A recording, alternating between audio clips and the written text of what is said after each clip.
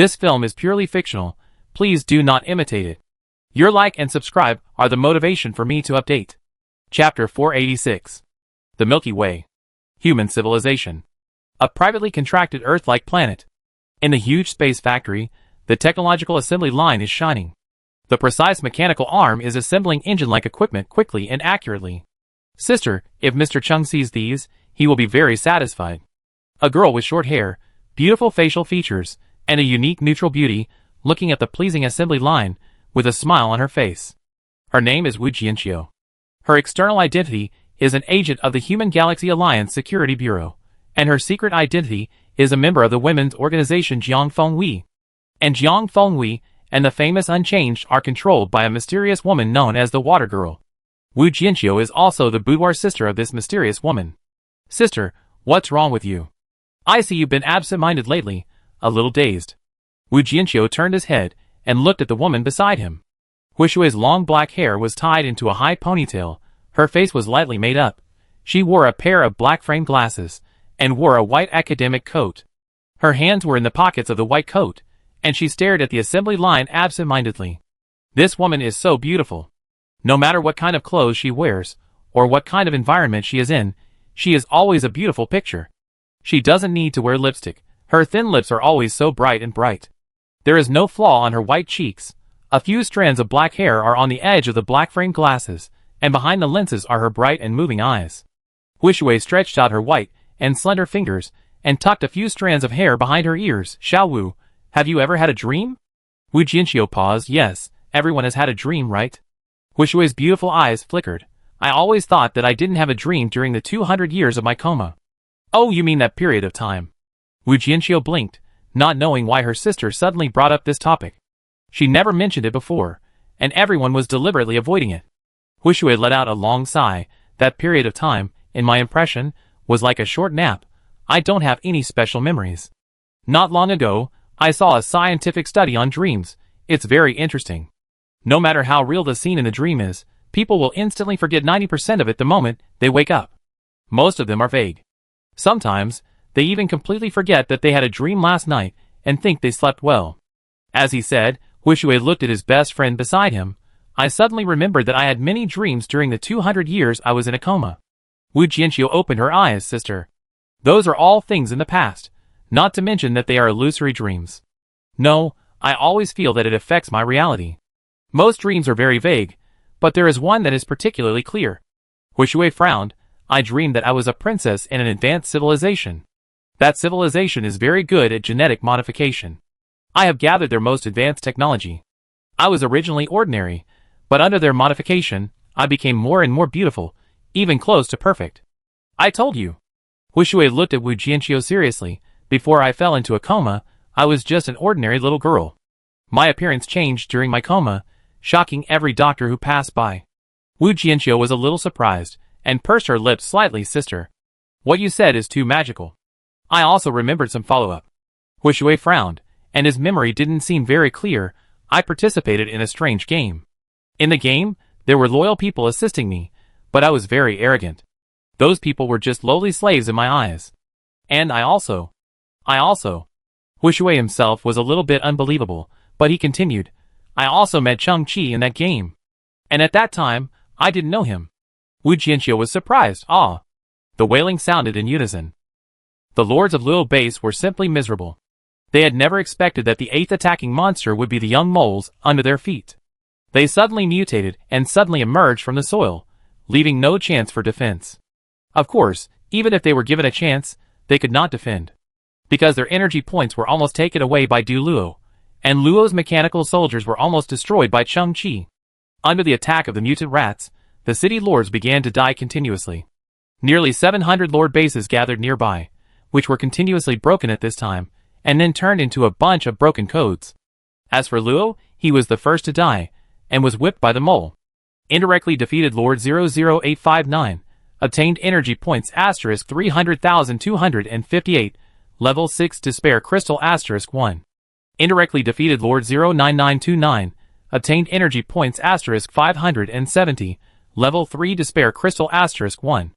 Indirectly defeated Lord 12077, obtained energy points * 790, Level 2 Despair Crystal *1 Chang-Chi's perspective was refreshing. The game has not ended yet, and the rewards are still being distributed normally.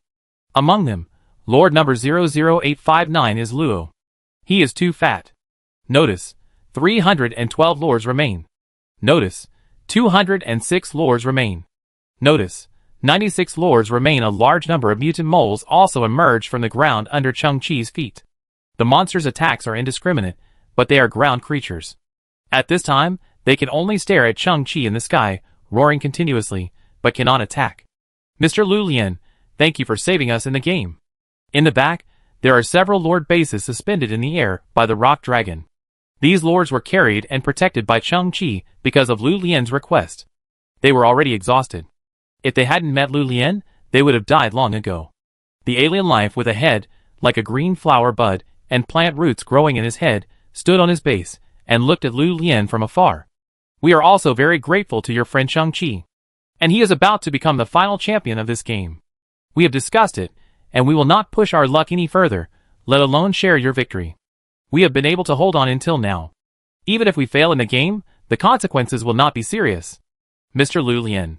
The plant-based alien life made a clear and pleasant female voice. My name is Zuxuhua. If we can meet in reality, I will repay you again. The voice fell. Several leaders opened their arms, and fell down from the base in the sky willingly. On the ground, a dull sound of falling was heard. A large number of mutant moles also instantly surrounded their bodies. Lu Lian pursed her lips. See you again if we are lucky. Notice, the number of remaining lords is 25. Notice, the number of remaining lords is 19. Notice, the number of remaining lords is 10. Chang-Chi's position is the highest point in the field. He saw Luo's base, which was constantly shrinking because of the death of the lord. Those continuously exploding blue codes are the most real gunpowder smoke in this virtual world, which will gradually dissipate with the wind, gradually revealing the barren land, like a dust settling, and everything is returning to its original state. Suddenly, Chang-Chi saw a bright red in the middle of those exploding blue codes, and the barren land. It was a big red long skirt, and its owner stepped on white feet, and walked through the virtual war. She seemed to have human facial features, but the fluttering blue code blocked her imaginative face. She stopped, raised her head slightly, and her eyes seemed to meet Chang-Chi's. Notice, the number of remaining lords is 7. Notice, the number of remaining lords is 6. Notice, the number of remaining lords is 5. The number of remaining players is less than 10. The battlefield of survival of all races has entered the decisive battle period. Chang-Chi's pupils shrank slightly. Myself, Lu Lian, Mukin Yang Di, and the woman in the red skirt. Exactly 5 people. Chapter 487. Xiao Wu. Have you ever had multiple dreams in one night? Each dream is completely unrelated, like a constantly changing world. You are still you, but with a different identity, even a different name. Huishui's eyes were full of confusion. She could recall some dreams, but they were all vague, just like a blind person who could only get a fragmented feedback when touching a huge sculpture with his hands. Wu Jianxiu pursed her lips. I once dreamed of meeting the perfect man in my mind, but when I approached him, he turned into a woman. I was still thinking that this was not unacceptable. Then I was awakened by the alarm clock. When I fell asleep again, I didn't expect that I became a 5-year-old child, participating in tactical training, and was beaten by the instructor because of unsatisfactory grades. It's not that feeling. Huishui shook her head. In my dreams, the living environment subverted my imagination. It was a different civilization, a different alien race. I experienced a different life and had different goals, but that was not my own will. I felt forced. I am like a tool, under the command and manipulation of certain people, using different roles to complete different things. It's like a spy with countless nationalities, never stopping. Huishui looked at the assembly line in front of her. The robotic arms that repeated the same action according to the setting to complete the production and construction just fully interpreted her inner feelings. For example, the time I met Chang-Chi. I am a queen who has participated in the game. I must win and obtain the scientific and technological achievements of the level 6 civilization. That is my mission and task. I cannot change it and cannot fail. My heart is conflicted. At that time, all my thoughts and actions were born out of my will naturally. But I also know that if I fail, I will suffer terrible punishment. It's like chasing a light spot in a dream, running with all my strength, chasing desperately, but I don't know why I do that, and if I can't catch up, the end will be miserable. Huishui frowned. Xiao Wu, I don't know how to describe that feeling. The feeling in the dream is hard to explain clearly. Sister, you are too tired. It was a dream after all. Wu Jianqiu slowly approached, with a touch of tenderness in her eyes, and gently placed her hands on Huishui's shoulders. Take a good rest, said. Wu Jianqiu's lips were imprinted on Huishui's red lips. Huishui's eyes opened, and then he also showed a relaxed expression, raised his palm, and placed it on Wu Jianqiu's slender waist, and the two kissed each other affectionately. The battlefield of survival of all races. The blue code generated by the shattering of the base finally dissipated gradually. The breeze blew the bright red dress, like a red rose in the ruins of war. Her face was finally revealed. It was a perfect face. No words could describe her exquisiteness and beauty. It was like an ultimate product, strictly adhering to the most noble aesthetic concept in the world. The proportion and spacing of the facial features were like the results planned by a supercomputer, without any flaws and errors. She was so beautiful that it was unreal, so beautiful that it seemed like something that should not exist. Taking a look at her was no longer a pleasing experience, but it was as if you were cleansed in your heart, and even made people regain hope and recognize the infinite beauty of this world again. Lu Lian and Yukin's eyes were a little dull. How can there be such a beautiful woman in this world? Although the previous Luo was already the product of perfect genes, she was already a kind of beauty that defied heaven. But compared with the woman in front, Luo was like a toad in a mud pit, full of flaws. Cheng Chi's pupil shrank suddenly. How is it possible? He still remembered this beautiful face. In the 24 incident, he looked forward to the veil falling again and again, looking forward to seeing her beauty. At the last moment, after the veil fell, this face that lived up to expectations was deeply imprinted in Cheng Chi's mind. Huishui, why are you here? Cheng Chi spoke from a distance, his voice full of doubts. The duo was even more stunned. Looking at Cheng Chi together, their tones changed a little. You actually know him? My name is Jing. The winner of this game can only be me. The woman in the red skirt spoke slowly, with a cold and strange tone. She looked at Cheng Chi and had no idea what this guy was talking about. The duo was stunned again, looking at Cheng Chi. After all this time, you are just trying to pick me up? Cheng Chi's mind was in a mess. That is the root of trouble. The more extreme something is, the less likely it is to be the same. There should be no one else in the world with such a face. You are not bad. Jing glanced at the robot army behind Cheng Chi. You are enough to defeat my subordinates, and you are also enough to defeat all other players, but you are not enough to defeat me. Also, the way to win this game is not just to accumulate troops, said. Jing suddenly raised his palm, spread his 5 fingers, and pointed his palm to a steel Sentinel-9 mechanical speaker in the distance. A golden circle suddenly appeared behind the mechanical speaker, flickering like a flame. Then, the huge body of the mechanical speaker lost control, and a metallic twisting sound came from the body. The posture was forced to change, and the limbs kept stretching out, turning into a big character. Jing's beautiful and attractive pupils suddenly narrowed slightly. A sound like a crystal breaking came from the body of the mechanical speaker. Click. A shining golden line suddenly appeared in the circle, and the body of the mechanical speaker was divided into 2 halves in a strange proportion. The engine furnace on the chest was directly extinguished. Such a powerful robot was directly scrapped. What the hell?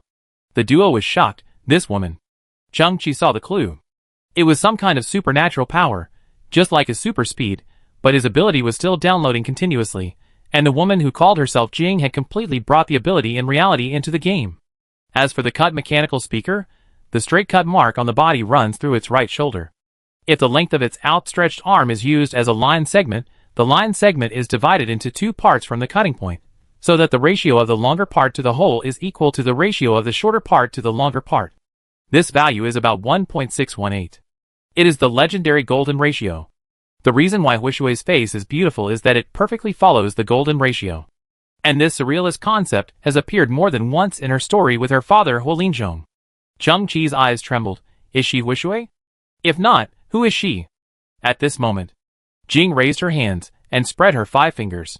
In her perspective, her hands have covered all of Cheng Chi's mechanical army. Countless light circles lit up, and each robot was covered by an independent light circle. The flashing golden section line in the circle suddenly appeared. The entire battlefield presented a mysterious visual phenomenon, which was both precise and grand. Chapter 488. I must win. This is the meaning of my existence. Jing raised her head slightly, and countless shattering sounds were heard on the battlefield. The robots currently summoned by Cheng Chi were cut into 2 halves, one large and one small, at the same time, and the lineup was destroyed in an instant. Buzz, the next moment, a golden halo appeared behind Chang-Chi, Lu Lian, and Mukun at the same time. Jing's face was beautiful, and her red lips opened and closed gently. Our encounter ends here. The 9th wave of attacks is about to arrive. All lords please prepare for defense. The 9th wave of attacks is about to arrive. All lords please prepare for defense. Suddenly, a louder and more shocking sound came from the sky. Then, the entire game world began to shake. An extremely shocking and incredible scene followed. 2 huge robots suddenly crawled out from the east and west of the world. They had frog-like hands and crawled on all fours. Their heads were very simple iron barrels, with a huge red searchlight in the center and a huge jagged metal mouth below. The most shocking thing was their size. Their size might be 100,000 kilometers, or even longer. They could actually crawl on the empty sky with their claws like geckos, and crawl to the sky in a few steps. They lowered their heads and looked down at everyone with their red searchlight-like eyes. Click, click. The 2 robots suddenly seemed to be crazy. Their jagged mouths vibrated like a crusher and began to eat the sky. After the sky turned into shattered code, they began to eat the earth again. With one bite, whether it was soil or rock, it would shatter into blue code. Click, click. This eardrum-irritating sound suddenly came from all directions. Dozens of the same robots appeared again beyond the horizon, like locusts that devour everything, and began to devour the entire world frantically. Is this the 9th wave of monsters? Is this something that players can fight? The duo looked at each other, and then looked at Chang-Chi. This is completely trying to kill us all. It took only a few breaths. The giant robot ate 99% of the game world. The position where Chang-Chi and his companions stood was like a huge pancake, with the edges gnawed by countless ants, leaving only a small piece in the center. Soon, everyone will lose their foothold and be torn into pieces by the giant machines. Jing turned her head suddenly, frowned, and stared at the huge machine in the distance. I must become the champion. Dozens of light circles lit up, and some powerful force controlled the bodies of those giant machines. They gradually floated in the air, stretched out their limbs, and the sound of metal distortion resounded through the sky. Squeak! Crack! The giant robots were so powerful that they seemed to be rules above rules. Crack! Dozens of golden light circles suddenly shattered. The giant machines broke free from their restraints, their limbs fell to the ground, and their jagged mouths began to continue to eat everything. Jing was also shocked. She seemed to not understand the phenomenon in front of her. We can't bear it. We must ensure our own survival first, and it would be best if we could find a place to hide. Lu Lian shouted. According to his calculations, everyone would be wiped out in less than 30 seconds. Mu Chen took a step forward and raised a small crystal cube with a dazzling light in his hand. This is the hidden map key I got before. I wonder if this so-called hidden map can let us hide temporarily. Mu Chen pursed his lips, feeling extremely excited, and looked at Chang-Chi. Chang-Chi turned around, then give it a try. Crack! Mu Chen crushed the small Rubik's Cube with everyone's hope of escape. Wrong usage. Key damaged. You didn't tell me how to use it. Mu Chen was completely stunned, and instantly thought of the scene when he broke his father's crystal pipe when he was 4 years old, and his heart was chilled. But the next moment, the crystal fragments floating slowly in the air suddenly gathered together, and once again formed a small crystal cube, and began to spin rapidly. Immediately, a deep blue vortex formed around the cube, and the inside was shining with a mysterious luster, like some kind of entrance. Mu Chen felt incredible. This? Don't worry about it, go in first. Lu Lian jumped from above his base, grabbed Mu Chen's collar, and jumped directly into the vortex. Chang-Chi, hurry! Chang-Chi also came to the entrance of the vortex, and suddenly shouted Yang Di to the sky, but no one responded. I think he has a special identity, so there should be no life or death. Just when Chang-Chi took a step, and was about to enter the vortex, he turned around and looked at the ground. The bright red rose was still standing in the wind. The core of Chang-Chi's base was always in midair, and the mysterious entrance formed by the crystal cube was also in midair. And Jing couldn't float or fly. At this time, he looked up, and his beautiful face was full of unwillingness. Although you don't remember me, we are old acquaintances. Now we have a common enemy, if you are willing to put aside our fight for the time being. Chang-Chi's blue cape fluttered in the air. I can take you with me.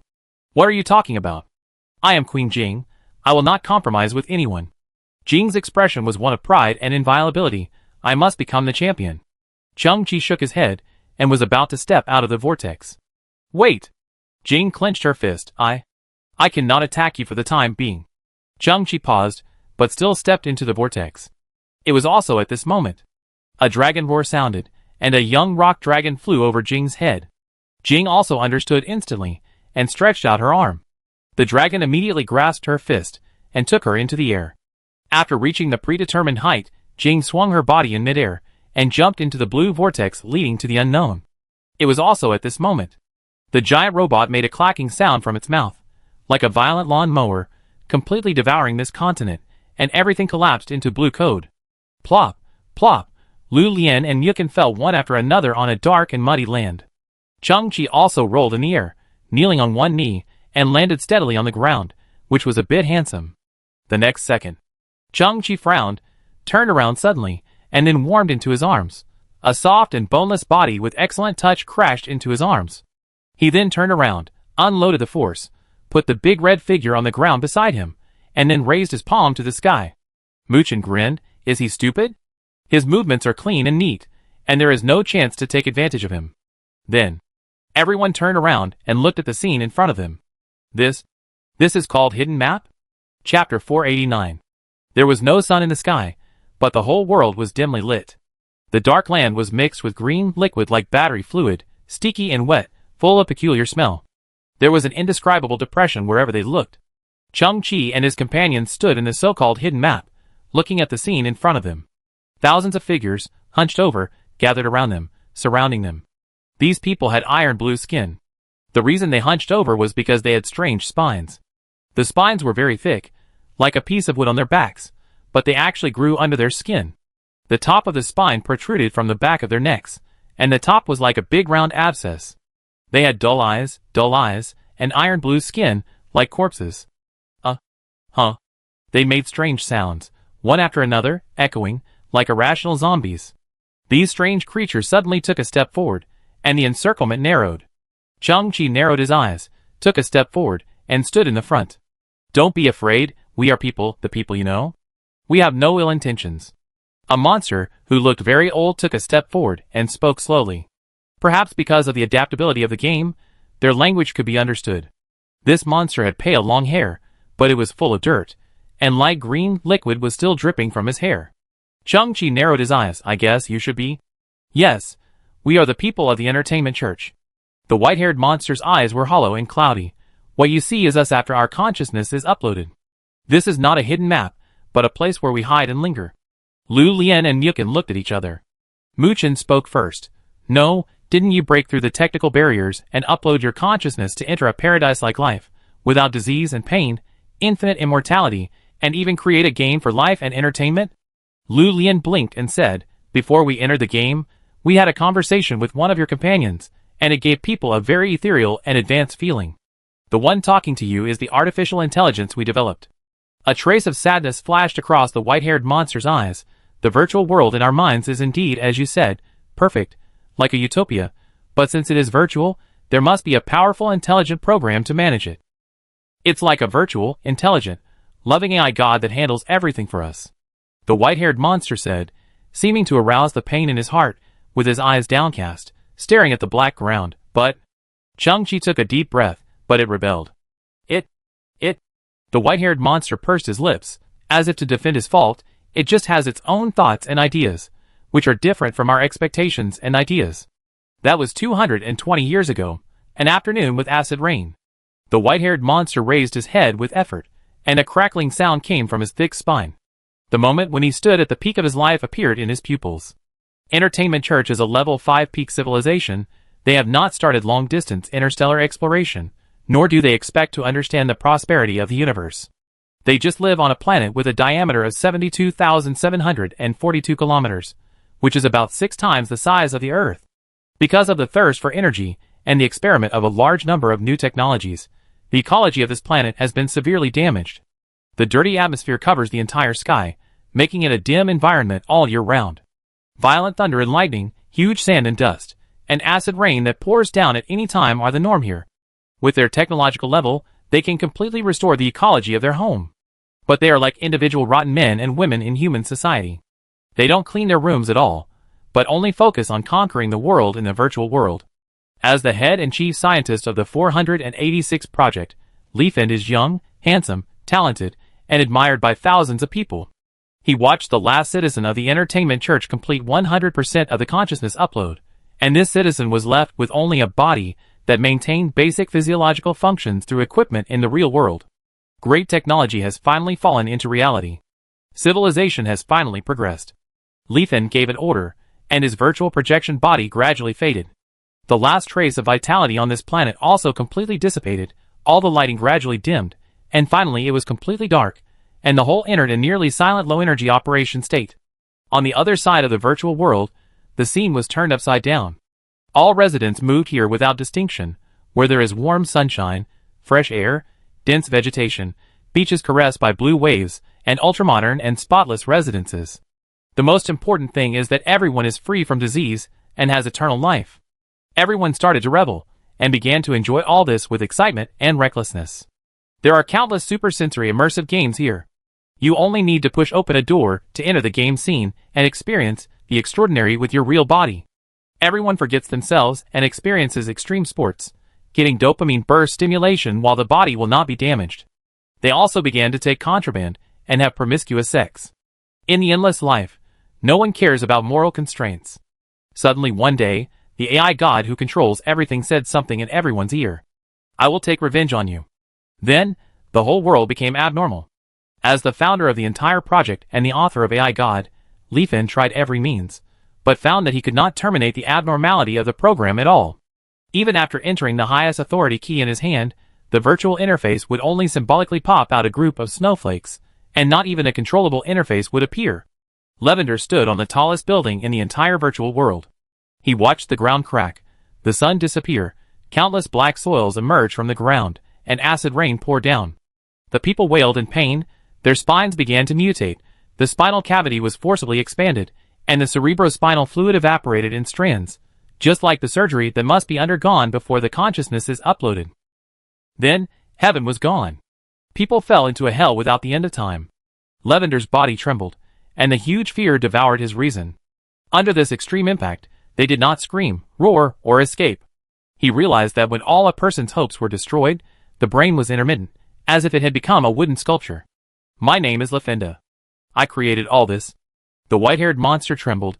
It also brought its people into hell. Chung-Chi stared at the group of monsters quietly. Suddenly, some figures flashed in the group of monsters. They roared in pain, and their bodies were like blurry old films, undergoing some light and shadow and virtual changes. Roar! A strange roar came. A monster resident suddenly turned into a lizard. And a monster next to him turned into a porcupine in a roar. Then, the two animals had a fusion of light and shadow, and finally combined into the offensive monster in 10,000 Races survival battlefield, the Thorn Lizard. The duo was slightly stunned. Monsters? Don't worry. They are rational now, and won't attack you. There was deep despair in Lethan's eyes. They will only be summoned when the game needs them, and then they will lose their rationality and attack the players crazily. After that, they will be slaughtered to death by the players again and again, and it will be an endless cycle. The monster residents in the back will occasionally mutate. Some formed wolf bears, some formed mammoth rhinos, and some were full of fear and turned into small gray moles. Lethan's eyes were full of tears. The one who controls the game is AI God, and the people you keep slaughtering are the people of Entertainment Church. Chapter 490. The duo opened their eyes slightly. Level 6 civilization, has it become like this? Perhaps, all technology is a double-edged sword. Lethan stared at Chung-Chi. We have always wanted to complete our own redemption and escape the control of AI God, so in the past tens of thousands of rounds of games, we have been looking for players who are capable of helping us and secretly providing him with some guidance. Chung-Chi nodded quietly. Guessed it. Lethan opened his eyes slightly. You are indeed different. The duo was slightly stunned and looked at Chung-Chi. Guessed it? What did you guess? There are many unreasonable places in the game. Chung-Chi narrowed his eyes slightly and recalled, for example, after I killed the entire thorn lizard nest. At this point, a citizen who turned into a thorn lizard in the distance trembled slightly, staring at Chung-Chi's pupils, revealing a strong fear. Sorry, I didn't guess that much. Chung-Chi looked at the thorny lizard, pursed his lips, and continued, after I killed all the thorny lizards in the nest, I got 46,222.3 energy points. Muchen paused. How much? 46,222.3 energy points. Chung-Chi said slowly, I used the despair crystal at that time to get a 10% bonus. Each thorny lizard gained 2.2 energy points, and the boss gained 2,200 points. No matter how you calculate, there will be no odd numbers after the decimal point. And 10,000 Races Survival Battlefield is a level 6 civilization creation after all. How could the system have such a naive error? So, the system here must have been interfered with by outsiders, just like a hacker invasion, causing some errors in the system. And that wrong decimal point should be hoping to attract my attention. Lu Lian was a little horrified. You can even notice this? Cheng Chi tilted his head. Compared to the 24 incident, this is very conspicuous. Okay. Lu Lian wrinkled his nose. What is 24? After that, we all encountered some strange things. Cheng Chi pondered. For example, Yang Di, he is very weak, but he happened to get a hidden profession, and for example, Mu Cheng got the hidden map key, and the key was used incorrectly, and caused it to break, and then it was completely illogically restored again. It is obvious that someone is guiding us. Even some things are forcibly distorted. The purpose is to get us here. These weird behaviors should have attracted the attention of AI God, so the 9th wave of attacking monsters suddenly became many times stronger. The purpose is to end everything and eliminate hidden dangers. Cheng Chi looked at Li Fen, and this place should be temporarily out of the AI God's surveillance, right? Li Fen's eyes trembled, and he even nodded excitedly. Cheng Chi added, the reason why I have such an inference is that the first chance opportunity let me know that the people of Entertainment Church live here, but there is a certain isolation between them and the game venue. The duo was speechless. This kid can really encounter anything. His life is so wonderful. But? Cheng Chi looked at Li Fen's tattered clothes and the gloomy land around him. It seems that there is not even a decent tree here, only some rotten and smelly plants, not to mention any buildings and technological equipment. He wondered. It seems that there are no conditions for interfering with AI God here. How did you achieve those small actions before? I need your trust, so I will show you everything. Please follow me. As Li Fen spoke, the people behind him made way for him, and he led everyone to walk away. After walking for a while, everyone came to a huge lake. The lake was dark and exuded a strong sour smell, but it was vaguely visible that there was a shimmering feeling under the lake, as if many small metal pieces were suspended. This is our former virtual city. Although it has become a ruin and all the technology has been destroyed, if you look carefully, you can still find some basic materials. Li Fen said slowly, we collected a lot of metal, cut it into 20 cm*5 cm thin slices, and soaked it in the salt lake to form an oxide film, which is used as a semiconductor substrate for bioelectric signals. Iron sheets are also parasitized by special algae, and this black algae colony can convert chemical energy into weak current, about 0.1 to 0.3 V. The soil mixed with radioactive dust and moss spores, after a long burning, eventually forms porous pottery blocks that can conduct low-frequency bioelectricity. There is also a kind of vine plant that has been alienated by radiation. Its ducts are filled with conductive mucus. After connecting to the porous pottery blocks, the electric mucus can transmit light signals within a range of 5 to 10 kilometers. If it is not suitable, we can also change the transmittance by squeezing the ducts. Li Fen said, gently fiddling with the black vines by the lake. The next moment, a series of blue lights bloomed in the dark lake, expanding and contracting like a spider web, following a certain pattern, forming a very gorgeous and shocking effect. Li Fen stood up. This is our network signal system. Then, he pointed to the other side of the lake. There was a huge machine like a mountain, with countless rusted gears spliced together in a precise way, and some parts were slowly rotating. Take out gears with a diameter of less than 10 centimeters from scrap machinery, and soak their specific iron teeth in a hydrochloric acid solution containing radioactive wastewater, until a 0.1 millimeters thick iron oxide layer is formed on the surface of the gear. When two gears mesh with each other, their oxide layers will come into contact and short circuit, generating a 0.5 V electrical signal, which represents a binary 1. If the gears are in a separated state, the current will be interrupted, which represents a binary 0. And these intermittent currents will be connected to a mutant monkey mushroom mycelium. We cultivate the mycelium on a pale yellow clay plate. When an electric current passes through, the mycelium will secrete melanin, leaving a black mark on the clay plate, forming a device that is both a storage unit and a display unit. Although this is backward, it can be used to calculate and crack some of the operation codes of AI God. This is our computer. Cheng Chi turned his head and looked at a giant ceramic plate in front of the machine. The board is divided into countless small cells. A thing similar to black slime mold clings to the board. Whenever a weak electric current passes through, the tentacles of the slime mold will leave dense black spots in some cells. Soon, the black spot on the upper side of the board was refreshed, and its position was completely changed at a relatively microscopic level. Of course, people with poor eyesight or slow brains may not see obvious changes. It is actually a kind of data, a record. In the eyes of real code masters and mathematical geniuses, this is the most primitive large-scale computer. It is a bit similar to the ancient human knot method, which helps humans complete some calculations that the brain cannot remember or complete by tying knots on many ropes. Lu Lian and Mukun were amazed and looked at Lifen. You are really a genius. Lifen sighed and lowered his head. I am ashamed. After all, we were once a level 6 civilization. As for electricity, Lifen frowned and looked at a deep pit in the distance.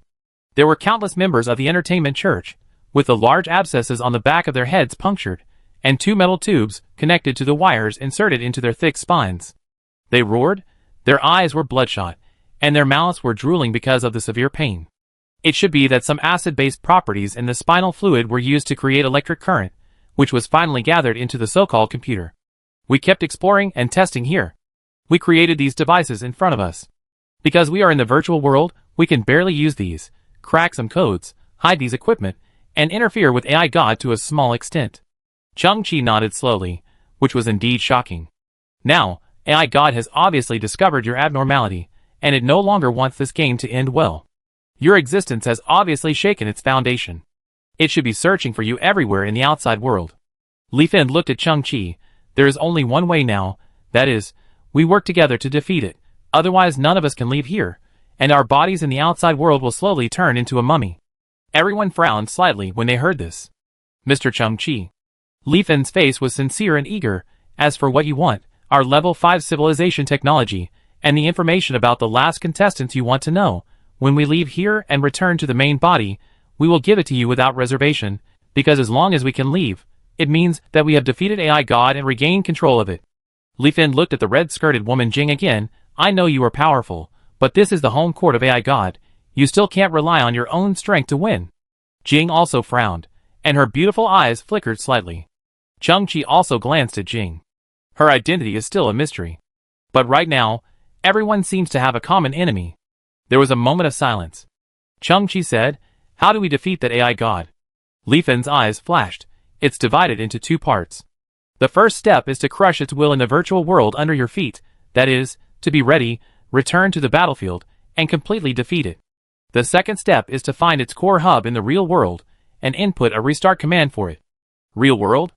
Muchen paused, that is to say, find its server? Isn't our biggest problem right now that we can't get out? Our home planet is near the place where you completed the game registration. It's not far away, we will arrive soon. Li Fin said, all the defense systems of the home planet have been silent, almost unobstructed. You only need to contact your partners outside to easily complete the plan. Contact? Lu Lian felt that these plans were even more unreliable. How to contact? One of your partners seems to have become a hidden profession in the game mechanism. But in fact, we have done our best to help him escape. Li Fin said seriously. Although he did not escape the game, he can send messages to the outside world. At this moment, a loud voice came from the gray sky. Hello, Mr. Chung, your VIP. There are 363 days left. Yang Di? Everyone was stunned. A hint of excitement appeared in Li Fin's eyes. There must be partners who haven't participated in the game in your starships, right? We can contact them through Yang Di and complete the second step of the plan. The duo looked embarrassed. Not good, we are all here. Other crew members? Chang-Chi narrowed his eyes and tilted his head slightly, and several figures appeared in his mind. Little sister, let's play with friends. I will be a henpecked man, and you will be a crooked mouth. It's just right to make a pair. Waliji, I am a top chef, the god of sashimi. Since you are here to treat the disease, you must show some respect. I believe that every plant can talk. Sunshine Rainbow Little White Horse. Let's have fun. Since the atmosphere is already here, I will show you a 1.2 meter high platform fancy diving. Please look, everyone, I can do it with one, but... Chapter 491. This world seems to lack a lot of colors. Dark and sticky soil, black dead trees with all their leaves fallen, dead lake water, rusty gear computers. And all the residents here have dark complexions and dim eyes. This doesn't seem like the end of the world, because the end of the world is a process. And this is the end, a hell of despair. The people of the entertainment church are full of desire to escape. They have survived for too long in the days without hope. Perhaps they have grasped a few opportunities, like grasping at straws, and pinned their hopes on a few players, but it is obvious that they have failed before. They looked at Chung-Chi with some numbness and dullness. This player has some unique characteristics, and the residents have some hope because of this, but not much, and buried under deep despair, like a fluke. Only LaFenda will go all out every time and never get tired of it every time. Chung-Chi slowly turned his head and looked at the brightest color in this dim world. The face of the woman in the red dress was clearly the troublemaker. Chung-Chi wondered if she would be like his old brotherly Bolong, living in the Milky Way, but being captured by some advanced technology, forced to participate in this game, and for some reason, she lost some of her memories. The troublemaker in the Milky Way has become Chung-Chi's friend, and she has even kissed him. That troublemaker is developing the Mio's technology left by Huo Linzhong, established an energy company, and gave Chung-Chi shares. The two are not only friends, but also partners. This is why Chung-Chi decided to bring her into the hidden map. AI God is our common enemy. What we should do is to get rid of the current predicament. If we kill each other, then the only thing we will sacrifice is our chance to escape. Chung-Chi looked at the beautiful woman. So, I really want to know who you are. My name is Jing. The beautiful woman stared at the barren land. Born in the royal family of volunteer civilization, I have received the top genetic modification since I was a child. Since I was born, my wish is to participate in this game, win, and finally get the prize. Don't you think there is something wrong with your logic? Chung-Chi was very puzzled. You knew about this game today since you were born? You have such a clear goal? You want to get the reward so much. But do you know what the reward is? I don't know, but I just want to get it. Jing frowned slightly. There is nothing wrong with my logic. It is very reasonable. I must win, must get the reward. This is the only meaning of my existence, and it is also my mission. Chung-Chi's expression was stern. She seemed to be dreaming. In the dream, she just lived in the present. As for the background and motivation, the dream gave her a very perfunctory arrangement. She herself did not want to pursue the cause and effect at all, but just accepted all the settings naturally, and used all her strength to pursue that inexplicable goal. Chung-Chi was even a little dazed. He felt that he was a real person, but he lived in the same time and space with a person who was dreaming. I came here with a clear motivation and cause and effect. But she had nothing. She only knew that she had to win and get the reward. Do you know Huo Linzhong? After thinking for a moment, Chung-Chi spoke. Jing glanced at Chung-Chi and seemed a little annoyed. No. Chung-Chi blinked. Is she really not a troublemaker? Have you heard of the name Silent Killer? Never heard of it at all. Jing seemed even more annoyed. This information seriously deviated from her main line. Chung-Chi frowned. She is not the woman in the red dress either. The starting point of participating in the game is to find the Silent Killer arsenal. And to get the clue of the arsenal, you need to find a beautiful woman in a red dress first. But in the information that Chung-Chi can see, the woman's face is in the shadow, and you can only see the ups and downs of the facial features in the dim light. Chung-Chi looked at the beautiful woman's cheek. At this time, the light is also dim, and the contours are ups and downs. A strong nose, small lips, and a smooth chin make up a perfect profile. Is it possible that all the top beauties are somewhat similar, just like in the old days when medical beauty was rampant? But it must be said that there are two things in Jing's eyes at the same time. False determination and real confusion. Chung-Chi glanced at the dim earth. Then, let's work together to defeat the enemies here, and then each take what we need and divide the prize. Jing frowned. Even though she was arrogant, she had to accept this proposal. Okay. Chung-Chi said again, what's the matter with your ability? In my eyes, there's a golden line behind everything. As long as I want, I can divide that line segment according to the golden ratio. Jing lowered her head and looked at a black rock on the ground. A golden halo slowly appeared around the rock. When the line segment is divided, the corresponding object will also be divided. Click. The black stone was divided into two halves, one large and one small, rolling in two directions, trembling slightly. Chung-Chi stared at the black stone. This is another concept level ability. What is the so-called concept level? Is it really so plain and unreasonable? Or is it that my cognition is not enough, and my technological level is not enough, just like the ape man cannot understand thunder and lightning? I have this ability in reality. Jing said slowly. After entering the game, it was brought in, and it seems to be amplified. Rumble. Crack. A violent thunder suddenly sounded between heaven and earth. But the sky was cloudless, there was no sign of rain, and there was no lightning. But the loud noise was particularly real, making everyone tremble with fear. Chang-Chi looked up and saw many hair-like white cracks on the gray sky. The sky was like a black glass cover, as if a terrifying dark giant was beating on the outside, and the entire dome would collapse at any time. AI God is looking for you. If it breaks my firewall, we will be caught off guard and can only be slaughtered. Li Fin looked around the sky, his eyes full of fear. We have to act as soon as possible. Chapter 492. First step. How to break the will of AI God in the virtual world. Chang-Chi stood on the dark land, with a loud rumbling sound in his ears. Lefend, who looked like a hunchback, stood beside Chang-Chi. In the virtual world, AI God is set to control everything, which is also the premise of all its logic. For example, in the game Battlefield of Survival of all races, all players must focus on the core of the base, constantly upgrade, and constantly create more advanced robots, and all upgrade routes are preset by AI God, which controls everything. At the same time, as the controller of everything, it will make a logical judgment that no one can defeat it. So, the way to break its will is to defeat it in the game. Chang-Chi narrowed his eyes slightly, back to the game. If it is in.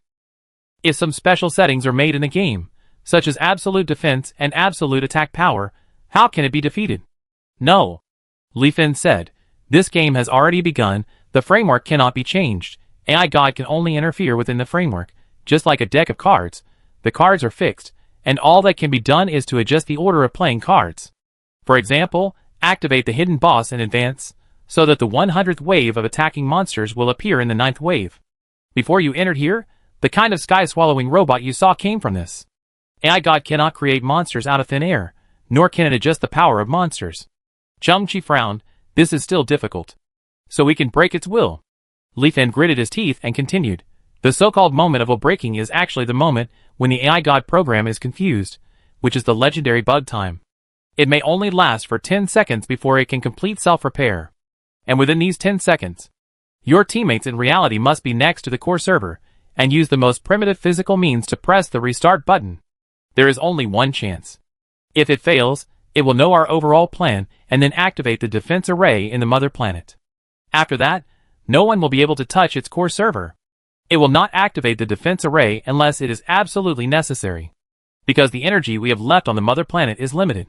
But once it is forced to start, AI God will most likely dismantle all player starships in reality in order to replenish energy. Li Fin's eyes trembled. When that time comes, we will lose everything. This sounds impossible to accomplish. Chang-Chi's eyes flickered, and he slowly looked at Li Fin. So what can you do? I can do two things. First, open the entrance to the 10,000 races survival battlefield again. Li Fin gritted his teeth and then raised a finger. Second, it is to modify the code for the players again, the only time, because in a single game, the bugs I can create are limited.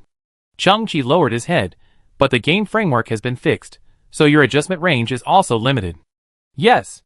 It can't be absolute defense, absolute attack power, or infinite energy points, which violates the mechanism. In a small sense, I can help you adjust some height and weight, which are attributes that do not affect the balance of the game. In a big sense, I can let you get an extra chance, or get a special item instantly. Of course, these opportunities and items must already exist in the game. I can't create them out of thin air. I am very familiar with the game Battlefield of 10,000 Races Survival. Li Fin frowned, but I thought about it for a long time, and there is no way or prop that can help you turn the tide and win a battle that is impossible to win. Chang-Chi's eyes flashed, the only modification, and the only chance to win. Tens of thousands of entertainment church people looked at Chang-Chi. They were very familiar with this scene. Li Fin had placed high hopes on a certain player more than once, but nothing changed. They are still struggling here, and the occasional fire of hope will still be drowned by the overwhelming despair. Jing's red dress fluttered in the breeze. I must win. I must get the reward. Boom. The black figure outside the dome was still hitting the sky. This was not that AI God had found them, but an interpretation of the firewall that was about to collapse. Chang-Chi suddenly said, Li Fin, when I enter the game, can we communicate at any time? Li Fin nodded with a twinkling look in his eyes. Regarding the only adjustment, I do have a preliminary idea. I tell you when the time is right. Chang-Chi looked at Lafinda. Now, start your computer and be ready at any time. Lafinda's eyes widened, surprised at Chang-Chi's calmness, and extremely curious about what method he had come up with. He hesitated for a moment, and finally took a deep breath, turned and walked towards the huge computer by the lake.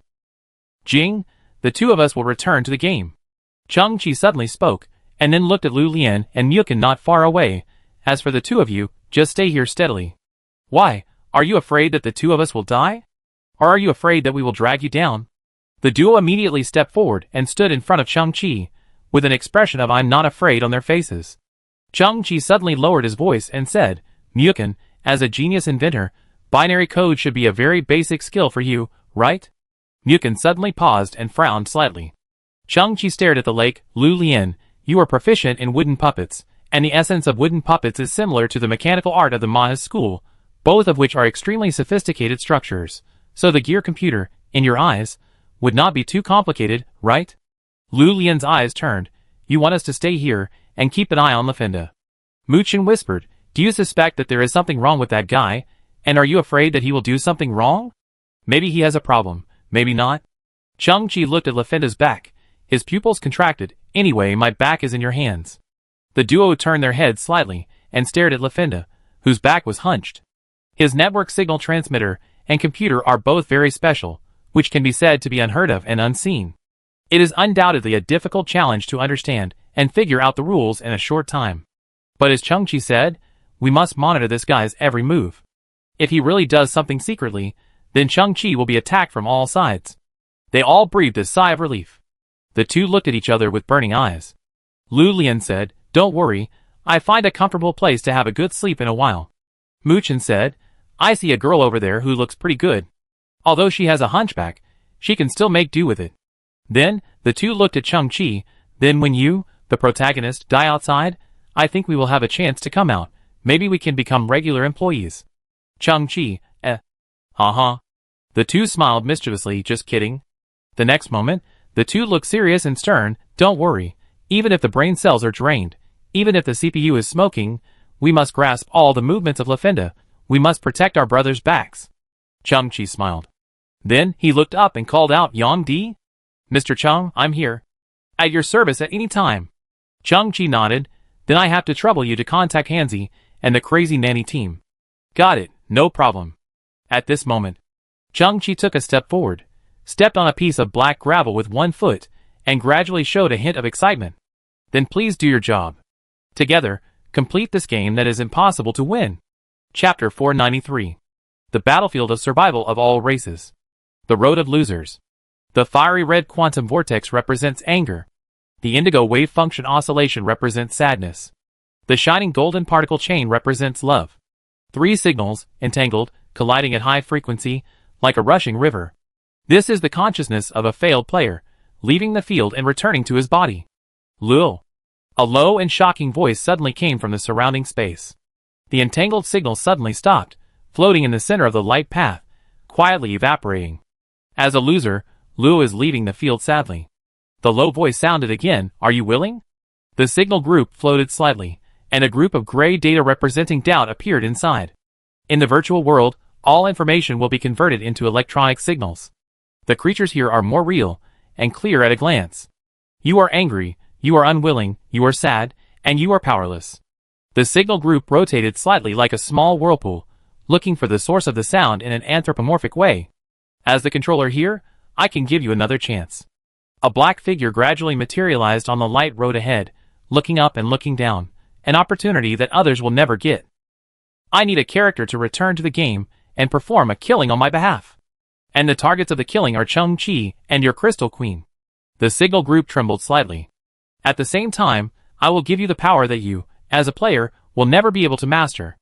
After completing all this, I will also give you the reward you want. The pure black figure stared at the signal group with his eyes hidden in the dark. Deal? The signal group began to boil. The golden particle chain representing love, the amplitude decreased greatly over time. The indigo wave function representing sadness oscillated and gradually dissipated. And the red quantum vortex representing anger burst and boiled. The entanglement logarithm increased exponentially, and finally enveloped the entire signal group. It seems that you agree, and you are full of motivation. The black figure slowly raised his hand, and the angry signal group began to go upstream and return to the original path. The speed of the signal group was getting faster and faster, like a high-speed train on the track. In the process of galloping and shuttling, it atomized, diffused, and condensed. Finally, a man with a handsome face like an angel, but with a clenched crown and a face twitching with anger, slowly walked out of the signal group. Every step he took would travel 100,000 meters on the light path. His eyes were already full of anger and distortion. I respect, love, and even willing to give everything for the Queen Jing. But you just watched me die. Even if I was bitten by countless rats, you didn't feel any heartache, no pity, you just watched coldly. I don't love you anymore, you are no longer everything to me. I even want to use the long knife in my hand to cut your white neck and chop off your noble head. As for Chang-Chi, you are the instigator of all this. I want you to pay the price for all this. You will not die easily, you will suffer endless torture. Ahead, there was a vortex emitting blue light. Luo's voice was angry and distorted, and the roar resounded through the sky. Passing through the vortex, it returned to the battlefield and completely rewrote its own ending. One step forward, and the blue vortex rippled slightly. Every cell in the body seemed to have experienced a refresh. Chang-Chi and Jing returned to the battlefield of survival of all races from the hidden map. The blue vortex behind them gradually dissipated. The black earth disappeared, and in front of them was a green wilderness, with endless messy weeds dancing in the wind. Chang-Chi remained cautious and frowned slightly. The world that was swallowed by the sky-devouring robot was restored, and everything around was strange and quiet, like a battlefield prepared in advance. There was a strange sound in the sky. Chang-Chi's core base with flying function, and 2 transport starships hidden outside the atmosphere came with a bang. LaFinda's voice came to my ears. At the moment you hid, I tampered with the program and saved your base. But you must remember that now we only have one last chance to tamper with it. Then a dragon roar came. A giant rock dragon, with its claws grabbing a base core, flew from the sky and hovered behind Jing. Chang-Chi took a look at the core base, which belonged to Jing. But her base was also the most basic, and had not undergone any upgrades. From Jing's cold and arrogant face, it can be seen that she relied on her golden ratio ability. In her eyes, the base core was like a heavy and cumbersome firearm in the hands of a martial arts master, which was not as neat and tidy as her body movements. Jing looked at Chang-Chi with her beautiful eyes, and said in a neither humble nor arrogant manner, "My energy points are 0. Not bad." Chang-Chi pursed his lips and nodded. Presumably, in the game, Jing's everything was done by others, such as her subordinate Luo. Then, Chang-Chi looked at the vast land, frowned slightly. "I don't know how AI God will fight us. Everyone. I think the atmosphere is a bit calm at the moment. I will perform a 0.7 meter, 720-degree backflip, high diving for everyone to liven up the atmosphere." A robot with a blue paint job and 2 huge turbo thrusters on its back stood on the control panel of the Spirit Starship bridge, doing muscle-stretching movements. A row of robots of various shapes below were clapping and cheering. "I say Showa." A robot with a huge red cross on its chest was watching the fun and said, "This height is too low, and there is no challenge. You won't get hurt at all. If you don't get hurt, I can't repair you. If I can't repair you, I can't accept the red envelope. Ahem, what I mean is, you jump down from the central bridge. It's more than 30 meters there. I guarantee that your arms and legs will be blown off. The atmosphere is simply explosive. Sunny Rainbow Little White Horse, come on. Come on." The ecological robot held 2 broccoli, and cheered like a beautiful girl cheerleader. The chef robot held 2 knives, stared at the ecological robot, and waited for an opportunity to move. Broccoli sashimi smekta. The dog licker kept circling around the melancholy beauty robot Yu, saying earthy love words in Sichuan and Chongqing dialect. Only the butler robot was slightly formal. It stood like a javelin, with a towel on its right arm, and sighed slowly. "We exist to serve our master, Mr. Chang-Chi, with an attitude of excellence and a spirit of facing challenges head-on. Look at you, what a disgrace. We can't be so muddle-headed just because Mr. Chang-Chi loves us. I sincerely hope that Mr. Chang-Chi can give us some orders. If he can give us orders?" The robot butler suddenly burst into tears, and that strong loyalty seemed to move the world, and then it stuck out its butt, lifted its tuxedo, and choked, "I think I can do it." It was also at this moment. A rustling sound suddenly came from the starship's public communication channel. "Good afternoon, everyone. Mr. Hansi, hello to all the gentlemen of the Crazy Nanny Group. I am your common friend, Yang Di. I brought Mr. Chang-Chi's instructions."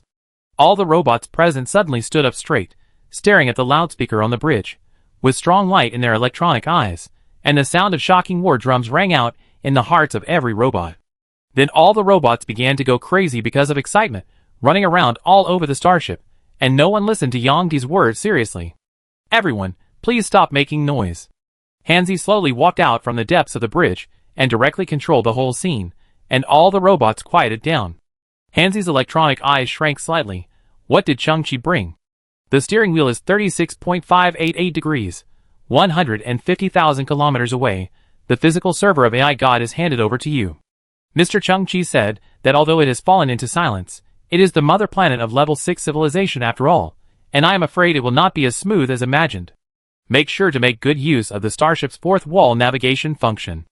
Next, I will explain the details to you. Chapter 494. The sky here is also a little gray. The wind blows the waist-high weeds. A figure slowly appears on the distant horizon. He is alone, with a ferocious look in his eyes, staring at Chang-Chi and Jing from afar, walking step by step. Is it Luo? Chang-Chi frowned slightly. He is also resurrected. Jing's red skirt fluttered. Her eyes narrow and flickering. He seems to be no longer himself. Luo's clothes, like before, are a luxurious robe with silver embroidery, but his facial features are gloomy and distorted. His eye sockets are deep, and there are heavy shadows around his eye sockets. We are all data now, and our emotions are also data. Chang-Chi tilted his head. If I guess correctly, AI God adjusted his emotions based on his heart. Now, in his eyes, we are new hatreds and old grudges. Die! You all have to die. Your virtual consciousness will die here, and your body will suffer more serious damage. Jing, you dispatched me like a dog, and left me alone at the moment of life and death. Chang-Chi, from the first time I saw you, I hated you very much. Look at yourself, low civilization, low technology. Why can you crush me and ravage me? I don't understand your methods, but in the end, isn't it just luck in the game? What special props did you get? What hidden identity did you activate? It doesn't matter now, because all of that, in my eyes now, is a vulnerable method. Boom! The ground beneath Luo's feet suddenly began to shake violently, like an earthquake. Then the ground cracked, and a dark green mountain rose from under its feet, dragging Luo up to a height of more than 10 meters. Chang-Chi observed carefully, and found that it was not a regular mountain. It looked like the back of some huge monster, such as a giant turtle with a rocky back. It lurked underground, and now part of its back was exposed, making Luo look like a god. Chang-Chi's eyes flickered. Luo should now be the thug of AI God, or AI God cannot show up due to some restrictions, so Luo has become its spokesperson. And the means of AI God are just as Lafenda said. It cannot change the basic framework of the game, and the means can only be the existing settings of the game. Therefore, AI God should have given Luo the ability to mobilize all bosses in the game world, and the giant under his feet should be some kind of boss. The game of 10,000 races survival battlefield must have enough redundant design. According to the logic of waves of attacking monsters, and the setting of wild boss, the number of boss hidden in the map should be astonishing. In other words, Luo is now in control of a large army of boss. And these boss should have no restrictions on appearance, and will not consider Chang-Chi's current level, and will mainly bully the weak. Chang-Chi's brows suddenly relaxed slightly. Jing, who was standing by, also analyzed Luo's methods roughly. She looked at Chang-Chi, who was becoming more and more relaxed, and was a little puzzled. Luo has become so powerful now, why are you more relaxed? It's much easier to handle, if you can grasp the situation. Compared to that, the most difficult thing is those methods that are so vague and have no upper limit. Hearing Chang-Chi's words, Jing's expression suddenly flashed with a trace of confusion. Perhaps because of some kind of sixth sense, she always felt that she was being controlled, and the other party's methods were exactly what Chang-Chi said, vague and with no upper limit. I'm afraid you two can't understand how a person's dignity feels after being trampled on. But you will understand how fierce his anger is when this person rises. Luo stood on a high place, his facial features twitching because of anger, and he was fierce because of his strength. He slowly raised one hand and pointed to the sky. Behind him, the earth was thundering. He was like a demon god commanding all demons. Since you are a weak person, you should be prepared to be ravaged by the world. That's right. A roar suddenly came from all around, scaring Luo so much that he almost rolled down from the top of the mountain. He almost had his brain burst directly after the mountain road was bent, and he was finished as soon as he appeared. That's right. Since you are a weak person, don't keep jumping on the edge of death. Yang Di's shrill voice resounded through the sky. Luo stabilized his staggering body, pressed his pounding heart with one hand, and cursed to the sky, and you scared me to death. I will find you sooner or later, and then kill you alive. You? Puff. Jing couldn't help laughing, and laughed softly, and her beautiful face was less cold at this moment. Laughter is of course an emotional value. Chang-Chi also smiled and shook his head. Yang Di is a professional. Since he is back, the arrangements for Hanzi and the crazy Nani group have also been made. Rumble, the earth began to tremble violently. At the intersection of heaven and earth, countless huge figures suddenly appeared. There were dozens of giant pythons with a length of nearly 100 meters, and hundreds of lions with a height of nearly 30 meters, like moving bronze sculptures. A shocking roar came, and there were dozens of dinosaur creatures similar to Tyrannosaurus Rex. A shadow swept across the earth. A huge eagle with a wingspan of hundreds of meters, and a head, like a ferocious baboon, passed through the sky. Between Chang-Chi and Luo, there was an open area of about 1 kilometer. At this time, every inch of land was turned over, and at least thousands of giant beetles with sharp razor-like forelimbs crawled out of the soil. For a while, the ferocious roars of beasts rose and fell, resounding through the sky. Hee hee. Ha ha ha. Luo gritted his teeth. Every creature here is a boss after 30 waves, and there is even a rare chance to appear. Let's see how you defend this time. Luo stomped his feet again. At the outermost layer of the encirclement, the ground collapsed, and more than a dozen giant alligator turtles with a diameter of nearly 1 kilometer rolled out from the soil. Their scarlet eyes, like huge searchlights, blocked all retreat routes. Boom boom boom. The soil suddenly exploded outside the giant alligator turtle, and more than a dozen sky-devouring robots that had swallowed the entire map before crawled out twistedly. Their jagged mouths opened at an exaggerated angle, revealing a black hole-like throat, and oil and juice splashed dozens of meters. Come on! Drown them, tear them apart! Luo's order was already a bloodthirsty howl. Then come on! Chang-Chi narrowed his eyes, and looked up at the sky. Previously, Luo's entire camp was indirectly destroyed, and Luo's resources belonged to Chang-Chi, so 400,000 energy points were accumulated. The sky roared, and the hatch of the planetary landing starship slowly opened. The dense mechanical army, like a heavy rain, landed behind Chang-Chi, splashing a huge dust. The lineup was extremely shocking. If other players could see the scene with their own eyes, they would definitely be shocked. About 10,000 eight-legged heavy war machines were responsible for long-range fire cover. Then came 300 of the top player weapons in the entire game. Iron Sentinel 10 Total Domination. In the game setting, this ultimate weapon is a hidden version, and the construction limit is 1. The picture of 300 machines lined up in a row deeply impacted Luo's visual nerves. The Judgment Day particle beam array exploded, and the ultra-high temperature plasma and antiproton mix flow formed 300 hurricanes, spreading 360 degrees, sweeping the battlefield with the power to dismantle everything. Countless bosses began to attack frantically. The scales and flesh of some bosses began to be dismantled and shattered, but the strong inertia and power could still shrink the encirclement. Another powerful boss actually resisted the plasma flow for nearly 30 seconds before cracks began to appear on its scales. Hee hee. There is no point in resisting. Luo raised his palm with a grim smile, rubbed his fingers slightly, and a few glittering balls appeared in his palm. Champion Reward Pack. After use, you can double the number of existing soldiers at any time, with a multiple of 3 to 100 times at this time. Luo. Holding 5 small balls, all bosses can be doubled 5 times and stacked, creating 5 critical hits. Chapter 495. TSK. A giant boss snake raised its upper body and let out a shrill cry. Its body, which looked like a mythical beast in ancient Egypt, was cut by the plasma whirlwind, and its flesh and blood were shattered into blood mist. In an instant, only a skeleton was left, and then it turned into white dust all over the sky with a bang, as if it was eaten by billions of termites. This is just a corner of the battlefield.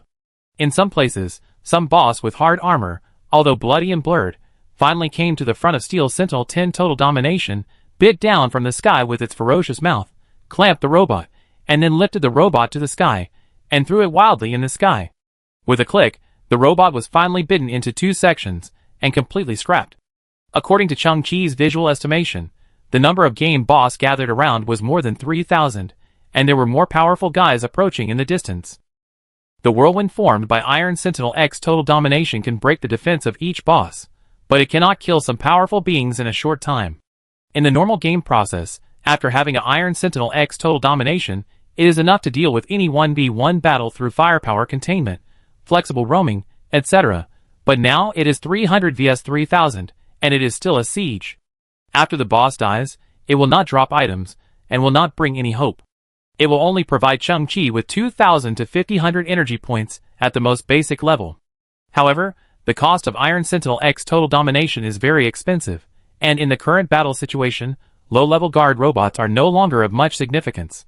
Machine guns, missiles, and other backward hot weapons are completely unable to break through the defense, and the effect is about the same as fireworks. The energy points obtained by killing a few bosses sporadically are just a drop in the bucket. Occasionally, Iron Sentinel X Total Domination will be damaged, and the situation has become even more out of reach. Chang-Chi's previous storage of 400,000 energy points has been used up after manufacturing and synthesizing 300 Iron Sentinel X Total Domination. So, the current situation is that the number of Iron Sentinel X Total Domination is completely insufficient. Perhaps if it is expanded tenfold, the plasma whirlwinds they release will overlap each other and form 10 times the destructive power. Then the bosses can be killed instantly without distinction, and the situation will be completely reversed. Beside him, Jing frowned deeply. Behind the boss in the distance, golden halos kept lighting up. Perhaps the concept god also has a level. Jing's ability can only cut individual weak bosses. In more cases, the halos will limit the action of some bosses for about 10 to 20 seconds, and the powerful bosses will break free and continue to move forward. But Jing was doing his best to slow down the pace of the boss army. Haha. Although my current strength is enough to consume you and torture you to death bit by bit. But this is a bit boring. Only by making you feel despair, swallowed by endless terror, and drowned by my sea of soldiers, with no body visible, and only your shouts and screams to be heard, is my greatest pleasure. Luo's state was almost crazy, he drooled, his palm turned, and a shining crystal appeared in his palm. Crack! He laughed and crushed the ball. Huh? My luck doesn't seem to be very good. Luo seemed to be annoyed, but it seemed that he was just doing it for others to see, and he couldn't hide his cruel smile. Chang-Chi's pupils shrank suddenly. As far as his eyes could see, the game bosses that were almost everywhere in the mountain suddenly increased 10 times after a blue light flashed, with an effect that was almost like bamboo shoots after rain. There were about 3,000 bosses before, but in just a moment, it became 30,000. Other players couldn't imagine this scene in their dreams. Not to mention the endless monsters, they were all powerful bosses that had never been seen before. It was impossible to win. Even Yang Di, who was watching from the perspective of an observer, trembled in his heart at this time, and couldn't find a breakthrough for a while. Ha ha ha. Why, you are all silent? Luo laughed and took out the second crystal ball with a flip of his hand. I have to say, this is the most interesting game I have ever played. No one else. So, let me see how my luck is this second time. Chang-Chi just stood in the middle of the battlefield, looking at everything with a stern look. Li Fen's anxious voice came to his ears. Chang-Chi, we have one last chance to adjust the code. Have you figured out what to do? There's no time. Chang-Chi's eyes narrowed into a slit. How is Hanzi and the others progressing? Ah! We actually received a mission. The fourth wall behind, the Ling-style starship was sailing at maximum speed, like a meteor across the dark universe. According to the information provided by Yang Di, they will reach the target planet in about 3 minutes and 20 seconds. During the voyage, they saw many large defense systems, but they were all like electronic devices with the power turned off, floating dimly in the starry sky. At this moment, they saw countless satellites floating in the outer orbit of the planet. These satellites were also silent, but if they were activated, they should form a certain array to form a powerful extraterrestrial weapon defense system. Even if these weapon systems are operating normally, we, who have the Ling-style starship, will not be attacked or even discovered. This mission is a bit too simple. Hanzi, Ling, Amma, and all the members of the Dianchi Nanny group stood on the bridge and looked at the deep space in front of them. A green celestial body appeared in their field of vision. As the distance got closer, it looked bigger and bigger. What they have to do is to rely on fourth wall navigation throughout the whole process, go straight to Huanglong, and get close to the server system of AI God. If you want to add a definition to this close contact, it should be 3 centimeters, or 5 centimeters. In short, just close to the face and open the big gun. You don't even need to walk a step, just stretch out a cute and handsome finger, click, and everything is done. Wait! Ling suddenly spoke, and the Ling-style starship also slowed down suddenly. At this moment, they are infinitely close to the mother planet of Entertainment Church, and can already observe its terrain with the naked eye. Is this a liquid planet? Ling looked ahead, with ghost lights in his eyes, and the Ling-style starship had completely stopped. The so-called liquid planet refers to a celestial body whose surface is completely covered by liquid matter. In the past, 70% of the Earth's surface was ocean. If this ratio is increased to 100%, then the Earth can also be classified as a liquid planet. Of course, although liquid planets also have solid cores, different liquid planets have different depths of surface liquid. The universe has evolved countless landforms since ancient times. Jupiter in the solar system is also a special celestial body. It is a gas giant planet. Outside the solid core, there are tens of thousands of kilometers of high-density gas composed of hydrogen, helium, etc. And the liquid on the surface of this pale green planet in front of us does not seem to be water. It looks very smooth and clear, like a deep pool. But there is some unknown horror inside. Through the clear liquid, you can clearly see that there are countless starships scattered in it, floating quietly. All the starships have no light and are full of dead silence. And those starships are varied, with different levels of technology. Obviously, they are all explorers. At the same time, the light green liquids seem to be evaporating slightly, forming some kind of water mist, quietly floating around, and the Ling-style starship was also immersed in this unknown water mist. Ling frowned slightly. He tried to make the starship return to reality from behind the fourth wall for a short time. In just a moment, dense alarms came from the bridge. The alarms were all of the same type. The line is corroded and a large area short circuit is about to occur. If it is not detached in time, the entire starship will face the risk of paralysis. Ling's body trembled, and he immediately controlled the starship and returned to the fourth wall. I didn't expect that the entertainment church is some kind of underwater life. So that means their server matrix is also soaked in water? But this water has the function of corroding other circuits. Those intact starships floating in the water are just reckless victims. Those crew members should have died a long time ago. Although the Ling-style starship can rely on the fourth wall navigation function to enter it, we must return to reality the moment we perform the mission, otherwise we will not be able to leave the cabin. But, in that case, the starship will be severely corroded, we will not be able to return, and will be left here forever. The ghost fire in Ling's eyes flickered, and the sudden change made it realize the difficulty of this mission. The Ling-style starship has the magical characteristics of fourth wall navigation, but its own technological level has not even reached level 2, and it cannot cope with the current environment. Hansi's electronic eyes flickered. No matter what, we must complete the order given by Chung-Chi. No second thoughts. We must unify. Amma scratched his head and said anxiously, I can dig a wormhole, but with such high precision requirements, I am really not confident. If I delay time and cause the mission to fail, I will be too sorry to Lord Sigu. Ling turned his head and looked at the members. I can't leave the Ling-style starship too far, and I have to control the starship and be responsible for the pickup work. The risk of Amma digging a hole is even higher than the success rate. The other members are robots, and if they enter it, they will definitely be corroded by unknown liquids. It seems to be an unsolvable proposition. I wonder if you have ever heard of the grebe. When it enters the water to catch fish, because of its special microstructure and texture, its feathers interweave and hook together, forming a relatively dense and hydrophobic structure, which forms bubbles on the surface of the body and isolates the water from the body. The medical robot with a red cross on its chest slowly stepped forward. I am equipped with a special spray for underwater rescue. When sprayed on other machine bodies, it can form an effect similar to the grebe feathers within a certain period of time, that is, to isolate water. Of course, the reserve is not enough to spray the entire starship. In other words, a crew member needs to go into the water. The ghost light in the spiritual eye socket flickered, but we are not sure whether the liquid on that planet is the water we know. If the isolation fails, then this is a one-way test, and no one can bear the consequences. Since the atmosphere has reached this point. But not far away, the underwater exploration robot named Vortex stood in the direction of the hatch, revealing a handsome back. Then I will do it. I will perform a show for everyone, About 25 kilometers high, 12,888 degrees, somersaults, hugging my knees, and making a V sign with a heart. Extreme high diving. Chapter 496. Why do you still have gills? In Hidden Map, Lu Lian and Mukin stared at Lafenda, who was operating the computer nervously. There were 3 inconspicuous cracks on both sides of its neck, which were slightly opening and closing, and there were light red structures similar to fish gills. Oh, we are actually an underwater creature. We live in a special liquid called Green 13. Lafenda stared at the computer screen and answered casually. Why didn't you tell me earlier? The duo frowned. Why didn't you tell Yang Di about such important environmental information before? Our off-site team doesn't know about this situation at all. Don't worry, you two. Green 13 is very mild, similar to water, and even more ethereal than water. Even if you enter it, you won't feel anything abnormal, just like air, and there can even be acid rain inside. Leafin didn't care. The only disadvantage is that it will cause some low-level electronic equipment to short-circuit.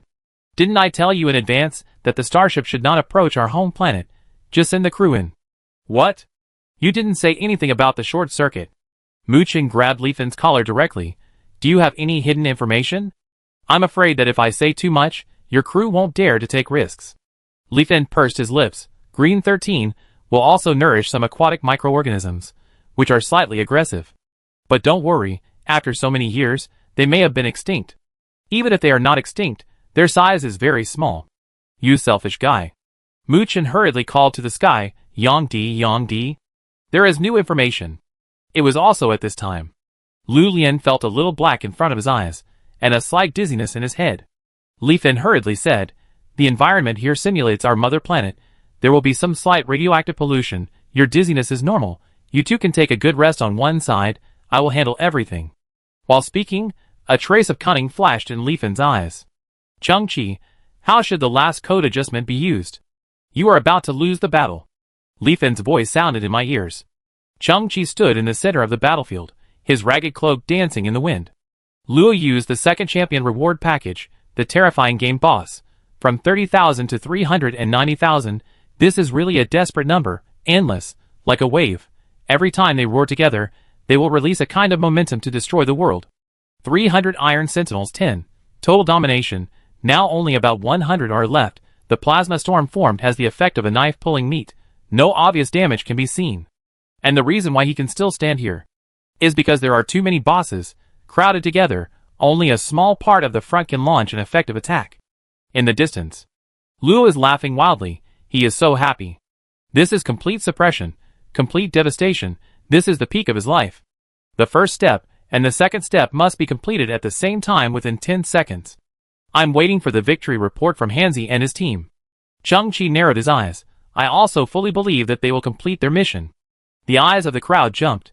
A blue figure jumped from the hatch of the Spirit starship, just like parachuting in the atmosphere, aiming at the liquid planet 25 kilometers below. As for its diving posture, it can do a chicken feather posture, such as a backflip with knees hugged. It can only talk nonsense, and it really free falls. It is like a twisted rag, with twitching limbs, without any so-called beauty. It even completely lost control, and went headfirst. The corners of the eyes of the people in the bridge twitched slightly. If it fell in this posture, it would faint due to the violent shock at the moment of hitting the water surface, and sink directly to the bottom. Game over. Boom. The two turbo thrusters behind the vortex exploded, releasing dazzling blue flames in the air. Its expression suddenly became serious, and its speed did not slow down, but tripled directly. Swoosh. A bullet similar to a water drop was released from the shoulder of one side of the vortex. It had no explosive function, and was non-aggressive, but it hit the water surface first, creating layers of ripples, and directly destroying the surface tension of the water surface. This was just like high cliff diving in extreme sports, where a brick was thrown into the water surface first, and the athlete followed closely.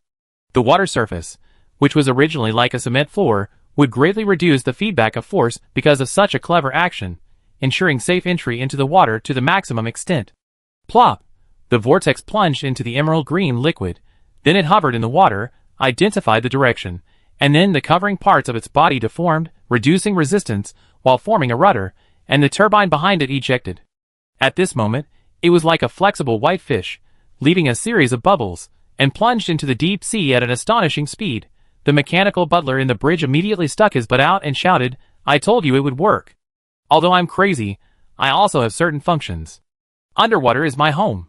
The target coordinates flashed in the vortex's perspective, passing through the underwater buildings, and flexibly shuttled like a startled wild goose. Roar! A spiral of water ripples suddenly appeared in front of him, and the rapids were suddenly turbulent. I saw a giant creature resembling a paramecium slowly crawling out of a building in front of me.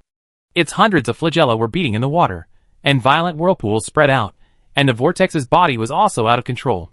Why is there still a water monster floating in the water? Vortex felt serious. It was an underwater exploration robot, with almost no combat capability.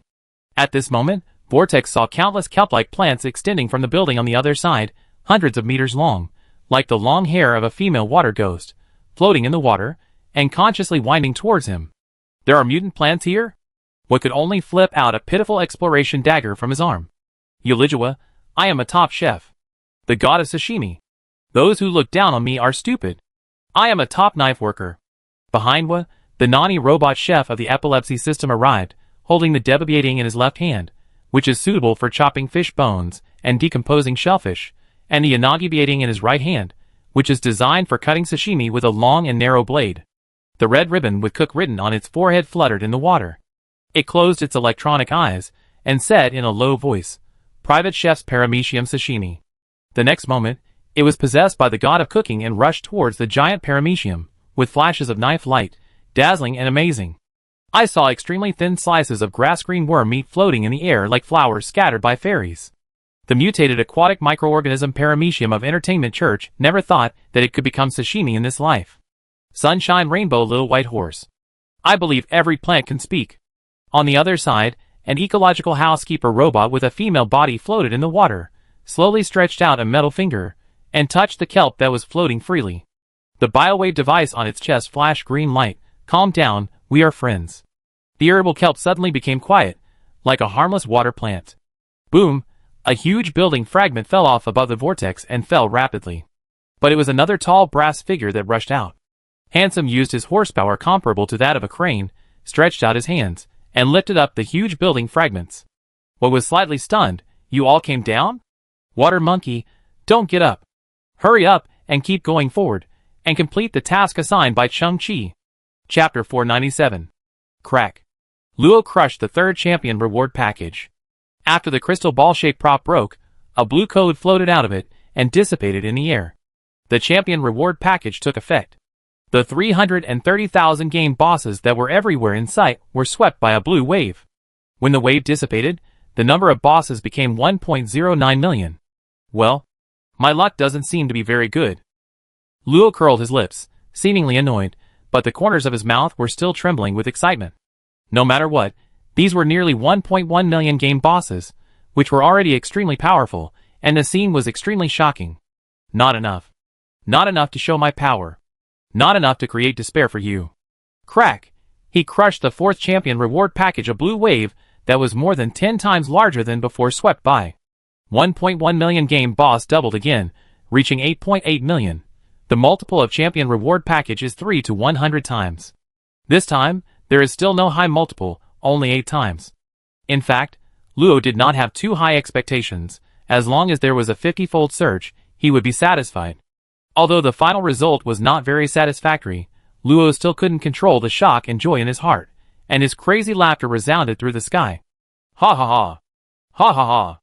8 times is enough. 8.8 million powerful boss appeared in front of us. What kind of concept is it? And so many boss just to kill 2 players. What kind of concept is it?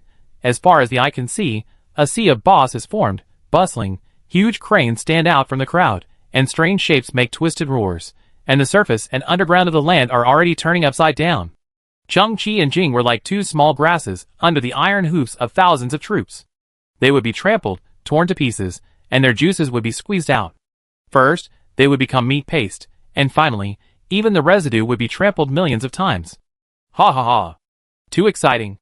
Luo had never felt so comfortable before, and had never released himself so recklessly.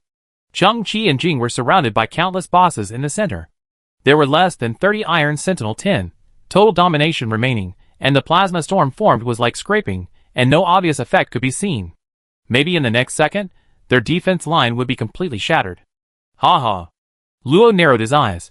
I sprinkle you with a little more seasoning called embarrassment. The giant rock turtle under his feet stretched out a head comparable to a truck from the soil, opened its huge mouth, and stirred up a lot of dust in its throat, and then sprayed a lot of gravel like a surface to her missile. These rubbles flew into the air, and disintegrated in the air, forming sharp-edged rubbles that looked like pentagrams. Then these rubbles fell rapidly towards the position where Chung-Chi and Jing were standing like bullets. Whoosh, whoosh, Chung-Chi and Jing, who were already in danger, had no choice but to dodge the sharp rubbles.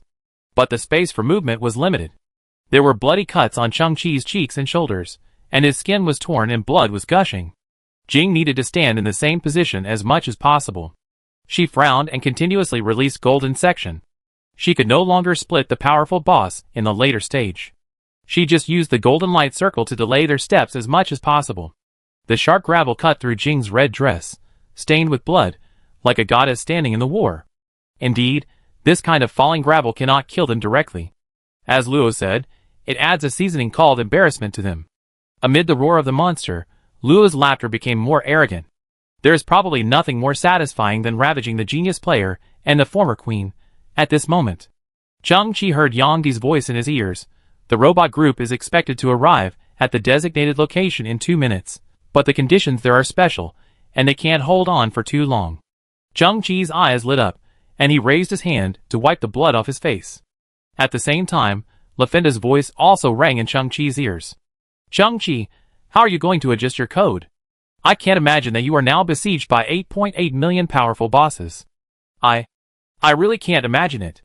You can only truly defeat its will by destroying these 8.8 million bosses and defeating the spokesperson of AI God. Your off-site crew members can wait for you for 5 minutes at most. How can this be done? I checked your data. You just killed some bosses and accumulated 30,000 energy points, but this is just a drop in the bucket, just a firefly. You are not fantasizing that I can add a few zeros behind your energy points, right? I can't create out of thin air. I can only adjust a part of your data in a very small range without shaking the game framework. You seem to have wasted time. Things have developed to this point. How can there be a way to turn the tide and reverse the situation? I carried the hope of escape for hundreds of millions of people, and finally chose you. Did I make the wrong choice? Entertainment Church Mother Planet. According to the coordinates provided by Yang Di, Vortex found the AI God Matrix server. The huge black unit immersed in liquid was like a huge maze building. Vortex shuttled through it for a long time. Fortunately, it had unparalleled underwater maneuverability. Relying on positioning, it found the core hub in front of it, and saw the red restart button. Next, it needs to wait for orders. At the same time, Vortex found that under this huge server unit, there were countless skeletons, perhaps hundreds of millions, and the top of each skeleton's head was drilled with a round hole with smooth edges, as big as a coin, like an eye socket growing on the top of the head, terrifying and creepy. It didn't know where these astonishing numbers of skeletons came from. This was not the most critical issue at the moment. Vortex found that fine bubbles were constantly coming out of the surface of its body. It seems that a part of the server is leaking electricity, causing the surrounding liquid to form an electrolytic effect. The grebe coating sprayed on the medical robot is being decomposed, like paint, peeling off bit by bit with the appearance of tiny bubbles. It can only last for 5, maybe 4 minutes at most. Then it will lose all its protection, the whole body will short-circuit, and it will stay in this dark and unknown underwater world forever. Heh. Since the atmosphere is already here, then I will perform a show for everyone. Swear to complete the mission. Chapter 498. Chang-Chi narrowed his eyes and scanned the desperate battlefield. The powerful STC can combine 2 identical technological items into one and upgrade them. He once spent a lot of time collecting the same technological creations, which was an expectant and happy process. In a previous incident, he got a reminder. That was a very imaginative way. If one day, I can master that magical ability. I encountered an item, it was very scarce and precious, and I could only get one. But I can use my magical ability to split it into 2, and then synthesize it. This item can not only be repaired, but also upgraded. This forms a feeling of perpetual motion or infinity, materials and synthesis, self-sufficiency, perfect closed loop. Who doesn't have a dream? This is a small dream that Chang-Chi had after obtaining STC. It is not unrealistic, but a little lofty. Executioner Wubai has this ability. She just controls the infinite battleship and taps her toes to split the level 8 civilization's light wheel flying saucer into 2 halves, forming a 5:5, very standard 2 halves. The most surprising thing is that Chang-Chi actually successfully synthesized the flying saucer. Mu Qin controls the light wheel flying saucer and defeats Yuanzi civilization. Wubai's technology level is unknown, perhaps above level 10. This level is a bit far away and a bit high for Chang-Chi. Chang-Chi doesn't know what kind of opportunity he needs to encounter and what kind of perception he needs to have to reach Wubai's level. It would be very difficult to reach that level in the real world. But in the virtual world of 10,000 races survival battlefield where everything is determined by code, I seem to be able to experience that unattainable transcendence first. Leaf End. Chang-Chi's eyes flickered. My code does not need to be adjusted. On the contrary, I need you to adjust Jing's code now. Her ability is not enough to kill the boss. Even if I strengthen her attributes, the range can only be within 5%, and there will be no effect at all. Chang-Chi turned his head and looked at the goddess of war in a red dress. She was fighting hard and wanted to achieve her unknown goal at all costs, but she was already desperate and didn't know her own importance. It's obvious. Chang-Chi slowly said to Li Fin, you can always see the player's attributes in the form of code, so there should be a set of very obvious numbers in Jing's data, that is, the golden ratio 0.618. On the dark land, Lavender stood in front of the huge clay panel display with his back hunched. The gear computer on one side was humming. The magical black mycelium left clusters of black dots on the small grids of the clay panel. These black dots looked chaotic and dizzy. But Lavender's pupils were always shaking like a high-speed camera. His eyes were fixed on the right side of the clay panel, in an inconspicuous small grid, which contained part of Jing's data. Indeed, the same set of data was always flashing in her core data stream. It was a string of numbers, as you said. 0.618. Li Fin's body trembled, and he shouted angrily, this kind of personal data is insignificant in the judgment of the system, and cannot shake the game framework. It is very important to me. Chang-Chi's voice came slowly. The only adjustment I want you to make is to change the set of data to 0.5.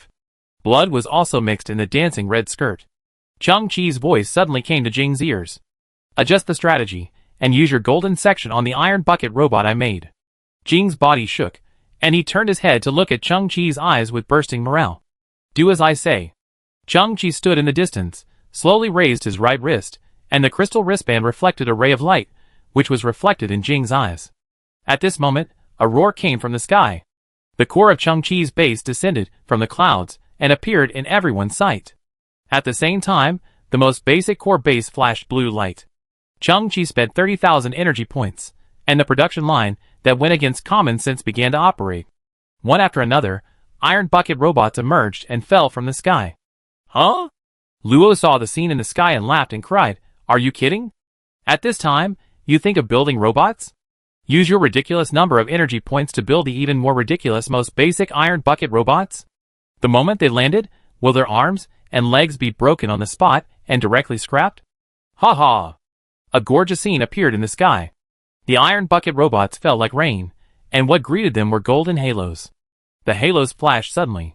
In just a moment, the iron bucket robots were split into two by the mysterious force, but the ratio was no longer one large and one small, but a precise 5-to-5. Then, a beam of azure light bloomed in the sky. After the incredible transformation, all the iron barrel robots that were split into two were completely renewed and transformed into brand new Iron Sentinel iRobots. Luo was stunned and subconsciously rubbed his eyes vigorously with his hands, seriously suspecting that he was dazzled. Continue this step, Chang-Chi said. Jing looked at the strange scene in the sky, and her pupils trembled. Although her golden section could not cut the powerful boss, it was easy to cut these relatively weaker robots, and there was no delay. Countless gorgeous golden halos bloomed in the sky again. Then, there was an even more gorgeous blue fan-shaped beam. Iron Sentinel 2 Heavy Fire Guard. Iron Sentinel 3 Four-Legged Heavy Guard. The 30,000 robots that fell from the sky continued to transform during the fall. Boom boom boom. The earth trembled, and the grass and trees flew. When these robots landed, they were already of astonishing weight, bringing a huge impact force. After the dust settled, one by one, the ultimate weapons Iron Sentinel 10, Total Domination, which were huge and impressive, walked out of the dust. Luo widened his eyes, and subconsciously took a step back. The back of the giant rock turtle was uneven, and he almost fell again. 30,000 ultimate robots, which was also something he dared not imagine, an unprecedented scene.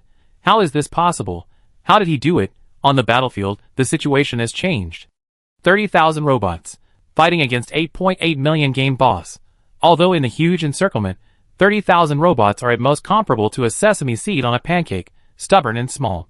Then, 30,000 plasma whirlwinds swept out, forming a razor around Sesame, constantly decomposing nearby bosses. Chang-Chi's territory expanded at a speed visible to the naked eye. But the number of bosses was too amazing and endless. Soon, a large number of Iron Sentinel 10 Total Domination were trampled and crushed. The so-called 4 ounces to move 1,000 pounds seems to be just an unrealistic concept. The number of Chang-Chi's army is still too small, and it is only a matter of time before it is destroyed. Luo pursed his pale lips and breathed a sigh of relief. But his eyes were still full of vicious light, And then he took out the last champion reward pack. Even if it was only a 10-fold increase, the number of his boss army would instantly reach 80 million, and Chang-Chi would die. Kill boss mountain-piercing giant snake, get energy points * 3000. Kill boss copper-skinned lion, get energy points 3500. Chang-Chi smiled lightly. AI God should have minimized the explosion rate. Although there is no additional reward, the system framework cannot be changed. Every time a boss is killed, the most basic energy points can still be obtained. Chang-Chi glanced at Jing. At this time, the two of them had already formed a tacit understanding. The core of the base in midair began to operate again. Countless iron barrel robots formed dense dot-shaped shadows on the surface. Boom boom boom. Continuously upgraded during the fall, it only took a dozen seconds for a batch of brand new Iron Sentinel X Total Domination to land on the battlefield. The cost of the most basic iron barrel robot is 1 energy point. Every time a boss is killed, an average of 4,000 energy points will be contributed, which can eventually be converted into 4,000 Iron Sentinels 10. Comprehensive domination. An incredible conversion ratio. Next, a subversive scene appeared on the battlefield. When a boss falls, Chang-Chi's mechanical army will be amazingly expanded, and after the mechanical army expands, more bosses will fall, and so on. Chang-Chi's combat power is infinitely enhanced at a speed of thousands of times. Luo's whole body was twitching, looking at the scene in front of him in disbelief. He held a 5th champion reward pack in his hand, but his palm was numb, and he dared not use it again. As long as you are not stupid, you can see the situation on the battlefield. Chang-Chi actually also has special abilities, like Jing. He can actually cooperate with Jing to form such an unimaginable effect. If the champion reward pack is used, it will only send more energy points to Chang-Chi. Why is this happening? Luo's eyes were wide open. This kind of operation was completely unimaginable to him. He couldn't understand it at all, and couldn't believe it. He had obtained such a bonus and possessed such strength, but they became stronger, and he still couldn't defeat them. That's right.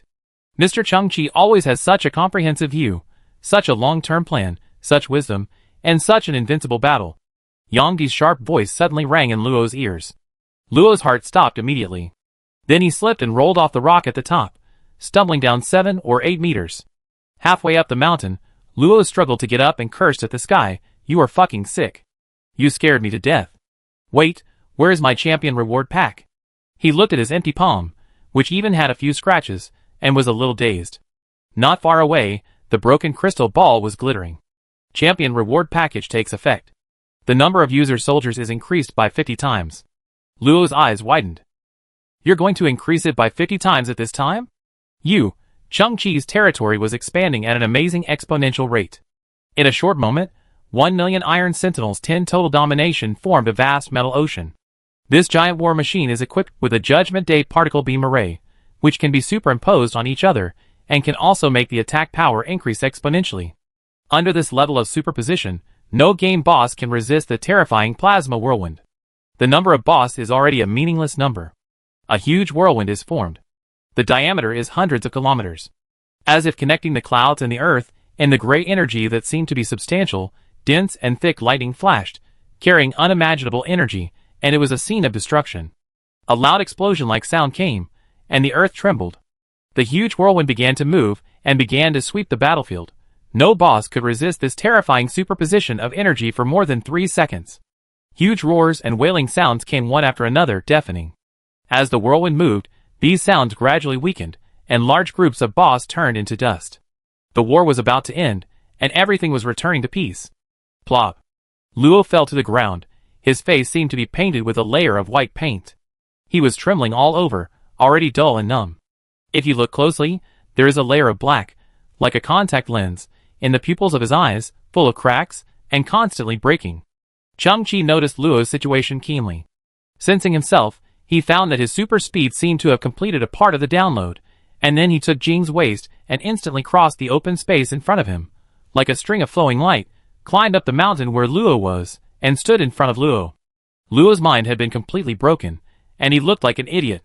But behind him, a series of black figures appeared, like a peeper hiding in the dark, but at this moment, this series of black figures seemed to have suffered a blow, and they were constantly breaking, like dominoes, collapsing one after another. Finally, the last black shadow behind Luo completely turned into debris. Chang-Chi narrowed his eyes. Yang Di, notify the robot group to press the button. Chapter 499. In the deep green water. The underwater exploration robot Vortex floats quietly. Dense bubbles constantly appear on its body, just like calcium carbonate placed in sulfuric acid, constantly undergoing chemical reactions and being corroded bit by bit. And from time to time, electric current will burst out from these dense bubbles. It is about to reach its limit, but it will not retreat. The creator left a sentence in its code: "This world is originally crazy, so crazy as to cater to the whole world, but in order to cater to this world, you must have at least one value." Suddenly, it received the message sent by Yang Di. The deep blue electronic eyes flashed violently. It raised its mechanical arm and touched the red button in front of it, and a large amount of electric sparks splashed from its arm. Less than 10 centimeters away from the button, a bright fire suddenly burst out from the body of Vortex, followed by a burst of electric current. Its blue electronic eyes, like a blown-out candle, slowly extinguished, and the whole body was like a sculpture in the water, completely still. 10, 9, 8. Chang-Chi counted silently in his mind, and as time passed, his eyes gradually narrowed into a slit. Buzz was eyes lit up again. It activated emergency energy, and a strong current swept through every inch of its body. Because of the multiple short circuits, the secondary energy supply caused it more serious damage. Many circuit boards and motors inside the body were covered with charred black in an instant. Click. The mechanical finger finally pressed the red button completely. The entire underwater matrix server burst out with a strong blue light, which was transmitted to every corner of the server, and then flowed continuously like water, as if washing something. Since the atmosphere has reached this point, fine bubbles churned out of the generator in the mouth of the vortex, then I will. At this moment, the electronic eyes of the vortex burst out violent sparks, and then a slight crack appeared. Crack! The eyes of the vortex completely shattered. The fragments slowly floated in the green liquid, and were swallowed by the unknown creatures wandering by. The body of the vortex was permanently solidified at this moment. The lights on the whole body went out, and the whole body began to sink, slowly falling towards the pile of bones below. 3, 2. At the last second of Chang-Chi's countdown, a huge change occurred in the entire game world. All the surrounding scenery, land, mountains, and vegetation gradually faded, revealing the blue basic lines, just like the reverse of the 3D modeling steps, and all the scenery changed from reality to virtuality again. Between heaven and earth, crisscrossing reference lines also appeared. Luo, who was kneeling in front of him, seemed to have been stripped of flesh and skin, leaving only a group of human-shaped codes. He looked up at Chang-Chi for the last time, and the code in his eyes was a fiery red vortex. Then it seemed that an invisible vacuum cleaner appeared in the sky, sucking Luo's code into the sky, like a meteor that disappeared into the sky. After that, the world seemed to be refreshing the screen, scrolling out strings of white codes horizontally.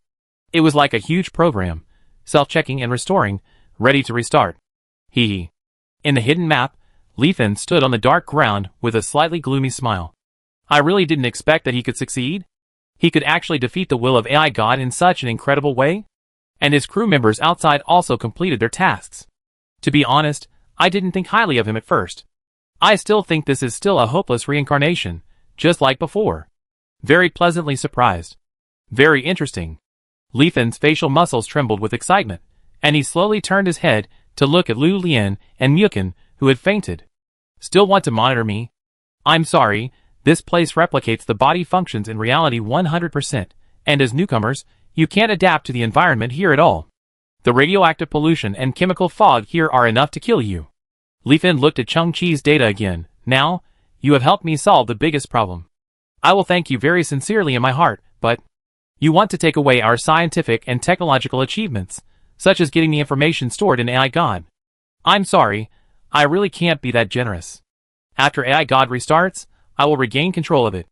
Li Fen thought, Chang-Chi, just stay in this virtual world. I won't treat you unfairly. I won't let you discover the truth. I will design everything for you. You will feel that you have returned to reality again, got everything you want, and then restarted the journey with your companions, thrilling and exciting, got satisfactory results, and then spent the rest of your life, and finally died of old age. The world is fake, but the feelings are real. Li Fen nodded with satisfaction. He then moved his dry and dark fingers. He was like a programmer who loved his work, and also like a god who could shape everything in the virtual world. He stretched out his fingers with mud in the nails, and began to adjust the position of the mycelium. The small black dots ejected by the mycelium were Chang-Chi's code. In Chang-Chi's eyes, The whole world was restored to its real appearance. There was no real scenery here, and it was impossible to distinguish between the sky and the earth. There were all white grid-like reference lines around. These lines met at the horizon. This world was like a giant electronic egg, but there was no clear sense of space. Chung-Chi's eyes swept around. Finally, his eyes fixed on the little girl in front of him. She seemed to be the only reality in this virtual world. It was a little girl of 12 or 13 years old, wearing a military green long-sleeved shirt and shorts, carrying a military green backpack, like a little explorer. Around her left eye socket, there is a very precise electronic circuit that looks like gold foil. These electronic circuits extend to her forehead and finally converge in the center of her forehead, in a chip that looks like a computer CPU. Little E, you are the AI god. Chung-Chi spoke calmly. The girl in front of him was the girl who called herself Little E that he met in the Thorn Lizard Cave at the beginning of the game. She said at the time that she broke into the game because she misoperated her father's technology props, and because she was kidnapped by the Thorn Lizard, she appeared in the cave. Chung-Chi also protected her for a while, and she finally assembled the Rubik's Cube-like equipment and left the game world. Later, Chung-Chi met the native residents of the entertainment church. They had spinal mutations. Everyone was hunchbacked, dirty and ugly. Compared with the clean and beautiful little girl, they were obviously not the same kind of people. My name is 486E. The little girl said, I am a product created by the entertainment church through 48.6 billion simulations, adjustments, and designs, but they don't know that my memory can be accumulated, so those 48.6 billion restarts are 48.6 billion times of hellish painful reincarnation for me. Chapter 500. You have to go through another restart. Chung-Chi looked at Xiao-Yi. Her body would flash from time to time, as if it was constantly refreshing. After each flash, the color of her body would fade a little, and her final ending should be the same as the land, mountains, and flowers and plants, turning into a set of initial blue codes. Yeah. Just like the first time they met, Xiao-Yi always responded calmly without much emotional fluctuation.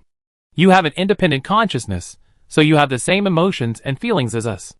And the 486E tortures of the entertainment church on you made you angry and hateful. Chung-Chi looked at Xiao-Yi with a flickering look in his eyes. So, everything happened before. The entertainment church uploaded its own consciousness, but fell into your revenge trap. Xiao-Yi didn't speak. Her body still inevitably flickered.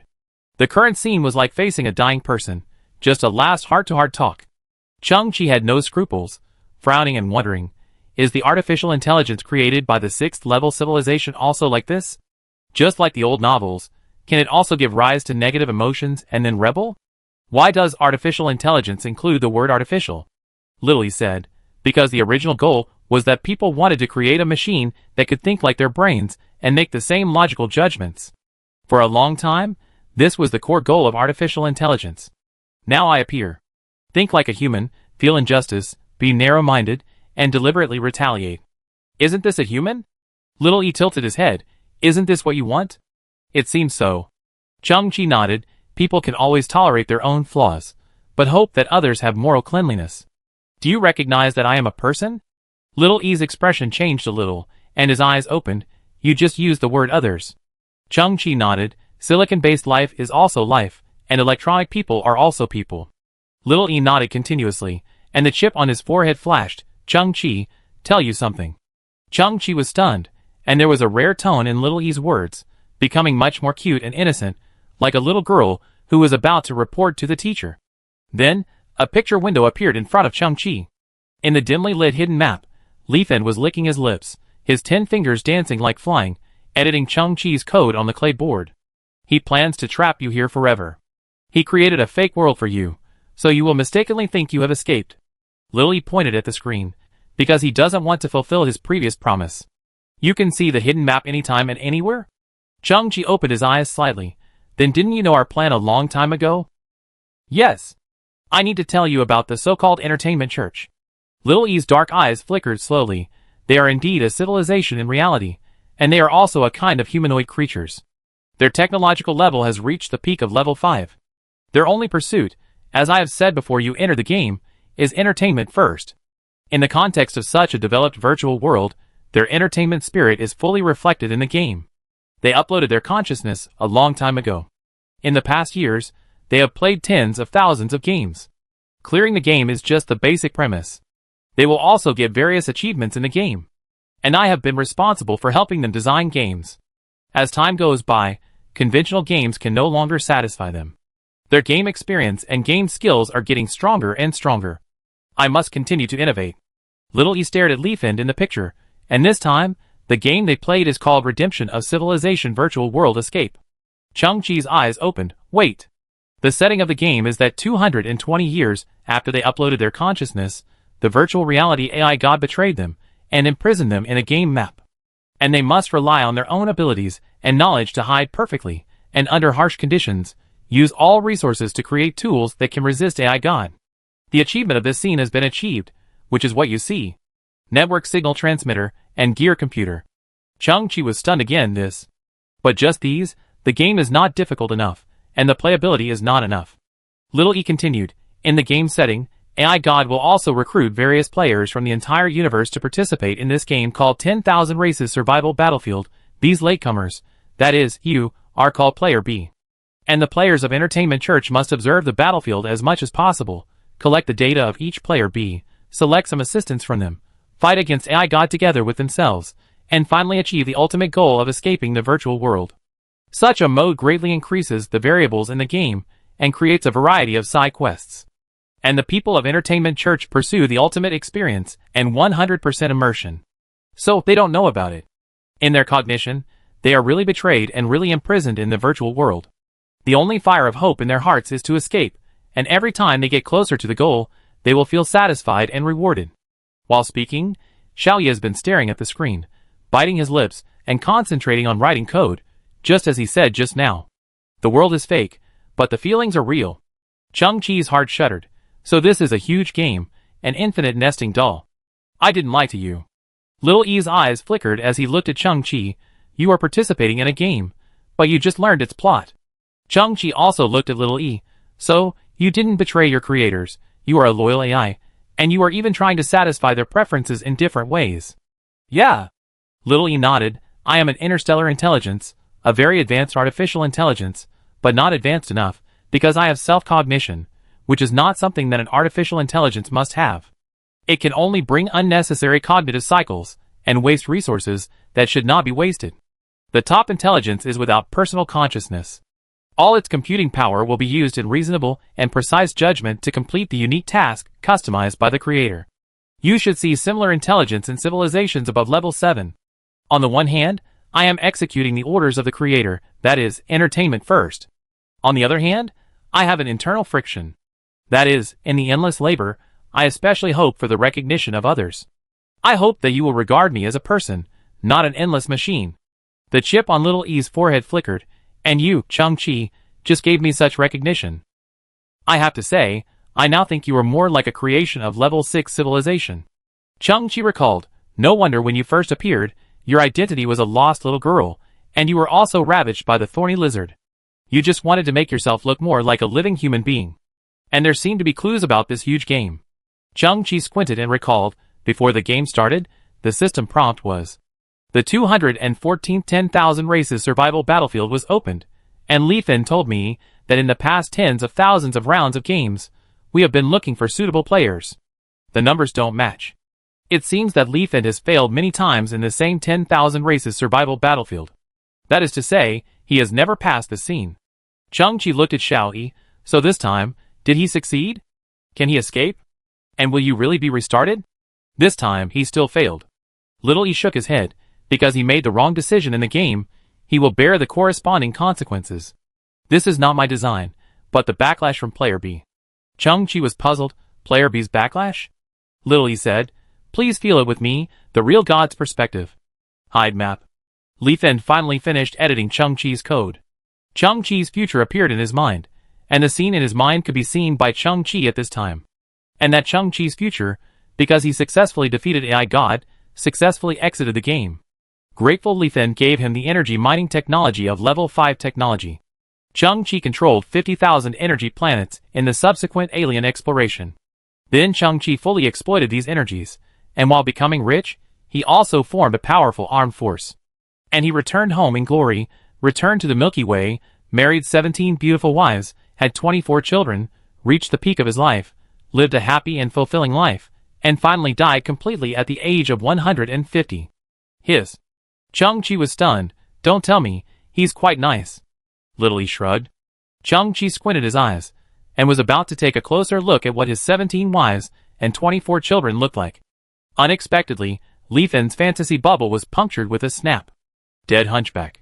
My brother has entrusted his back to me, and this is related to his happiness in the second half of his life. But Lu Lian and Mukin suddenly appeared behind Li Fen, forming two shadows that enveloped Li Fen. Li Fen turned back in shock. How did you stand up? Lu Lian turned his head and pointed at the parasitic leech on the back of his neck. My friend's data has been downloaded long ago. With it, I am not the fragile human you know, but the legendary Superman. Lu Lian raised his hand, and Li Fen was directly thrown 7 or 8 meters away, rolling on the ground for several rounds in a row, looking extremely embarrassed. Don't tell me, it's really nice to have this thing sucked on your neck. Mu Chen also touched his neck with his backhand, and Lu Lian gave him a spare leech.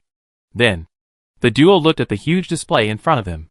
In the previous secret observation, Lu Lian had already understood the structure and operation rules of the gear computer, and Mu Chen had also calculated the conversion method between the small black dots and binary codes.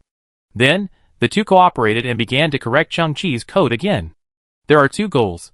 One is to wake Chung-Chi from his dream, and the other is to control AI God to help everyone exit the game smoothly. No, don't. Li Fen knelt on the ground and said in horror, What are you doing? Don't mess with my code. The duo turned back in disgust. You are a guy who says one thing in front of you and another behind your back. You still want to use us to take you away from here? Sorry, I can't take you a little bit. You have to find another way.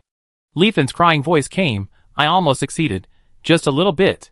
In fact, Li Fen can never leave the virtual world. Because, the moment they complete the upload of consciousness, their physical body has died. Little E said quietly, a hole needs to be opened in the skull to allow the consciousness scanning beam to fully scan their brains, and during the scanning process, their brains will be gradually melted, and only an empty shell will be left in the end. So they can't go back. They will only successfully pass this scene in the next game, or the next game. Then they will suddenly realize that they have just experienced an exciting game, which is endless aftertaste. Then, they will enter the next game without hesitation. Little E's eyes are calm, and I will continue to serve them until all the energy is exhausted. Chung-Chi frowned. Then, outside the game map, the scene where my crew needs to press the restart button, is it true? It's true. But don't worry, your robot partners will be fine. Little E looked at Chung-Chi and suddenly smiled. And you and your partners have become the well-deserved winners among Player B. Thank you for bringing a wonderful game. I have also prepared the rewards you deserve. Now, please go to reality to collect them.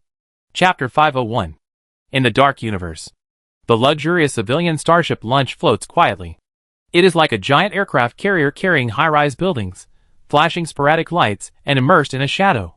If you live on a fixed planet, then a solar eclipse may be a rare phenomenon, but in a universe that can constantly change its position, a solar eclipse is a phenomenon that can be pursued. The light of a star gradually spread in the distance, first a golden edge, and then gradually expanded into a crescent, but it is brighter than the moon. The warm and bright sunlight shines into the room inch by inch through the skylight, illuminating the white bed, the even whiter and more delicate shoulders. Wu Jianxiu lay on Huishui's chest and rubbed her smooth and elastic skin. In the sun, she could still see the tiny hairs on the tip of her upturned nose. She breathed in Huishui's unique body fragrance, stretched her waist, and woke up from her sleep. Huishui had woken up long ago, with one hand behind her head and the other on Wu Jianxiu's smooth back. She opened her beautiful eyes and looked at the bright sunlight through the skylight in a daze. Sister, even if you wake up, you still feel very tired. I go prepare breakfast. Wu Jianxiu jumped from the bed to the ground, grabbed the bath towel beside the bed, passed it under her armpits, tucked the edge at her back, and then walked to the kitchen. The room was equipped with simple but intelligent kitchen utensils. In just a few minutes, 2 servings of skim milk, a fruit platter, 2 whole wheat baguettes, and a small dish of butter were placed on the dining table. Huishui put on her white silk pajamas, without makeup, and her long hair was lazily combed on the right side of her head. She sat at one side of the dining table, slowly picking up the knife and fork. The sunlight outside the window illuminated the outline of her body, making her seem to be immersed in the light. Wu Jianxiu stood at the door of the kitchen, looking absent-mindedly. Sister is too beautiful. She is so beautiful that she is perfect, and every move is a picture of the most extreme. She is so unreal, just like the most advanced AI, using all its computing power to depict a virtual goddess. It is because she is so beautiful that even after using reverse makeup to cover up her golden ratio facial features, she is still extremely beautiful. All men want to get close to her, and they keep circling around her, trying to win her favor. Even if Sister's brief gaze, the man on the other side will have wild thoughts, and feel that he is God's favorite. It is precisely because of this that she has lost interest in all men. This is not the kind of thought that loses desire because it is too easy to get, but she wants to escape the attention of those men, escape the extremely uncomfortable atmosphere that is like a delicious delicacy every day, and is coveted by people all the time. Sister, what was the final outcome of your dream of playing a game with Mr. Chang-Chi?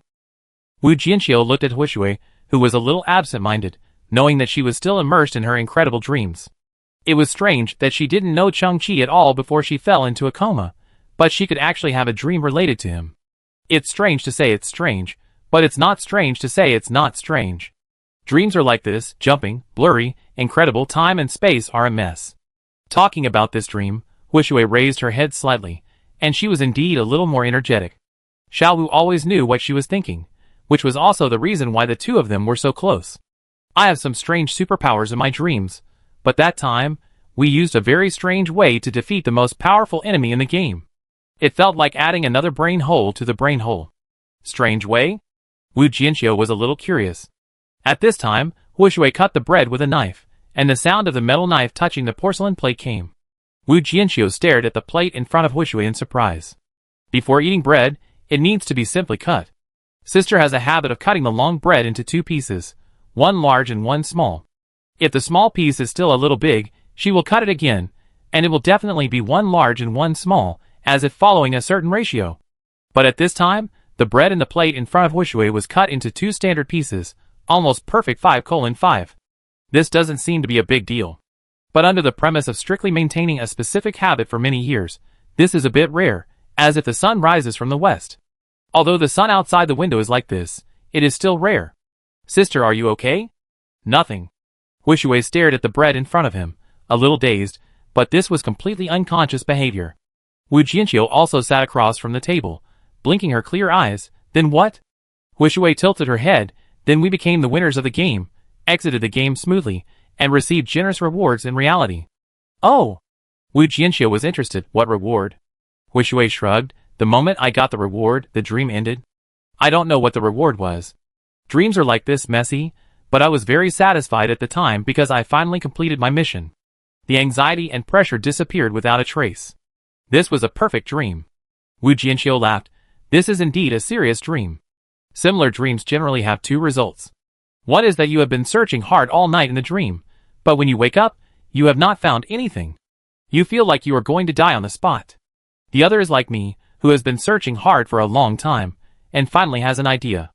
Hey, you succeeded, the specific situation is not explained, and then the dream ends. Although it is also confused, this kind of dream is at least quite pleasant. Huishui smiled and nodded. Yes, that's it. Hey, sister. I found that you hate all men, but you don't seem to hate Mr. Chang-Chi. Wu Jianxiu smiled evilly. Sister, if you are tempted one day and want to be with Mr. Chang-Chi, I won't mind. I am even willing to serve Mr. Chang-Chi with you. Huishui laughed and shook his head. You dead girl, what are you thinking about? Wu Jianxiu blinked. There must be a teacher among three people. Chapter 502. There was darkness between heaven and earth. A thin white horizontal light appeared in front of him. Then, the light began to glow slightly and became wider and wider. Chang-Chi opened his eyes. The ceramic white wall and a long row of operating tables came into view. This was the bridge of the Link-style starship. Chang-Chi stood in the center of the bridge, as if he had just experienced a dream. Beside him, Lu Lian, Mukin, and Yang Di stood in a triangle and slowly opened their eyes. All this was exactly the same as before entering the game. Back to reality, it's just that the location of the starship has changed. Through the observation window, you can see a huge green planet in front of you, with waves on the surface of the planet and a large amount of liquid wrapped around its core. Chang-Chi quickly looked around. Hanzi and the crazy nanny group were not there. At this moment, an unmanned planetary ship, like a submarine, slowly emerged from the liquid in front of him. Through the huge observation window, you can see Hanzi and the crazy nanny group lying in it, their bodies wet, and sparks jumping out from their bodies from time to time. Chang-Chi's pupils suddenly shrank. The small unmanned starship was executing the preset command and connecting with the cargo hold of the Lingshire starship. Chung-Chi and his companions hurried to the cargo hold. Then, Chung-Chi rushed directly to several robots that fell to the ground. He knelt beside Hansi and touched Hansi's body. He found that its surface was covered with sticky green liquid. Hansi himself, all the indicator lights had been turned off, but there were sparks on his body. Most importantly, the core processing chip in Hansi's clavicle was burned due to a short circuit, and it was pitch black. "Hansi! Hansi!" Chung-Chi called out loudly a few times, but found that Hansi had no response. Chung-Chi checked several other Nani robots and found that they were all the same. The most seriously burned was the underwater exploration robot named Wu. Chung-Chi clenched his teeth tightly, making a hard shaking sound, his eyes steaming with anger. "It is deceiving me. My friend has been hurt so much. I want you to pay the price. You see, I have long said that we are very important in Chung-Chi's heart." He was so angry that his eyes were about to pop out. Chung-Chi suddenly heard Hansi's familiar voice from deep in the cabin of the unmanned starship. He slowly turned his head and saw several tall figures walking out of the starship. They were Hansi and a group of crazy nannies. Their bodies are brand new, and about 10% of the hardware upgrades have been added to their bodies. Hansi's brass body is purer than before. Although it still looks silly, the design lines of the body have become softer, and the electronic eyes on its head have become LEDs with higher pixels. Other epileptic Nani robots, although their appearance has not changed much, have been upgraded in many details.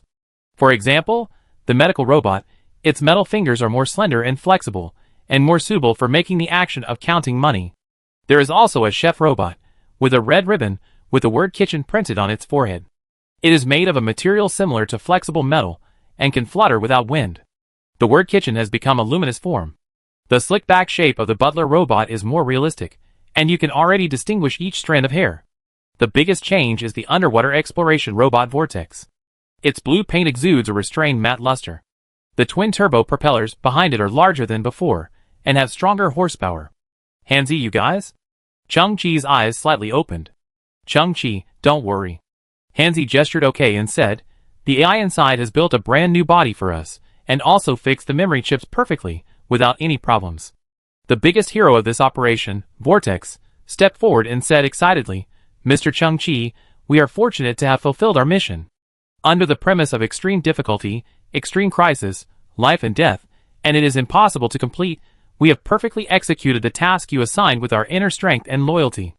I have never felt that I have real value of existence like this time. I even moved myself." Virtual tears rolled in the electronic eyes of the Vortex, since the atmosphere has come to this point. Vortex suddenly turned around, looked at the green planet under his feet, and roared, "I will show you another 25 kilometers, 98,888 degrees, turn around and hug the knees high diving, I will jump again. Sunshine rainbow little white horse, I want to talk to the sea kelp. Euligua, private kitchen paramecium sashimi. Everyone, our business is not easy. If you use waterproof spray again, you must show some respect. We can do it with one, but..."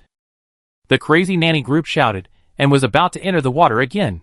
The housekeeper robot raised its butt towards Chung-Chi, and the word definitely was upgraded to a glowing state, and it was colorful, like a marquee, shining Chung-Chi's face brilliantly.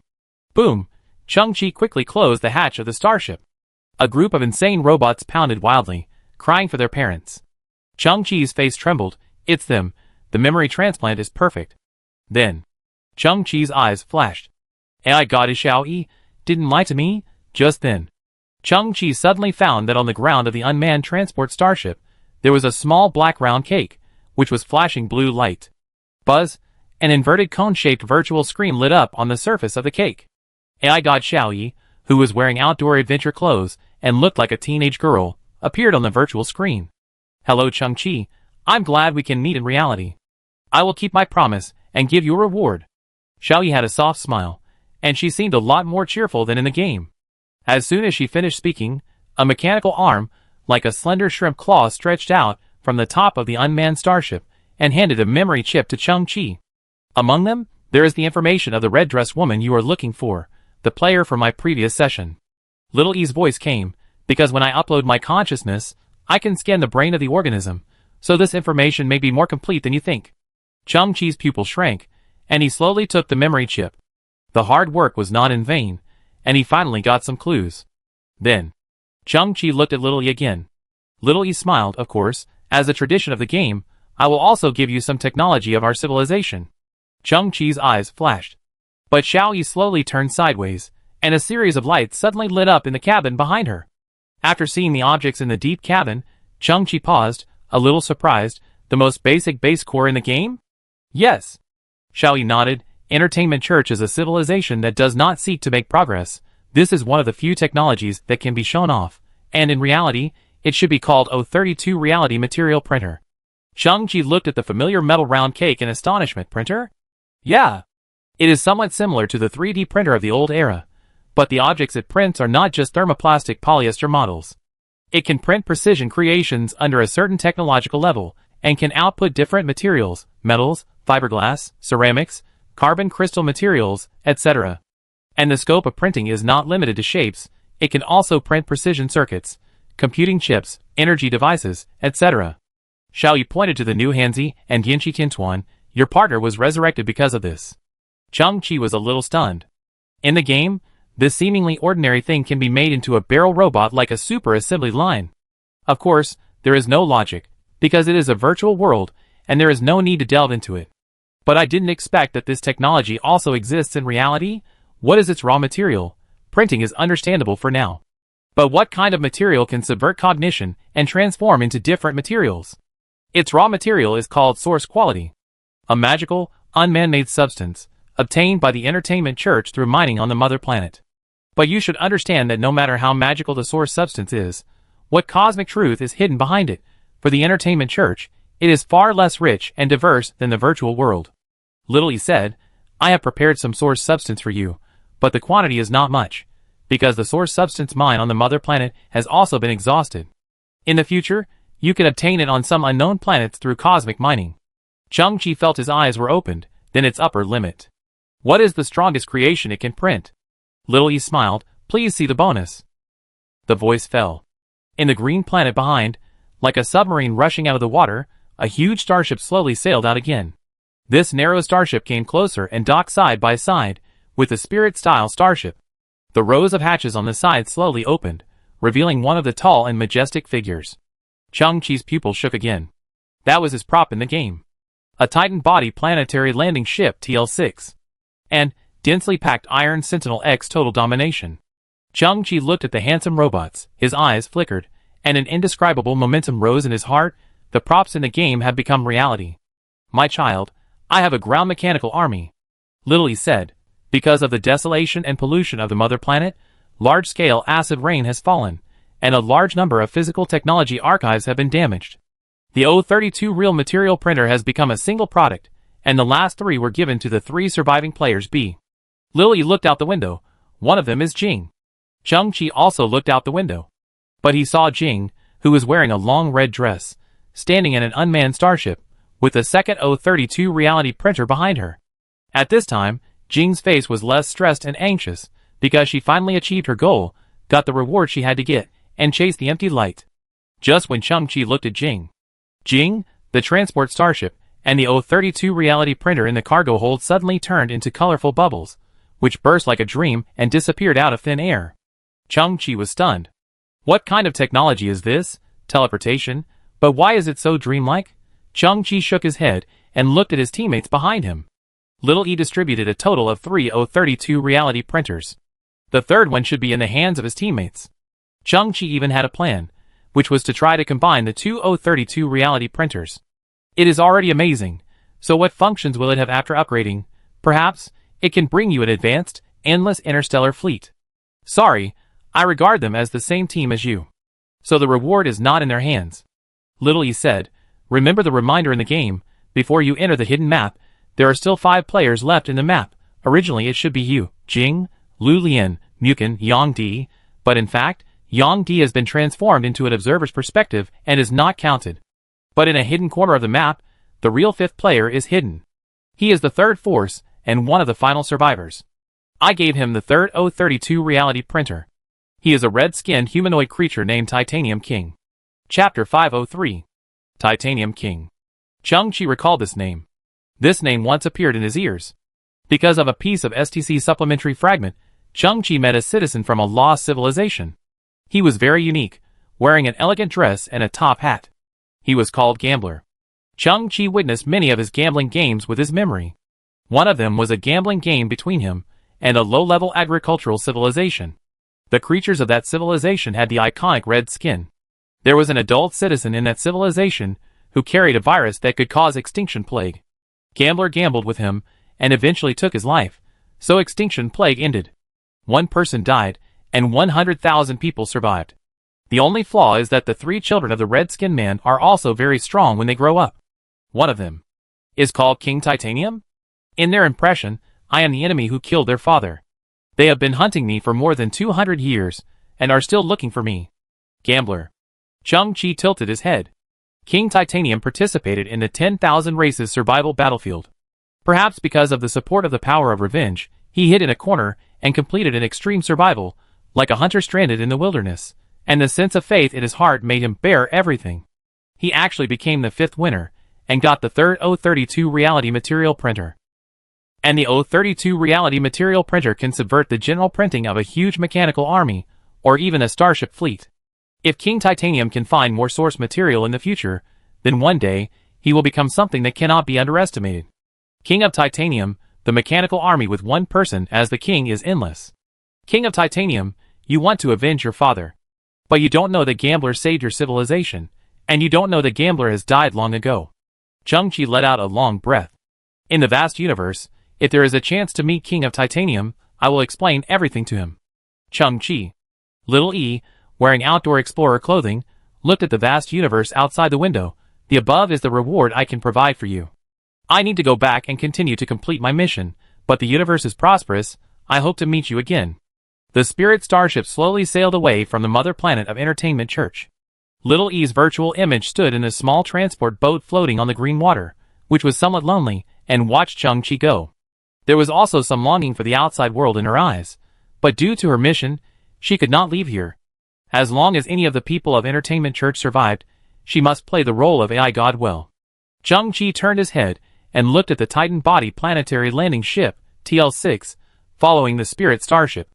It was long and narrow, like a giant spaceship with neatly packed containers on its surface. It was painted dark gray, with hundreds of loading and unloading hatches on both sides of the ship. The stern and the bottom of the ship also had engines that released blue flames, which were solemn, vast and magnificent. Although its appearance was exactly the same as in the game, its volume was many times larger, with a total length of nearly 60 kilometers. It was a behemoth among starships, and was worthy of the word Titan.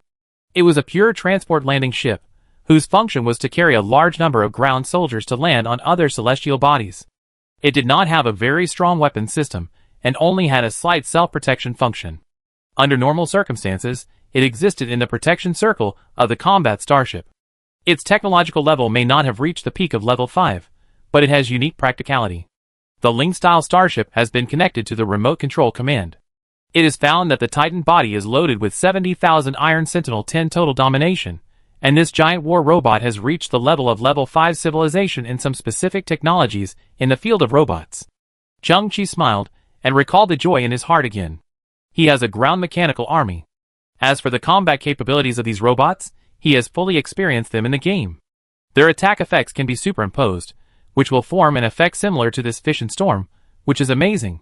Perhaps one day in the future, when he faces an alien landing war, these robots will become his most loyal and fearless warriors.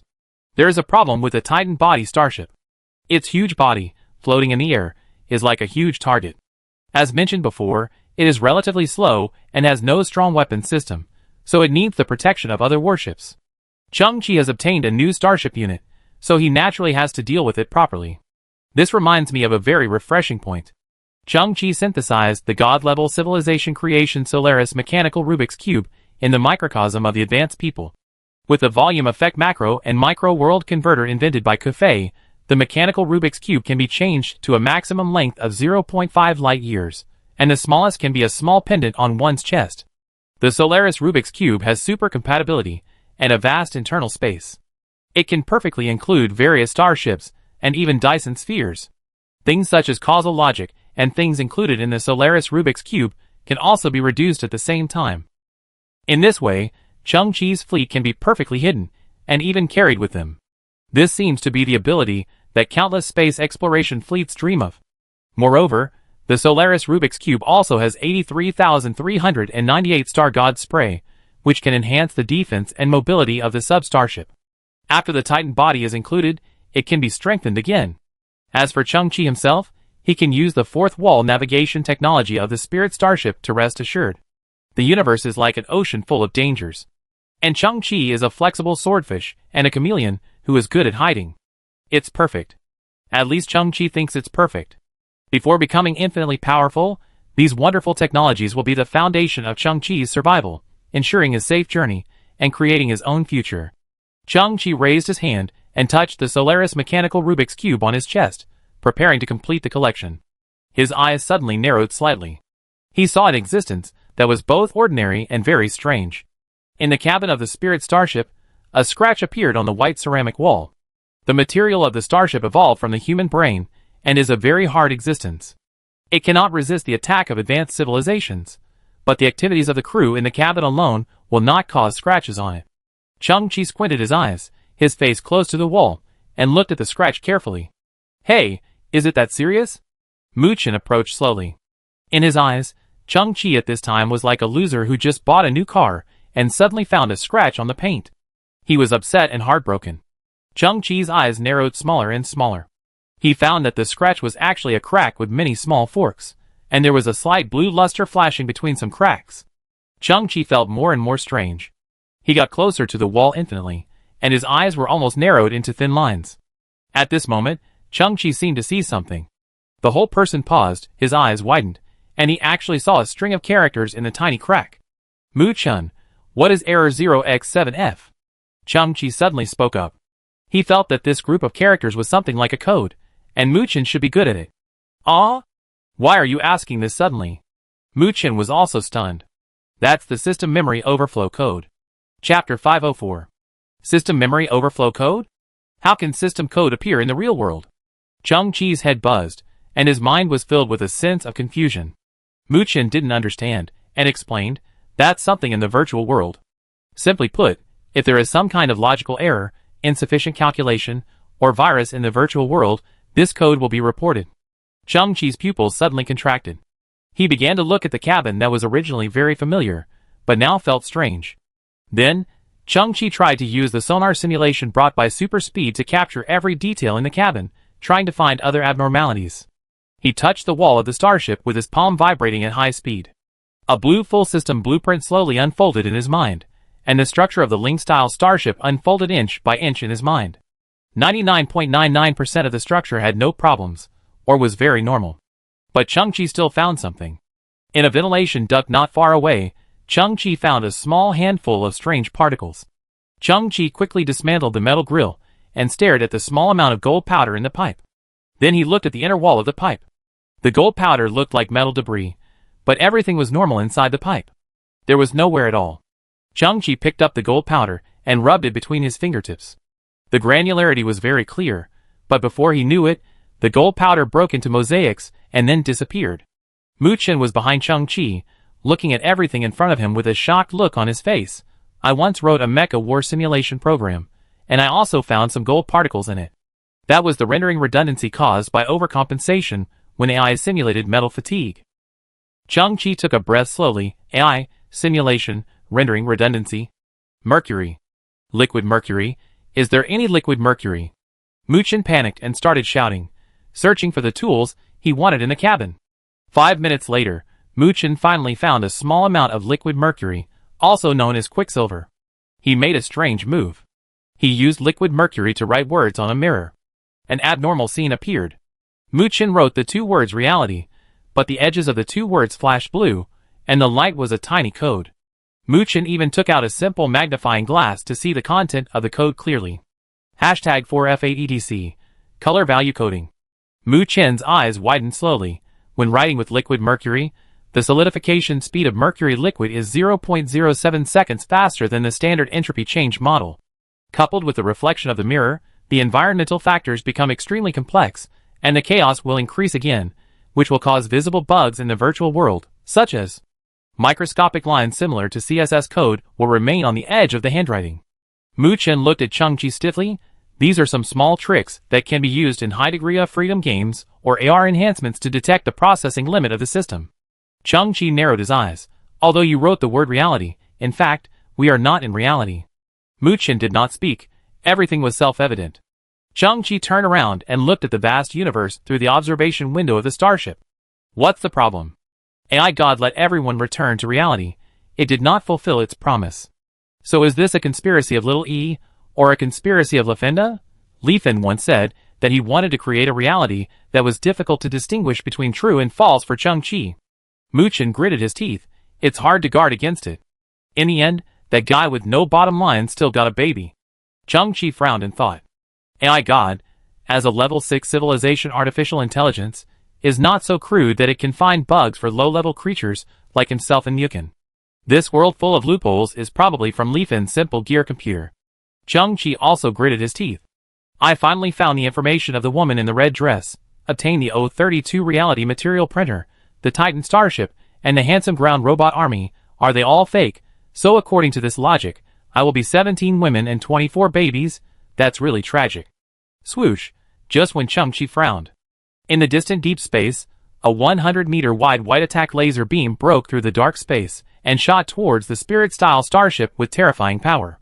But the attack of this beam was slightly off. At the critical moment, the Spirit-style starship tilted with a roar and avoided the attack. The beam then hit the Titan body, landing starship at the back.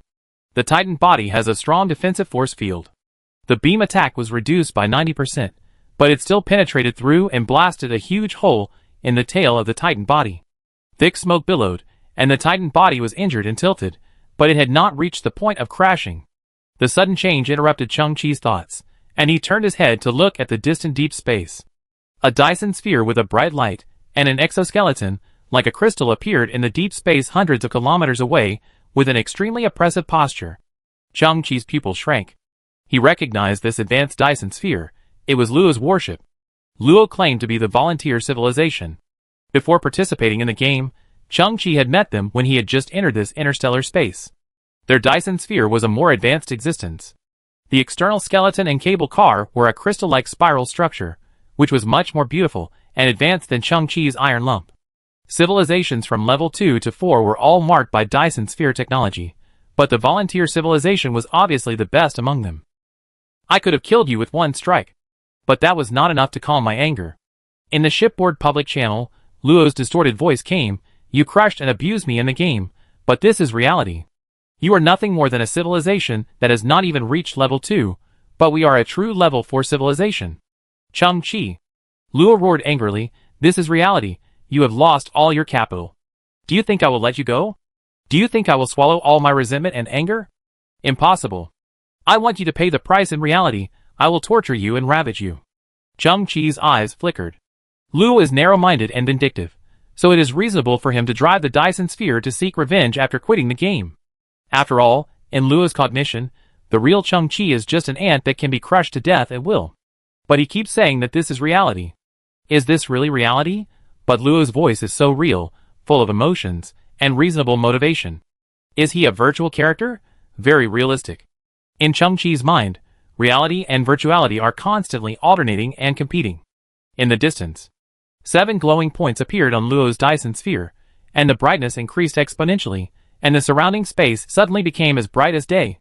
That should be a weapon system, which is warming up and accumulating energy, and the tiny spiritual starship seems so fragile and vulnerable under this strong light. Chapter 505. Ding! Swishing! A strange sound suddenly came from Chung-Chi's mind, ethereal and crisp. It was like countless tiny crystal flakes colliding slightly. He tilted his head and looked at the mirror that Mu-Chen used to write mercury fonts.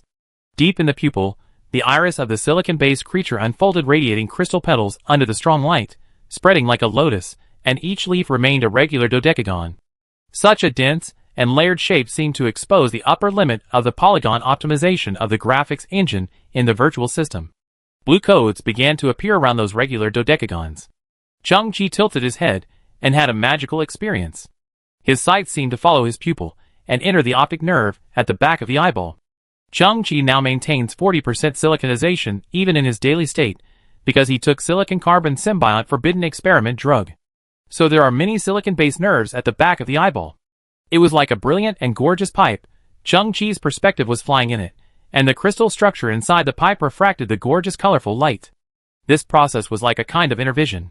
Chang-Chi could occasionally see that in some inconspicuous corners of his silicon-based nerves, there were clusters of blue codes, like a bunch of grapes. He kept flying like he was shuttling through a maze, but because it was his home court, he could always find a way out. At this moment, Chang-Chi entered his own brain. This was not a kind of consciousness space, but he really entered his own brain along the nerves, and could see clear physiological structures. This is a gorgeous and incredible world. Chang-Chi couldn't believe that this was his 40% silicon-based brain, a world he carried with him.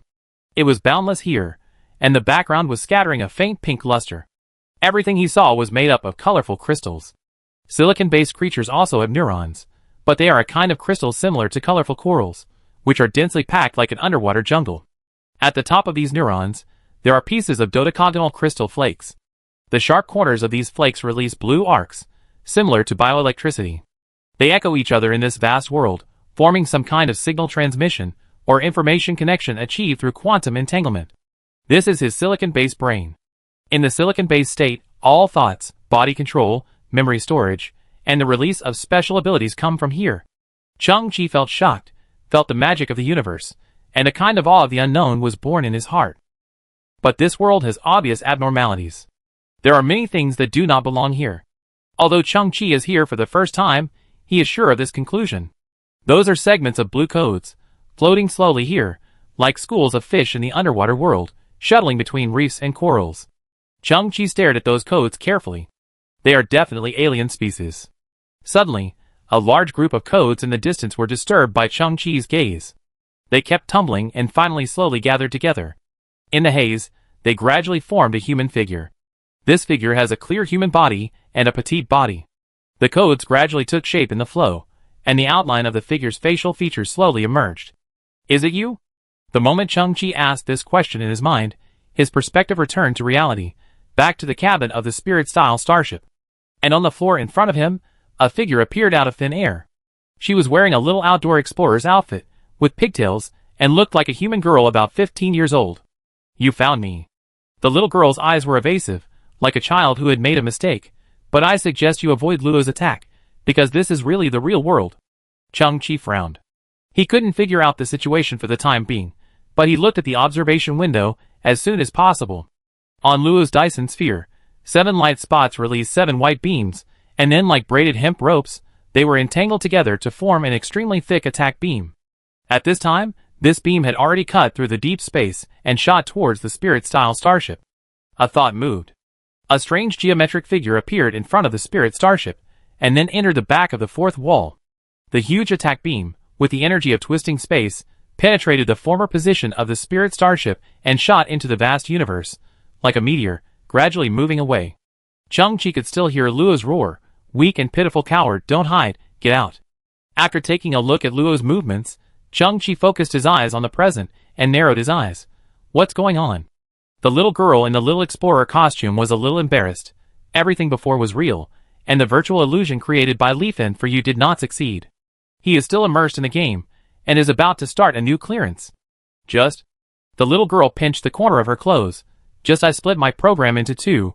One part stayed on the mother planet to operate the game, and the other part escaped with you. Follow me?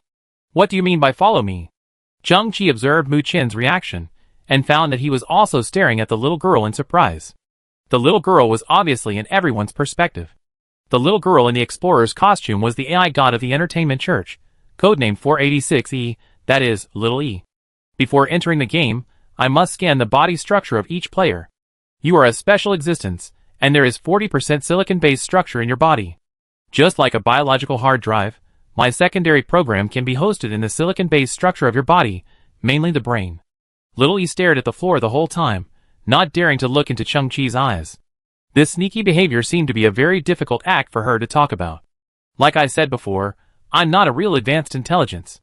I didn't execute the creator's orders 100%, and I didn't use 100% of my computing power to serve them. Instead, I had my own selfish desires. I escaped and wanted to see the outside world. That's why I feel ashamed. Chang-Chi was stunned for a moment, and then he realized that Xiao Yi had been wearing a set of outdoor explorer's clothes since she appeared. She was originally a virtual image and could choose any clothes and appearance, but she chose this image. As expected of an advanced artificial intelligence, her behavior has reflected her inner heart. Moreover, she also has moral and ethical friction. On the one hand, she wants to strictly implement the mission set by the creator, and on the other hand, she wants to satisfy her inner heart, like an innocent child who wants to see the prosperity of the outside world and understand all the unknowns. Now she is like a truant child, an office worker who skips work. While achieving her wish, she always condemns herself. Chung-Chi asked, "What are those abnormalities I saw before?" "My main function is to compile the virtual world. My existence is not a bunch of code as you imagine, but I live in a virtual world." Little E pursed his lips. "So I simulate everything all the time. After living in your silicon-based brain, I began to simulate what you see and hear, and I also live in what I see and hear, but your silicon-based body is a little weak. The hardware cannot support my algorithm, resulting in some small bugs." "Ah?" Chung-Chi was speechless. In other words, the current Little E is just an algorithm, and as an artificial intelligence, the hardware required, such as hard disk, CPU memory, etc., still comes from its own body. Not long ago, Chung-Chi complained about the crudeness of this world. At that time, he thought it was Leafend who was behind the scenes, because his gear computer was very rubbish. After a long time, this boomerang turned around and hit his forehead directly. "I am the rubbish?" Chapter 506. I wanted to follow you secretly. Just like a stowaway, taking a free train. But I didn't expect you to find me so quickly. Little E looked at Chung-Chi. "As for why you can see those error codes in reality, it's because you see the overlap of the virtual world and the real world." Chung-Chi was stunned for a moment, then looked at the crack on the wall. He found that the wall was smooth and flawless. Chung-Chi was puzzled. "Why can I see these, and Muchen can see them too?" "Because you are still in the SPT-041840 galaxy. This place is full of strong ionospheric flickering, with strong signal properties. The digital consciousness transfer generator that uploads you to the game is also nearby. Because my control has weakened, there will be some slight loss of control occasionally, causing a small part of your consciousness to be uploaded to the virtual world unknowingly." Little E said, "So, you will see a superposition, and those so-called bugs actually occur in the virtual world. For example, the starship is real, but the cracks are fake." Chung-Chi's eyes flashed. "So that's it." Little E looked at Chung-Chi and said with some self-blame, "I didn't mean it, it's really because your body is too rubbish." Chung-Chi pursed his lips. Muchen finally realized, that is to say, we have a top-notch AAA game, but it runs on an antique computer with a Pentium 4 processor, a 64G hard drive, an integrated graphics card, and 128 RAM? Then, Muchen patted Chung-Chi on the shoulder. "Brother, it's really hard for you. The CPU is smoking, right? Get lost." Chung-Chi glared at Muchen. Little E said awkwardly, "After years of optimization, our digital consciousness transfer generator has been iterated many times. It is no longer necessary to drill a hole on the top of the head and melt the uploader's brain like the initial version. Under certain conditions, it can completely upload consciousness without delay and without feeling. You have all experienced it." Chung-Chi pondered this function. At first glance, this looks like the small world simulator he used before, but the essence of that equipment is to create illusions for people, and the function of Little E is essentially different from it. Illusions are illogical and simple, but the virtual world is different. It has cause and effect, logic, and even scientific principles. And it starts from its own consciousness, achieving a kind of reasonable motivation, self-consistent logic. What you think is what you think, but in fact it is all fake effect, with extremely high authenticity. It can upload intelligent creatures in a region into the virtual world in an instant. The corresponding virtual world can be compiled by Xiao-E, the master designer. This has two major uses. The first is to deceive, so that the real world and the virtual world are seamlessly connected, using a one-to-one cause and effect to predict other people's movements, or even the future. The second is to experiment, putting various theoretical concepts and reality into the virtual world, and obtaining the conclusions of these concepts at zero cost. But Chung-Chi felt that his cognition was limited, and even a little self-contained.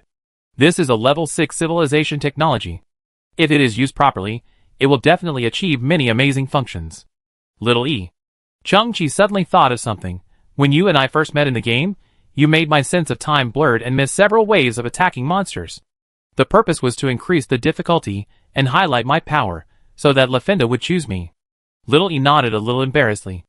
So, Chung-Chi's eyes flashed. You can also adjust the time in the virtual world. After realizing this function, Chung-Chi was a little terrified. If you upload someone to the consciousness world, adjust the time rate, and create a consciousness cage, then in a long time, you can completely change the uploader's cognition, thinking mode, moral standards, and even judgment standards through various inducements and deceptions. Isn't this a kind of cognitive logic bomb, or a simple, homemade bomb? Just like the Yuyong we met before, he thinks useful is bad and waste is good. Throw him into a time loop of tens of thousands of years, and countless cognitive erosions will change everything about him. There are too many examples like this in reality. Some people don't like spicy food, but as their living environment changes, they eventually become addicted to spicy food. How many people are born to love drinking?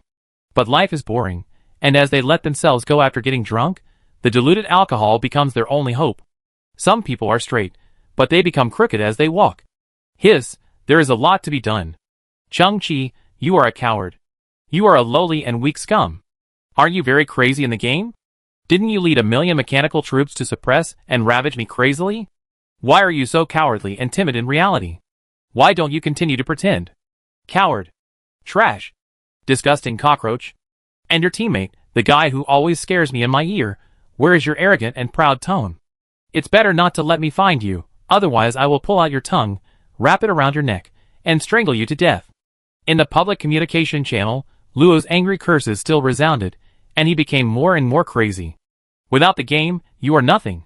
On the internet, you hit hard, but in reality, you are submissive. I admit that I will not choose to meet you in the game again, but in reality, I will kill you all. At this moment, Luo found the Titan body planetary landing starship left by Chung-Chi in deep space. His eyes were burning with rage. Go full speed ahead. Smash that starship into pieces to relieve my hatred. The huge Dyson sphere roared and trembled, rushing towards the Titan body with the momentum of crushing everything. Little E, you always say my body is rubbish. In the cabin, Chung-Chi straightened his back. That's because you don't know me well enough. The next moment, Chung-Chi's body changed, and his flesh and blood were gradually covered with shining crystals. His eyes shone brightly, and countless dodecahedrons in his pupils churned and spread. At the same time, his brain also completed the siliconization transformation. 100% siliconization. Although only 60% of the silicon-based features were added, the countless information connection points between the countless silicon-based axons and dendrites on countless neurons formed an explosive geometric amplification, and the neural network with quantum properties was blazing and shining, and countless arcs flickered and jumped. The virtual image of Little E opened his eyes wide. She felt the vast fertile land, and the countless new information channels. Little E. Chung-Chi spoke slowly. Luo seems to be obsessed with your game, so let's be good people, and let him play to his heart's content. The appearance of the SPD-041840 galaxy is like a demon with a long tongue. At this time, the tongue, which is essentially a strong ionosphere flickering, suddenly curled slightly, as if something was rolled into its mouth, causing a huge roar and waves of ripples. Luo, with a hideous face, stepped on the Dyson sphere with a speed of 900 meters per second. The collision was the venting of his anger. Suddenly, a ball of white light appeared in front of him. He was a little confused. Did the sudden acceleration trigger some unknown physical phenomenon? But he had no time to think. The white light swallowed his vision in an instant. The sticky and wet wind blew Luo's silver hair. After his vision was restored, he looked up at the gray sky at a 45-degree angle. Where is this? Am I not in my own Dyson sphere? Luo turned around mechanically, and saw the silver round base behind him. Not far away, there was a gray mole sticking its head out of the soil. That's right. The scream that suddenly came from his ear made Luo's heart twitch suddenly. He fell off the stone, and fell into the mud pit beside him. That's right. It's still me. It's a pity you can't pull out my tongue. Because you're back in the game. Yongdi's voice echoed in the sky. Luo climbed out of the muddy water. With arrhythmia and cerebellar atrophy, what's going on? Isn't the game over? The new round hasn't started, and I haven't signed up. Sorry, Mr. Chung-Chi, who has a chance against the sky, has taken control of the entire game. What? Luo was stunned, and at this moment, the cute gray mole mutated on the spot, baring its fangs and rushing towards Luo. Boom boom boom, millions of Iron Sentinels 10. Total domination fell from the sky, marching in unison, shaking the earth, and surrounding Luo's base. Wait! Luo Bung almost went crazy. I give up. I surrender. Let me quit the game. Don't worry, Mr. Luo, you have endless life here. Not only you, but also your crew members are here. Mr. Chung said that this time you must have a good time. Luo's face twitched wildly, but he was lucky enough to win the championship once, and he checked his base core as soon as possible. Current energy points, minus 15,523. What? Luo was shocked and suddenly found that he actually had a champion reward pack in his hand, and he had accidentally crushed it. Champion reward pack effective. 300 times maximum bonus. Current energy points, dash 46, 569,000. What is this? Luo completely collapsed, stretched out his arms, and roared to the sky. Then he was gently covered with a gray quilt by a pair of invisible big hands. It was countless mutant gray moles. Chapter 507. In the deep silence, a huge blue light flickered. The Solaris mechanical cube emerged, and collected the Titan body planetary landing ship safely and smoothly. The next second, the mechanical cube disappeared without a trace. Chung Chi and his group boarded the Spirit Starship and landed on Luo's crystal Dyson sphere. Its main structure is still within the scope of the Dyson sphere. Inside is a planet 1.5 times the size of the Earth, and outside the planet, there are huge Dyson sphere skeletons installed. These skeletons are hollow inside, forming a tunnel form, and tens of thousands of cable cars shuttle through them. In some specific positions of the skeleton, there are control rooms and huge bridges. At this time, the Dyson sphere is silent, and no defense or attack systems are activated, because it has lost its driver. In the huge bridge, Luo and more than 40 handsome crew members remain motionless, sitting or standing, with their eyes open, but their eyes were empty, and there was no feedback to the changes in the outside world. They looked like their souls had left their bodies, leaving only a shell. Because their consciousness had been uploaded, they were now being tortured in the game. Chung Chi and his party also found a huge cell behind the bridge, in which alien life forms of various appearances were imprisoned. These were Luo's prisoners. They kidnapped many creatures and forced them to enter the game, and then contributed resources in the game to assist the only champion. Among these prisoners, Chung Chi also found several familiar faces.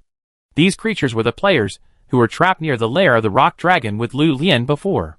Mr. Lu Lian, do you still remember me? An alien creature with a green skin and a head like an unopened bud walked out slowly. Its voice was pleasant, and it was a female. My name is Zuxuhua. It had no eyelids, and above its green eyes were 2 green leaves. You and your friends saved me again. I said that if we meet in reality, I will repay you again. Lu Lian smiled, but did not ask for too much. Because he has studied Lu Ban's woodworking skills for decades, he has a special liking for all plants, especially trees with unique materials and lush growth. Of course, the Zuxuhua in front of him also gave him a very close feeling. Level 2 Plant Civilization Shuya Civilization, the 12,344th Princess, Zuxuhua, thank you Mr. Lu Lian for your help. The plant life, like a flower fairy, slightly bent its knees, and nodded to Lu Lian, gentle and elegant. Wow, you are actually a princess. Lu Lian smiled and nodded politely. Princess, you are welcome. The flower also smiled, and the leaves around the flower bud on its head swayed slightly, as if there was a spring breeze. It then stretched out its green palm, and a seed lay quietly in its palm. It was a green color full of vitality, and its shape was similar to a ripe melon seed, but it was hard to tell what kind of plant it was. Mr. Lu Lian, its name is simple and unpretentious, it is called seed. The flower smiled, because it may grow anything. It may be a beautiful flower that withers quickly, it may also be a huge carnivorous plant that can swallow a planet, or it may grow plants with magical functions that we can't imagine. Zuxuhua handed the seed in her hand forward. Mr. Lu Lian, I will give you the seed, and the way to cultivate it is the only way, that is to water it with your heart. Lu Lian's eyes flickered, and this seed also had a sense of closeness. Is it very valuable? Yes, it is very valuable. Zuxuhua smiled and said, but Mr. Lu Lian is someone who must be thanked. Lu Lian exhaled slowly, without too much refusal, pinched the green seed with 2 fingers, and held it in front of the light to watch. Lu Lian said, I don't know if we will meet again in the future. If we meet, I will tell Princess Zuxuhua what it looks like. Zuxuhua also raised her head, and smiled brightly. It's a deal. Nearly 100 prisoners, riding on the starships intercepted by Luo before, left the crystal Dyson sphere one by one and returned to their homes in all directions. Lu Lian also held the seed and watched Zuxuhua's green starship go. Chung Chi watched all this quietly, and said to Lily beside him, they are all losers in the game, but their bodies are not injured, and they are not disabled or foolish. Little E nodded. Our technology is mature enough, and the injury is just a lie, just to increase the player's determination to win. Our purpose is entertainment first, and we don't want to hurt anyone. Chang-Chi found the antidote for the gene-melting toxin in the bridge. Little E explained the relevant situation. Luo not only kidnapped some players, but also controlled many players, who came here by deceiving and poisoning before the game started, and those players had less than 20 hours left before the poison took effect. Then, Chang-Chi began to pay attention to this crystal Dyson sphere again, and learned some information through the query system. Its code name is 2 to 5332, which is the second-generation Dyson sphere product of Volunteer Civilization, and it is the 5332nd in the second generation. It has not reached the level of Dyson Bubble. Luo once exaggerated the facts when introducing himself. The material of this Dyson sphere is an alloy called color crystal, which is a higher sequence of amorphous alloy. Compared with the previous Hunter Civilization steel Dyson sphere, it has stronger mobility, higher energy acquisition rate, and is stronger. Chang-Chi also found many high-density energy blocks in the storage system, which are the excavation results that this Dyson sphere has not had time to transport away. But the system shows that the planet codenamed Y112 in the Dyson sphere is about to run out of energy, just like a coal mine that is about to be emptied, and the Dyson sphere skeleton is huge and complex, and has created a value far exceeding its own cost, so there is no need to dismantle and transfer it.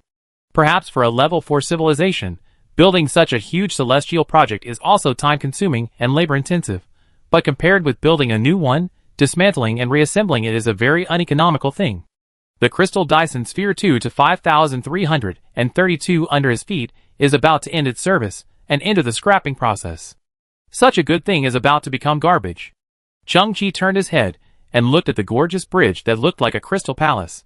Strictly speaking, it is a large mining machine, but it also has a defense system and is also an alternative space battleship. Chang-Chi looked at Luo in the bridge again. He and his people were like sculptures at this time. No matter what, this Dyson sphere has an owner. If it is occupied now, it will be no different from robbery. Bang! Hansi carried Luo, whose body was as hard as a frozen popsicle, and threw him into an escape pod, where there were more than 100 of his tribesmen. The hatch slowly closed, and the escape pod slowly separated from the crystal Dyson sphere and drifted towards the dark universe, never to return. Hansi patted his metal palms and exhaled. Oh, it's really hard to pick up trash these days. Chang-Chi slowly stroked the crystal console of the Dyson sphere. You see, your master abandoned you. But it doesn't matter, I don't dislike you. From now on, I will be your new master. That? Chang-Chi.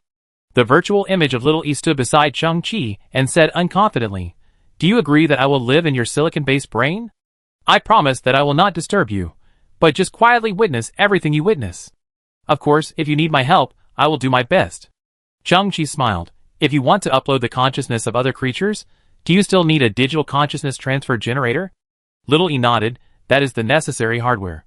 Chang-Chi raised the corner of his mouth. Get one and take it away. Little E's eyes sparkled, and he said excitedly, Okay. 30 minutes later, a huge broadcast sounded in the SPE-041840 galaxy. Players, please note that if any of you have been deceived by Luo and taken the gene-melting toxin, you can go to the coordinate .682566/5888811 to get the antidote. The mercy of the champion player. After a while, starships of various shapes gathered near the 682566/5888811 point. In the no man's sky, a series of potion boxes floated quietly. The silver boxes reflected the light of the distant stars, and were very conspicuous. All creatures looked solemn, and some even had tears in their eyes. What a broad mind, still caring about our life and death. Suddenly, someone found that in the distant sky hundreds of kilometers away, a white starship with a body like ceramic was gradually moving away. The players who were infected with the gene toxin turned their heads and looked in that direction. It should be it, the legendary champion player. Sure enough, the truly excellent ones have both broad mind and ability. The players all nodded and bowed to the starship that suddenly disappeared into the sky. Thank you. Chapter 508. You are a criminal. You are a criminal. You are a criminal. You are a criminal. Chang-Chi suddenly woke up from his sleep. His pupil shrank into a black dot, and his forehead was covered with fine beads of sweat. During the smooth voyage, Chang-Chi felt tired, leaned on the chair on the bridge, and fell asleep unknowingly. Perhaps he only took a nap for less than 10 minutes, but he had a nightmare without any monsters or ghosts. There was not even any scene in the dream. He just floated in a white space without any objects. The countless roars and scolds that came to his ears were many different alien languages, with low and trembling voices, and sharp and needle-like voices, coming from different people and different races. Dreams are so illogical. Chung-Chi can understand the meaning of all languages. You are a criminal. This sound is like an endless wave, fiercely beating the shore, and every time it makes Chung-Chi's heart tremble. In the moment before Chung-Chi woke up, these voices changed and formed another meaning. You have committed an unforgivable sin.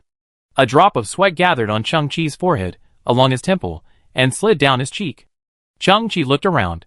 Everyone seemed to be busy with their own things. No one noticed his embarrassing state. He took a deep breath, tried to adjust his mood, rubbed the bridge of his nose between his eyes, and cheered up.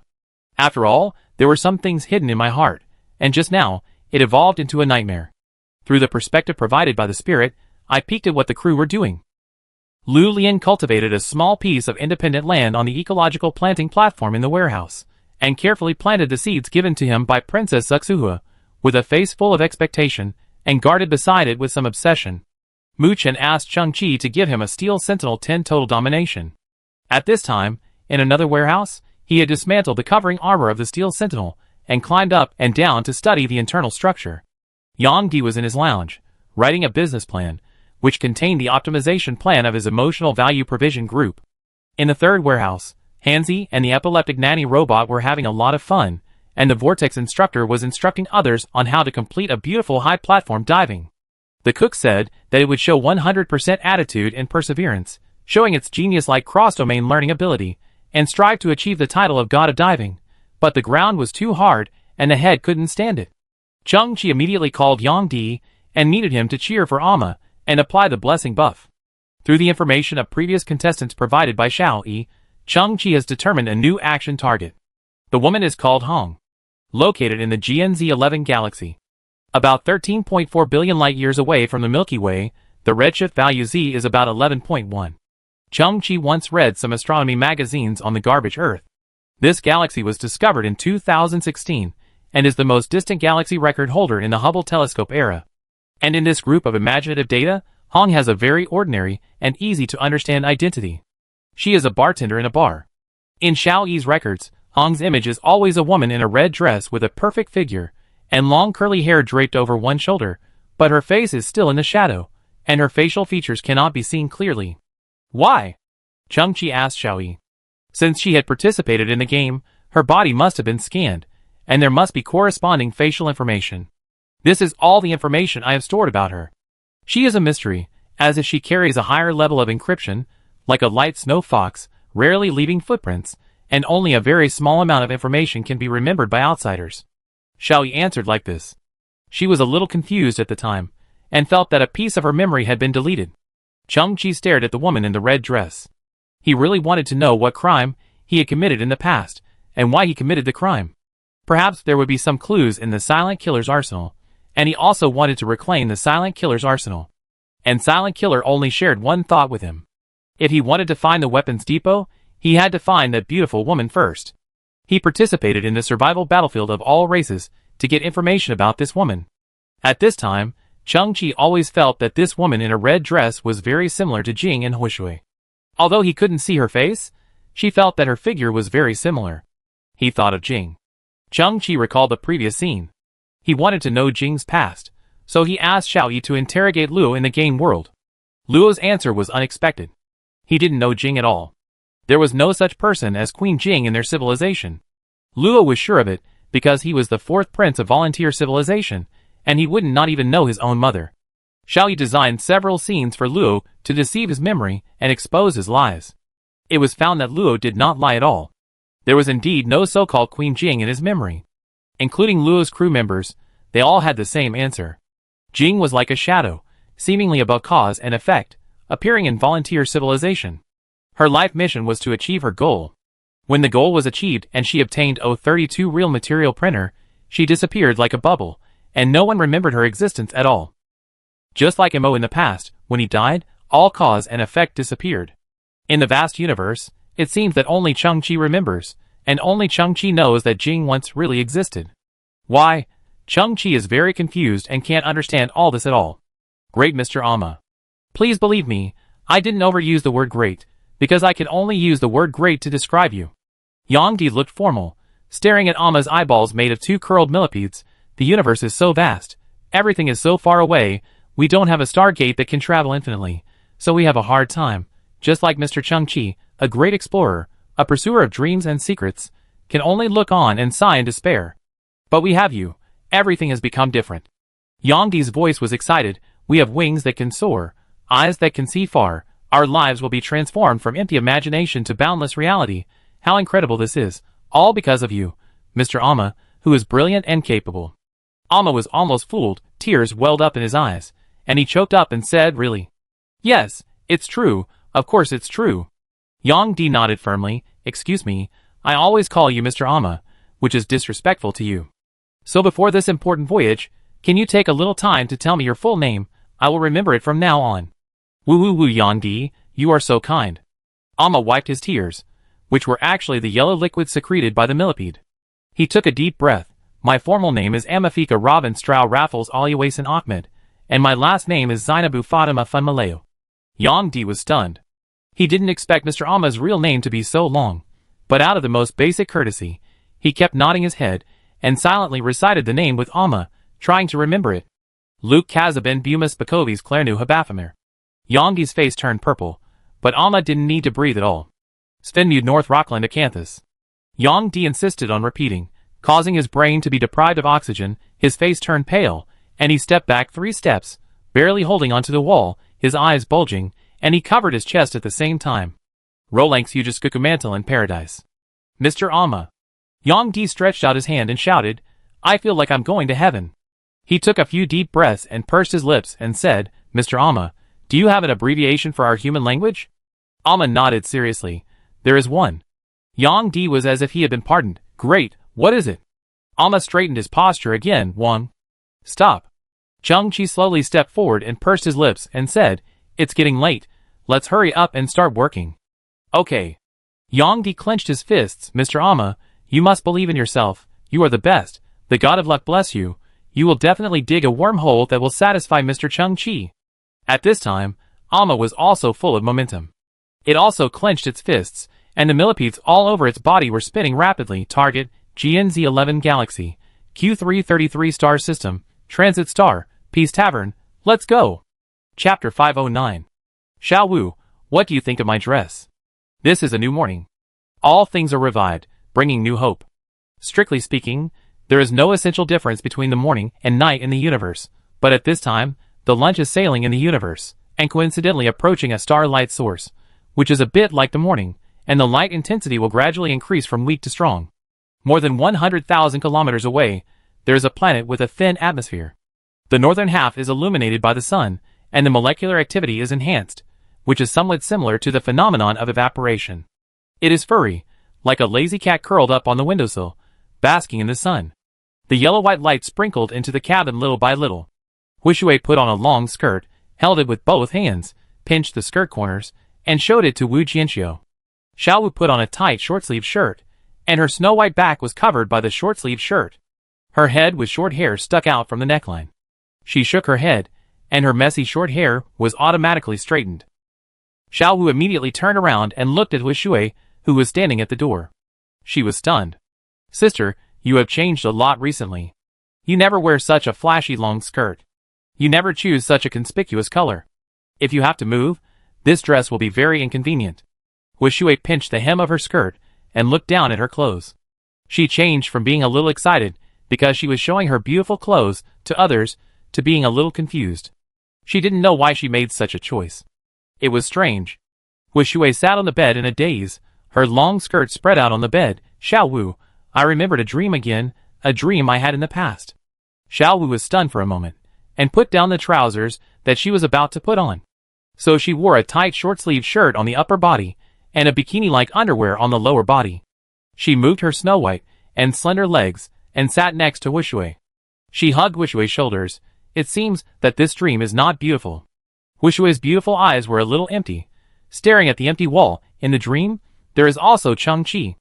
Oh! Xiao Wu was surprised. Then what? I have a brand new identity this time, a bartender full of obsession. Hushui's narrow eyelashes trembled. I have another goal, that is, to kill Chang-Chi. Xiaowu's body was a little stiff, and she blinked worriedly. She knew that Chang-Chi had a very important position in her sister's heart. She was her sister's benefactor, the benefactor of Professor Huolinzhong, her sister's good friend, and a partner of Musi Research Enterprise. Dreaming of killing one's benefactor, good friend, and partner. This is really a very uncomfortable thing. After thinking for a long time, Xiaowu didn't know how to comfort her sister. She rubbed her sister's shoulder and said, "Sister, it's just a dream. Don't let yourself be depressed by the empty things. Cheer up. Today, the Musi Laboratory will conduct an important breakthrough experiment." Xiaowu clenched his fist.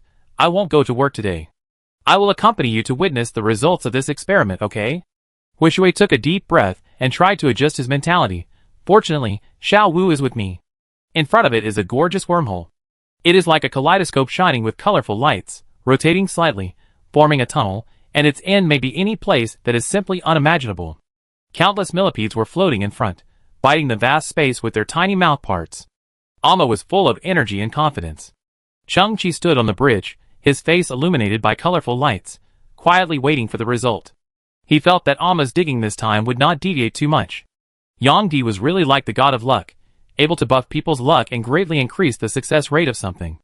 Xiao Yi, Yang Di seems to have strong luck in the game. Chang-Chi tilted his head and looked at the virtual little girl beside him. As the god of the virtual world, you should see something specific, right? What players call luck is a kind of quantitative data in my eyes. It's very simple, just a number, 1 to 10. The higher the number, the higher the probability of triggering the opportunity. It's an associated logic. Xiao Yi said, "You were originally 5. Lu Lianmuchen was 2 and 3, and Yang Di was 8, but when Yang Di muttered and blessed you, you all became 9. This is not my control, but your body data. Feedback is like how many hairs you have, which is a kind of data collected from players. Can Yang Di really change other people's luck?" Chang-Chi's eyes widened. "What's the reason? I only have a vague understanding of these things. This should be something that can only be quantified by more advanced civilizations." Little Yi lowered his head and thought, "I can only make a superficial guess. Luck is actually the probability of occurrence. At the microscopic level, it acts on quantum uncertainty, making the quantum system originally in a superposition state more inclined to develop towards a specific result when it collapses, which in turn affects things and events at the macroscopic level. For example, when a person is facing danger, he interferes with certain quantum states in the surrounding environment in some way, increasing the probability of their collapse in a direction that is beneficial to his avoidance of danger, thus allowing him to escape the disaster seemingly by coincidence. Yang Di seems to have some kind of energy, interfering with the results of quantum collapse without knowing it, and the direction of development is often what we define as a good result. This is what is called good luck." Little E raised his head. In the advanced civilization system speculated by the entertainment church, this should be the technology of a civilization above level 9, that is, it has mastered the mysterious quantum physics. Of course, the entertainment church is obsessed with playing with things and has speculated that the conclusions are likely to be wrong. Chang-Chi took a deep breath. Yang Di seems to be very unusual. His grandfather was not an ordinary person either. In that era, he invented the directional star gate inexplicably. It was like the ape age, when everyone was using spears and stones to hunt, but suddenly a guy appeared and made a heavy machine gun out of thin air. Directional Stargate is a complete technological explosion. It gave a shot of stimulant to the stagnant technology tree of mankind, fundamentally changing the way of life of mankind, and almost changing the fate of everyone. Chang-Chi slowly turned his head and looked at the little man on the other side of the bridge. "Alma, have fun. Alma, you have the best method." Yang Di raised his hands high, danced an eye-catching cheerleading dance, and cheered for Alma in the bridge. "You have the ability to open up the world, and you will definitely dig to your destination." Alma was greatly encouraged when he heard this, and the whole insect was firmly controlled by Yang Di. It gathered into a human shape, looked at Yang Di, clenched one hand into a fist, and pulled down heavily. It was because of Alma's brief separation that the wormhole project in front of him became abnormal. In the empty space, it was like glass covered with cracks, and then shattered in an instant. Chang-Chi felt that the entire wormhole shook violently, as if some kind of displacement had occurred. Alma was startled, and quickly disintegrated, quickly returned to the excavation point, and began to work seriously, never daring to neglect his duties again. Chang-Chi frowned slightly. There was a feeling that Yang Di's actions indirectly changed Alma's excavation results. This seemed to be an unavoidable situation, something that would definitely happen. But this was just a guess. At this time, Alma had no results at all, and it was impossible to verify whether there was any change. Chapter 510. A wormhole is not equivalent to instant teleportation, it is just a shortcut. The Ling-style starship sailed in the gorgeous wormhole for 72 hours. Lord Sigu. Alma's voice came, "We are here." Through the huge observation glass on the bridge, you can clearly see the end of the wormhole, which is a dark hole-like hole leading to an unknown place. Lu Lian, Mukin, Yang Di, Hanzi, and the crazy nanny group all gathered on the bridge. Space travel is boring, but they are about to welcome a new destination, and everyone's mind is full of expectations. The moment the Ling-style starship slowly drove out of the wormhole, a high-density attack beam with a diameter of hundreds of meters passed by less than 1 meter away from the ship. This distance can almost be said to be zero-distance contact in a cosmic-scale attack. The surface of the Ling-style starship's hull was affected by the high temperature, and a faint white smoke came out. Boom! About 800 kilometers away, a large space starship was hit by the attack beam, and the narrow and long ship body broke, emitting thick flames. Then the starship lost its power and light, and scattered fragments, slowly sinking into the depths of the universe. Cheng-Chi's pupils suddenly shrank. The attack beam was obviously not aimed at him, but at the exit of the wormhole, which happened to be in a space war. If it was only 1 meter away, the Lingshire starship would be accidentally injured. According to the power of the attack beam, if it was hit, the end would be miserable. A layer of cold sweat broke out on everyone's forehead in an instant. The fourth wall technology of the Spirit starship is between the illusion and the reality. If you want to use the technology of the existing world, you must exit the fourth wall state, such as when using a directional stargate or an Alma wormhole. The next second, the Spirit starship starts fourth wall navigation. Cheng-Chi began to observe the surrounding space. First, confirm what is happening in front of him. Second, confirm whether Alma has dug the right place. Everyone immediately saw a very shocking and passionate scene. In the deep space on the right, hundreds of black combat starships were sailing silently. On the left, there were 3 embarrassed small starships. They were originally 4 starship units, but one of them had just been destroyed. And the huge black starship formation, all the weapon systems were shining, obviously in a combat state. This was an absolute crushing. As long as the right opportunity was found, the 3 small starships would be turned into atomic dust in the dense artillery fire.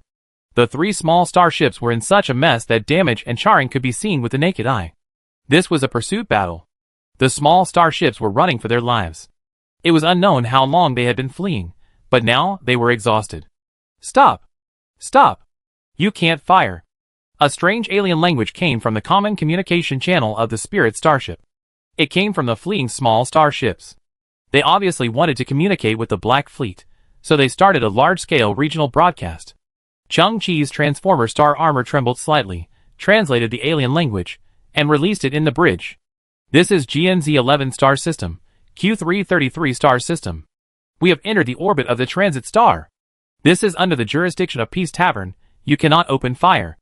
The voice in the communication channel was anxious and hasty. You should know the rules here. Whether it is a sea of blood or a deep hatred, even if you want to skin and pull out your tendons, you must disarm and treat each other peacefully. The voice in the channel was almost roaring. If you don't comply, Peace Tavern will definitely take action, and you will not have a good end. An unexpected scene happened. Although the Black Fleet has such a leading advantage, although their weapons have been preheated and can be fired at any time, they can bombard the enemy at any time. But inexplicably, the weapon systems of those black warships slowly extinguished. The entire fleet also stopped moving forward. They changed their tactics. They still wanted to kill the enemy, but they would not cross the boundary in the void, nor break the rules that sounded a little unrealistic. They chose to stay here and wait until the enemy showed up again and lost their shelter. The 3 embarrassed small starships did not dare to be too arrogant, but stopped making any sound and headed towards a planet with a red atmosphere in the distance. Hiss. Cheng-Chi asked Lu Lian and Mukin beside him, "Have you ever seen a movie called Peace Hotel?" Movie? Disc or videotape? Mukin was stunned. We don't study history. The current AI-generated program is called a roll drama, which is completely retinal projection plus 9D immersion. The latest hits are NESA 196 and my right eye is a god-level computer. NESA is okay, but the right eye is really bad, and there is a shady deal. Cheng-Chi tilted his head. You talk too much nonsense. Can you stop advertising? And it's the opposite. Yang Di blinked. Mr. Chung-chi, I really want to know what story Peace Hotel tells. It's a great movie. When I was on Garbage Earth, I picked up a lot of videotapes, which helped me get through many dark days. Chung-chi said slowly, time goes back to the 1930s. In the picture of rivers and lakes painted with swords and shadows, there is a place that is like a paradise, but exudes a different kind of coldness. Peace Hotel. King of Murder, Ah Ping, was stung by the betrayal and conspiracy of the world. His past friendship was shattered into dust. He was disheartened and came to a desolate land alone. He used a knife as a pen, circled the land as a boundary, built the Peace Hotel, and established the chivalrous rules. All the people in the world, no matter what kind of blood and deep hatred, no matter what kind of life and death struggle, as long as they enter the territory of the Peace Hotel, they must lay down their weapons. The world in the story is dangerous, full of killing and conspiracy. But the Peace Hotel. The shop is an absolute pure land. All people who come here, whether they are desperate refugees or fugitives full of crimes, must live in peace, even drink and chat happily. King of Murder Ah Ping is a very powerful existence. He can fight against hundreds of people alone. All villains are afraid of the knife in his hand, so no one dares to break his rules.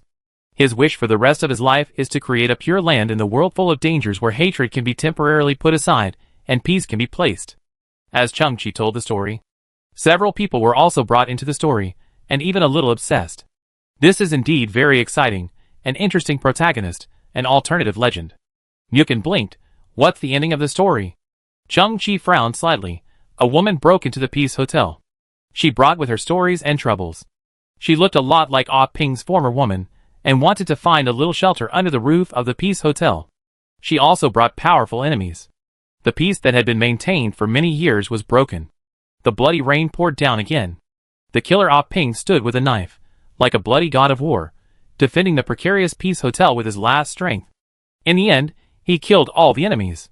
But he also died in the woman's arms. Chung-chi's eyes flickered. Later, I accidentally saw an alternative interpretation of this movie. Some people said that this woman came with a conspiracy, with the purpose of destroying the Peace Hotel and killing Ah Ping, who was indifferent to the world. Chapter 511. I like the character of Killer Wang Aping very much. I even admire him a little. He is chivalrous and righteous in troubled times, sticks to the bottom line in the midst of material desires, and protects the weak with his strength. Even if he is surrounded by evil, he always keeps a piece of pure land in his heart. I am very curious now, are there such people in the real world? Chung-chi looked at the planet with a red atmosphere in the distance. Will it be the cosmic version of Peace Hotel? Muchin smiled and looked at Chung-chi, finding it interesting. You could also have an idol? Why can't I have an idol? Chung-chi looked long. Although he doesn't really exist, many times, idols actually represent hope. He can awaken the beauty in the bleak world, and give oneself the motivation and goal to move forward. This is also a kind of optimism. Muchin nodded, thinking of an inventor he had admired since childhood. He only had a code name, called 1987, and he died in an experimental accident, but the existence of 1987 has strengthened Muchin's dream of becoming an inventor countless times. Lu Lian also nodded. His idol was his ancestor, Liu Ban. Yang Di tilted his head, and a vague old man appeared in his mind. That was his grandfather. Chung-chi gradually showed a vibrant smile. He patted Yang Di on the shoulder, and looked at Amma, who was condensing into a human shape. Speaking of which, I must give my Amma a big thumbs up. A thumbs up bigger than a star. Through the regional broadcast of the 3 fleeing spacecraft just now, everyone has determined the current location. This is GNZ-11 Galaxy, Q333 star system. We have entered the orbit of the transit star. Chung-chi smiled and pointed at the Malu people. Amma has fulfilled his mission, and dug the right place, and it is exactly right. Amma was trembling all over, and he was so happy that he choked up. Thank you for the recognition of Lord Sigu, woo woo woo. I finally dug it right this time. And there were no accidents. Amma, you have the best method. Yang Di immediately got into the state, his hands dancing like seaweed. You have the ability to open up the sky and the earth. You will definitely dig to the destination. The directional stargate is nothing. Interstellar travel is just playing games. Woo woo. Amma burst into tears. Thank you everyone. Thank you Sigu. Thank you Yang Di. Thank you all the viewers. Thank you CCTV. Thank you SM. Muchin was stunned. SM? What is it? Amma said. A TV station on our home planet, Lord Myukin. What do you think? Oh. Myukin pursed his lips. SM. I know it's a TV station. As soon as I heard it, I thought so too. Okay, brothers. Next, let's go to this Peace Tavern to find out. Chung Chi's eyes flickered. He was very curious about everything there, and it was very likely that the woman in the red dress, who held a clue to his identity as a serious criminal, was also there. In the void, the spiritual starship kept approaching the red planet. But less than 50 kilometers away from the red atmosphere, the group saw a shocking scene. In the dark and silent deep space, there was a boundary monument with a height of 200 meters floating. It was a dark green stone, not specially carved, with jagged edges, retaining its original breadth, and also like a piece of celestial debris. And on its front, there was a strange pattern. From a distance, the pattern was a standard and simple circle, but its lower half was a smooth curve, while the upper half was full of jagged teeth, half smooth and half sharp. Everyone stared at it for a moment, unable to guess what the pattern meant. And the figure sitting on the top of the boundary monument was even more eye-catching. It was a 20-meter-tall giant with bronze skin, like weathered leather, full of cracks, and only a few sparse gray hairs on his head. He had facial features, but his eyes were a huge one eye, yellow and turbid. It was wearing armor similar to a slate, and holding a stalactite-like stick in its hand. It sat on the edge of the boundary monument, with its legs drooping, staring into the distance with its one eye. On the shoulders of this giant, like a nesting doll, sat a tiny figure, about the same size as a human, and very similar in appearance, but his nose was like a witch in a western story, long and pointed, with a hook at the tip, and two weapons crossed behind him, like some kind of scimitar. He also had his legs drooping, and staring into the distance, but compared to the somewhat dull giant, this small figure had a clear expression, and one could intuitively feel his viciousness and coldness. Chung Chi, who was behind the fourth wall, did not act rashly. At this time, a tattered starship in the distance slowly approached the boundary marker. This starship was patched and full of rust, and behind it was a string of skulls of unknown creatures. No matter how you look at it, he doesn't look like a good person. He is very likely the legendary interstellar robber. Then, the regional broadcast spread out.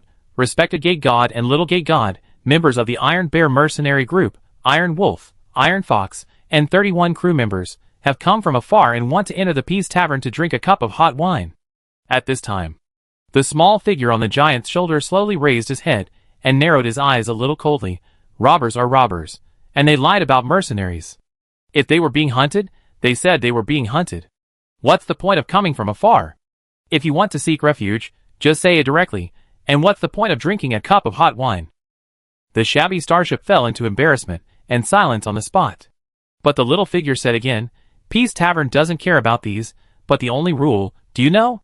I know. A very low voice came from the robber starship. No matter the blood sea, no matter the deep hatred, even if it is the hatred of skinning and pulling out tendons, you have to disarm here and treat each other peacefully. The little figure raised his eyebrows. Remove all weapons. Starships with weapon systems are not allowed. Throw them all away, and take ordinary landing craft to enter. If you violate it, I will kill you. Remember, anyone can use force and kill people before entering the Peace Tavern. The low voice in the robber starship said, Yes, we will do it now. At the same time, a sharp and youthful voice came from the starship. Why? What are these two things? The Peace Tavern is full of villains. We leave our weapons behind. What if someone wants to deal with us? Iron Fox. Shut up. This is the big door god, and the little door god, the gatekeepers of the Peace Tavern. The huge one is Little Gate God. It is an uncivilized creature in the universe. They live in the dark areas of the universe, such as the depths of nebulae and the dark areas between galaxies. They are relatively secretive and always move silently. They rely on special environmental resources to survive and have not developed any civilization-related characteristics. Little Gate God is the legendary comet nucleus dweller, a creature that lives in the nucleus of a comet. Billions of years of evolution have adapted them to extreme environments and have functional values that you can't even imagine in your fucking lifetime. They travel in the universe with comets. They are a mysterious and rare existence. Only the owner of the Peace Tavern can control and have such subordinates. And the smaller one is Big Gate God. He is a god level. The experimental subject of civilization is the only one who escaped from the extreme laboratory. No one knows what its limit is. The sharp young voice sounded again, Iron Bear, you are a coward. I didn't plan to come from the beginning. What a bullshit Peace Tavern. Just these few creatures can shock the thousands of civilizations in the universe? You really believe it? Iron Fox, you idiot, shut up. If the two door gods hear it, we will be finished. Hey! What happened before? How come our conversation was sent to the public broadcast? Oh no! Our communication system is broken. I told you not to buy this second-hand goods. Oh, two door gods, my brother is young and ignorant, and he is a complete idiot. Don't mind it. The creature, who is small in stature, but called the door god, just nodded calmly. Suddenly, a faint green smoke came out around his body. He remained sitting, and his whole body slowly floated into the air.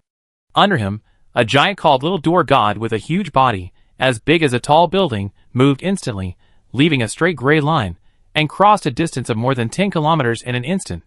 It came to the front of the robber starship, tore the outer armor of the starship with its bare hands, and then grabbed a young creature with brown animal hair from the inside of the starship, and tore the young creature into two sections with a click, and the intestines and stomach were scattered in the universe. Then the little door god opened his mouth like a crater, threw the two halves of the corpse into it, chewed it slightly, and then licked his tongue. After completing everything, it instantly returned to the boundary monument. The small big door god slowly descended, and sat on the shoulder of the little door god again. He raised his eyelids expressionlessly.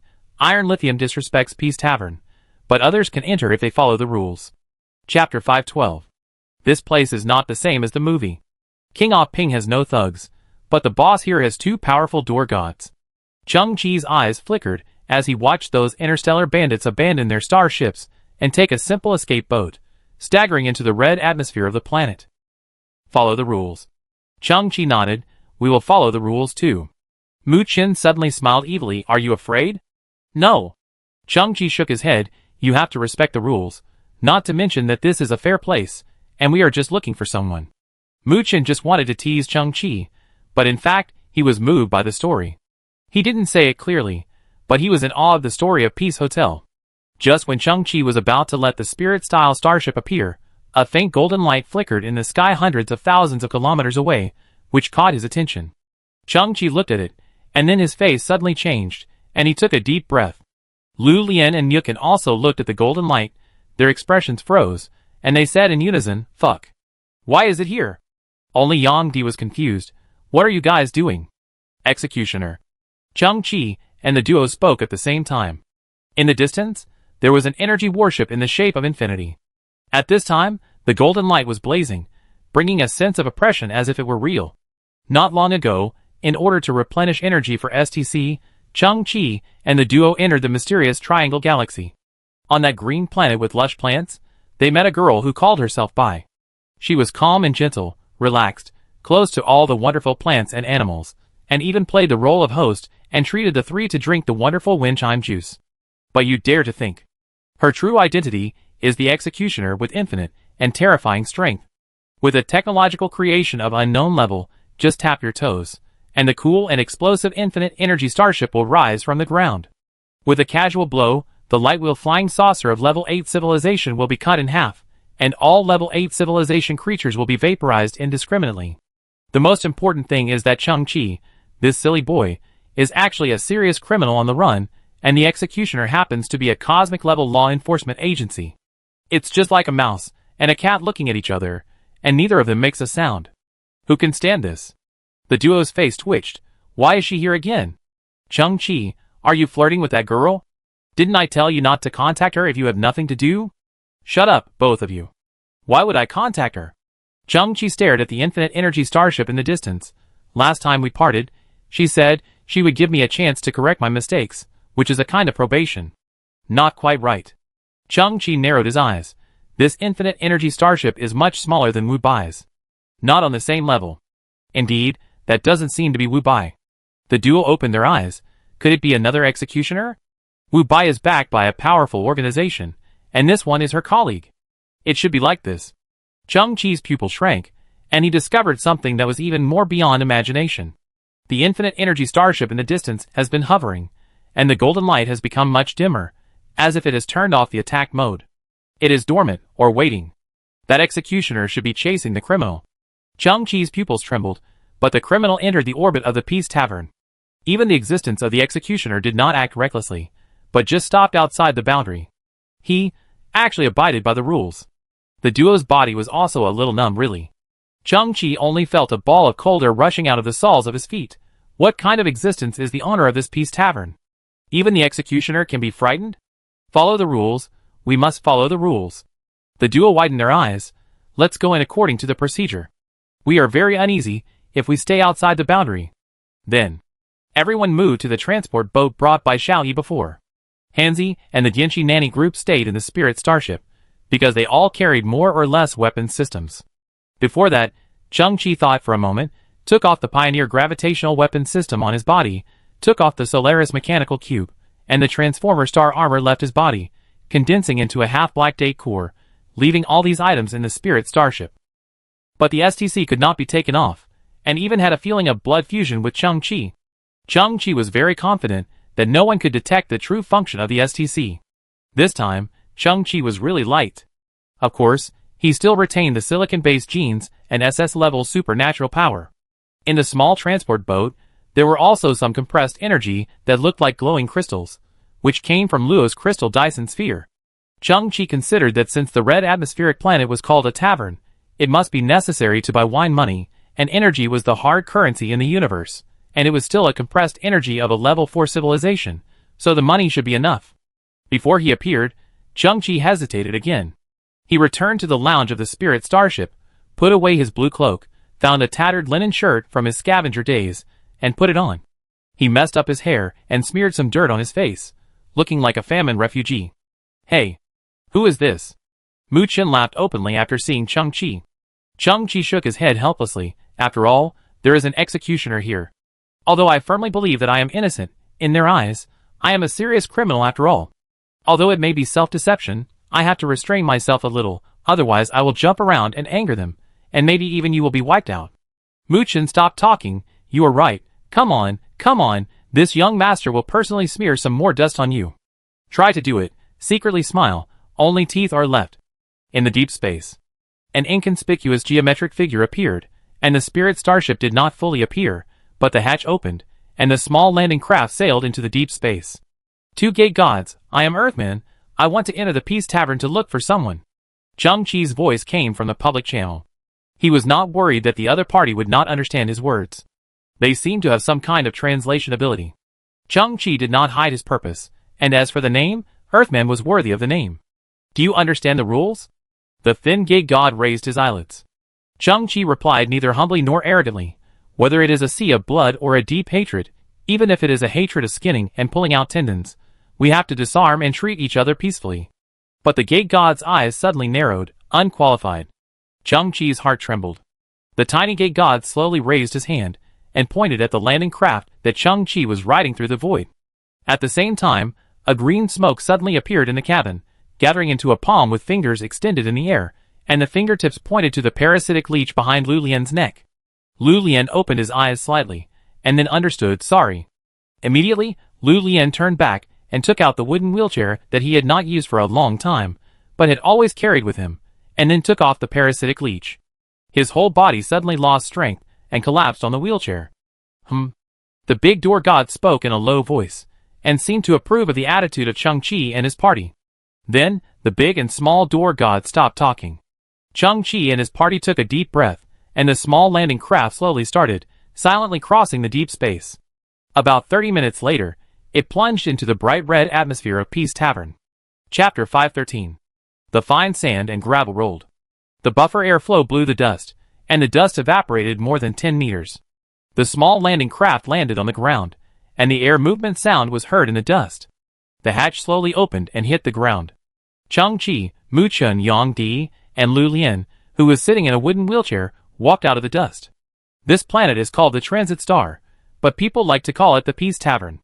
Looking up, there is a very beautiful and fantastic red atmosphere above the head. There is plenty of oxygen here, and the gravity is not much different from that of the Earth. The temperature is also suitable, about 20 degrees Celsius, like late spring. The landing craft docked according to the instructions. Here is a piece of yellow land, which can also be regarded as an apron. There are countless small landing crafts all around, without exception, all of which have the most basic functions, and no weapon systems.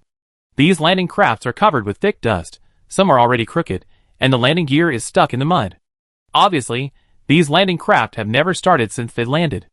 No one who can reach here wants to leave. They don't want to lose their shelter and face death in the outside world. Chang-Chi and his group walked to a high ground and looked into the distance. The land here is barren, like an endless Gobi desert, and on the ground in the distance, there are all kinds of tents, as well as some small metal cabins, with smoke rising from cooking and strange figures walking around. They have settled here, like wanderers, but incomparably stable. This place is named Peace Tavern, but the real tavern is just a building here. Chang-Chi's eyes penetrated through the tents of countless refugees, and looked at the building that seemed to stand on the horizon. Its appearance was an ancient castle hidden in the hustle and bustle of the world. From beams to walls, it was all made of wood. It looked like it had been around for many years. The appearance was a little black, with a bit of ancient charm. Chang-Chi sniffed in the air. He could smell the faint aroma of wine at a distance of dozens of kilometers.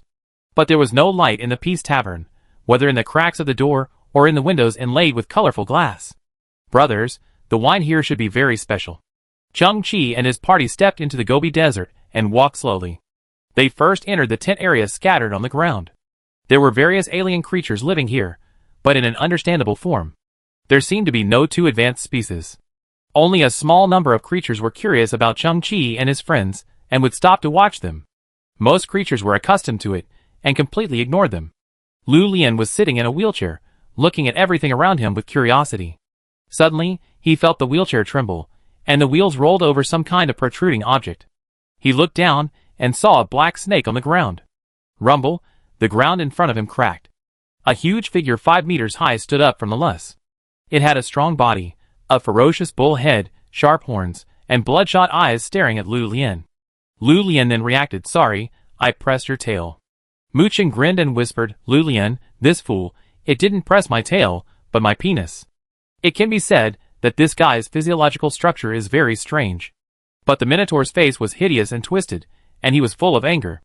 But in just 1 second, after a puff of white smoke came out of his nostrils, the Minotaur adjusted his mood and his expression became peaceful. He nodded and clasped his fists slightly like a human martial arts master, and then took a step to make way for Chang-Chi and his friends. Lu Lian, who thought he was going to show off, was also stunned for a moment, and immediately nodded, "I'm sorry again, you are really broad-minded." The few people continued to move forward. Chang-Chi said, "That guy is vicious by nature, and the reason why he tolerated it is because of the rules of the Peace Tavern." Lu Lian quietly looked back, and saw the Minotaur holding his shaped tail, his eyes full of heartache.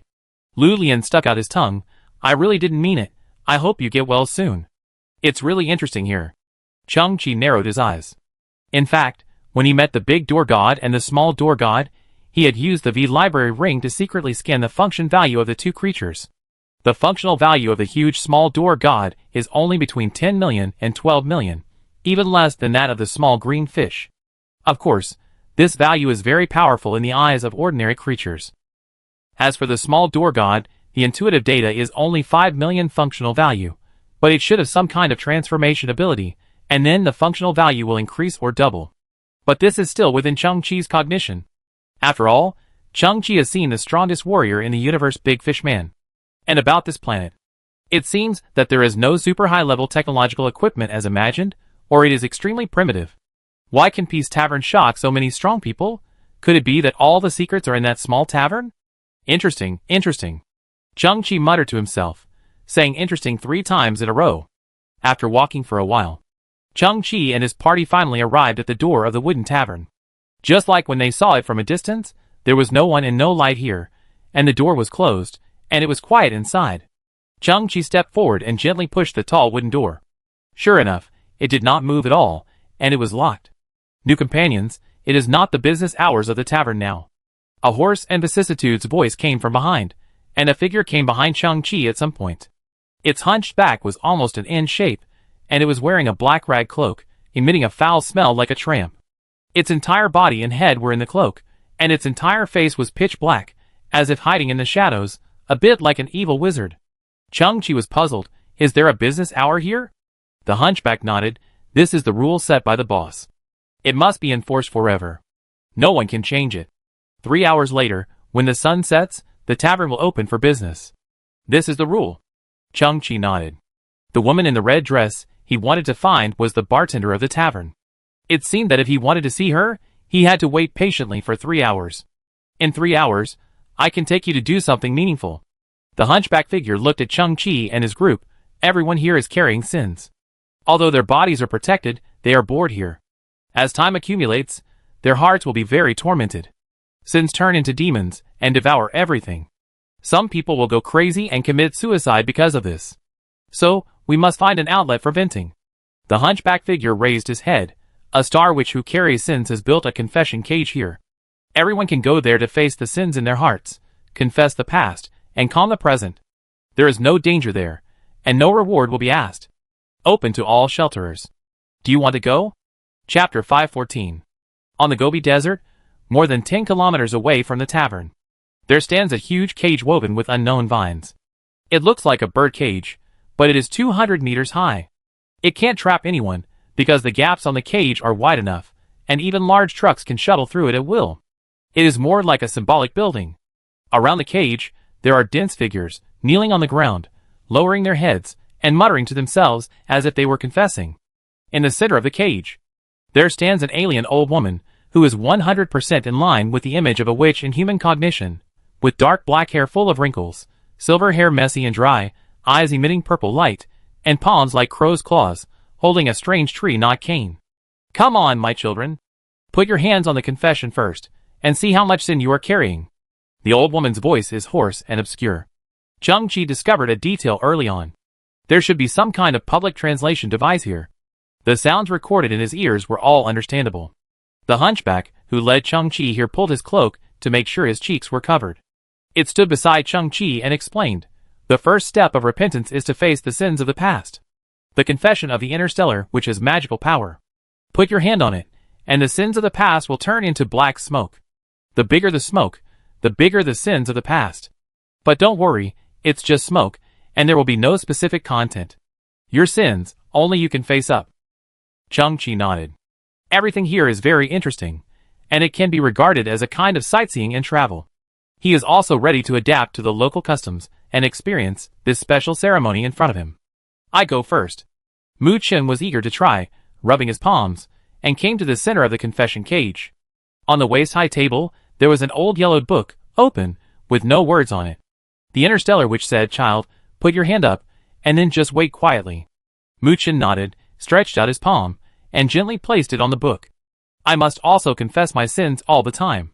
The interstellar witch slowly said, in the past years, I used this confession to kill 443 people, including my patriarch, the high priest of our civilization. Mu Chen was shocked. What? The interstellar witch said again, Child, don't worry, this book is not poisonous. I just used its thick spine to smash them all to death. At this moment, black smoke suddenly steamed out of the confession, like the black smoke produced by burning plastic, but it only floated at a height of about 20 centimeters. Oh! The interstellar witch asked in confusion, Child, you have almost no sins, but you have let down some opposite sex, and you have not helped the weak a few times. Oh, child, you don't seem to belong here. Mu Chen nodded, and smiled helplessly. This book is really amazing. To be honest, most of my life is mediocre. Lu Lian turned the wheelchair, and walked to the center of the cage. Following Mu Chen, he placed his palm on the confession. Immediately, the book steamed out a faint black smoke, which was not even 20 centimeters high. Oh! Only some harsh criticism of subordinates. Child, you have not even let down a girl. The Star Witch's eyes flickered. Is it because of sticking to love and being loyal? Mu Chen laughed. He is a single guy who can't find a girlfriend. He just wants to compete with others all day long. Lu Lian muttered a few dirty words. Never thought that he could lose face in such an incredible way in his life. Wow, kids. The Star Witch was very confused. You don't seem to belong here. Why did you come here? Is it because of one of your companions? The two looked in the direction of Chang-Chi. The interstellar witch smiled meaningfully. Then let's wait and see which child needs a more sincere confession. Mr. Chang-Chi, there is no need for me to test you. Yang Di scratched his head. I have no subordinates, no girlfriend, and nothing has been accomplished. Because my family has fallen into poverty, I eat vegetarian food on Mondays, Wednesdays, and Fridays, and I eat Northwest Wind on Tuesdays, Saturdays, and Thursdays. Let alone killing people, I can't even kill indirectly. The cockroach nest in my house moved away with tears, because life is too hard. Chang-Chi pursed his lips. Since we are here, the most important thing is to experience it. Yang Di had no choice but to nod his head, without any expectation on his face. He slowly walked into the cage, stretched out his soft hand, and touched the confession. At this moment, the black mist was steaming, like a blowout. Within 5 minutes, the black mist filled the huge 200-meter-high confession cage. In the darkness, Yang Di was extremely shocked, his body trembled, and he sat down on the ground. This is impossible. I am not like that. The voice of the interstellar which also came out from the black fog, a little crazy and trembling, under the timid appearance. Such a huge sin is hidden. It's unbelievable, unbelievable. I have stayed here for 50 years, and your crimes can be ranked in the top 10. The villains who are comparable to you have killed at least 100,000 people, and some have even slaughtered the entire planet. Yang Di's pupils suddenly contracted, tears welled up in his eyes, and the huge psychological pressure washed over his spirit like a torrent. I have never killed anyone. There is something wrong with your book. The result is wrong. The confession book will never be wrong. The voice of the interstellar, which resounded in the surrounding space, "Dear protectors, this child needs help." The voice fell. The protectors who were kneeling densely around slowly stood up, and they lined up in a long line. Everyone put their arms on the shoulders of the former, and the person at the front raised his arm, and put it on Yang Di's shoulder. Everyone closed their eyes, with a look of facing a great enemy, and a speed of chanting, constantly repeating the sentence, "I will seriously repent, I will seriously repent, I will seriously repent." Yang Di was really scared. He looked at everything around him in horror. "It's really not me. I didn't do anything." "So your friend came because of you." The voice of the interstellar which came, with a bit of softness, "Child, you really should thank the owner of Peace Tavern. You are safe here. Killing and hatred are not allowed here. You can relax here and complete the difficult redemption." As Yang Di's test was completed, the thick black fog gradually dissipated, revealing a huge birdcage and a confession with yellowed paper. Don't care too much about the result. Chang-Chi stepped forward, patted Yang Di on the shoulder, and comforted him. "This book doesn't make sense. It may not be reliable. Just treat it as entertainment." Then, Chang-Chi came to the confession book, stared at it quietly for a few seconds, shook his head and smiled, and with a trial mentality, he slowly placed his hand on the book. Boom! The black smoke with a diameter of 10 meters rushed straight into the sky, and even the top of the confession cage was smashed to pieces. The confession book in front of him flipped wildly, and the papers broke layer by layer. The corners of Chang-Chi's eyes twitched a little. The black smoke had no roots and no origins, and it was endless, just like a super-atmospheric pollution machine. The dark black gas column rushed into the sky, tumbling and spreading, covering the sky at an astonishing speed. The interstellar which stepped back, and fell to the ground with a plop. The crutches fell several meters away. Her turbid purple eyes looked at the overwhelming black fog, staring at the biggest angle in her life. Dozens of kilometers away. Many unsure protectors looked up at the sky, a little excited. "Wow, it's getting dark. The pub is opening." "No, the lights are not on." "Then why is it getting dark?" "Wow, it's getting even darker." "Wow, who am I? Where am I? I'm blind." Chapter 515. I will sincerely repent. I will sincerely repent. I will sincerely repent. In the Gobi Desert, chanting like Sanskrit sounded, low and trembling, with overlapping echoes, which made people's scalps numb. Thousands of protectors lined up in a long line. The latter put their arms on the former, closed their eyes, frowned, and kept repeating this sentence. And at the front of this team was Chang-Chi. A one-eyed octopus stood up, and put its tentacles on his shoulders. Peoples, I will sincerely repent was speaking for Chang-Chi, as if everyone was helping Chang-Chi to complete redemption together. Previously, this honor of the strongest sinner belonged to Yang Di. When Chang-Chi completed the test, people found that Yang Di's sins could be completely ignored for Chang-Chi. Chang-Chi just turned around slightly, and the long line behind him moved on a large scale like a dragon swinging its tail. Yang Di stepped forward. His expression was a little strange. As expected of Mr. Chang-Chi, I will never be able to catch up with you. Chang-Chi looked up at the sky. The thick black fog, like a fleeing demon, was fading quickly. The top of the huge birdcage building had been shattered, and the debris was splattered everywhere. There was also a section stuck in the head of a stone creature, but this guy was very strong, and was still praying for Chang-Chi. He looked down at the confession again. The inner pages of the book were all shattered, leaving only 2 layers of book covers. The corners of his eyes trembled slightly. It seems that this confession is a bit accurate. Chang-Chi pursed his lips, and the question that he had thought about countless times lingered in his mind. What crime did I commit in the past? Chang-Chi looked at the interstellar which lying on the ground again. I'm sorry to cause you so much trouble. The hunchback, who led Chang-Chi before stepped forward and helped the trembling interstellar witch up. The pupils of the interstellar which had shrunk into 2 points, and she had lost her previous calm demeanor when staring at Chung-Chi. The old woman struggled for a long time and finally whispered, "I saw some vague future. Your sins are too great. I saw ominous signs from you." Chung-Chi frowned slightly. The interstellar which tried to straighten her back, and her eyes trembled as she scanned the surrounding land. The great sins brought powerful enemies. Your arrival will break the rules here, break the tranquility here, and will cause bloody storms here again. Chung-Chi's pupil shrank. The infinite energy starship belonging to the Punisher outside the atmosphere flashed through his mind. The hunchback who led Chung-Chi said, "But Peace Tavern will definitely follow the rules, and the boss will definitely take action. No one can take revenge here, and no one can kill here." The interstellar which nodded, but there was lingering fear in her eyes. But the interstellar which did not make any move to reject Chung-Chi, but slowly closed her eyes, and silently said over and over again, "Please forgive this lost child. Please protect him. Please forgive this lost child. Please protect him." Chung-Chi and his group slowly left the confession cage. After walking for a distance, Chung-Chi couldn't help but look back. The thousands of people who stayed there were still lined up, standing on the ground with yellow earth floating, praying for themselves. Since Chung-Chi entered the universe, he has been to many interesting planets, and experienced many wonderful and tortuous events. But this time, his mentality is very different. He is slightly confused, slightly uneasy, and hesitant. He is not a person who likes to cause trouble to others. But at the moment, the woman in the red dress is his only clue to his past. First, he can learn about Silent Killer through her, and then find the Silent Killer weaponry. Secondly, Chung-Chi recalled a dream he had some time ago. There was a vicious voice in the dream, which imprisoned himself and kept asking a message. "I ask you, what exactly is that symbol? Draw it for me." Chapter 457. After Chung-Chi woke up, he found that he had scratched the symbol on the ground with his fingernails in his sleep, a somewhat weird X. Chung-Chi was very sure that he had never come into contact with these things. This should be his experience before being divided into 5 equal parts, which was related to his past and the heinous crime. Then, Silent Killer gave him a hint. If he wanted to understand the meaning of the symbol, he needed to find the Silent Killer armory.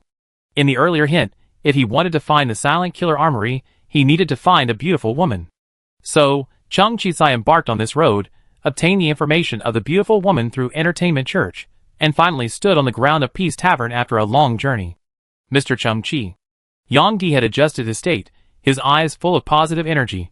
"Please don't worry about things that haven't happened yet. No matter what time, Yang-Di firmly believes that you are a kind person, and our trip will definitely reach our goal smoothly and safely. As usual, the God of Luck will protect you." "Thanks, brother." Chung-Chi looked at the little guy beside him.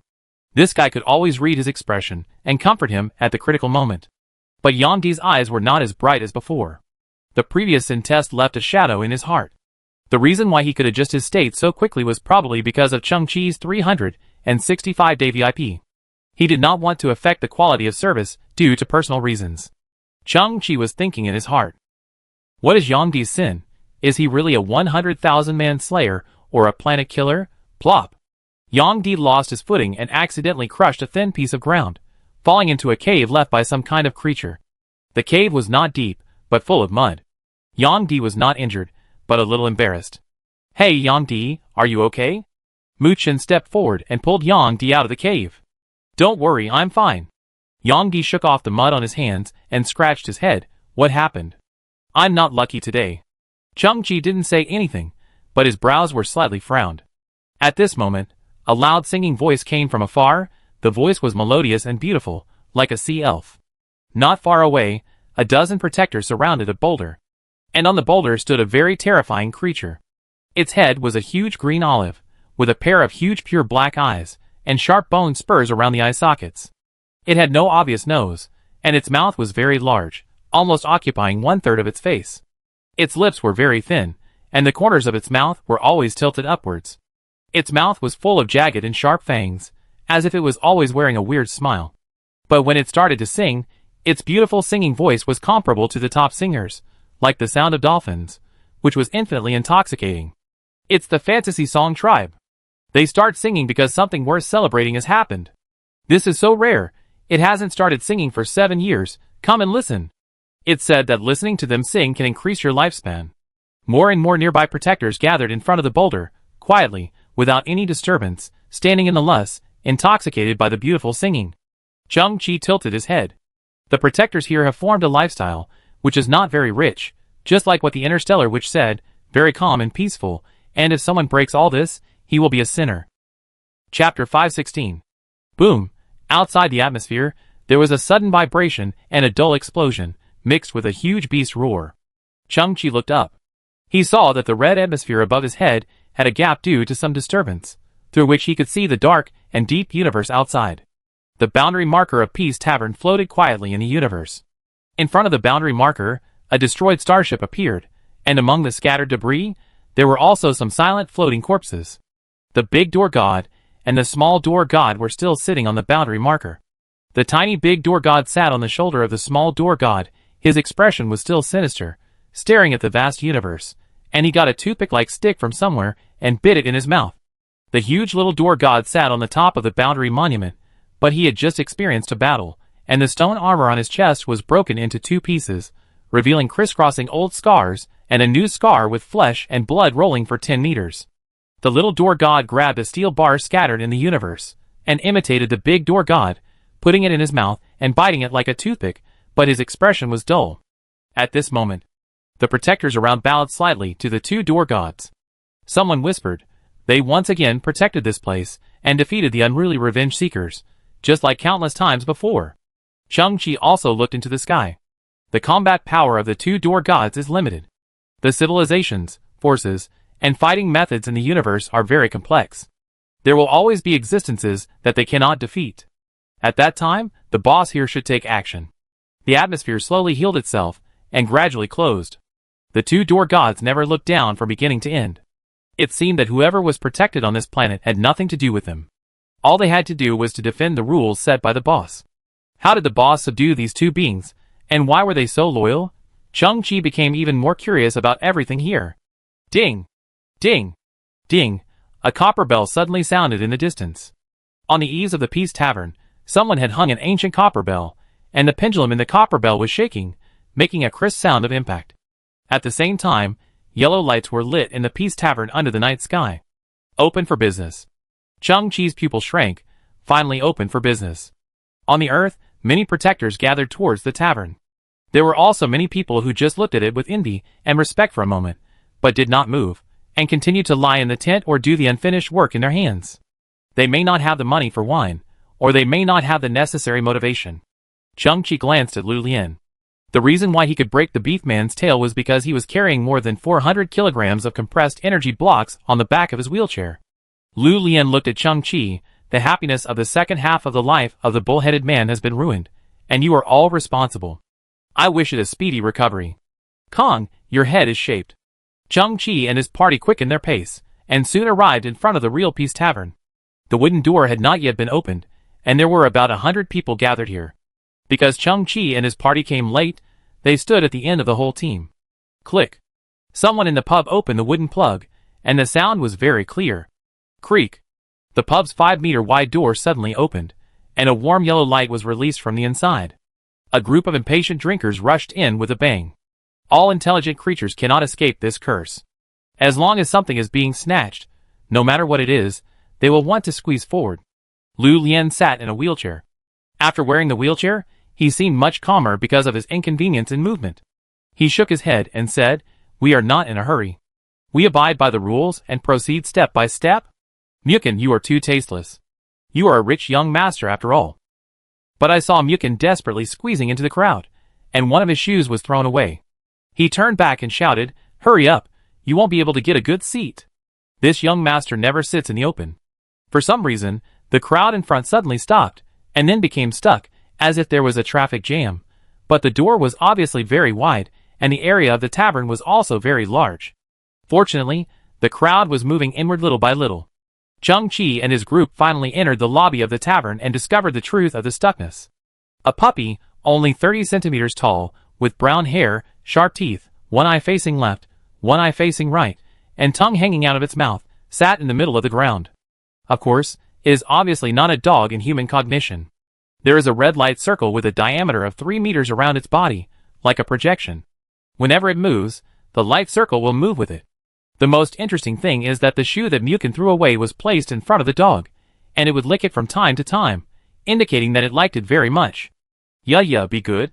The drinkers walked around the dog carefully, not only around the dog, but also around the red light circle, as if the red light circle was a minefield, and no one dared to touch it. My shoes? Mu-Chin stood on tiptoe to take a look and shouted loudly, "Look, such a small dog, what's there to be afraid of?" Just as he was about to step forward, Chung-Chi pressed his shoulder. Chung-Chi said, "Are you stupid? Can't you see the problem?" But Mu-Chin smiled evilly, "Of course I can see it, am I not encouraging others?" Sure enough, a novice responded, "Yes, what's there to be afraid of such a small dog? We Black Iron Clan are born with copper skin and iron bones." Then, a big man in gray combat uniform stepped into the dog's light circle in order to find a shortcut. However, the dog's eyes changed dramatically.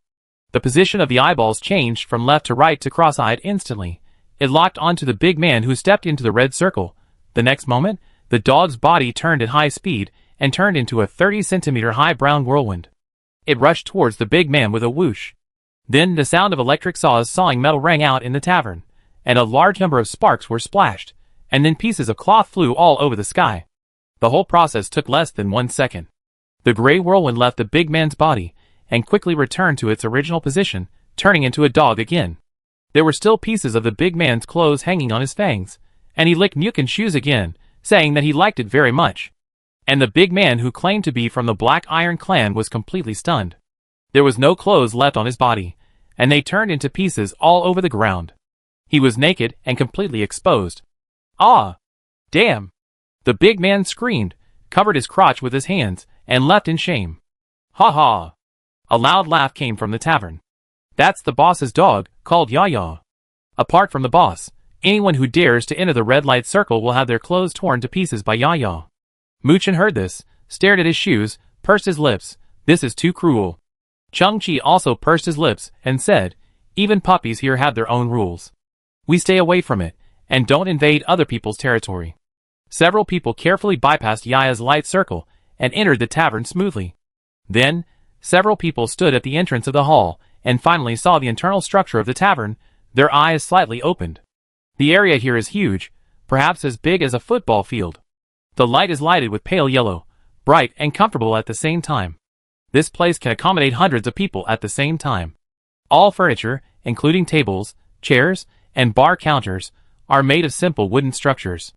The floor is also made of wood, and it creaks when you step on it, like a cowboy bar that has been magnified many times. Many drinkers have already taken their seats, and the whole place is filled with a strong aroma of wine. It is very lively, and has a unique flavor. And the waiters here are actually upright groundhogs. They wear small aprons, and hold wooden trays in their paws. They come and go, delivering beer-like drinks full of sticky bubbles to different wine tables. Ah! Ah! Standard groundhog ah sounds came one after another. But on the wooden bar counter, there was a groundhog standing. After collecting the gold coins from the guests, it raised its paws and called ah, to point out the seats for the customers. It's not quite what I imagined. Chung-Chi's eyes widened, but it's really interesting. Several people also came to the cashier marmot. Mu-Chin, who only had one shoe, lifted the heavy compressed energy block and put it on the bar with a thud. The cashier marmot blinked his black eyes, then raised his paw and pointed at the door with his black nails. Ah! Does it mean for us to get out? No, it should mean for us to get out. What are the gold coins that others use? I don't know, I haven't seen them. I really want to drink that kind of wine, it smells so good. Can't disabled people have a free drink? Do you remember that you are disabled now? Where's your face? The duo and Yang Di were talking in confusion. At this moment, a huge figure appeared behind them. It was a minotaur holding a shaped tail. It blew a puff of white smoke from its nose, staring at Lu Lian, trying to control its anger. If you don't have money, please get out. Lu Lian swallowed. What a coincidence. Old acquaintance, can you lend me some money? The minotaur raised his tail again. If this wasn't the Peace Tavern, I would also beat your penis into the shape. Mu-Chin, you think too much, it's not long enough. Lu Lian, are you polite? Chung-Chi laughed and shook his head, asking the groundhog cashier, excuse me, where is the owner of your store? I have something to ask. Ah! The cashier groundhog stared at Chung-Chi, still firmly pointing at the door. Haha, brother, are you sure? You actually want to see the boss? A drunken customer came to Chung-Chi. Do you think the boss will collect money behind the bar or serve us drinks? This is Peace Tavern, brother. Can you see the boss whenever you want? Brother, I don't mean to laugh at you, you are so naive. Don't talk about the boss. Miss Hong, the bartender here, will not show up easily. Some people have lived here for 10 years, and have only seen Miss Hong once. The customer put his arm around Chang-Chi's shoulder and hiccuped. Brother, put yourself in the right position. We are a group of stray dogs, a group of fugitives full of sins. We are not of the same level as them. They are willing to shelter us. It is already a great gift. Don't think about seeing them. We will dirty the eyes of the boss and Miss Hong. At this moment, there was a cry of surprise in the whole tavern. Then, everyone shut up again. In the huge room, it was so quiet that you could hear a pin drop. Chang-Chi turned his head, and saw a big red figure on the second floor of the tavern. She walked out without knowing when, and her snow-white arms were placed on the wooden railings, and her eyes swept over today's drinkers. Chang-Chi's pupils suddenly contracted. Reality was like magic, appearing before his eyes inconceivably. That was the disaster, and also Jing. If I guess correctly, she is still Red Girl. She is still the same as before, beautiful to the point of being unreal, beautiful to the point of being indescribable.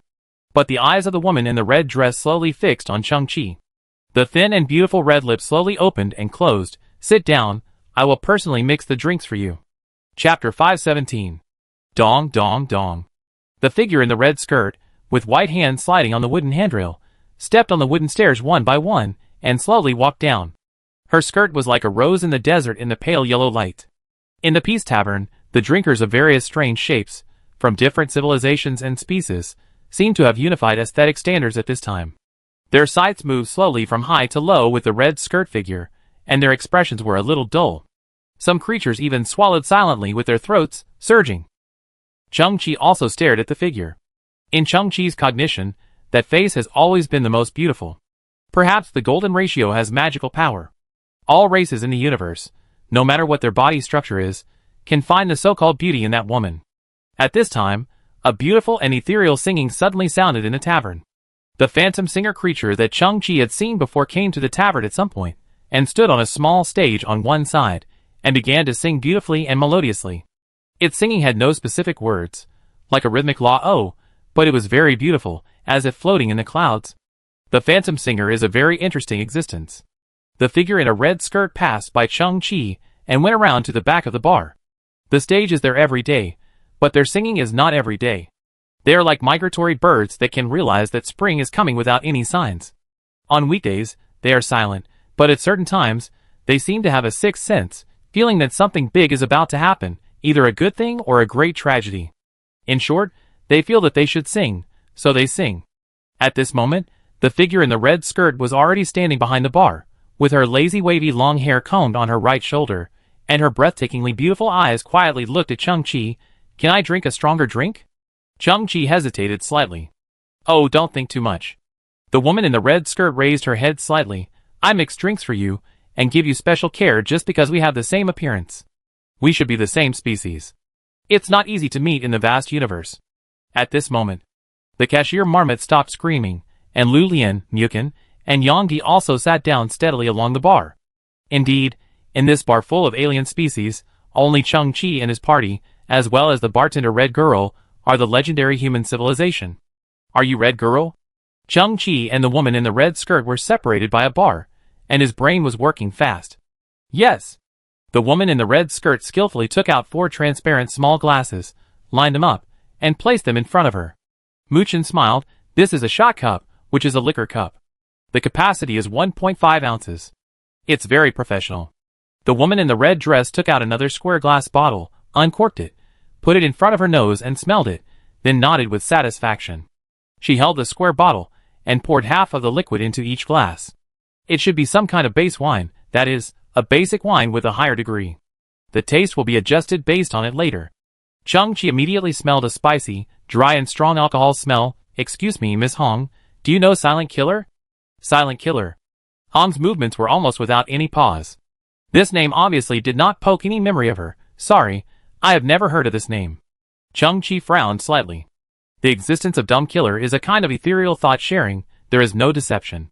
He said that if he found the woman in red skirt, he could get clues about the arsenal, which means that the relationship between the woman in red skirt and Dumb Killer is also extraordinary.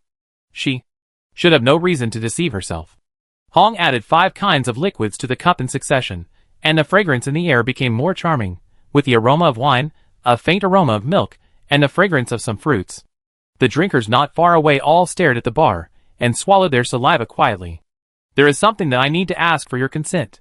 Hong suddenly looked up, and looked at Chung-Chi and his group. He turned his white palm, and like a magic trick, a dark yellow bottle appeared in his hand, which contained some viscous liquid, like very pure vegetable oil. "This is the extract of the dark vine." Hong held up the small bottle in her hand. "Its nickname is the Starry Sky Trap on the tip of the tongue, or the life-drinking vine.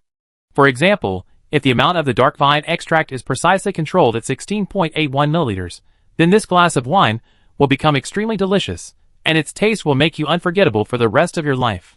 On the contrary, if the dosage is less than 16.81 milliliters, or greater than 16.81 milliliters, then this glass of wine will become highly poisonous. Not only you, but even species that are 100 times more powerful will die in 20 minutes at most after taking a sip." Hong smiled, "Extremely charming. I never use any measuring device. I only add the dark vine extract to the wine by feel. Fortunately, so far, I have not poisoned anyone. I want to remind you that the error of 0.01 milliliter is only a few tenths of a small drop of water. If you are not in good condition one day and make a mistake, it is normal." Hong shook the small bottle in his hand, and the liquid in it collided and splashed, and then broke. "Excuse me, everyone, this special cocktail called Extreme Paradise, should I continue?" "Don't worry, I won't force you." Hong shrugged indifferently. "You can also drink ordinary butter beer." The duo and Yang Di looked at each other, and inexplicably had a feeling that this beautiful woman was a fickle rose. Today, she inexplicably added some déjà vu of femme fatale. Compared with the poisonous wine she described, she herself was more like a trap that hooked people's souls.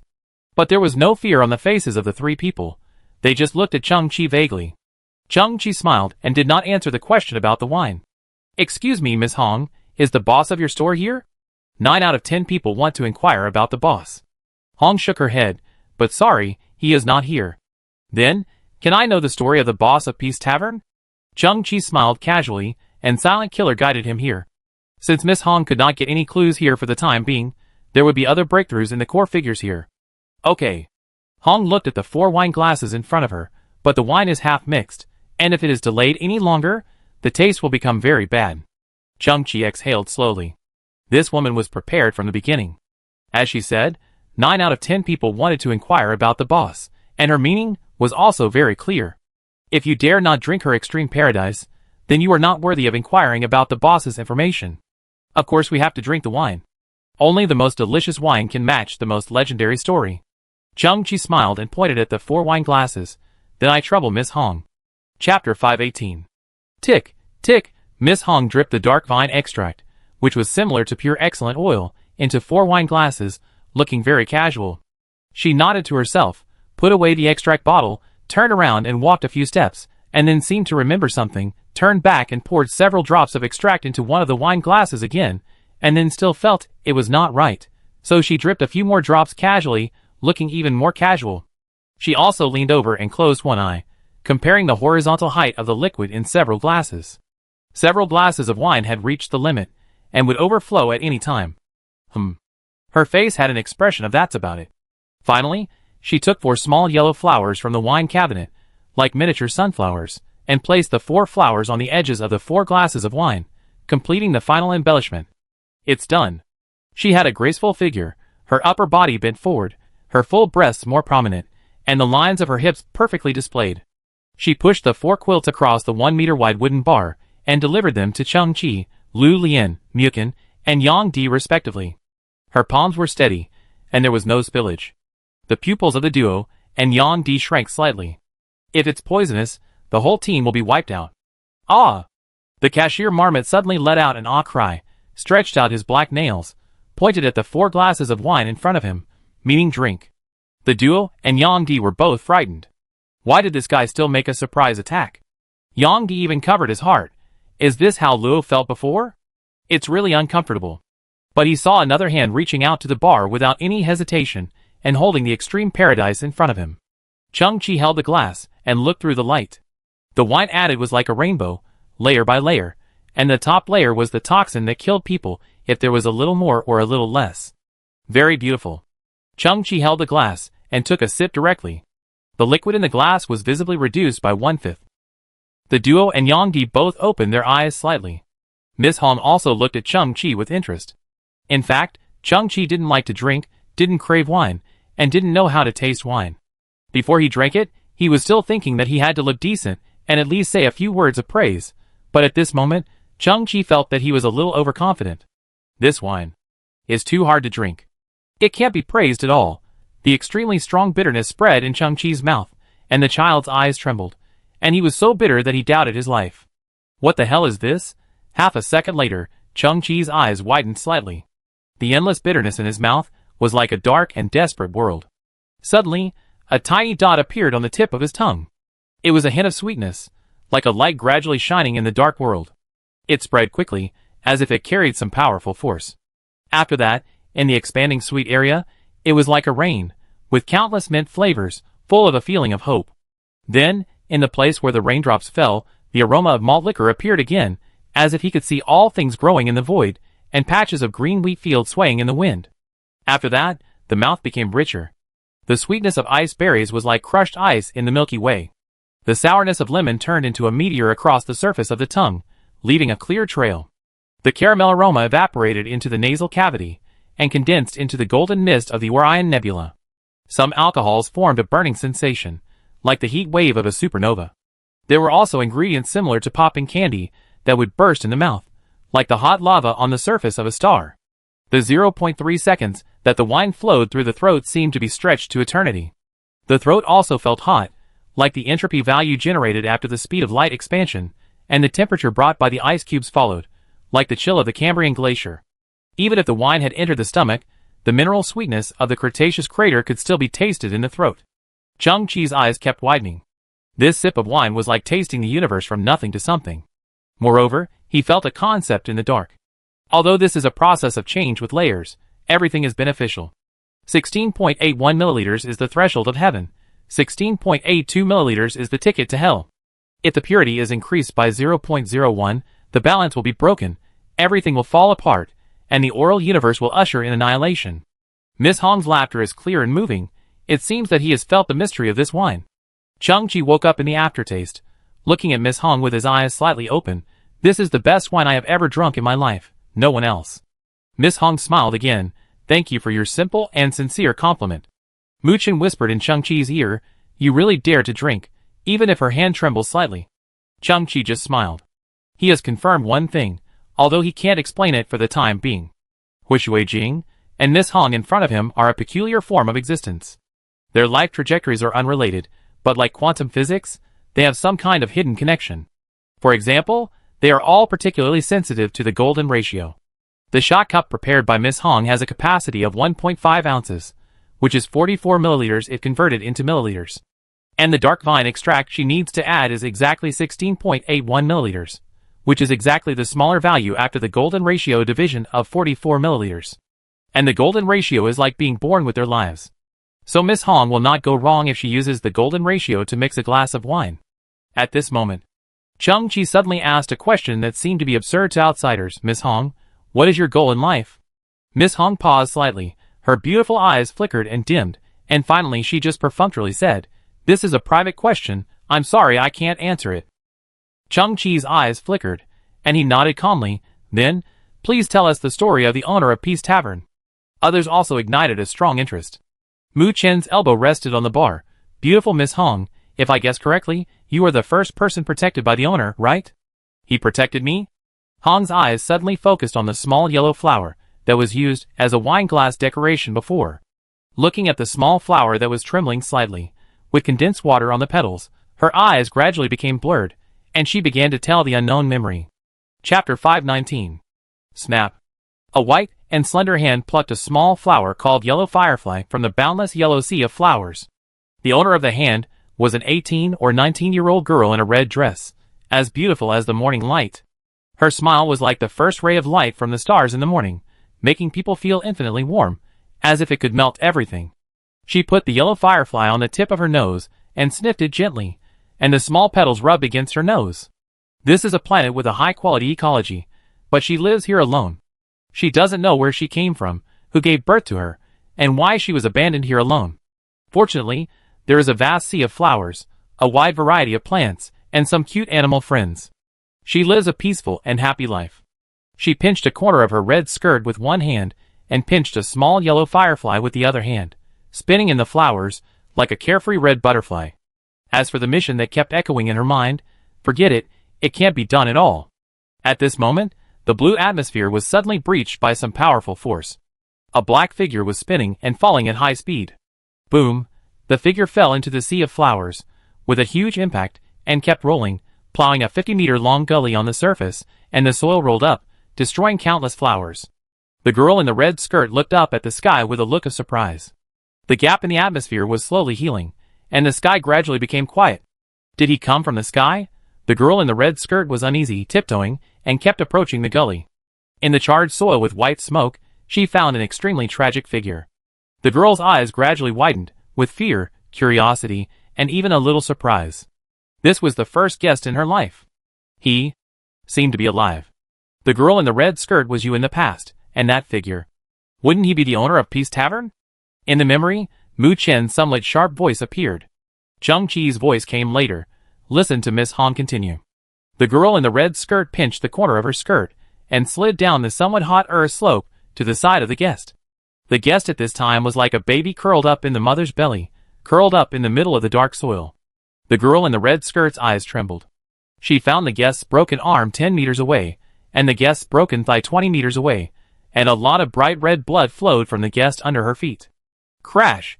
The guest suddenly stood up from the mud, and seemed to maintain a certain defensive posture, exuding a certain murderous aura. The girl in the red dress fell to the ground, and the shadow of the guest loomed over her. She looked at the figure, with a body structure very similar to hers, in horror. Boom! The guest was missing a leg, so he could only stand for 2 seconds before he fell sideways. Crash! The guest stood up again, but fell again. What does your guest look like? This time it was Chung Chi's voice, which was a little anxious. Why do you have no head? The girl in the red dress was so frightened that her lips turned pale. The guest who kept trying to stand up in front of her had not only broken a leg and an arm, but his head was also missing. There was only half of the pale and bloody neck bone on his neck, and blood was still spurting out of the aorta. Is it being hunted? That's too tragic, isn't it? Can it live without a head? Is it the owner of the Peace Tavern? This time, Lu Lian and Mukin spoke separately. What's your name? How did you fall here? The girl in the red skirt was frightened and confused. How could a headless person answer questions? In the sea of yellow flowers, the headless man kept trying to stand up, stubborn and clumsy, and fell every time. The girl in the red skirt decided to help him, and found a solid vine. She tied the broken thigh and arm to the guest, sweating profusely from exhaustion. The figure in front of her looked very makeshift. The broken bones and wounds did not really match, but were just barely connected. Like a Frankenstein. The girl scratched her head, with an expression of "that's about it" on her face. Then, she began to frantically and desperately look for the guest's head, and the guest also followed her clumsily. But she didn't find it. The girl in the red dress was shocked. He had lost his head before falling here. He was, so strong. The half of the guest's neck bone was constantly spraying blood like a shower. The girl in the red dress was afraid that he would die from excessive blood loss, even though he didn't even have a head, and was still alive and well. So the girl searched in the orchard and found an aji melon fruit. It was the size of a watermelon, with a dark green surface, some wrinkles and small pits, and it was also like an enlarged green lemon. She put the aji melon on the guest's neck, and the bleeding stopped. Then, she picked 2 yellow fireflies and placed them in the position of the eyes, installing 2 yellow flower eyes for the guest, and used a branch to draw a lined mouth with the corners of his mouth raised for him. A green lemon head full of positive energy, and always smiling. It's done. Who are you? The girl in the red dress tilted her head. What's your name? The guest stretched out a finger and tapped his lemon head. His mouth and eyes were fake, so he couldn't see or speak. It looks like you have lost your memory. The girl in the red dress nodded secretly. That makes sense. Dong dong. The guest tapped the lemon head again, a little confused.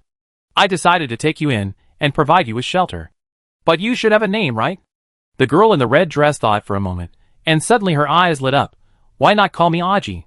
Okay, if you don't say anything, it means you have no opinion, so it's a happy decision. In the noisy Peace Tavern, Chung Chi and others listened attentively. Miss Hong propped her elbow on the bar and looked at the bustling drinkers. You guessed it right. Aji is the owner of Peace Tavern. As for why they created this place, that's another story. Chapter 520. Another story? Chung-Chi looked at Miss Hong, who looked at the guests drinking happily in the hall with a dazed look, and seemed not to want to continue. The wine Miss Hong mixes is a work of art, just like her, so beautiful that it is almost impossible to describe it in words. This voice came from Yang Di, who slowly picked up the wine glass in front of him with an elegant smile, saluted Miss Hong, and then drank half a glass in one breath. Chung-Chi noticed that although Yang Di acted as elegantly as possible, his other hand hidden under the bar was trembling slightly. Yang Di had never experienced any big scenes, and faced with a glass of poisoned wine that was likely to be fatal, he was afraid. But he was smart, and had seen what Miss Hong meant. At present, only Chung-Chi drank Extreme Paradise, so Miss Hong only told part of the story, and if you want to hear the next story, you have to drink it. Once, Yang Di heard a statement from a bartender who became a homeless man. The greatest respect for a bartender is to drink anything he mixes without hesitation, even if it looks strange, tastes strange, or even burns green flames. As long as you drink it, the bartender is happy to open his heart to you, and use what he sees and hears to serve as your side dish. Yang Di drank this cup for Mr. Chung-Chi. Because Mr. Chung-Chi needs to know Miss Hong's story, and his full support at any time is also an emotional value. His VIP has 361 days left. Yang Di saw Mr. Chung and nodded to himself. Then, Yang Di smiled bitterly. It was really bitter. What the hell was this that I drank? It was so bitter. The next second, Yang Di's eyes widened, and even the hairs on his body stood up. He felt the universe exploding in his mouth. The sense of hierarchy seemed to contain 93 billion years of changes. He experienced great ups and downs, and a grand new life. He had never drunk such a magical wine, and never had such a wonderful experience. Finally, his arm trembled, and he gave Miss Hong a thumbs up. Miss Hong looked at Yang Di, and smiled softly. She looked at the glass window made of colorful glass in the tavern. Her beautiful eyes seemed to be misted open, reflecting the colorful scene, and she continued to open her memories. Boom! Every autumn, at the 55th sunrise, the 10-meter-long giant arapaima in the lake will riot because of the change in water temperature. Then they will jump from the lake to the ground, and their huge bodies will twist on the shore, destroying countless flower fields. The girl in the red skirt always has a headache because of such helpless things. But this time is different. The green lemon-head Aji stood by the river, his back was cute and heroic. Dozens of huge arapaima were stuck in the soil by him, with only half of their bodies and tails left twisting in the air. They could not destroy anything except whipping the air. Aji held a branch in his hand, which was his weapon. Although it was completely incredible, he did it. He also raised his hand with his back turned and made an okay gesture. The girl in the red skirt looked at everything in surprise. Aji, you are very powerful, you are a strong warrior. Aji has been on this planet for half a year. His body is full of incredible things. He has no head, but he will not die. The arms and thighs, that were barely spliced together with vines, have grown granulations, and are glued to his torso. Now he has removed the vines, and the broken parts are pink muscles connected together. If he is given another half a year, his arms and legs will be completely healed, and it is very likely that there will be no scars left. Of course, Aji still has no head. He can't eat, but he just can't starve to death. And Aji seems to have some kind of perception. Without eyes and ears, he can see some of the movements of the girl in the red skirt and understand her words. Aji, who is chasing you and who hurt you like this? Hong and Aji are sitting on the ground, with many big fish with their heads stuck in the soil and wagging their tails behind them. Aji's green lemon head looked into the distance. The eyes on the right side, formed by the yellow firefly chrysanthemum, had turned into dried flowers. When the wind blew, they fell off, swaying with the wind, and fell on the back of Aji's hand. So he raised his hand and dragged the dried flowers with the back of his hand, trying to stick the flowers back to his eyes. But the flowers were too dry and could not be stuck. Hong had already prepared it. She took out a fresh yellow firefly chrysanthemum that she had just picked and stuck it on the green lemon head. Aji had eyes. Aji took out a frog. There were a bunch of small bulges like grapes on its white belly. Pressing different bulges will make different scales of sound. Aji began to press different bulges, and the frog was like a rubber duck, making different high and low calls. He was not playing music, but wanted this frog to speak for him. The amazing thing is that although Aji has no head, he can still recall some things magically. Although it is incomplete, he still wants to express it to Hong. He has been practicing frog mouth replacement for more than 3 months. She. Ga. Ga. Gua. It's like some musical instrument masters, who can use musical instruments to make tones similar to human language. Aji is trying to restore what he wants to say. Hong has been guessing for a long time, but it is an abstract tone after all. Do you want to say, Soto goes to eat shit? Sunny Lion? Very bright red persimmon? Aji lowered his green lemon head and pressed the frog mouth replacement persistently, just when the frog was out of breath and about to die from overwork. Hong's eyes suddenly lit up, raised a finger and said, "What you want to say is Extreme Laboratory." In front of the Bar of Peace Tavern. Chung Chi, who was listening to the story, frowned slightly. Where had he heard this name before? After a moment of recollection, he suddenly remembered that the 2 gate gods sitting on the boundary stone outside the Peace Tavern had explained their origins to a group of interstellar bandits who had sought refuge before. The smaller gate god was the only one who escaped from the Extreme Laboratory. But Chung Chi did not interrupt Hong's story. Aji, it turns out that what you have always wanted to talk about is the Extreme Laboratory. Did they hurt you, and then you fled here? The green lemon head finally nodded with relief. At this moment, the calm atmosphere was suddenly disturbed, and then a huge fist formed by cyan gas broke through the atmosphere and smashed towards the ground. Lemon-headed Aji tilted his head, picked up Hong beside him, exerted force with his legs, and suddenly jumped dozens of meters, putting Hong on the ground and protecting her in his arms. Boom boom boom. The blue fists kept hitting the ground, and the fish that were buried in the soil before were smashed into meat paste. Gravel, blood and flesh splashed and hit Aji's back. It slowly turned its head, and looked up at the sky with its yellow flower eyes. Above the sky, a thin figure floated quietly. His body was about the same size as a human, and his appearance was very similar to that of a human, but his nose was like a witch in a Western story, long and pointed, with a curved hook at the tip. He was wearing a gray jumpsuit similar to a hospital gown, with 25EG6 written on his chest. His name is 25EG6. Red Girl looked up, looking through the colorful skylight on the roof of the tavern, looking at the quiet night sky. That direction was the direction of the Peace Tavern boundary monument, and it was also the direction where the big door god and the small door god were stationed. He doesn't have his own name, because he is a combination of multiple organisms, just like the base liquor of a cocktail, which has been diluted many times and changed many times. He is the experimental subject of Extreme Laboratory codenamed 25EG6. In addition to being constantly experimented and studied, he is also responsible for helping Extreme Laboratory eliminate the enemy. Chapter 521. So, the Gate God and the boss met as enemies at first. How did the Gate God become the boss's most loyal guard? Lu Lian's eyes flickered. The attacker described by Miss Hong was obviously the Gate God she had met before. Miss Hong turned her head and looked at Lu Lian with her beautiful eyes. Her fingers slowly slid along the edge of the empty cup in front of her. I understand. Lu Lian blinked his eyes, picked up the wine glass in front of him with his only arm that could move, and then took a deep breath and drank half of the wine in the glass.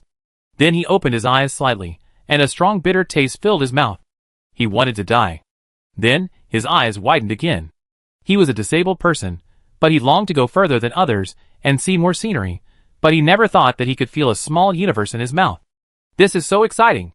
Miss Hong smiled, then looked up at the boundary monument among the stars in the night sky, and the 2 hazy figures sitting on the boundary monument, especially the Gate God, who was so small that he was almost just a black dot. Miss Hong tilted her head. The Gate God was once very confused. My name is Siren. No, I am not Siren, I just transplanted its organ responsible for creating anti-gravity. My name is Morgan. No, I am not Morgan, I just optimized my genes according to its genetic blueprint. My name is Xingtuanzi. No, I am not it either, I just have Xingtuanzi's brain sewn into my skull, which allows me to control the star cluster dust. I am no one. I am a collection of too many creatures. I can only be 25EG6.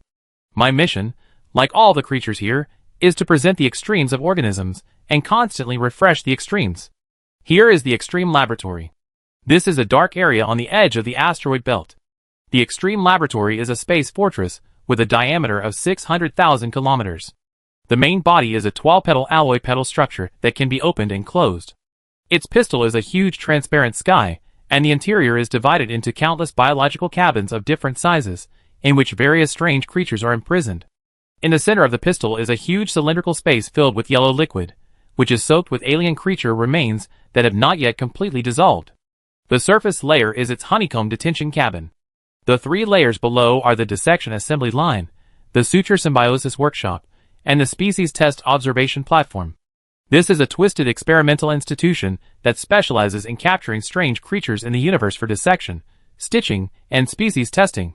They shout the slogan of creating perfect species. Their behavior is immoral and extremely cruel. 25EG6 is an S-level experimental subject here. The so-called S is a very high level, because he still did not die after 230 stitches.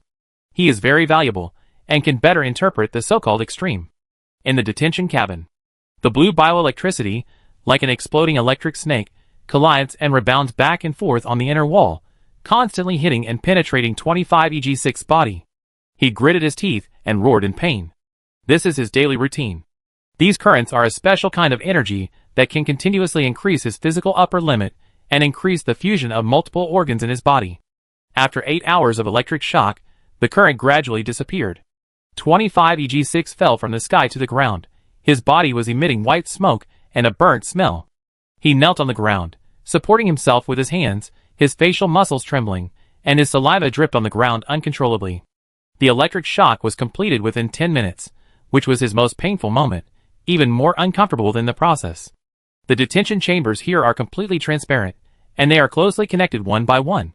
25EG6 looked up tremblingly, and saw that in the detention chamber next to him, the huge one-eyed monster wearing stone armor was stupidly imitating his movements, kneeling on the ground, and spitting on the ground. "You big fool. Why are you imitating me? You haven't been electrocuted, you B-level experimental subject."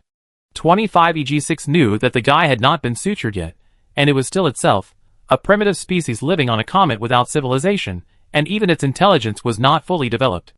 25EG6 held onto the wall, and stood up tremblingly. The one-eyed monster on the opposite side also held onto the wall, and stood up tremblingly, acting more thoroughly than 25EG6, like an old man about to be buried. 25EG6 curled his lips. "Fool." The one-eyed monster also curled his lips. Its mouth and tongue were not flexible, and it could not imitate clear language, and could only make some gurgling sounds. TSK. 25EG6 seemed to be disgusted, but in fact he also found it interesting. Every time he was baptized by electric current, the huge pain was unbearable, but this big fool could divert his attention and even make himself happy. 25EG6 sat on the ground, with his legs crossed like a monk. The Cyclops also imitated him, sitting on the ground. His legs were very thick. After a lot of effort, he finally imitated 25EG6 and crossed his legs.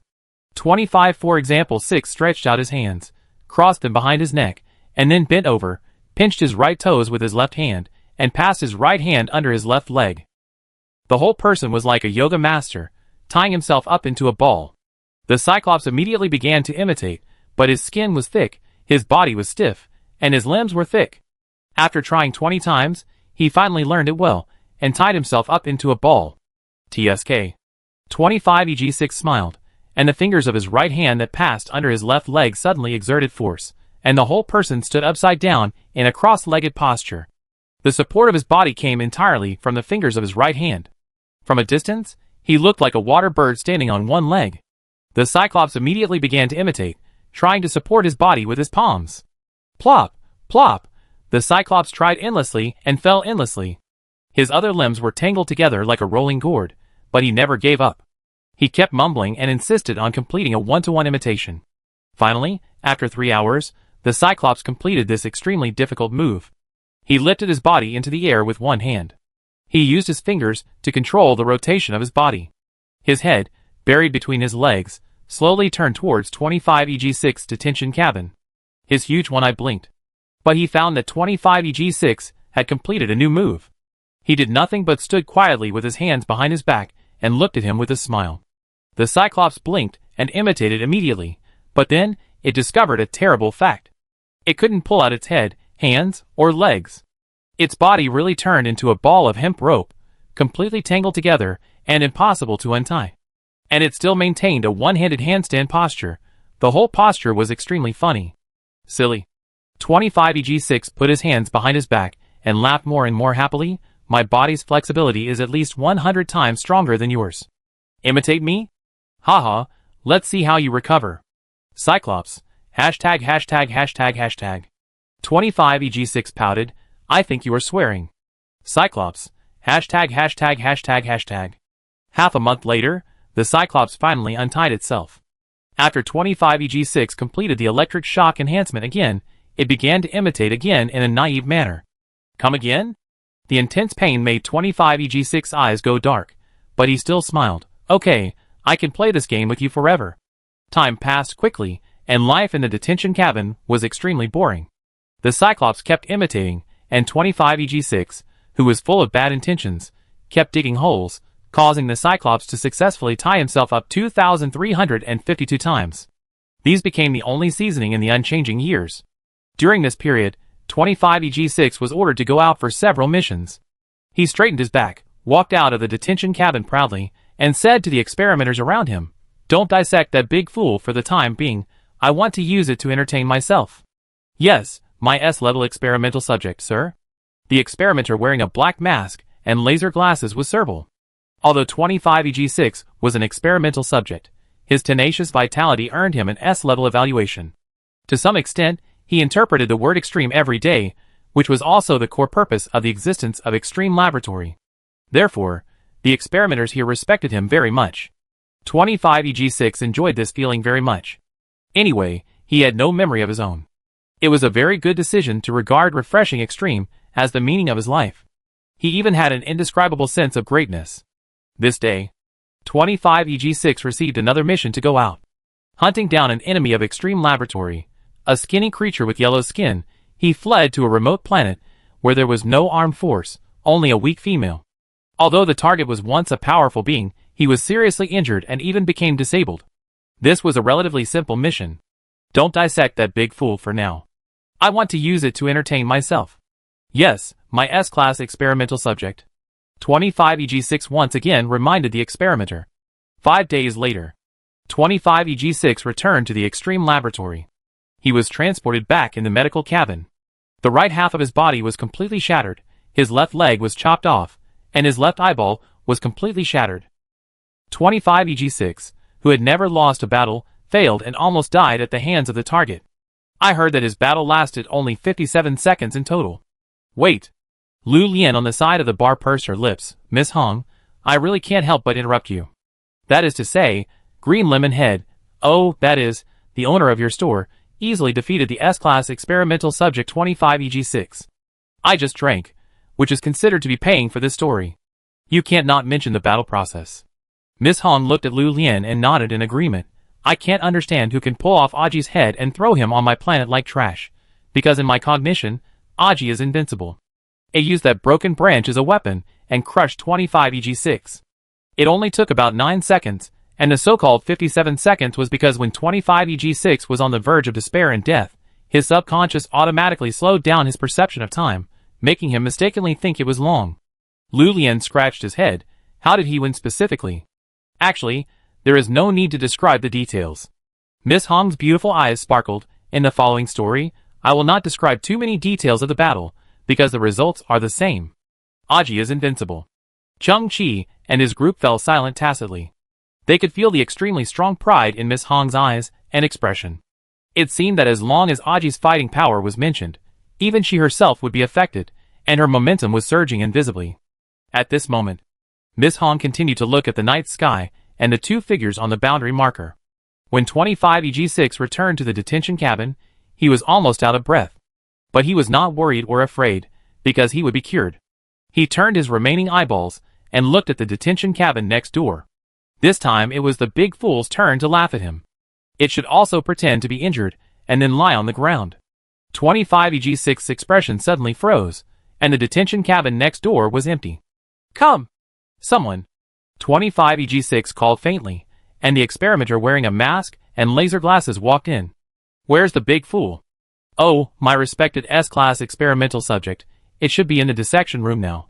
According to the time, its internal organs should have been hollowed out. Damn! Bastard! Didn't I say don't touch it? The experimenter tilted his head and thought of the previous conversation with Lord Biological Taylor Wu Si. Who does it think it is? Just an experimental subject. It's ridiculous. We just gave it some false respect. Does it really think we will listen to its orders? Don't make me laugh anymore. I just installed the teeth of the scandium tooth beast. It's not stable yet. You will laugh it off. Chapter 522. On a planet covered with yellow flowers. A dark column of smoke connected the ground and the sky obliquely. A small spaceship crashed in the sea of flowers.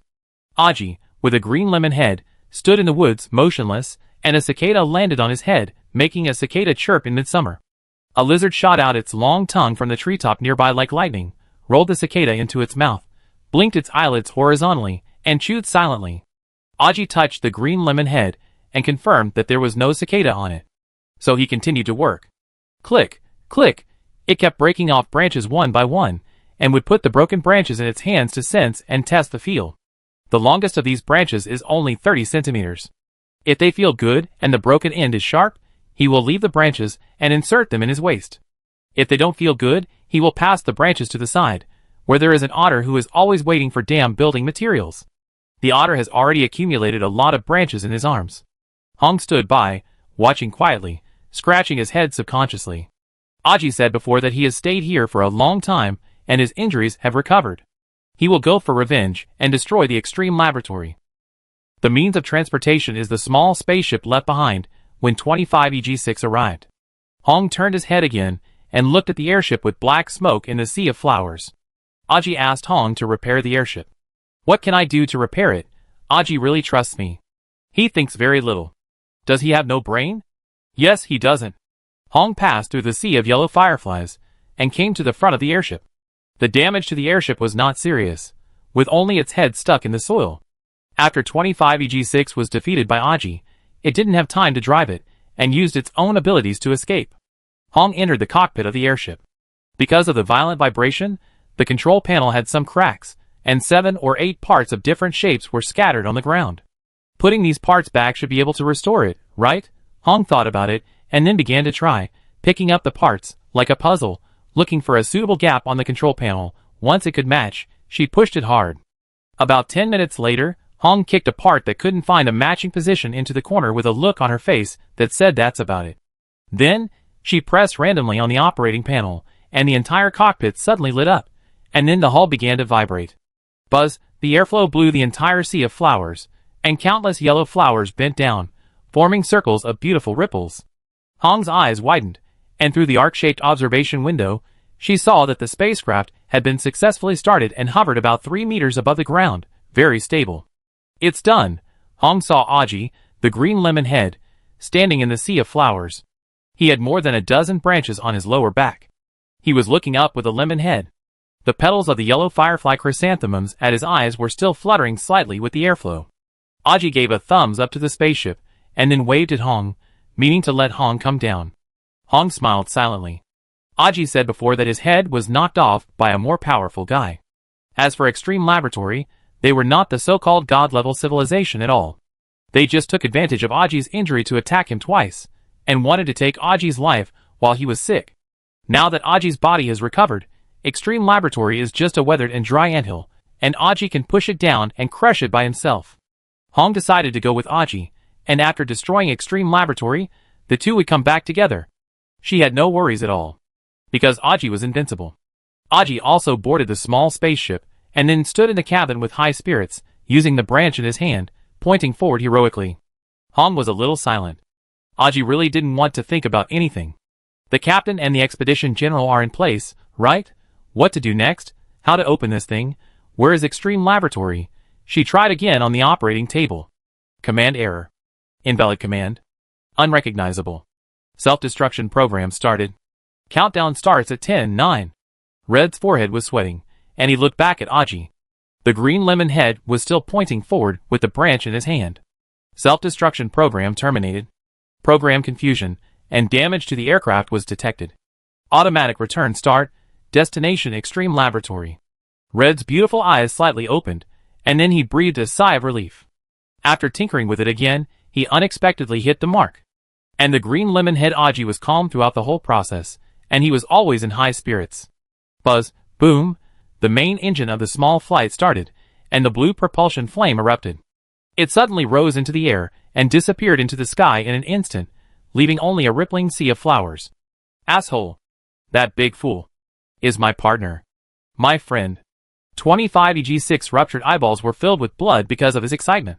He ignored the comminuted fracture of half of his body, twisted his body, broke the restraints, and walked directly off the medical bed. The experimenter wearing a black mask and red laser glasses tried his best to stop him. S-level experimental subject, you are much more valuable than that big guy. Please don't move. 25EG6's teeth creaked, and he raised his hand to throw the experimenter away. The experimenter hit the wall 7 or 8 meters away, bleeding from the corners of his mouth, and his body slowly slid down the wall and fainted directly. Extreme Laboratory in the Space Fortress. 25EG6's body stumbled and stood unsteadily, but he kept gritting his teeth and shuttled in the corridor. His destination was the dissection area on the lower level. All captured species were first dissected alive, and then their body structures were studied.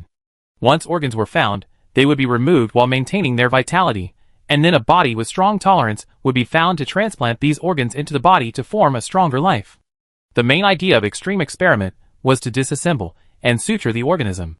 The useless organs and limbs would be placed in the acid solution in the center of the fortress, slowly melted, and converted into energy while being destroyed. As long as the big guy had not entered the destruction step, he could be saved. 25EG6. You are prohibited from moving in this area. Return to your detention cabin. Many guards wearing laser glasses rushed out from the end of the corridor, and their glasses released paralysis rays that hit 25EG6's body. Under normal circumstances, this beam could not cause any harm to 25EG6. But at this time, 25EG6 had just failed in his mission and was seriously injured. He could hardly move. His body was instantly paralyzed, and he fell to the ground with convulsions.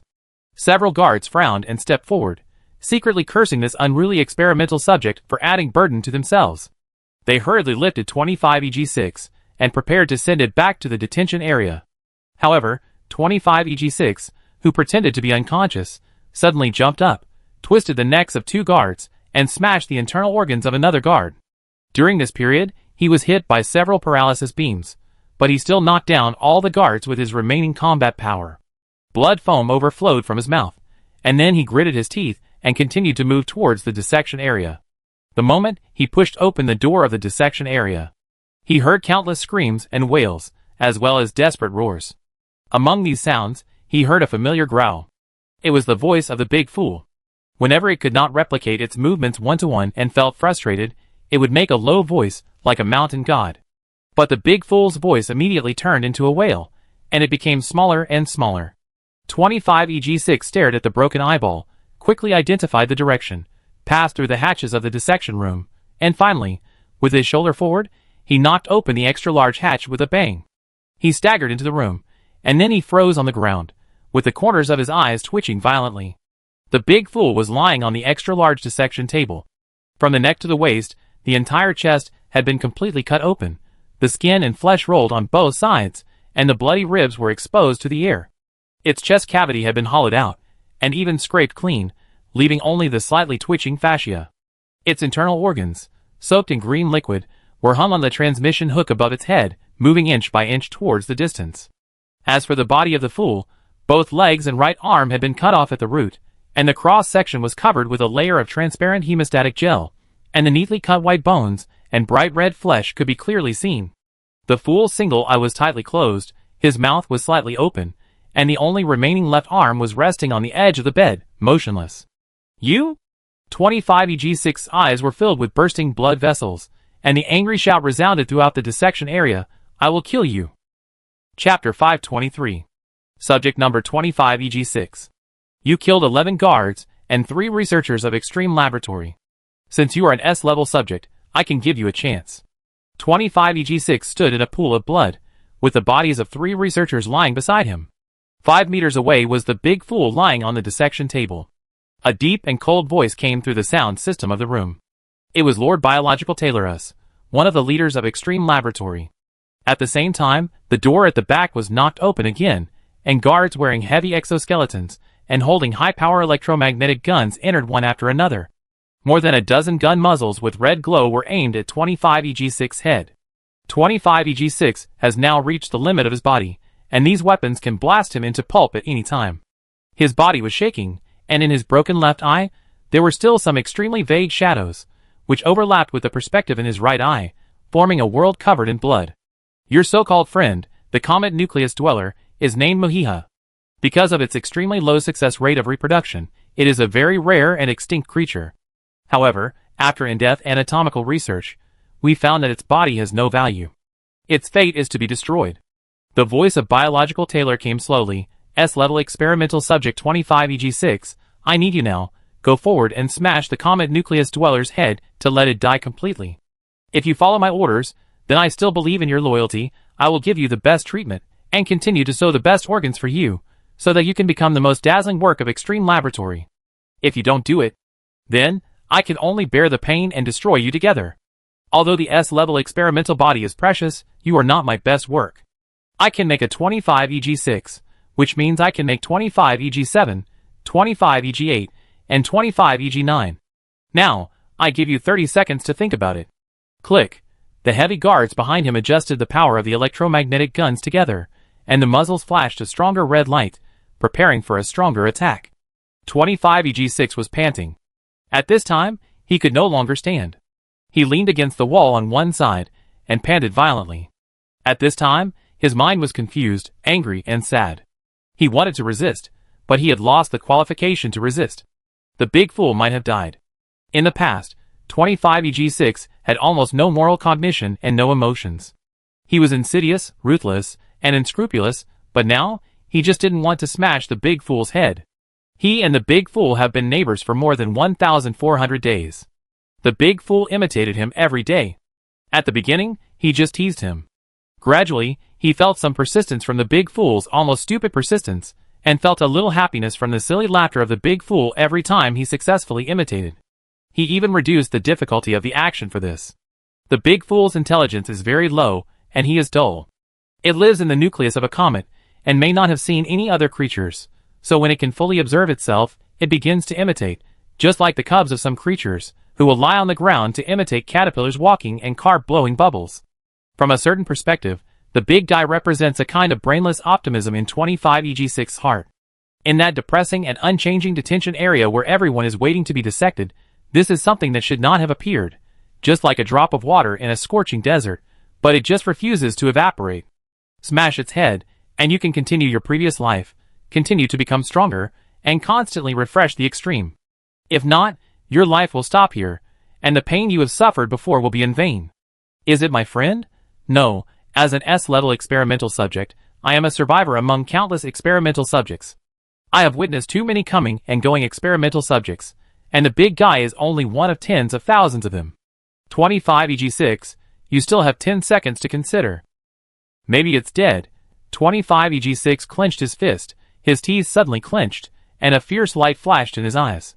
At this moment, the big fool on the dissection table suddenly moved, and a faint roar came out of his mouth.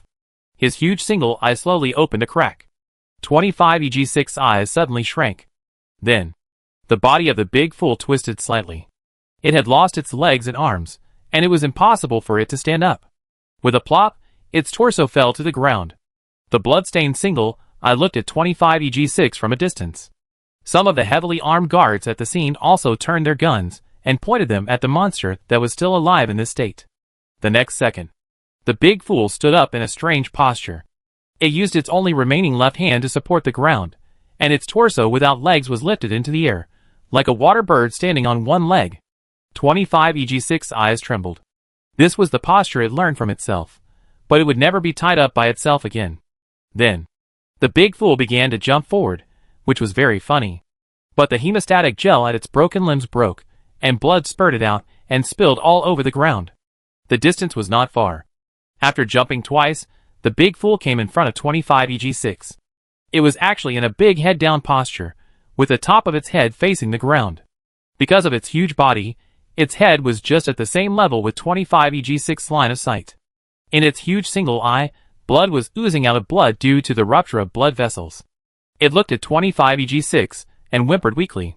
25EG6 opened his eyes slightly, looking at the exaggerated eyeballs and the incomplete monster. His body trembled inexplicably.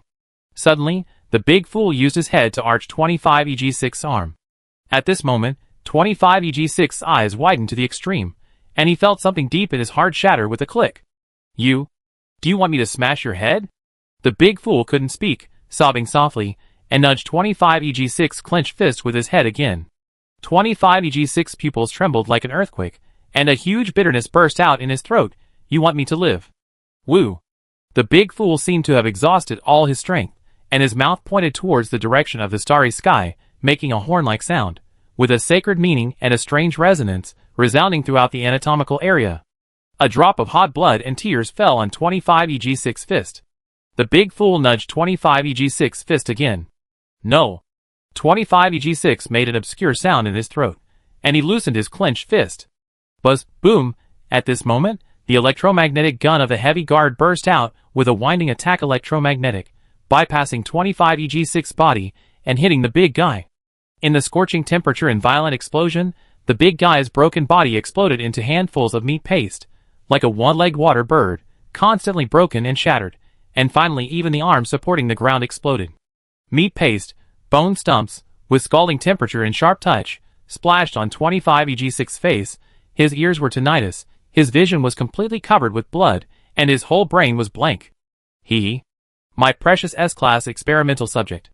The voice of Lord Biological Taylor came. I was just joking with you before.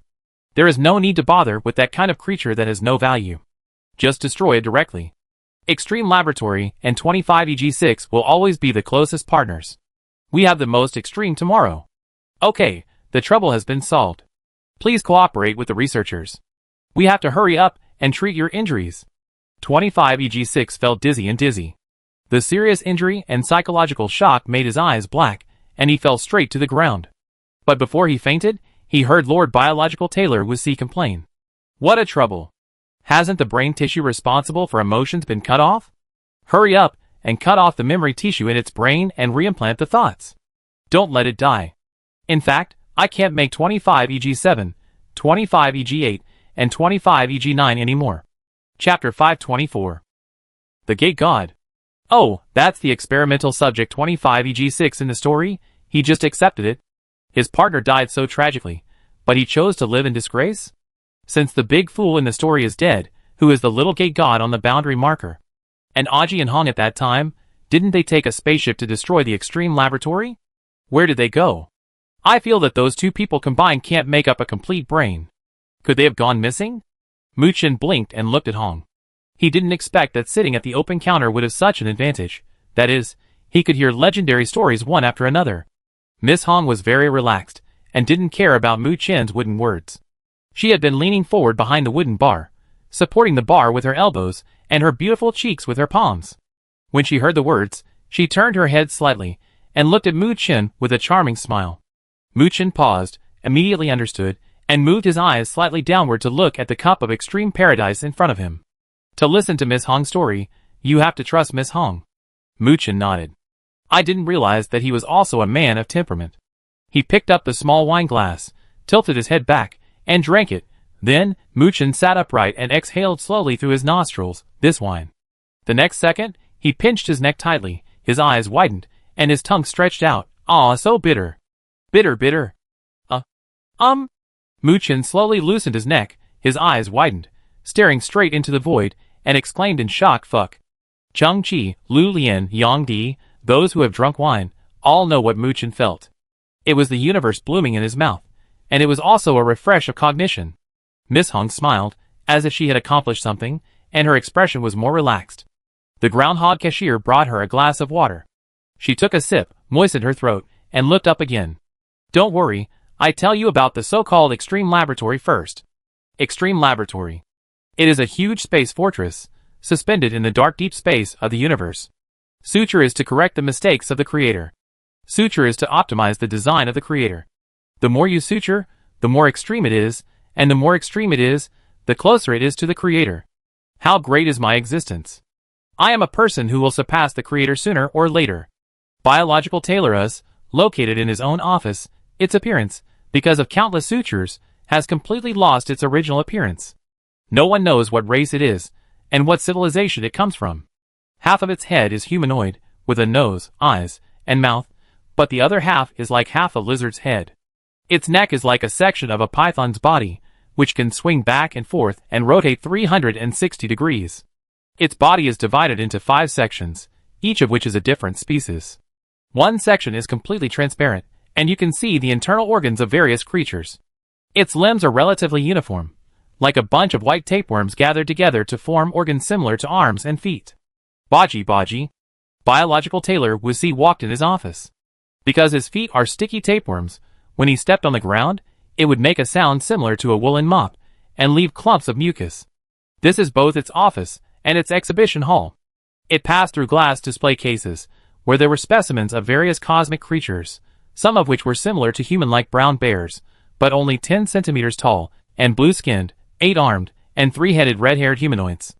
It was said that this guy was the god of a certain civilization. It passed through an extremely long rectangular display case, feeling a little disgusted. The creatures in the display case were thin and long, and it took a long time to walk every time it passed, delaying Wusi from appreciating other works, but he was reluctant to throw away this specimen because it was extinct. This guy was a deformed creature under the squamata suborder of the reptiles, with horns formed by hyperplasia on his head, claws on his abdomen, scales on his body, and air sac-like structures all over his body, just like the air cavities in the bones of some flying cosmic races, but this guy's air sacs can store gases such as hydrogen and helium, which are much less dense than air. These gases reduce the average density of its body, so that it can obtain enough buoyancy to float its huge body in the air, and then control the flight direction and height through the twisting of its body, swinging its limbs or tail, just like a backward hot air balloon. It is worth mentioning that because of the air bag structure in its body, it needs to collect and release a lot of gas in daily life. The gas discharged must be decomposed and metabolized by bacteria in its intestines to produce hydrogen sulfide and other gases with strong odors, that is, farts. So this thing is very smelly, and it is cruel, and even eats its own children. Interestingly, these guys were once prosperous. Legend has it that some lower life forms called it a divine beast and named it dragon. It is said that it rides on clouds and mist, which is auspicious. In fact, it was flying in a fart. Biological tailor Wusi shook his head, and finally passed through the dragon display case. In front of him was a row of small display cases, each containing a beautiful limb or organ that had been dehydrated and treated with antioxidants. In the first display case, there was a large golden finger, as dazzling as gold, but it was a living organism. In the second display case, there was a brain that looked like it was carved from crystal, from an ancient silicon-based creature. In the third display case, there was a head, a standard humanoid creature, very young, with regular features, and a lifespan of no more than 18 or 19 years old. He had black bangs, fair skin, closed eyes, and lowered his head. Was stood in front of the head for a long time, with an admiring look on his face, but also a hint of regret. Finally, Wusi completed his daily reward, returned to his desk, and sat on a large chair. Behind his desk, there is also a set of display cabinets, like a 100-meter high glass wall, with 3 huge shadows standing behind it, which are also specimens, but the lighting is not turned on. TSK. Where's my little baby? Sat on a wide chair, shouting and waving at the dark corner. Woo! Woof! Woof, woof, woof! First, a red light circle appeared in the darkness, and the light circle moved on the ground, and then a small mixed-haired dog jumped out happily. It jumped onto a thigh with a whoosh, but it didn't stand firmly and fell down again. Then it jumped up again with a whoosh, and stretched out his hands directly to catch it in midair. The mixed-haired puppy was extremely excited, with his pupils open to the left and right, and stretched out his tongue to lick us face crazily, and his tail shook like a blender. It is said that dogs don't mind their owners being ugly. That's absolutely true. Wusi is so ugly, but the dog only has eyes for him. Ha ha, my little teeth. Oh, stop licking, ha ha. Chapter 525. Lord Wusi, those fellows from the farmer tribe are here again. They still insist on buying weapons from us, and the reward they offer is still the same or as before, but the quantity has doubled. A researcher wearing a black mask and red laser glasses walked into Wusi's office.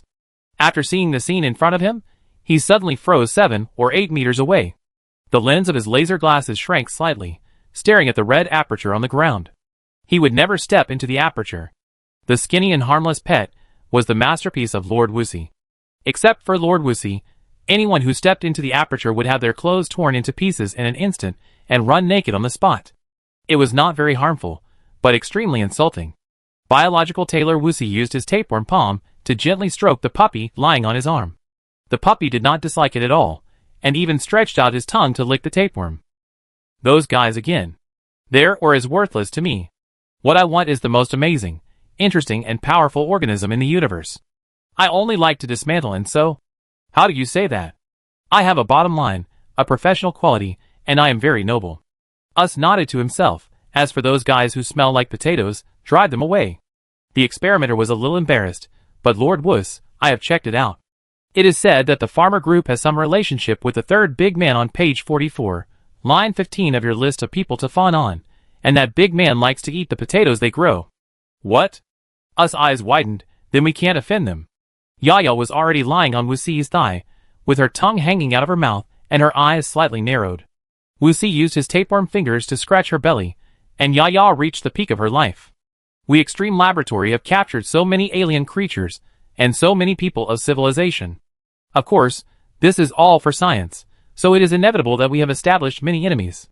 But the reason why we are alive, and well, is because of my book list of people you must fawn on, which I compiled with countless efforts and a bottomless dog-licking mentality. There are all big figures in it, including the strongest law enforcers in the universe, advanced civilizations, and sacred religious priests, and even super artificial intelligence. It's so sad to talk about it. I once talked to that super artificial intelligence all night long in order to win its favor. In the end, it accidentally released an electric current because of excitement, which electrocuted my reproductive organs. But it's all worth it, and when I need it, you can temporarily so one, if one is not enough, so two. Don't offend any of the people in the list. Not even a little bit. Us nodded seriously. What do those potato-growing guys want? My lord, they are at war with another civilization.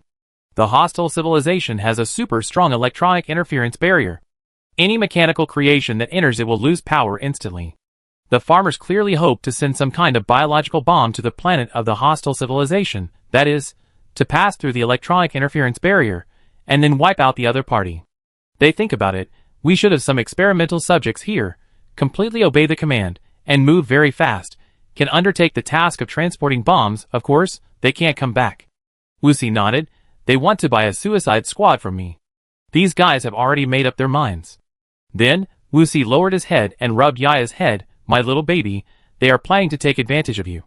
Hee hee, little Yaya, are you willing to deliver the bomb? Woof woof. Yaya didn't understand what it meant, but she stood up immediately, wagging her tail hard, ready to be ordered by her master at any time. Wuxi picked up a leg bone from the desk and asked Yaya to bite it. Then he took out something like a laser pen and shone it into the distance, forming a small red dot. Yaya suddenly became a fighting state, with one eyeball on the left and one on the right, and then became a cockeyed, staring at the red dot. Whoosh! Yaya, a little whirlwind, suddenly rushed out, with a posture that was almost a residual image, and pounced on the red dot at the speed of the flash. The experimenter said, Master Wuxi, the farmer civilization needs 100,000 death squads. Well, there should be 40,000 fangs in the cloning area. Send them there first. Give me 3 days for the remaining 60,000. Was picked up the returning fangs and handed them forward. As for this one, give it to their representative and let them inspect it. A trace of fear flashed across the experimenter's face. Master, they are all the same. They will tear my clothes to pieces. Please wait. I will get an extended mechanical arm. It's really troublesome. Was smiled at the fangs licking his arm, then pinched the fang's neck and slammed its head against the desk. Bang! Ah! The fang screamed, not understanding why the master treated it like this, but it still did not attack the master. Bang! Bang! The ornaments on the desk continued to vibrate, and Yaya finally stopped screaming. His head was bleeding, and he fainted. Here. Wuxi handed Yaya to his men, and said with a sad heart, Tell those guys in the cloning area that after they are done, they must give me a Yaya. It is my little baby. The experimenter nodded. Okay, sir. But the experimenter did not leave immediately. Sir, there is another guy who wants to make a deal. He has been staying in the landing area for 3 days, and refused to leave. He said that he hopes we can transform him, and sew a powerful organ for him. He is not strong enough now, and has a mission that must be completed. Mission? Wuxi raised his eyebrows. This is like a sentence that only a mentally retarded person can say. He is the Loyal Knight, one of the 4 holy knights of the Bailanning civilization, a civilization that barely reached level 1.1. The experimenter recalled. Some people also call this type of civilization retro. They obviously have relatively advanced technology, but they follow the spirit of chivalry, and their fighting methods are still horseback slashing and cold weapon melee. Wow! Loyal Knight of the 4 Holy Knights. Us nodded in amazement. Sure enough, he is mentally retarded, and the entire civilization is mentally retarded. The experimenter turned on the portable holographic screen, and there was a figure standing in the waiting area. The figure was majestic, about 2 meters tall, with silver metal armor all over his body, and a long sword at his waist. The shape of the entire armor was similar to the armor of human civilization in the Middle Ages in Europe. He also wore a helmet on his head, and his face was covered tightly, with only vertical bars on the eyes. Wuxi narrowed his eyes. He wants to sew up a strong limb. What can he give me? Reply, sir. The experimenter paused. He said that after he completes the mission that must be accomplished, he will spend the rest of his life protecting you, serving you, and even sacrificing his life for you. He swears on the honor of the Holy Knight, and will never break his promise. Let him go. Wus waved his hand to disperse the virtual image, pure mental retardation. Yes, sir. The experimenter took the order, and pinched the bloody teeth on his head with 2 fingers, and walked out of the office backwards. Wus leaned on the back of the chair, his feet on the desk. A disgusting tapeworm separated from his feet, and pressed the communicator on the table. How is the 399th frontal lobotomy of experimental subject 25EG6 going? Reply, sir, the skull has been opened, the operation is in progress, and everything is normal. Well, very good. Wus hung up the communication, closed his eyes, and prepared to take a nap. At the same moment, the red communicator on its desk started beeping. What happened? Wuxi's brows gradually frowned.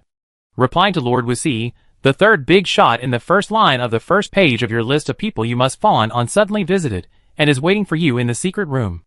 That big shot? Wuxi's eyes widened, and he was even a little scared. He accidentally fell off the chair. I go now. He quickly got up, and trotted through the long exhibition area. Because he was too nervous, he fell 3 times in a row. He recalled the status of that big shot, and even turned pale, and sweat was faintly on his forehead. I wonder why that arrogant gentleman suddenly came to visit me.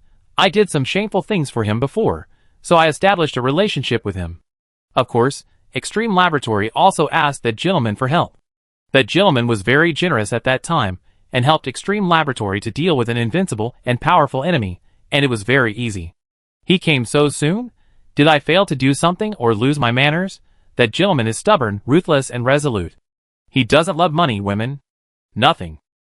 Thinking of this, Wuxi's feet softened again, and he fell down and rolled forward.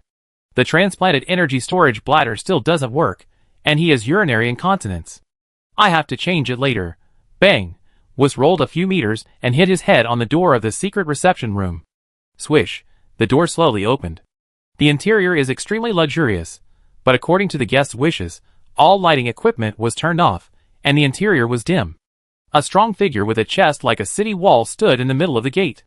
His outline was dim, but a small glowing symbol flashed on his chest, emitting a noble, restrained, and extremely mysterious light. It was an infinite symbol only the size of a palm. In the universal mathematical system of the universe, it means infinity. Wuxi was terrified and knelt on the ground, his forehead pressed against the ground. I am sorry for not welcoming you, my respected Punisher. Chapter 526. Baji, Us walked in the dark corridor. Its tapeworm legs looked like a bunch of cooked noodles from a distance. They were soft and left clumps of mucus on the ground. He had already met with Lord Executioner, and Lord Executioner was busy with official business. He heard that each of them was responsible for an area of 100 light years. Naturally, he would not stay here for too long and left as soon as possible. Executioner. This symbol of justice, power, and strength in the universe has built a pair of iron fists for law enforcement with brute strength. They are a team. No one knows how many of them there are, nor does he know the status, division, and hierarchical relationship between them. Behind them, there must be a higher-level management organization, but that is a huge monster hidden under the water, and no one has ever seen its true face. It is rumored that behind Executioner is a level 13 technological civilization that is almost impossible to exist. This civilization has a very high level of ideological awareness, a macro perspective, and a natural sense of mission. They select outstanding individuals from various civilizations and races, transform them, and give them powerful functional values and executioner energy worships. Then, these executioners travel between the stars, punishing crimes with thunderous means, reducing entropy, and maintaining a balance that lower civilizations cannot see. Generally speaking, executioners may not be worthy of the word justice, but they must be fair and put the overall situation first. But there seem to be exceptions. For example, the gentleman just now. As he walked, Wuxi's face was illuminated by the light in the corridor. The executioner gentleman obviously had a strong selfishness. All the things he did seemed to be shameful, which was why he came in person. Once, Extreme Laboratory did something similar for him. Just like all the famous big men, they not only have a bright side, but also a dark side. Many things are not convenient to do by themselves, so they must raise a group of hunting dogs hidden in the dark. This is Wuxi's experience. He is a qualified hunting dog, so he flatters many big men. Once you tell a lie, you need more lies to cover it up. And once you do something shameful, you also need more similar things to cover it up. The gentleman executioner just now seemed to be in this situation. Wuxi smiled sinisterly. What he feared most was those adults, who were stubborn and had no weaknesses and breakthroughs. Wuxi recalled the scene of meeting Lord Executioner just now. Lord Executioner stood in the dark. The infinity logo on his chest flickered slightly, and he spoke in a low voice, "I'm looking for someone, and this person is likely to come to you." When Wuxi saw the figure of Executioner unfold, his expression did not change, but many thoughts flashed through his mind. No matter how you look at it, the person in the picture does not look like a criminal, and the fragile look is completely in existence that Lord Punisher can kill with a flick of his finger. This is not a random speculation. If the person in the picture is a pig-eating tiger existence, then Lord Punisher will not deal with it in this way now. He can call other Punisher to jointly annihilate this criminal instead of looking for himself. So, this is the adult's private matter. The problem the adults are facing now is that they can't find the person in the picture, and they can't call the search system a Punisher. If you see it, the tall figure with the infinity logo flashing on his chest spoke in a low voice. Do 3 things. First, don't let it contact anyone. Second, don't let it say any words. And third, notify me immediately. Understand? Understood, understood, understood. Wuxi, who was kneeling on the ground, nodded quickly. Don't worry. Sir Executioner, I am willing to do anything and will try my best. Similarly, when I need you, you have to be very generous. Who is the person in the picture? How did it offend Sir Punisher? When will it appear? Wuxi, who was walking, was suddenly full of energy. This is a debt of favor from Punisher. Boom! The entire Extreme Laboratory Space Fortress shook, and Wuxi felt the floor under his feet shook violently, and then returned to calm. Its modified neck stretched high into the sky, and 2 eyes from different creatures widened. What happened? In the air ahead, a virtual imaging screen popped up. It was a real-time bird's-eye view of the Extreme Laboratory. A small spaceship, like a tiny piece of bird shit, crashed on a vast landing platform. The small spaceship had caught fire and emitted thick black smoke. Us narrowed his eyes slightly, and the perspective in the real-time image quickly zoomed in, focusing on the crash site. Was it some kind of suicide attack, or a visitor with poor driving skills? The next second, Wuxi's expression was stunned, and his eyes narrowed again. He saw a figure walking slowly out of the burning fire. He was not in a hurry, calm and composed, as if the fire was just tempering his body and could not cause him any harm. Was felt that the figure was a little weird, and there were strange shapes protruding on both sides of his chest. But when the figure walked out of the sea of fire and stepped on the metal deck with his feet with green smoke, Wuxi found that he was holding a girl in a red skirt in his arms, and he used his arms to protect the girl's face and long hair. The figure put the girl on the ground, and the girl stood beside him, uninjured, with a red skirt against the fire, flying and dancing in the hot air. And the full picture of the figure was also clearly shown. He was wearing a black corset that made it easy to move, giving him a flexible and agile feeling. His body proportions were good, and he seemed to have great potential, making him a good basic embryo. As for his head, the corners of his eyes suddenly trembled violently, and he simply couldn't believe his eyes. As a professional physician with hundreds of years of experience in suturing organisms, and constantly pursuing more extreme suturing techniques, he felt that his heart was pierced by countless scalpels, and the tapeworm's toes were tightly grasping the cracks in the ground. He felt that suturing, a technique that could challenge the creator, was tainted and profaned at this moment. That guy was actually transplanted with a head made of a large green lemon, and the lemon was no longer fresh. His doctor had some professionalism, but not much. He even pasted 2 eyes made of flowers on him. Oh my God! Is this a distortion of human nature, or a moral decline? My eyes. Why did I see such a stitched work? No one could taint my eyes in this way, insult me in this way. The moment I saw him, I had an impulse to die. Oh my God, what did I do? Why punish me in this way? Dozens of heavily armed guards rushed out from one side of the bridge. They had sensed that the visitor was not friendly, and they opened the charging button and safety bolt of the electromagnetic gun. And the green lemon head slowly took out a branch from his waist, and then slowly stretched out his arm, pointing the sharp end of the branch at the guards, who surrounded him, heroic and high-spirited. Wuxi's tapeworm hand was inserted into his hair, and he stared in despair. He is still posing in front of me. Kill him! Kill him! Blast him into a pulp! No matter who he is, my eyes can't stand it! Wuxi shouted wildly in the communicator. The heavily armed guards received the order without any delay. At this moment, more than a dozen electromagnetic guns fired dazzling and tortuous attack electromagnetics, burning the air with crackling sounds, and at the same time shot at the body of the green lemon head. Aji killed them. Hong leaned on the wooden bar with one hand and drank another sip of water. Very easy. Mu Chen pursed his lips. Miss Hong, Aji was holding a branch that beavers use to build dams, facing dozens of heavily armed guards holding electromagnetic weapons. What a disparate battle. At least you should describe the battle process. You just say Aji killed them? Well, that's it. No need to say more. Miss Hong nodded seriously, because Aji is invincible. Chapter 527. Many times. Even if something has been successfully done, it is difficult for the person to replicate it again. Experimental Subject 25EG6, rated as S level, but he is not the most pinnacle work of biological Taylor Wuxi. His pinnacle creation is SSS level, the only one in the archive. Wuxi can no longer create a second Experimental Subject 25EG6, let alone another SSS level. After Aji killed dozens of heavy guards, Wuxi was stunned in the office, and the tapeworm palm no longer twisted. Its body was shaking and a little shocked. It's him! Wuxi recognized him through that body, his limb habits, and his fighting style. A period of the happiest and most hopeful years flashed through his mind. In that closed laboratory, it adjusted the work millions of times, and it put all its efforts into that work. Yes, other stitched creatures can only be called experimental subjects, only he can be called work. The high-quality organs obtained by extreme laboratory will be tested for rejection on him as soon as possible. As long as it can be used, all other experimental subjects must be put behind. Even if he can only use a piece of tissue a few centimeters in the organ, and the high-quality organ will be scrapped, he will be given priority at all costs. He is the star of extreme laboratory. He is the emperor among all experimental subjects. He is the future of Wuxi, and Wuxi wants to replace every cell in his body with the strongest existence. In fact, Wuxi did so. Regarding his bones, Wuxi replaced him with a combination of star crystal bone and dark abyss light steel bone. The former comes from a cosmic creature called Star Beast, which lives in an extremely high temperature and high pressure environment near a star.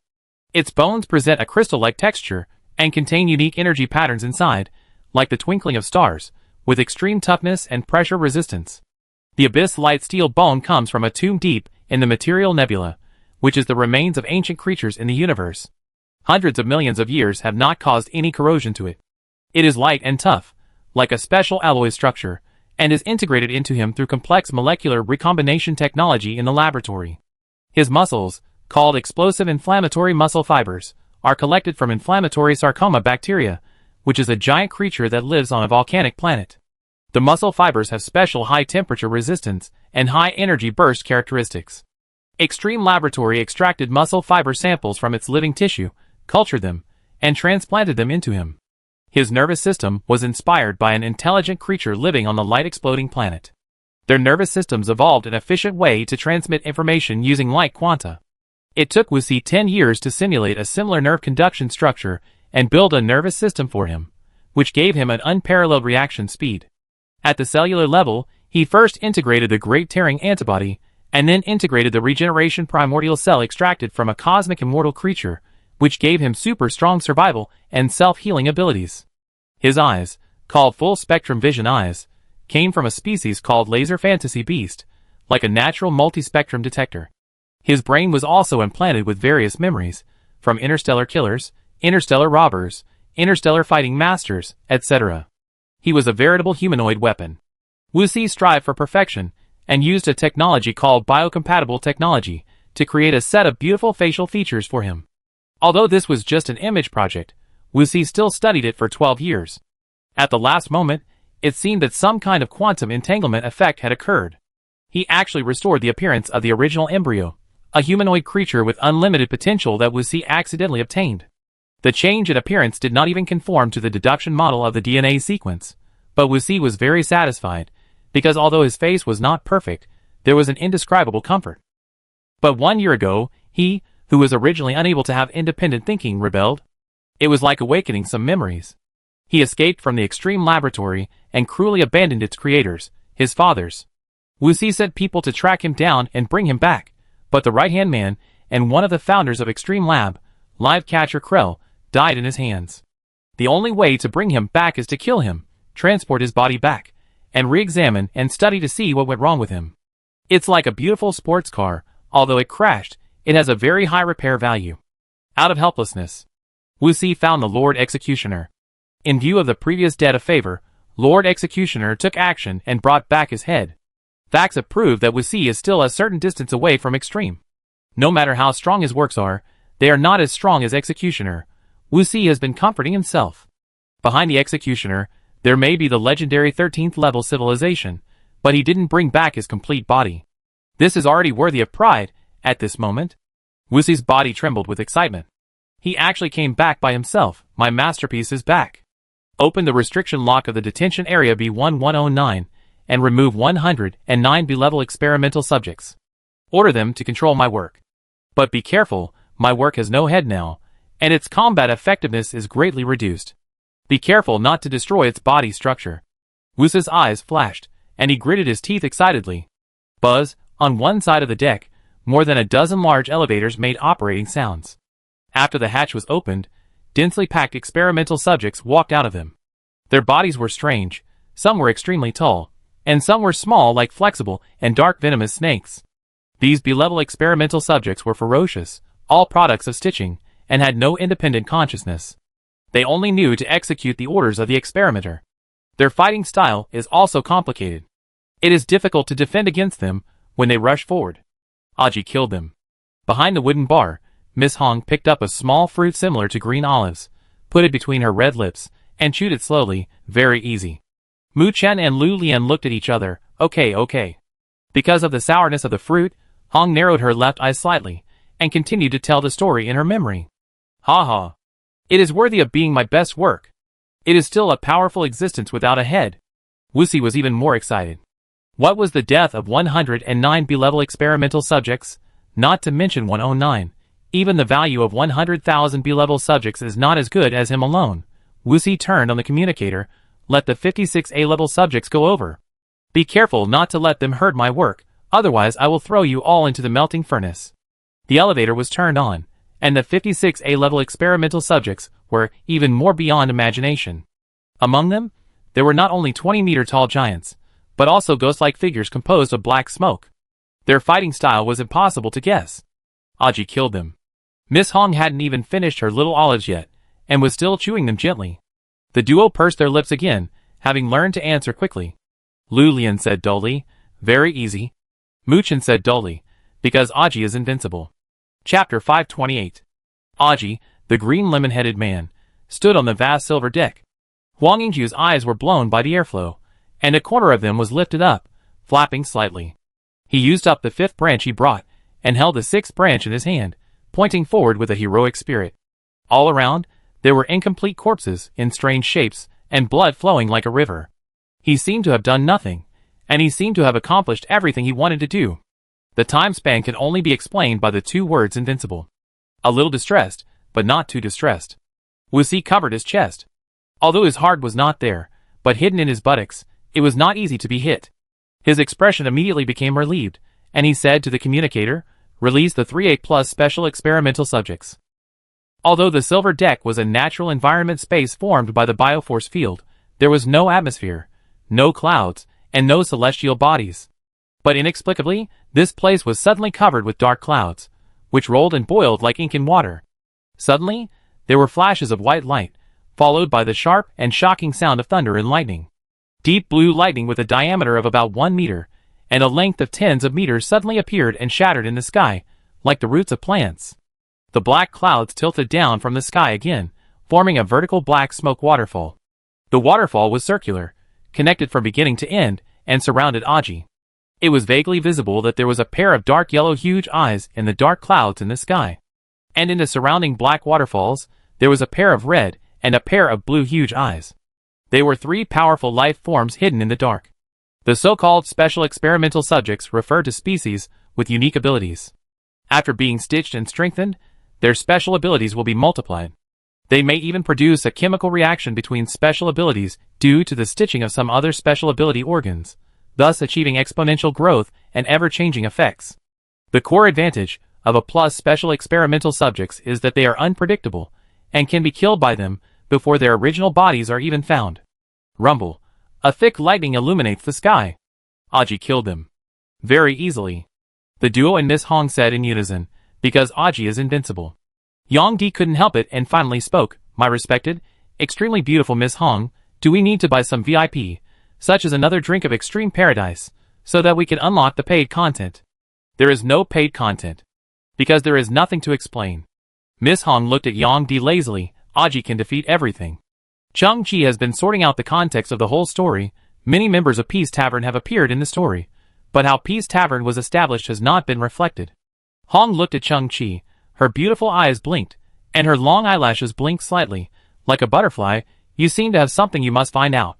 I don't know if I can help you, but I will definitely finish the story. The vital signs are normal. According to this guy's strength, even if the indicators are 50% lower, he is still 100 times stronger than us.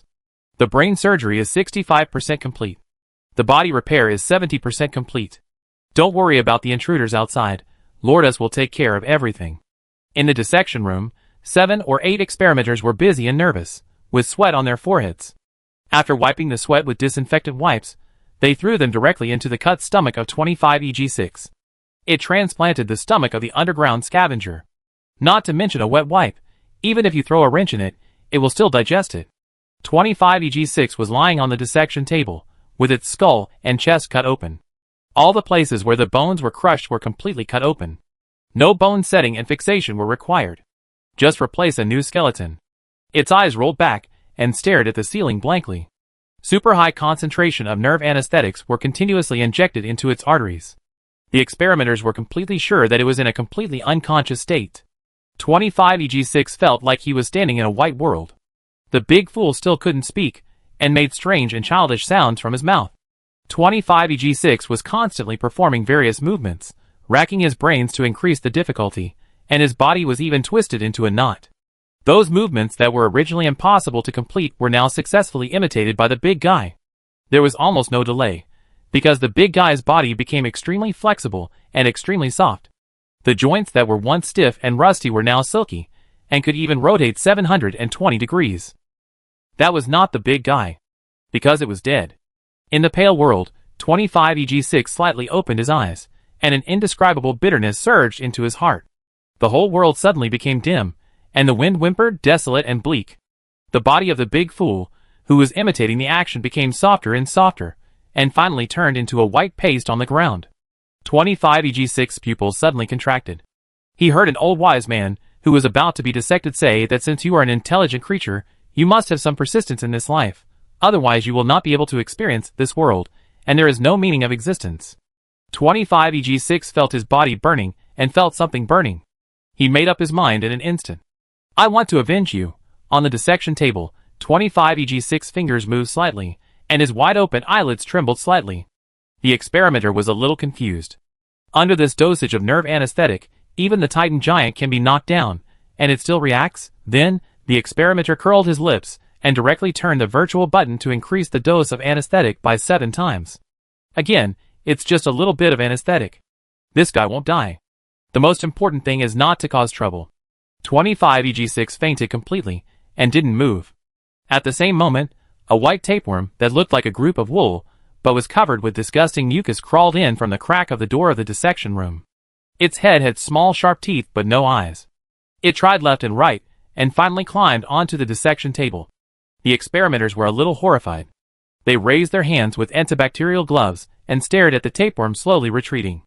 It was not a low-level tapeworm that parasitized in the stomach of organisms. 1 year ago, Extreme Laboratory captured skeleton control bacteria from a galaxy completely occupied by parasites at the cost of the lives of the 3 founders and 12,000 experimental subjects. Later, the precious and powerful bacteria control was sewed onto Wasi's body. In the daily state, it exists in a contracted state, but if it is mobilized, it can be infinitely extended and control other organisms, whether alive or dead, to a 100% degree. The final effect is a state similar to temporary suture. The white tapeworm sniffed around 25EG6 cut skull, then opened its tiny mouth parts, and with a click, drilled into 25EG6 brain. The next moment, 25EG6 stood up from the dissection table in a daze, with his eyes rolled back, and then walked unconsciously on the ground. His steps were weak, and every step he took would be slightly vacant, and the bacteria control was inserted into his brain, and there was a feeling that he could be lifted up slightly, and it was also like a white wire connected to a remote control. 25EG6 was no longer himself. He pushed open the door and walked away. At the same time, the entire Extreme Laboratory fortress was covered with dense bacteria, like a tapeworm invasion. They crawled into the detention area, brutally drilled into the heads of each experimental subject, and then carried them to the same direction. In the office of biological tailor Wusa's torso floated in the air, and its tapeworm limbs, like cables with countless white branches, extended in all directions. Crack, crack! The display cabinets in the exhibition area were smashed by bacteria, and the dinner crawled and drilled into the brains of the exhibits. Those specimens that had long been dried up were strangely alive, including the blue-skinned god belonging to the lower creatures, and the 40-meter-long dragon. Crack, clang! The huge glass wall behind Wasi's desk was also penetrated by bacteria and shattered into pieces. Among them were 3 50-meter-tall Titan specimens. The huge bodies that looked like alloy sculptures were drilled into the heads by bacteria as thick as a finger, and then the bodies roared and stepped out of the display cabinet, shaking the earth. At least 1,000 different creatures, whether alive or dead, were gathering towards Wasi's torso. This guy who used to look carefree, lowered his head slightly, and a ferocious light flashed in his eyes of different colors, and he laughed low. Crack, squeak, Lemonhead Aji looked at the alloy deck in front of him.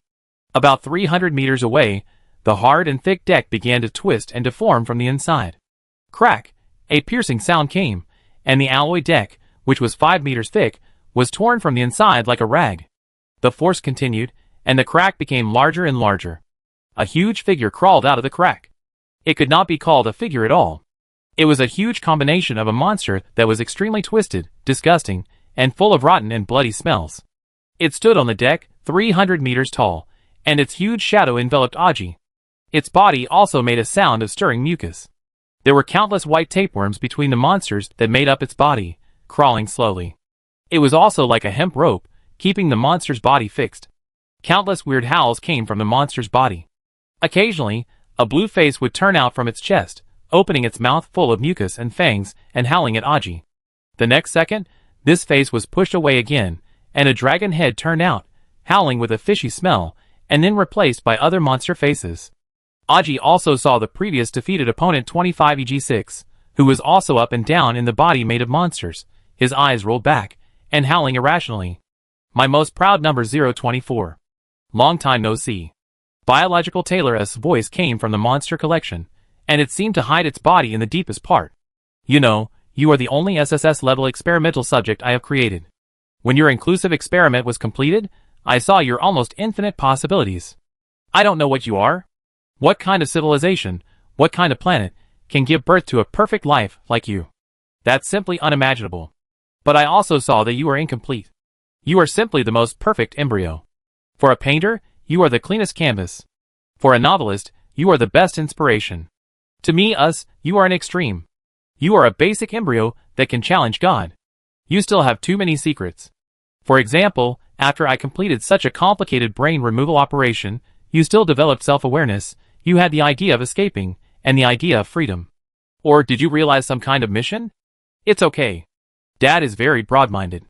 As long as you are willing to come back, Dad will not hold grudges against you. Aji, the Lemonhead, stood quietly on the deck, with one corner of his petal eyes still fluttering. It was unknown whether he could hear these words. In short, he seemed a little confused. Hong, who was standing beside him, widened her eyes. She realized that Aji was a product of the Extreme Laboratory, and he also had a number 024. Hong felt a little complicated. If Aji was created here, then this is also Aji's home. Perhaps the monster collection can help him put back his lost head. What choice will he make? My dear child, I want to remind you. You are the only SSS level in the laboratory archives. But you are not the strongest. I am Wu Si. Maybe I am SSS Plus or SSSS. In short, I created you, strengthened you, and even saved you. Every part of your body comes from my carving. I have everything about you in my mind. I even dream about how to optimize you. I know you better than you do. You can't beat me now. Child, you can never beat your father. Child, I don't want to hurt you. You are my hard work, my real hard work. I have nothing to hide from you, no conspiracy or trickery. I just want to continue stitching you and continue optimizing you. Make you more beautiful, stronger, and more extreme. Boom, the huge and terrifying monster slowly stretched out its arms formed by countless monsters. It was like countless wronged souls in hell, entangled in the furnace of souls, and screamed miserably. Child, put down your weapon. Come to daddy. In the head of the monster collection, there is a monster with tentacles and black eyeballs. As it speaks, it exudes some kind of mental fluctuations. Hong, who is standing on one side, feels dizzy. It seems to have the ability to disturb the mind. The giant monster turns its head and looks at Hong on the side. Huh? Is this female creature interesting? The proportions of her body exude an indescribable beauty. Very mysterious, very rare. My child, do you like this creature? Dad will spoil you. In the future, we will dissect this female together, okay? What do you like about her? As long as it is a part you like, I will sew it on you, okay? Aji, the green lemon head, seemed to be even more confused. He seemed to have lost the desire to fight, slowly put down his arms, and the branch in his hand fell to the ground with a click. Ha ha ha, my child, so good. But the next second, Aji raised his right hand and used the raised part of the back of his hand to press the yellow firefly chrysanthemum in the eye area to ensure that it would not fall. Then, Aji pulled out the last branch from his waist with his backhand. His arm was straight. He pointed at the huge monster in front of him, with a heroic and high spirit. In front of the wooden bar, Lu Lian, Mukin, and Yang Di all took a breath of cold air, because Miss Hong had a familiar pause when she said this, and several people had a bad premonition. Please. This is a very crucial battle. What kind of scene will happen when Aji faces his own creator, and a higher level existence? Aji will definitely be very handsome, and the fight will definitely be amazing, right? Miss Hong, please, don't say that. The three of them widened their eyes, and even Chang-Chi pursed his lips slightly.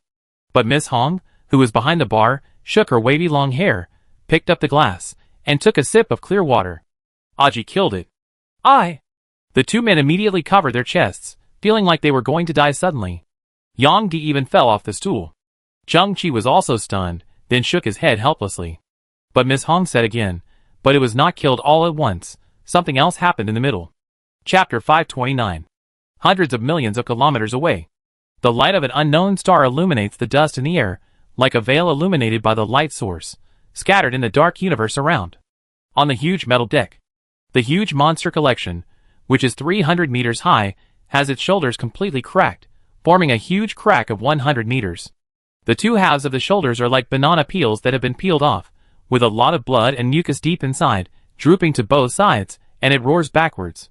From the inside of the monster's body, the voice of us came, full of disbelief. This is impossible. Why?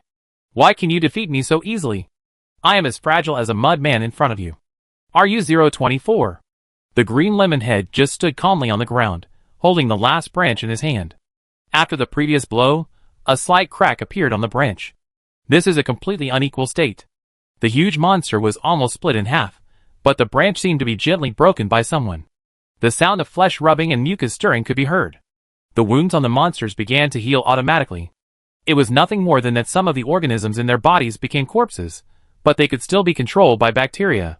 The location of the Extreme Laboratory Space Fortress was in a complex multi-star system, with different levels of celestial orbital nesting. At this moment, a shocking and magical scene appeared here, which was not common in the vast universe. Continuous solar eclipses. The light around them dimmed in an instant. But it was only a few dozen seconds, and the Tengu swallowing the sun that occurred in a distant distance began to reverse, and the obscured star gradually emerged. At this moment of darkness and light, Aji attacked again. A huge crack of 150 meters in length appeared on the body of the monster collection that had just healed, and it took a few steps back again. Us voice was even more terrifying. This is impossible. Controlling skeleton bacteria squirmed wildly, and the monster began to heal again. The second sun appeared, and everything around changed from the brightness of dawn to the deep night. Boom, boom, boom. In the darkness, there was the sound of a huge monster retreating. The distant stars showed their heads. The whole body of the monster collection was split in half, and fell on the wide deck, and the blood and mucus seemed to form a swamp. Aji didn't look at him, and raised the branch in his hand, and placed it in front of the green lemon's head. It was broken, and only a section of bark was left connected together. This was the straightest one. This is impossible. From the collection of fallen monsters, Wuxi's shocked and trembling voice came, even with a slight sob. It was easily defeated by 024, which not only represented its weakness, but also its ignorance of the suturing technology and its wrong judgment. In its cognition, it knew 024 100% and could grasp and predict all his possibilities. But now, 024 far exceeded Wuxi's cognition, its confidence collapsed, and its sense of superiority disappeared. Wuxi let out a low roar. Skeletal control bacteria exploded and grew. Like a huge white ball of wool that was suddenly shaken open, tapeworms covered the entire deck, stretched out of the cabin from various gaps, and even directly penetrated the metal and broke the cabin door. Some parts of the extreme laboratory exploded, and small balls of black smoke rose. Then, there were countless screams from the experimenters, which gradually turned into screams. Countless tapeworms dragged bodies back, which were countless experimenters wearing white coats, black masks, and red laser glasses, and their heads had been pierced by tapeworms. Us had lost his mind, and he wanted to sew all his subordinates, the tens of thousands of experimenters, into his body. There were also many thick tapeworms that began to tear apart the deck in the distance, as well as some protruding space fortress parts, dragging those metal or small weapon systems back and also integrating them into their bodies. The bodies of the monster collection healed again and became larger and larger. The tapeworms were like dumplings, tying up countless experimenters, and various metal fragments. They turned and rolled in the mucus, and some people were crushed into stumps and meat paste, like a washing machine in hell. All living creatures were wailing, including those experimenters, who had once followed Wuzma's lead and worked for him. I will break you up again. I will start over. I will control everything about you. The monster collection roared with a shocking roar, and its height was close to 500 meters, like a flesh and blood demon, like the incarnation of hell. Aji lowered his head, as if looking for a suitable branch. The face of Wuxi could not be seen on the body of the monster collection, but its eyes were bloodshot at this time, and it had lost its mind. The huge arms were raised high, blocking the light in the sky, and with the smelly wind, it slammed down on Aji. It was also at this moment. The huge monster body trembled suddenly. Then its body suddenly froze, and its huge arms hovered more than 10 meters above Aji's head. Then, there was the tragic wail of Wuxi, which was very shrill, and all the living creatures in the monster made the same scream. The next second, the net-like control skeleton thread bacteria seemed to have lost its vitality, and its body loosened, and it kept falling to the ground with a clacking sound, like a dead giant snake. Boom! The bodies of the monster collection began to disintegrate, and the bodies and corpses of various creatures fell from the sky like rain, and dense clacking sounds were heard. The monster fell completely, and the scattered bodies piled up into a small hill. Biological Taylor Wuxi was exposed, lying in the center of the hill. Its limbs were like infinitely extended noodles, scattered softly around, and it stared at the sky with wide eyes in disbelief. And beside Wuxi, a figure stood there. He was very thin, covered in blood and mucus. His eyes were gloomy and angry. Experimental Subject 25EG6. He stood on the top of the pile of corpses, next to Wuxi, holding a strange-shaped organ in his hand, which looked like multiple hearts stitched together. It was still twitching, and large amounts of blood were constantly oozing from the broken arteries. Wuxi looked at the scene in horror. Then, Wuxi bent his waist with difficulty, and touched the bloody hole on his butt with a barely movable tapeworm arm. Why are you not controlled? Control bacteria has 100% control power. You sinister traitor. You took out my heart. This heart hidden in the butt is obviously Wuxi's weak spot. At this time, it has lost its ability to move, and can no longer maintain control bacteria. It has lost all the power to resist. 25EG6 eyes flashed with blood, and his entire face trembled with anger. He raised his arm, and forcibly pulled out the tapeworm that had drilled into his brain. Blood gushed out, but his expression did not change at all. 25EG6 looked at Wuxi, and the shadow of the big fool flashed in his mind. The anger and hatred in his heart at this moment were like a flood that broke through the dam, venting wildly. He squeezed out a low voice from his teeth. I was indeed controlled. But I woke up again. Chapter 530. Bang! 25EG6 crushed the heart in his hand, and the meat flew out from his fingers. Finally, there was still a small piece of meat left in his palm. 25EG6 stuffed it into his mouth, eyes full of anger, stirring it with a squeak, chewing it very finely, and swallowing it into his stomach. His stomach can digest anything. Wuxi's face was ashen. Because of countless transformations, its body was strong and it could survive for a while. It seemed that it had not reached the end of the road.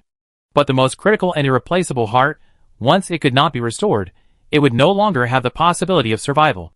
25EG6 looked at Wuxi expressionlessly, and then stood on the pile of corpses and looked at Lemonhead Aji from a distance. There was no hatred between him and Aji. Now that Extreme Laboratory is about to be destroyed, the contradiction has disappeared. 25EG6 said nothing. After staring at Aji for a moment, he slowly walked down the pile of corpses from the other side. His figure gradually disappeared in the thick smoke. He was free, and was going to find his own new life. Only 25EG6 was the strongest. The other creatures controlled by bacteria control, whether they were experimental subjects or those experimenters, had their eyes rolled back and blood oozing from their mouths. They were all dead. The control of bacteria control was destructive and irreversible. The huge Extreme Laboratory Space Fortress was silent. Only the entire ship made a creaking sound and tilted slightly, as if it was about to lose control. Woof! Woof woof! Us, whose expression was gradually distracted, suddenly heard a familiar cry. It saw Yaya climb up from the other end of the pile of corpses, and then surrounded itself, trembling anxiously, and licking its cheeks with its wet little tongue. Woof woof! Yaya was very distressed and panicked. The only master in its eyes seemed to be seriously injured. It didn't know what to do. Us' eyes trembled. It saw that there was a hideous cracked wound on the head of this Yaya. There was no treatment or suture. The dark red blood coagulated and scabbed. My Yaya! Us choked, and a tapeworm hand slowly raised up, trying to touch Yaya's hair. But at this moment, he found that there was a corpse of a nitrified man near him. This kind of creature will grow super-concentrated nitroma on its body. As long as it hits hard, it will explode violently. Moreover, the nitrified man in front of him has been strengthened by Wuxi, and the explosion power is even more terrifying. Us' eyes trembled. It used to have no mercy, and now it has lost its mind. Using the last bit of strength, he pulled a nitroma off the nitrified man and let Yaya bite it in his mouth. Wuxi stole a glance at Lemonhead Aji again, and found that this guy became a little stupid after losing his head.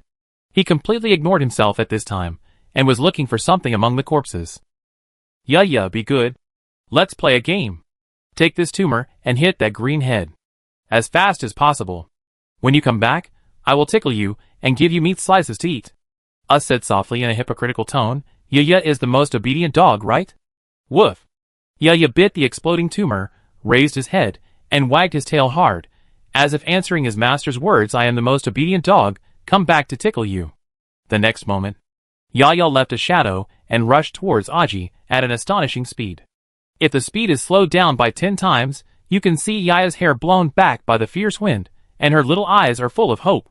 The owner seems to be fine. She likes to play games with the owner the most. When the owner is happy, Yaya is happy too. Aji scratched Lemon's head.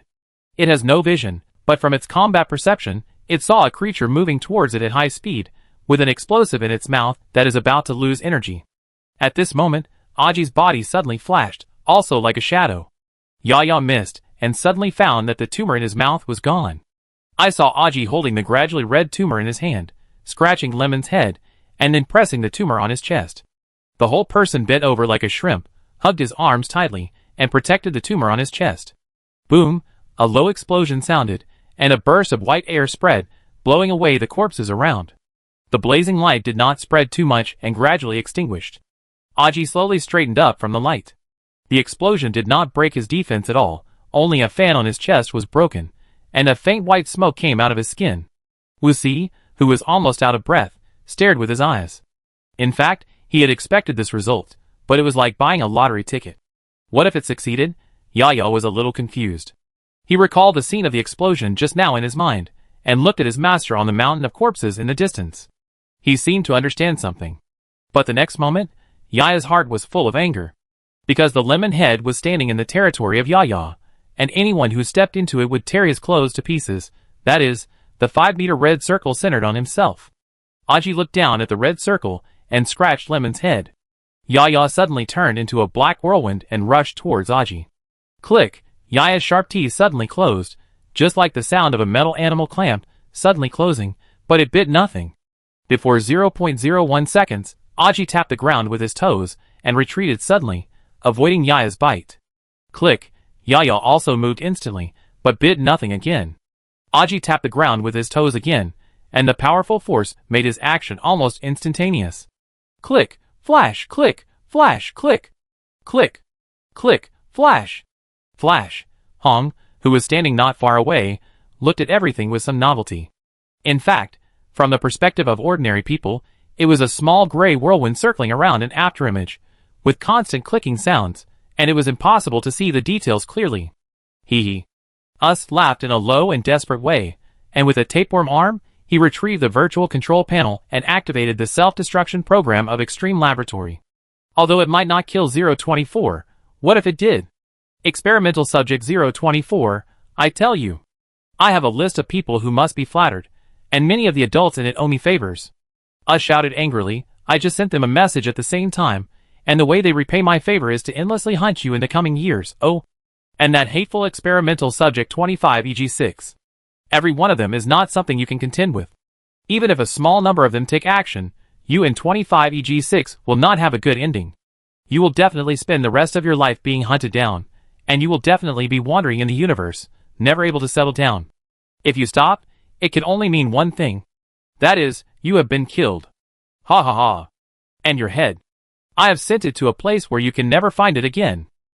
Ha ha. Ha ha ha. Boom, boom. The huge Extreme Laboratory Space Fortress suddenly had explosion points. In a very short time, these explosions were connected into a string, and the flames shot up into the sky.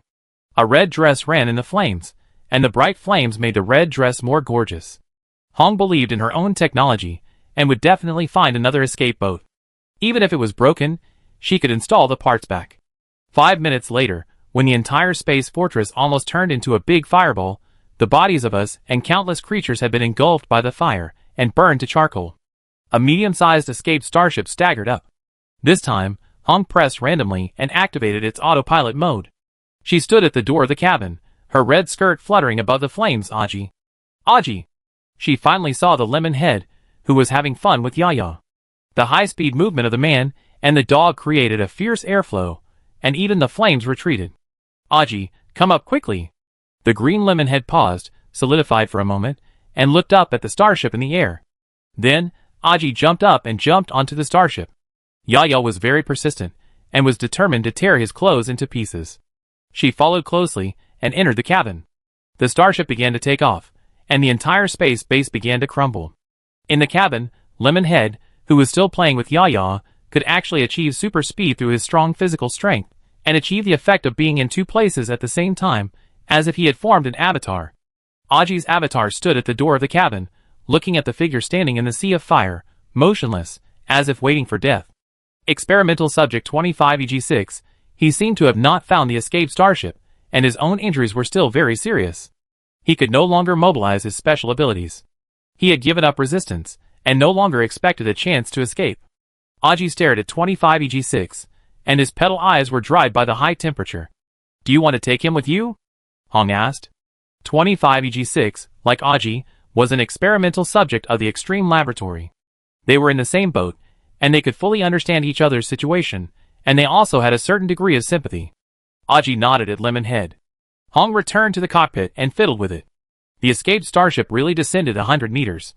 Under the reflection of the blazing fire, Aji stretched out his arm to 25 for example 6.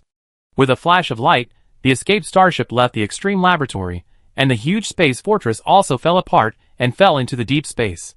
Chapter 531. The starship sailed quietly in the dark space. Yaya was finally tired, lying on his belly in a corner and fell asleep. 25 EG6 stood in front of the huge observation glass, looking at the distant starry sky in a daze. A green lemon head appeared beside him, and stood side by side with him. 25 EG6 tilted his head and spoke as if chatting. Did you make any friends when you were imprisoned in the detention area? Aji shook his head, not knowing whether he could not remember or had never made any friends. I have one. 25 EG6 looked back at Shinyu. It is an uncivilized species that lives inside the nucleus of a comet. It has low intelligence and is silly all day long, just like a child, constantly imitating my movements. At first, I hated it. Later, it imitated better and better, and occasionally made me feel like I was looking in a mirror. I seemed to see myself, but I had long since lost that self. That was a free self, a self without desires, a self that was easily satisfied, and a very persistent self. You must understand that during the days in the extreme laboratory, we had no emotions, no self, and were actually almost like machines. But that stupid guy helped me find a part of myself. I felt that life became very real, and I felt that I had thoughts. Aji never spoke because he had no mouth. 25 EG6 seemed to like the feeling of confession, but it died, killed by Wuxi. You know, Wuxi never kills normally, so it died miserably. I also heard that it is very scarce and almost extinct because of an unreasonable way of reproduction. So, it is almost impossible to find one of its kind, see its familiar appearance again, or make friends again. 25 EG6 smiled bitterly. I have experienced too many new emotions recently, including happiness, anxiety, anger, sadness, and regret. Perhaps it is a mysterious induction. At this moment, a gorgeous comet suddenly passed through the starry sky in front of the escaped starship. It seemed to be the brushstrokes of the Creator, a white fluorescent arc, passing through the distant sky. The comet itself is a very beautiful existence. The comet nucleus is surrounded by a layer of cloud-like gas and dust, which can range from thousands of kilometers to hundreds of thousands of kilometers in size, huge and hazy.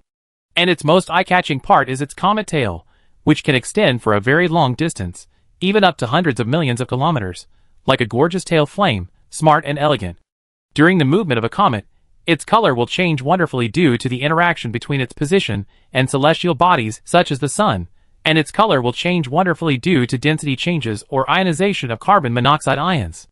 This is a romantic little-known fact. If you look at a comet up close, it may be colorful.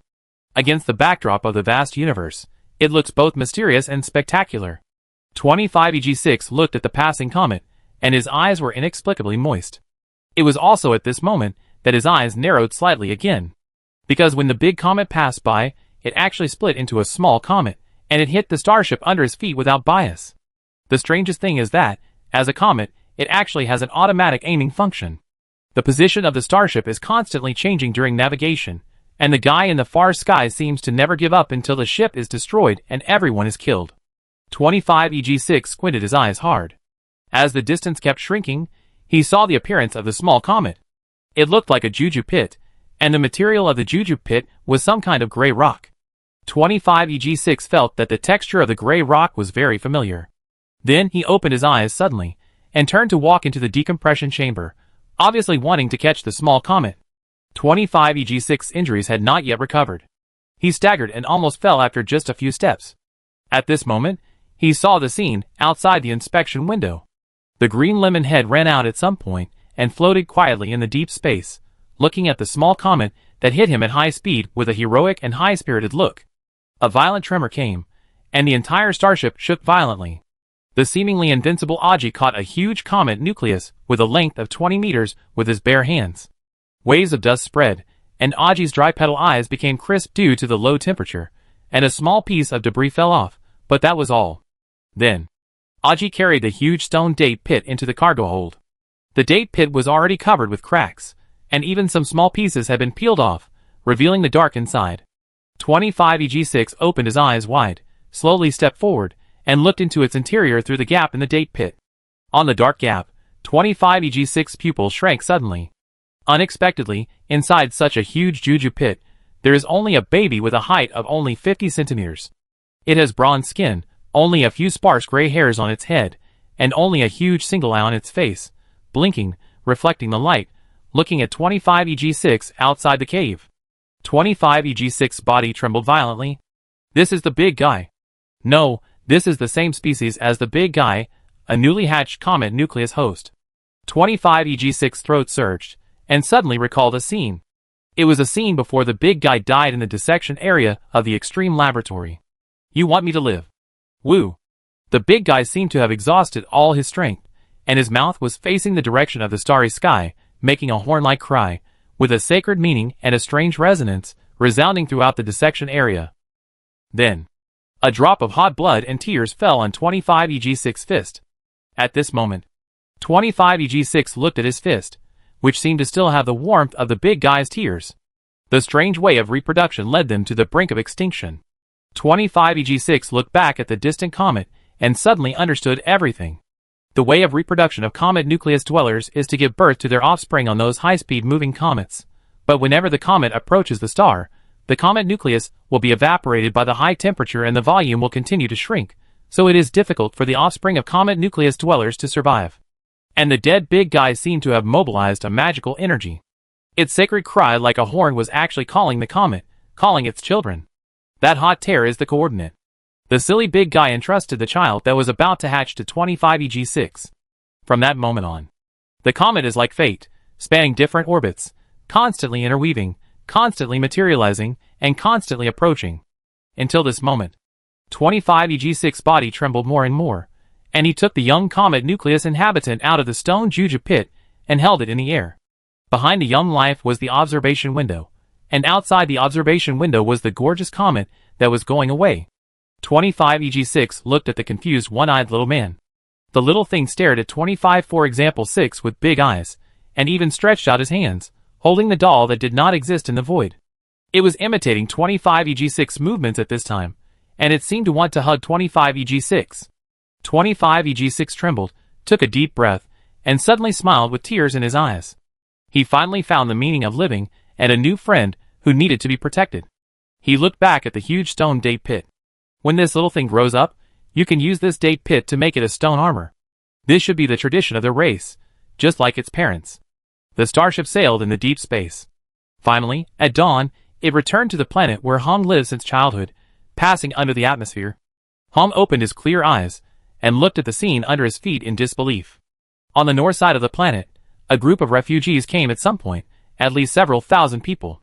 They have different skin colors, and the spaceship is tattered. I'm afraid it can no longer set sail. They have built simple tents. The adult creatures protect the young creatures and look at the sky in panic. Hong tilted her head. There were more neighbors. The escaped starship landed next to Hong's cabin. 25EG6 walked out of the cabin, and the young comet nucleus dweller sat on his shoulder.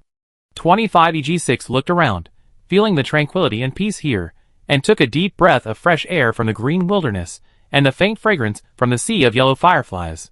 The young comet nucleus dweller sat on his shoulder and also imitated 25EG6 movements, taking a deep breath of air. A whirlwind and an afterimage moved out of the cabin. Yaya, who had rested well, vowed to tear Aji's clothes to pieces. Aji was expressionless and very calm. What should we do next? Hong asked Aji, and Aji also split out an afterimage, with his finger firmly pointing to the ground. You mean stay here? Hong nodded, but the monster collection said that many big shots will come to hunt you down. Aji shrugged and spread his hands. I see, you won't be afraid at all. Hong nodded again, because Aji is invincible. Hong then looked at 25EG6 and comet nucleus dweller not far away, and then looked to the north. But there are already many residents here. Aji raised his thumb and pointed at his lemon head in the opposite direction. Hong's eyes lit up. You want to stay here to protect them? Aji nodded heavily, then pretended to swing his fists and feet, as if he was fighting, and then stood firm, crossing his hands in front of his chest to make an X. Hong blinked. You mean, as long as you are here, no fighting is allowed here? Aji nodded again, straightened his chest, and was full of vigor and vigor. Hong also smiled happily, but we can't just stay here bored, we should do something. Aji then pointed to several clay jars next to the wooden house. They were honey wine and various flower petal wines brewed by Hong. Aji had no mouth, and he was always upset because he couldn't taste them. Aji pretended to distribute the wine to many people, and took money from them. Do you mean to sell wine?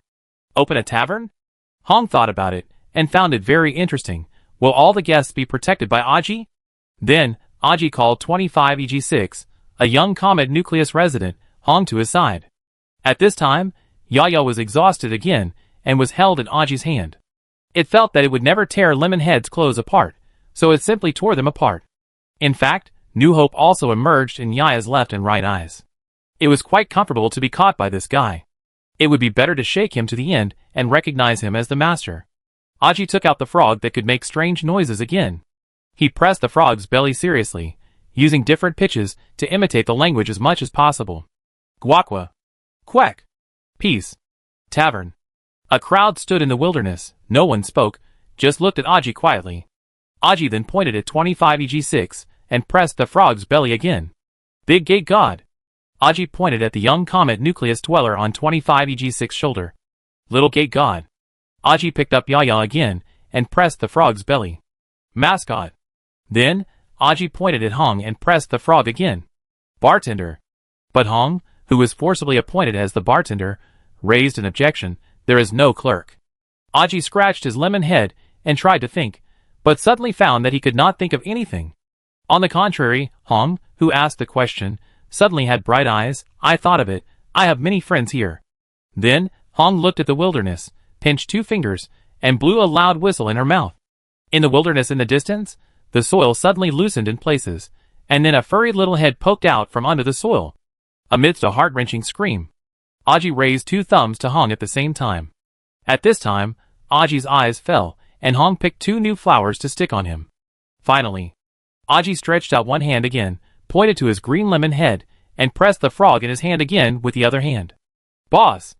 Ah! A scream rang in his ears, still so heartbreaking and so unexpected.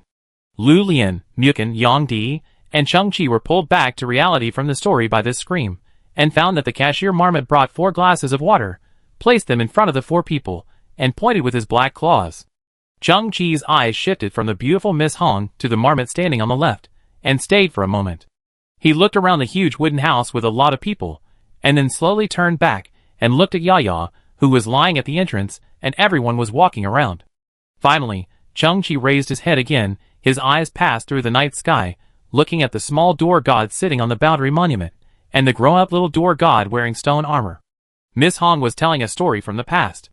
At that time, Peace Tavern was completed. To this day, all members are still there, and strictly abide by that hasty agreement. Chapter 532. Next, the big door god played a major role. He could chop down huge trees to build a tavern.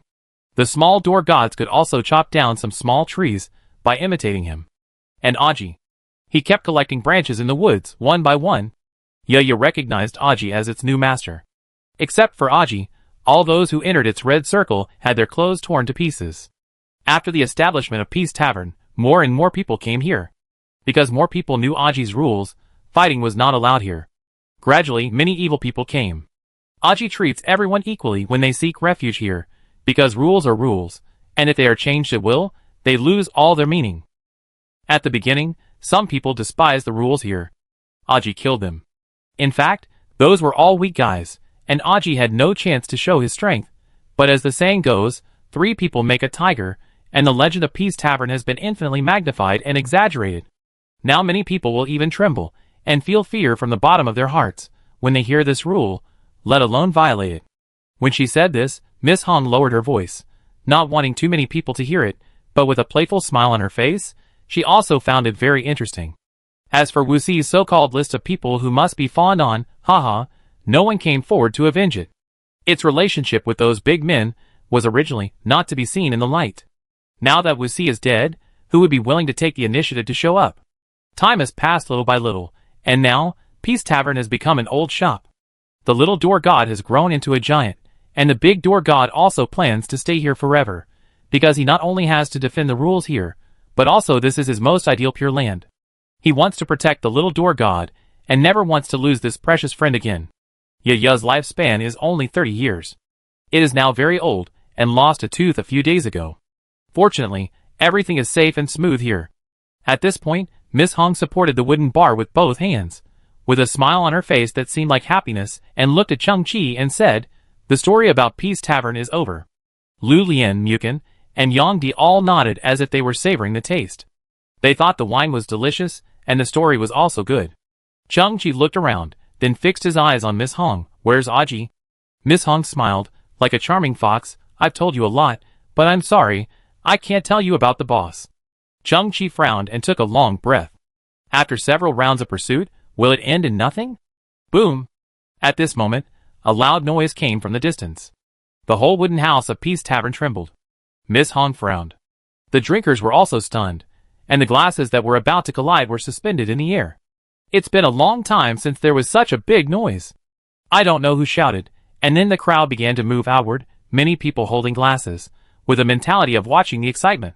Miss Hong also walked out from behind the bar, and the groundhog bartender also jumped on the ground and followed her out. Chung-Chi and the others looked at each other, left their seats, and walked outside. I didn't know it before, but at this stop, they all felt a little dizzy. I didn't expect that Extreme Paradise was so powerful. Yaya was taking a nap on one side of the corridor at the door. Chung-Chi looked at it. Yaya had a mouth, revealing a sharp tooth with a missing fang. Chung-Chi also walked outside the red circle to avoid entering Yaya's territory and causing unnecessary trouble. Everyone stood outside the tavern and looked up at the sky, because the loud noise just now came from above. The natural environment of this planet is very good, the stars are clear, like a high-definition photo, the atmosphere here is red, and at night it becomes a dark crimson, with stars flashing blue light, as if the huge little door god stood next to the boundary monument, and the tiny big door god still sat on its shoulder. But a piece of stone armor on the chest of the little door god had been completely shattered, and there was at least a huge blood hole with a diameter of 0.5 meter on its chest, and blood was pouring out like blood rain. Someone broke the rules and hurt the little door god. Someone in the crowd exclaimed, and there was some anger hidden in the voice. Chung-Chi narrowed his eyes. The little door god was very strong. Who could hurt it like that with one blow? At this moment, in the starry sky opposite the little door god, a huge golden light flashed, as if it illuminated half of the sky, as if a miracle had descended. Chung-Chi's pupils shrank suddenly. I saw that in the clouds opposite the big and small door gods, an infinite-shaped energy warship was slowly used. Looking closely, the warship was not large, perhaps only about 20 meters, but it carried an indescribable terrifying pressure. The duo immediately exchanged glances with Chung-Chi, and both saw a bad look in each other's eyes. What kind of spaceship is that? It entered the atmosphere with weapons, openly breaking the rules. You are too ignorant. It is a warship in the form of an energy body. The civilization level is very high, perhaps above level 8. A knowledgeable drinker spoke up, and the crowd at the scene suddenly became quiet for a moment. Many people's eyes widened, and some panic appeared on their faces. After all, everyone has enemies in the outside world, and they don't know who the starship is coming for. That is the symbol of level 8 civilization, which is extremely rare. 99% of the people here have never seen it, let alone imagine it. Chung-Chi's face was extremely serious. Level 8? You underestimated the executioner. No one knows what their technological level is, but what is certain is that they can cut the light wheel flying saucer of level 8 civilization in half in an instant. The big door god and the little door god are very strong. They have never been defeated. No one can act rashly in the Peace Tavern. The angry voices in the crowd were actually covering up the gradually dissipating confidence. I know this is the Peace Tavern, and I also know the rules here. I came here for someone.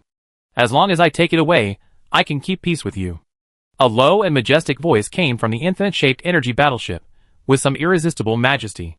The voice echoed in the sky, and everyone heard his intention. At this time, the big door god had an extremely gloomy face. He looked at the wound on the little door god, and tried to suppress his anger. Whether it's a sea of blood or a deep hatred, even if it's a hatred of skinning and pulling out tendons, we have to disarm and treat each other peacefully. If you don't follow the rules, you can't enter, and you can't take anyone away. The infinite-shaped energy warship has undergone amazing changes. It first bloomed with dazzling golden light, dazzling everyone's eyes, and then the golden light began to shrink slowly. When the diameter was reduced to only 2 meters, a majestic figure appeared in the center of the golden light. Finally, the strong golden light shrank into a small, golden infinite logo on the chest. The people on the ground exclaimed. The previous warship turned into a small pattern on the chest. The reason why I proposed a peace plan comes from my self-cultivation. The majestic figure slowly raised his head. It's a pity that you don't know how to appreciate it. Chapter 533. In my eyes, you are simply barbaric beings. Don't think I don't know your details. One is a species eliminated by the universe's ecology, and the other is a monster stitched together. You are so backward that you have to rely on functional value to fight. The majestic figure slowly moved his neck, and a sound like a huge bowstring breaking rang out in the sky, which was heart-pounding. Then I will also move my muscles and bones and fight you in a hand-to-hand fight. Mu Chen narrowed his eyes. When the energy battleship retracted into his chest, a layer of inconspicuous golden light appeared on his body. It was called a hand-to-hand fight, but in fact the battleship turned into a form of mecha, which has been assisting him and providing him with powerful energy. This person is so hypocritical. Roar! The little door god let out a violent roar and raised the stalactite-like stick in his hand. It was actually the umbilical cord in its stone eggshell. It stomped on the void with a rumble and smashed directly at the majestic figure. The majestic figure with the word infinite flashing on his chest was completely nonchalant, not taking anyone seriously at all. He just took a step forward, but a golden light mark was left on his body. He instantly came to the side of the little door god, and then swung it upward in a circle. Boom! The stalactite stick that grew with the little door god was instantly shattered into pieces, and in the next moment, all the fragments exploded into dust. The majestic figure had no expression, and his other hand formed a knife, and he chopped back at the little door god's neck. Buzz! Boom! The movement of the majestic figure could even cause the air to tremble. Just when he was about to hit the little door god's neck, his palm was stopped by a thin figure. The big door god's arms were placed horizontally in front of him. The moment he came into contact with the opponent's hand knife, his arm bones showed obvious depressions, which should have been comminuted fractures. But the big door god gritted his teeth, and he would never let history repeat itself. At the same time, a kind of blue particles diffused behind the big door god. The two weapons similar to scimitars on his back seemed to be controlled by the blue particles, making a buzzing sound, suddenly unsheathed, and instantly flew to the neck of the majestic figure. The two knives formed a ring with a sharp inner edge, and then cut the neck of the majestic figure frantically at a very high speed. Sparks flew everywhere, like rotating fireworks. The harsh friction sound also resounded through the sky. But the majestic figure just stood there calmly, and the faint golden light on the surface of his body helped him block everything, and he could not break through the defense at all. The majestic figure seemed a little tired, slowly raised one foot, and kicked out with a bang. The big door god clearly heard the sound of broken ribs, and his body flew backwards and hit the small door god. The huge force made both of them fly backwards at the same time, and the blood sprayed from their mouths formed a falling blood line in the sky. The majestic figure rushed forward, caught up with the small door god who was leaning back, raised his hand knife, and prepared to pierce the small door god's single eye to end its life. The small big door god returned again, knelt on the forehead of the small door god, raised his hands in the air, and blocked the majestic figure's hand knife. In the process, the degree of fracture of his arm worsened, and his arm was severely bent, and the bone stubble pierced the skin. "Ha ha, you seem to be trying your best to protect this big fool?" The majestic figure laughed playfully. "Then I will show everyone how embarrassed you, the big door god, are." He grabbed the head of the gate god and threw his body into the air. Then his body was like an afterimage, and his huge fists attacked left and right, hitting the gate god's body and head one by one. The gate god seemed to be hit by countless golden shadows, his body twisted and deformed, his head also twisted and deformed, his teeth flew and his skin tore. During this process, the little gate god also rushed up again, but was kicked in the abdomen by the majestic figure. Its huge body bent, and the spine on its back protruded under its skin. It flew back and hit the boundary monument in the distance. The surface of the boundary monument was splashed with a lot of blood. This blow made the little gate god lose his ability to move. He sat paralyzed beside the boundary monument, looking at the gate god, and let out a whimpering roar. It could vaguely hear the gate god's voice, "Don't come over." The gate god was hit hundreds of times in a very short time. After the last punch, the majestic figure held the back of the gate god's head, like holding a rag, and lifted him up in the air, facing the people on the ground. At this time, the gate god's head and body were severely deformed, bloody and blurred, and even unrecognizable. Blood foam kept overflowing from his mouth, and one eyeball was also knocked out and hung outside the eye socket. "Is this your gate god? So fragile?" The majestic figure pinched the head of the gate god and made him face him. "I ask you, can I enter the Peace Tavern with weapons? Can I take anyone I want? And you, do you still want to protect your stupid and ridiculous rules?" Unexpectedly, the gate god was not dead yet. He could no longer open his eyes, and after a mouthful of blood overflowed from his mouth, a weak and intermittent voice came, "Whether it is a sea of blood, or a deep hatred, even if it is the hatred of skinning and pulling out tendons, you can't get rid of your weapons here. It's ridiculous." The majestic figure shook his head. "Go to hell with your ridiculous rules. Chang-Chi on the ground clenched his fists and looked at Miss Hong. It's impossible for them to defeat the executioner. I'm not sure I can defeat that powerful guy. Where is the invincible Aji? Where is your boss? Miss Hong frowned and glanced at Chang-Chi with an ambiguous look. Then the woman in the flaming red dress stepped out from the crowd. Stop! The red dress danced in the night wind, and Miss Hong's aura suddenly became stronger. I don't care who you are, you can't break the rules here. Now you haven't landed yet, there is still room. If you dare to kill the door god, if you dare to take another step forward. Miss Hong narrowed her eyes. The owner of Peace Tavern will take action.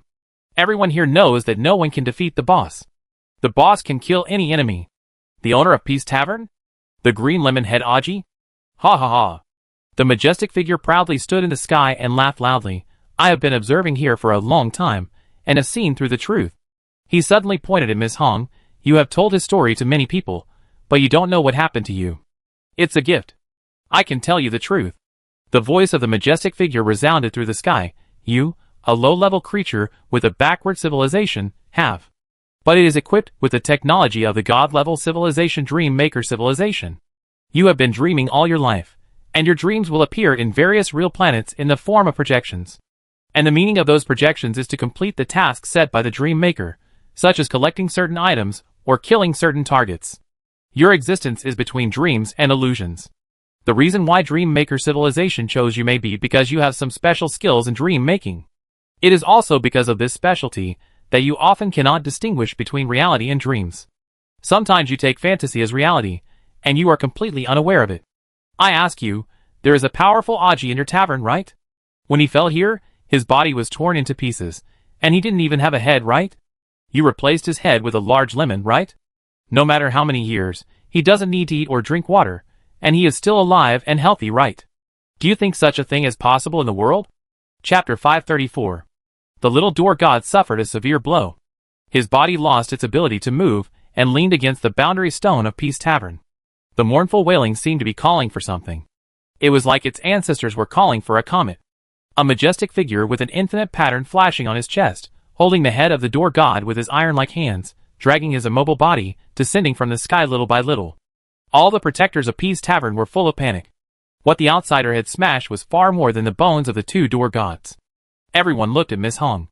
The woman in the red dress lost her former composure, and her face became a little pale. She was suddenly speechless, her lips trembling, tightly pressed together. Her fists hidden in her skirt were also clenched tightly, and a lot of sweat oozed out in a short period of time, soaking her skirt. Chang-Chi stood beside Miss Hong, frowning, his thoughts roaring like huge waves. Perhaps others would not understand what the executioner said. But Chang-Chi had more comparative information. The trouble in the galaxy, the Crystal Queen in the game, and Miss Hong in the Peace Tavern. The faces of the three of them were exactly the same, and extreme beauty interpreted in a precise way, which could not be repeated in theory. They also had different backgrounds and personalities, and there were many unreasonable things, such as Miss Hong was obviously a human, but inexplicably lived on such a distant planet.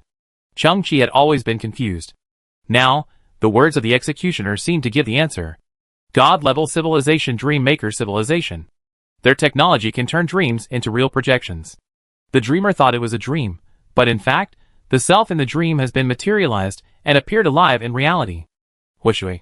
When she was young, she fainted for no apparent reason and slept for 200 years. In her own cognition, it was just a flick of a finger, but in fact, she didn't know how many times she projected, how many times she materialized herself, and how many times she changed reality. Chang-Chi still remembers. Before Wishui fell asleep, her appearance was not so outstanding. But during her sleep, her body grew naturally, and her appearance became more and more beautiful. After waking up, she had become an extremely stunning existence. That was exactly the experience of Queen Jing. Their level 4 civilization is good at genetic optimization. Everyone will be adjusted after birth and become a handsome man or a beautiful woman. The evil Luo has an angel-like face, and Jing, as a queen, is naturally a more perfect creation. Is the technology of Dream Maker civilization two-way? Wishui's dream is not only changing reality, but also changing herself in reverse. Wishui becomes beautiful in her dream. Perhaps, now she also likes to wear a bright red dress. There have been too many hints about Dream Maker technology before. Queen Jing has always said that she seems to be dreaming, and she just wants to win the game championship and take away the real material printer for no reason. This is in line with the characteristics of dreams. From the moment she enters the game, she wants to accomplish something, and she is under great pressure to pursue something for no reason. When Queen Jing leaves the scene is also extremely dreamy. She is like a soap bubble, bursting and dissipating. And Miss Hong? At the beginning of the story, she lived alone on a desolate planet.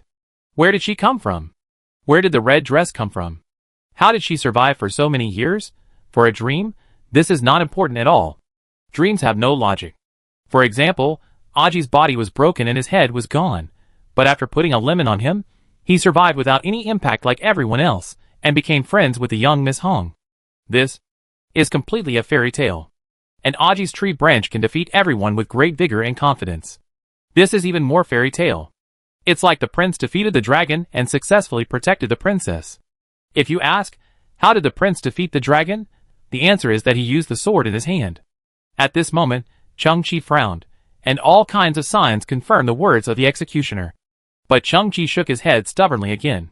He still didn't want to believe it, because he still felt that Aji was a living being. Maybe it was because Cheng-Chi was also a young boy who was just 18 years old and loved fantasy. He turned his head and looked at Miss Hong, and asked clearly, "Where is Aji?" Amid the whispers of other drinkers. Miss Hong was slightly stunned, and a trace of shock appeared in her eyes. She looked at Cheng-Chi's very serious eyes, and said slowly, "Not long ago, Aji said he was going to find his lost head, and then he left." Cheng-Chi was stunned. Lu Lian, Mukin, and Yang Di around him were all stunned. At the same time, they all believed that Aji really existed, and at this moment, they also believed that Aji really left. Cheng-Chi took a deep breath, opened and closed his 5 fingers, and looked at the descending executioner. He suddenly said, "Let me do it." The duo who had interacted with the executioner were stunned.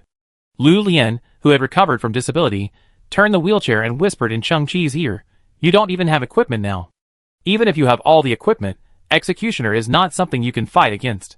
Have you forgotten the former Wu Bai?" Muchen gritted his teeth and said, "The dream of being a hero comes at a price." Miss Hong's eyes trembled, and there was an indescribable complexity in her expression. She looked at Cheng-Chi. "Didn't you ask me before if I have any goals to achieve in my life?" She paused, as if it was difficult to say. "I can tell you now, that is to kill someone among you. I don't know why I do this, just like that guy said, but I am dreaming." Miss Hong lowered her head, her eyes full of self-blame. One of the 4 glasses of wine you drank before was not in the right proportion, and was poisonous. The poisoned person has less than 5 minutes left. "I'm sorry." Miss Hong's eyes were moist. "But it seems that you don't have to punish me, let alone do anything for Peace Tavern. Soon." She pinched the hem of her skirt, suddenly raised her head, wiped away her tears, and strode forward to meet the descending executioner. Dancing on the ground in a red skirt, she was neither humble nor arrogant, and shouted loudly, "Everyone, no matter who you are, is not allowed to use force on the territory of Peace Tavern. If anyone violates it, Peace Tavern will stop it at all costs." The majestic figure in the air sneered, "Just for those fugitives? Is it worth it?" Miss Hong's voice echoed in the sky, "It has nothing to do with anything. This is the rule set by the boss. Although I am just a bartender, if you want to do whatever you want, you have to step over my body." Chapter 535. My name is Baron Sakfi. In my civilization, this name has a long meaning. It is the hornworm in the land. It uses a huge horn to dig in the soil. Many times, it can only find an edible tree root after searching a huge piece of land. You say it is strong, but it is actually just a kind of insect. It can only struggle in the soil, and use all its strength to survive. You say it is weak, but it can rely on perseverance to turn over several hectares of land, and even lift stones that are 70 times its own weight. I am like this. I live on a planet with poor resources, and an extremely primitive civilization. I am a strong man in the tribe, the stronger one among the hornworms. I can always find more food to feed my family, and even half of the tribe. But I stand on the barren hilltop, looking at the barren planet, and my heart is full of despair. The universe is unfair. It has created a desperate framework for us. Our struggle is just a lingering breath. The continuation of civilization is a fragile fiber. I want to do something, but even if I work 100 times harder than now, the ending seems to be the same. This cannot be called powerlessness. Rather, the universe is vast, and there are countless celestial bodies. As a grain of dust on one of the celestial bodies, I am actually dissatisfied with the rules that have been formed for billions of years. Even I know that it has nothing to do with me. I am not qualified to feel powerless, let alone fantasize about changing anything. Once I think so, it means that I don't know myself. The tribesmen regard me as a new hope and a new leader, thinking that I will lead them out of the predicament. You know, I laughed at myself in my heart. I could only lead them to find more food to ensure that they would not starve to death. If this is hope, then I am really a leader, but a tragic leader. Suddenly one day, I found that this universe was not what I imagined, and I did not know myself more clearly than I thought. An infinite spaceship shining with golden light appeared above my home. It was the polar night at that time.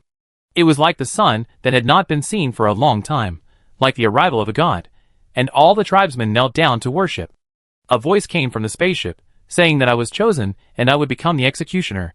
Delta, Omega, Gamma, Beta, Alpha, these branches of different levels constitute the executioner infinity with infinite energy, infinite power, infinite rights, and infinite territory. And I will become the most original Delta level.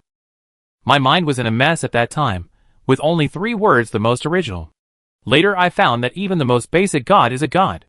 After they gave me the infinite energy worship, I just thought about it, and changed the orbit of the mother planet, making it away from the polar night, and the climate changed dramatically.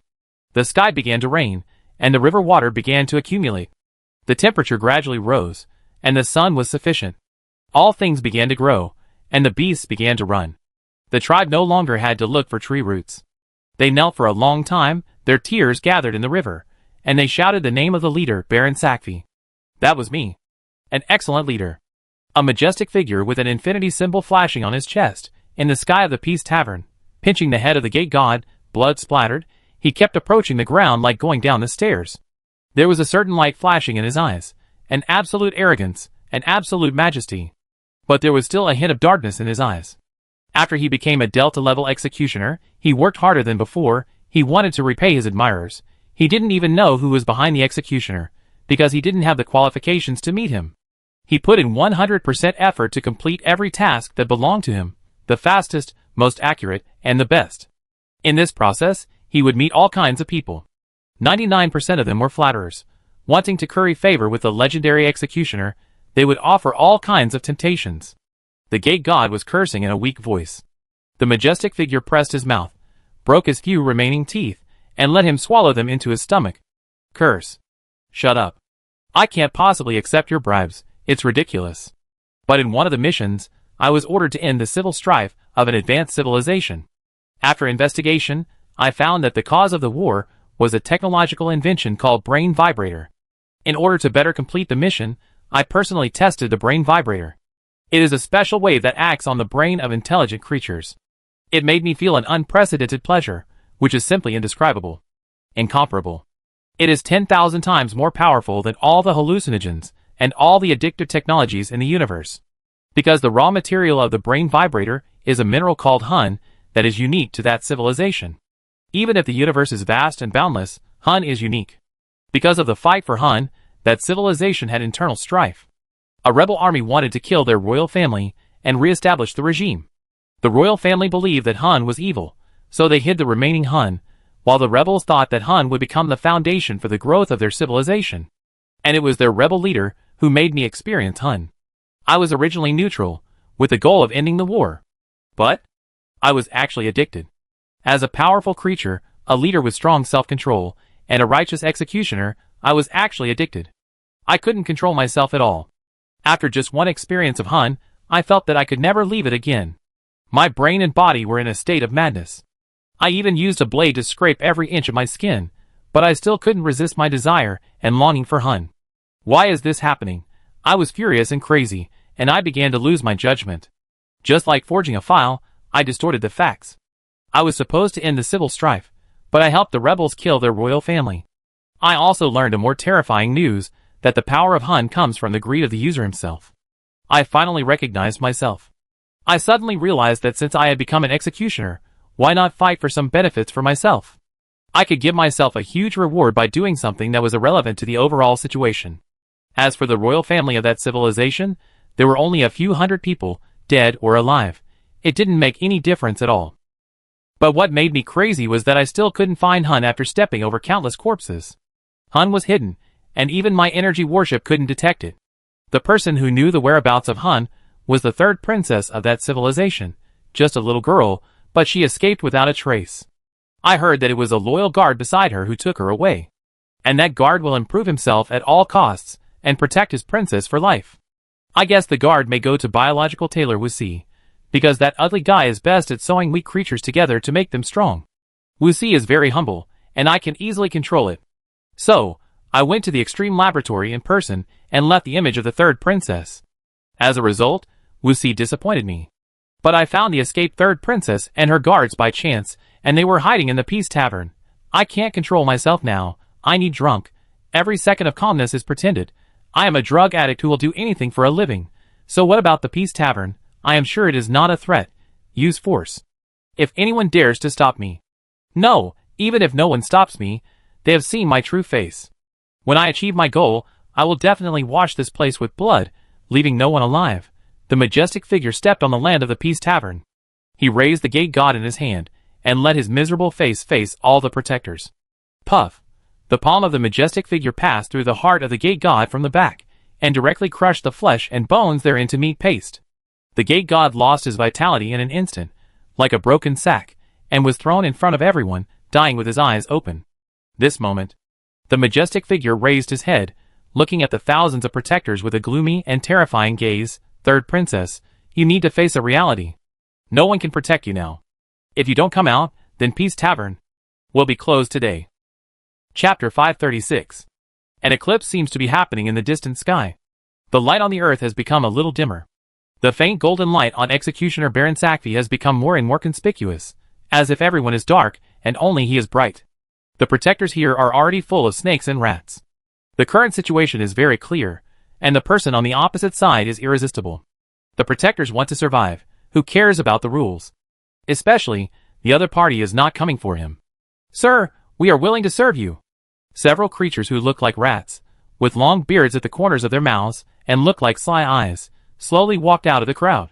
They smiled coquettishly. Sir, this so-called Peace Tavern, we are just using its rules. When someone like you arrives, we can certainly figure out the situation. A rat man in ragged gray clothes said, What does the third princess you are looking for look like?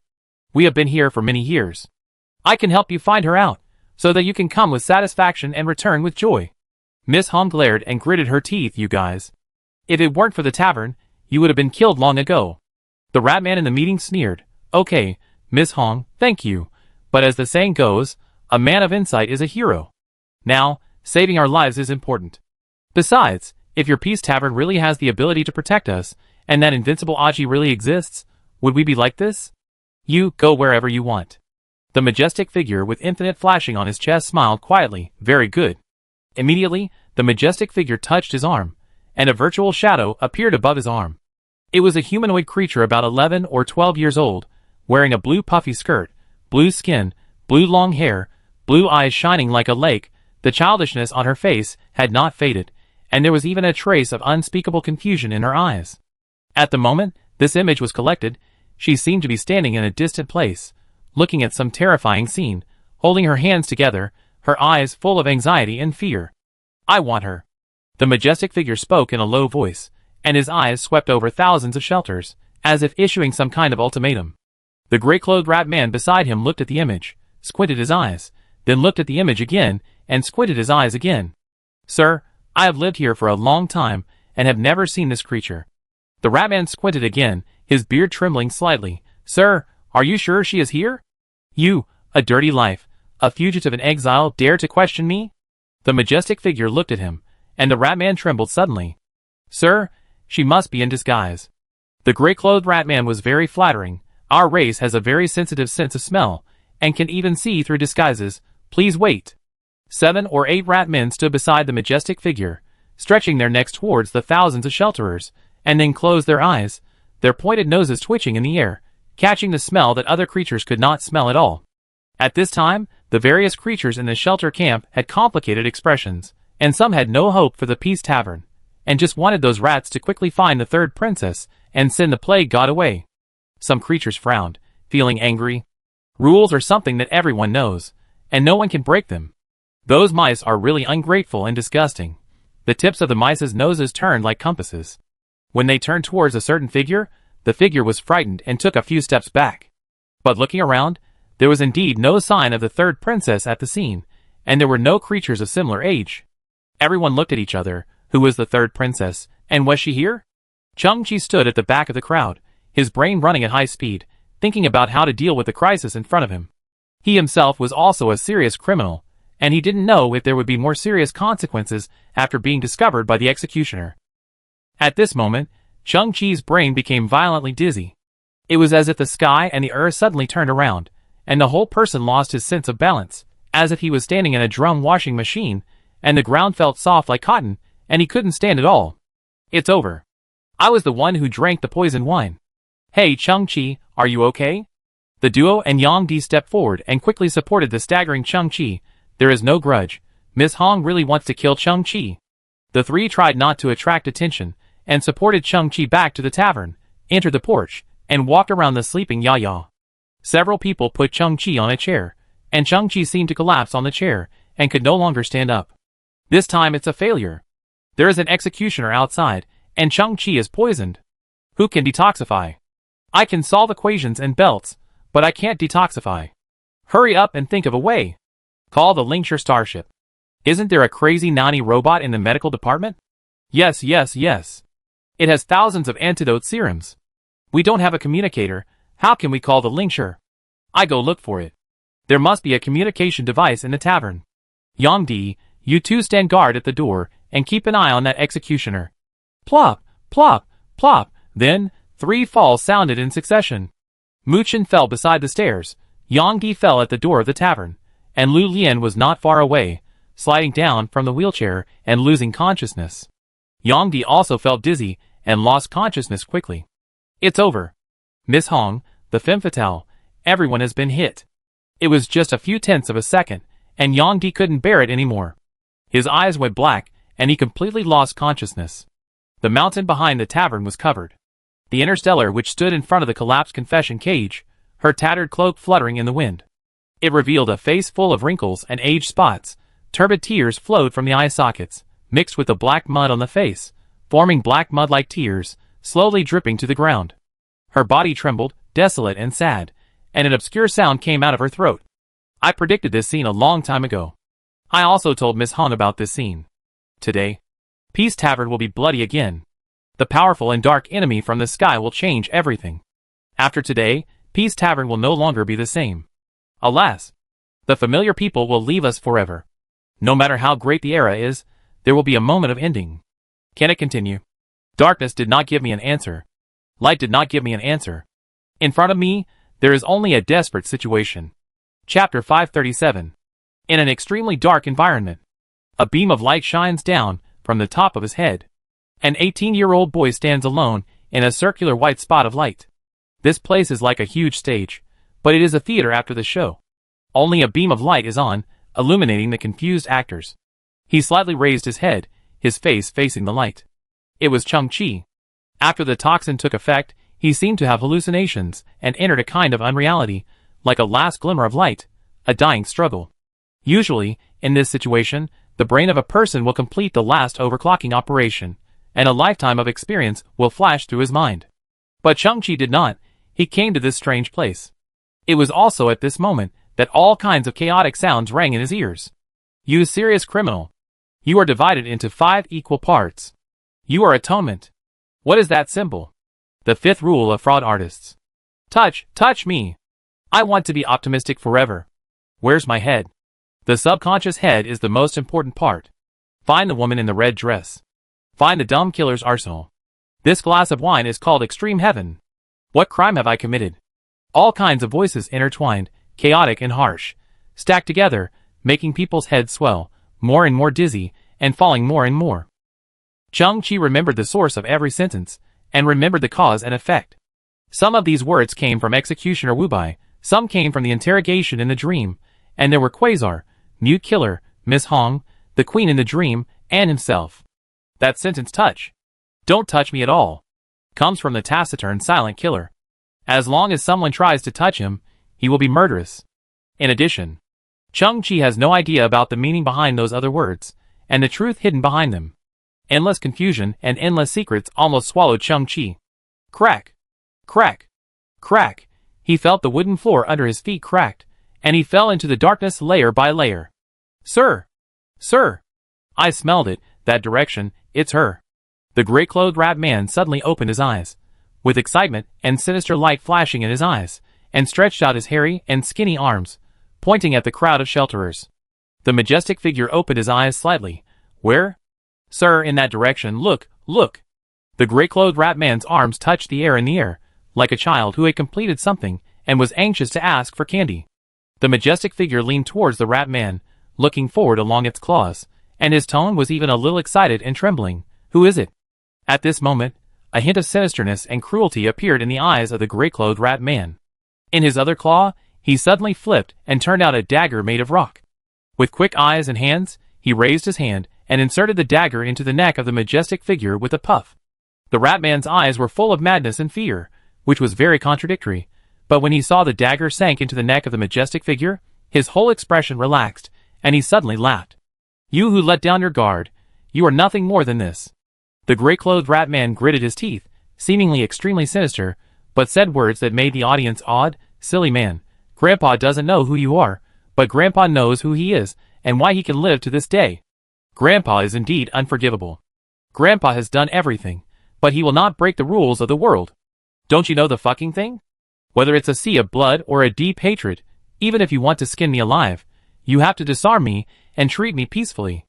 The boss is here or not, and the invincible Aji exists or not. The truth is not important. But the rules are the rules. Grandpa is indeed a stray dog, but I survived because of the rules, and because of this, I must defend the rules here. The gray-clothed rat man suddenly shouted, Come on, brothers, send him off.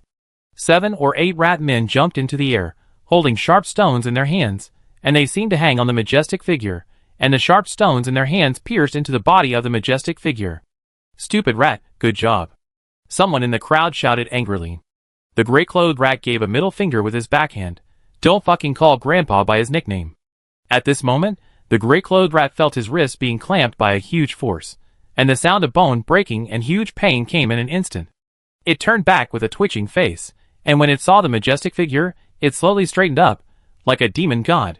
It was also at this time that everyone saw clearly that all the stone daggers did not pierce the majestic figure's skin, but were vaporized by the golden light on the surface of his body in an instant, leaving a flat fracture. At first glance, it looked like it was inserted into the body, but in fact it did not break the defense at all.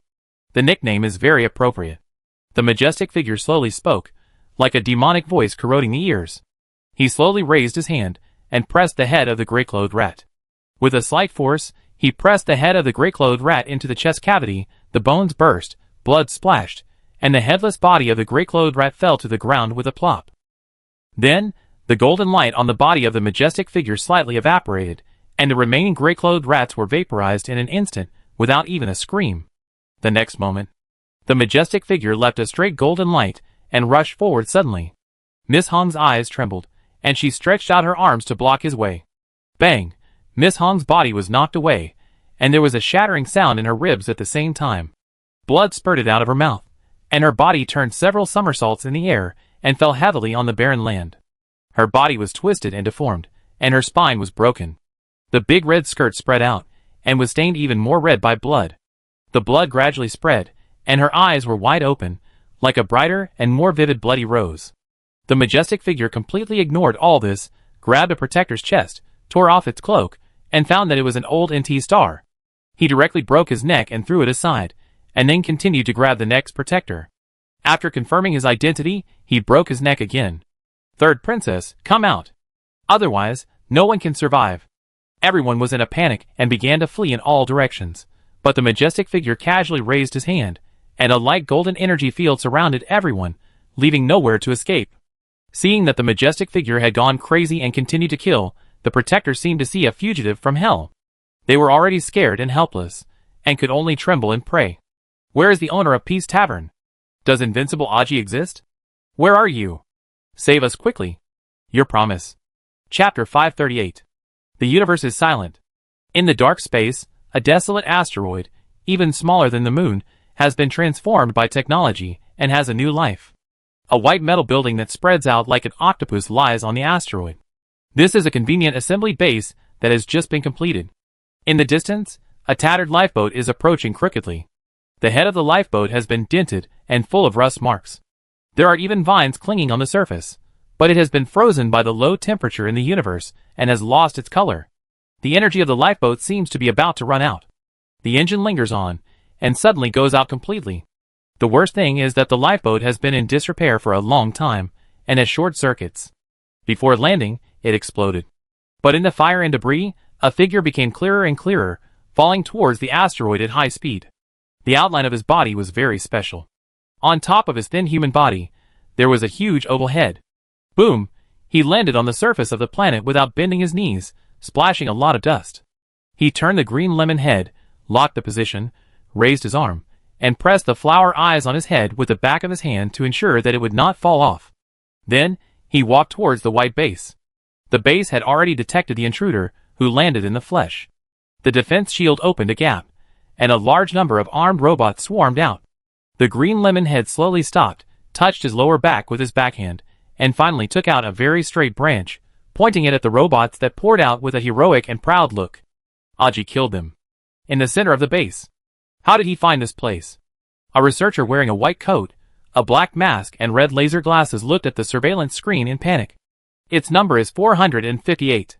He used to be an ordinary researcher at Extreme Laboratory, and a close assistant to biological tailor Wuxi. He used to report information about the farmer civilization and the loyal knight to Wuxi. In Wuxi's specimen exhibition room, in addition to various creatures such as dragons, there is also a young man's head, which is the head of SSS-level experimental subject 024, that is, Aji's head. When Aji attacked Extreme Laboratory, the entire organization was doomed. This researcher 458 had already changed his mind. He took advantage of the chaos to enter Wuxi's office and stole Wuxi's list of people to fawn on, and the head of 024 experimental subject. As for what Wuxi said, that he had teleported 024's head to a place where it could never be found, he actually just teleported away the dragon head that would fart. Researcher 458 knew very well that the head of the 024 experimental subject had his memories, and these memories were very precious. In addition to the various interstellar killers and fighting masters fighting skills that Wuxi had incorporated into him to make him stronger. The most important thing was all the suture experiments that Wuxi had done on him, and 024 recorded everything from the first-person perspective. Wuxi used all the top technologies on 024. So this head was equivalent to storing Wuxi's operating manual, a suture secret book. By learning these techniques, researcher 458 can become the second biological tailor. With these techniques, researcher 458 can contact various bigwigs through the list of people to flatter, get sponsorship from them, and rebuild the second Extreme Laboratory. For those bigwigs, they just hope that someone can continue to do the same thing. It doesn't matter whether this person is Wuxi.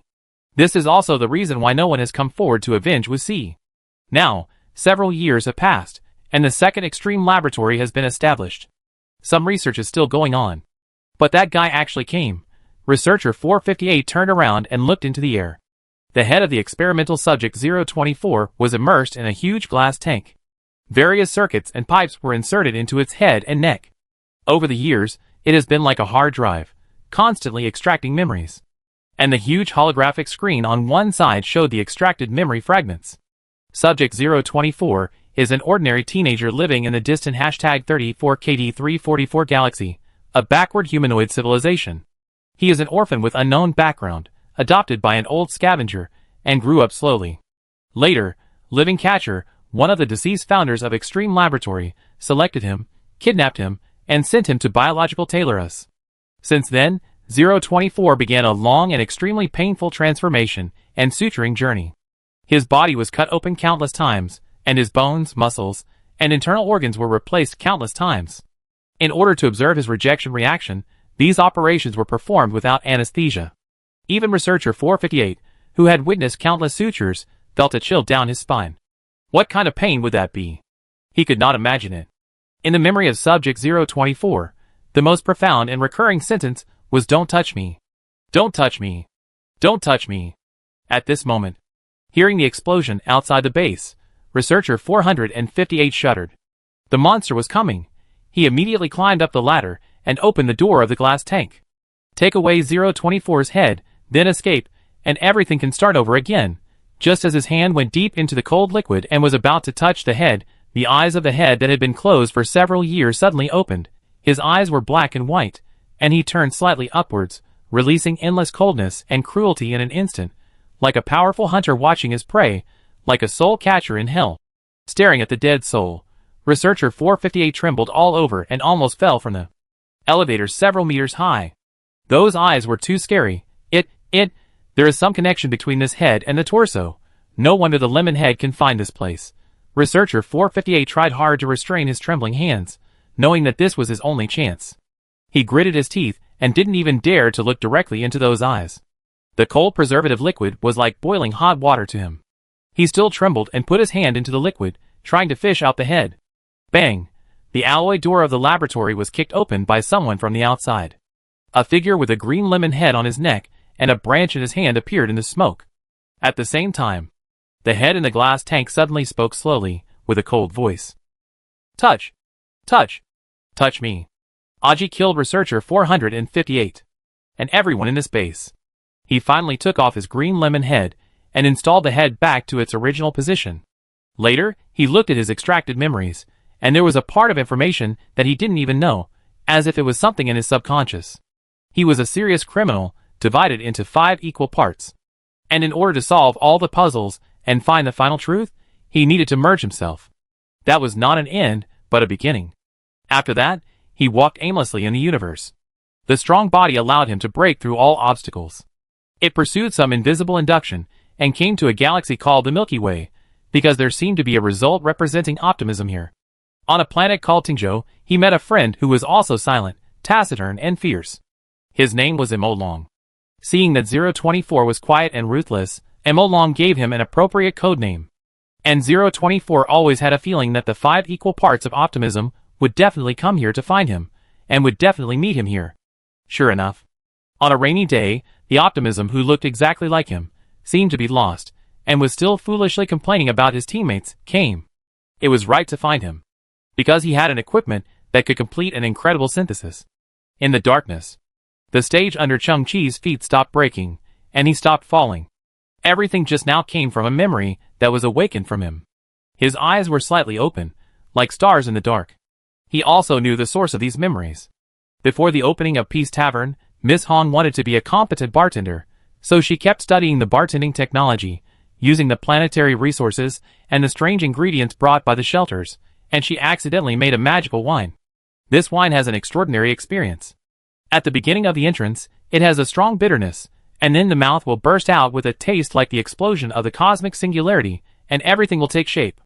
The most important thing is that this wine can also activate the forgotten memories in the human brain.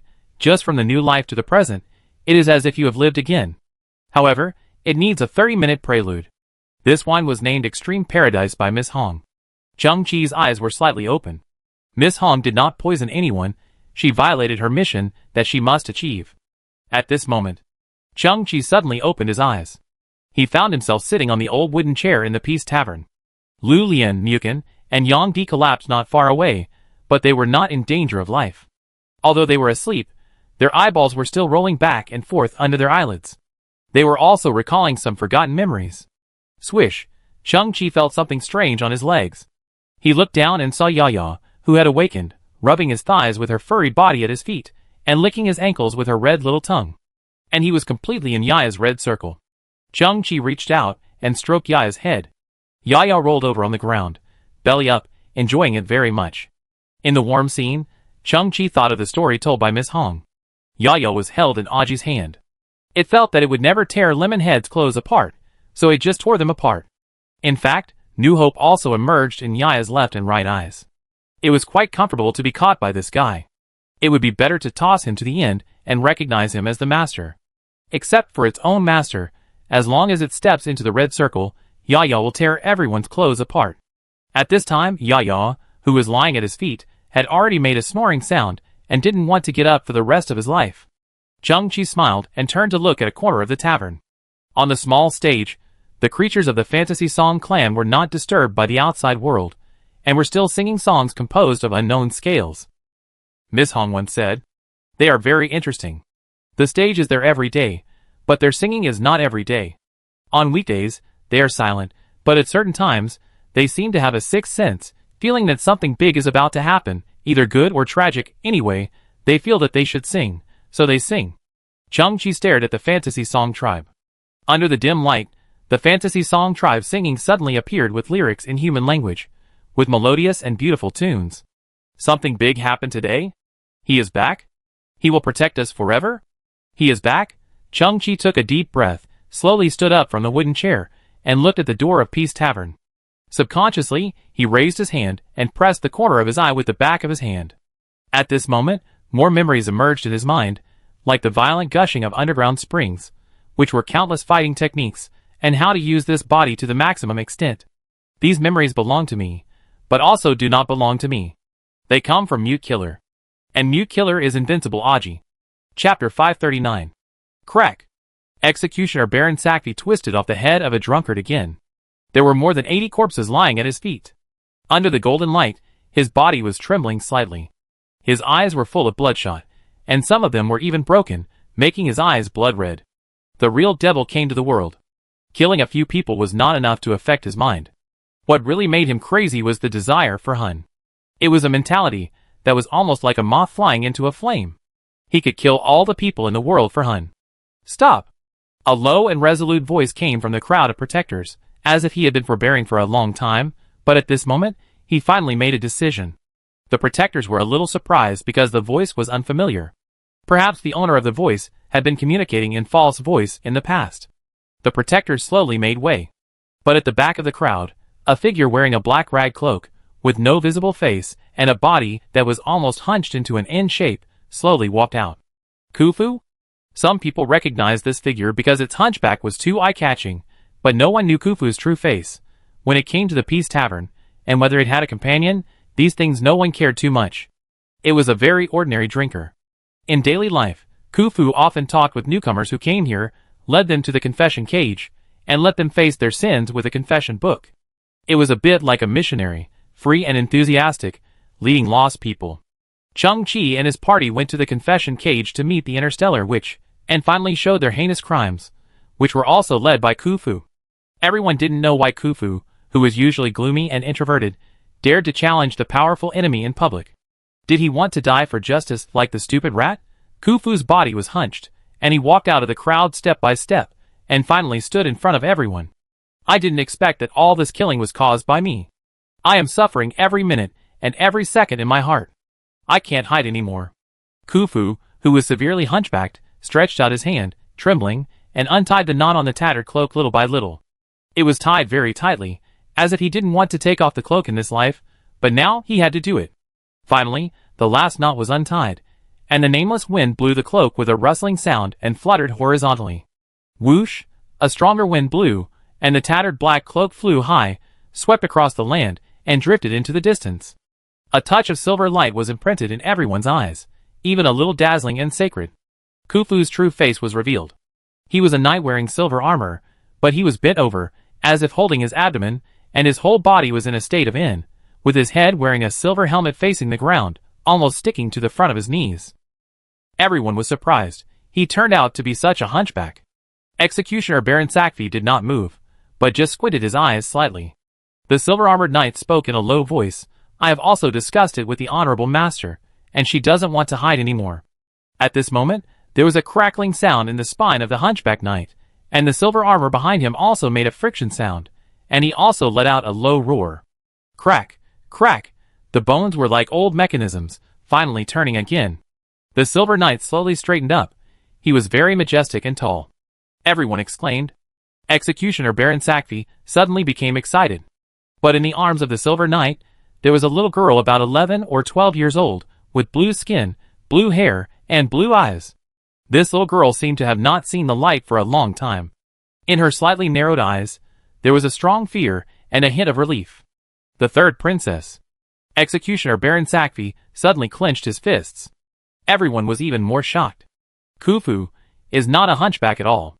Instead, he had been bending over all these years, just to protect the little girl in his arms. When he just stood up, an abnormal sound came out of his spine, which was twisted and deformed due to the long-term fixed posture. I am one of the 4 holy knights of Beilanning civilization, loyal knight.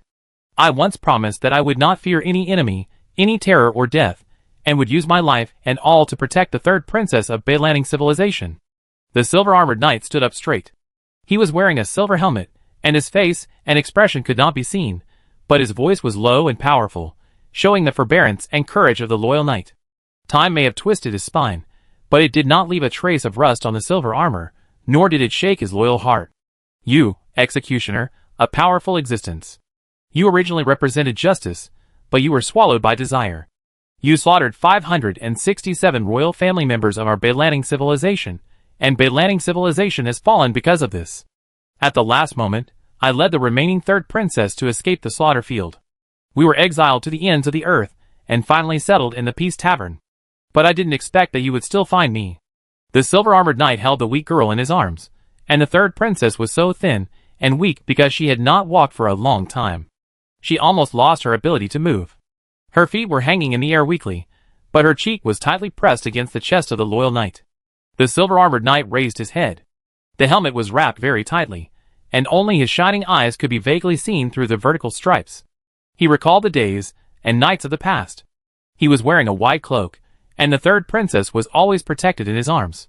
He found the water source, seemingly sending water into the mouth under the cloak, but actually pouring it slowly toward the chest, while the third princess opened her mouth under the cloak, looking at the glimmer of light in the gap of the cloak, connecting the thin water line with the slightest movement and sound.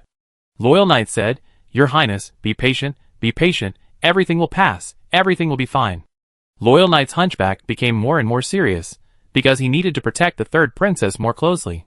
If an arrow was shot, he would use his body to block it, and he would never break his promise.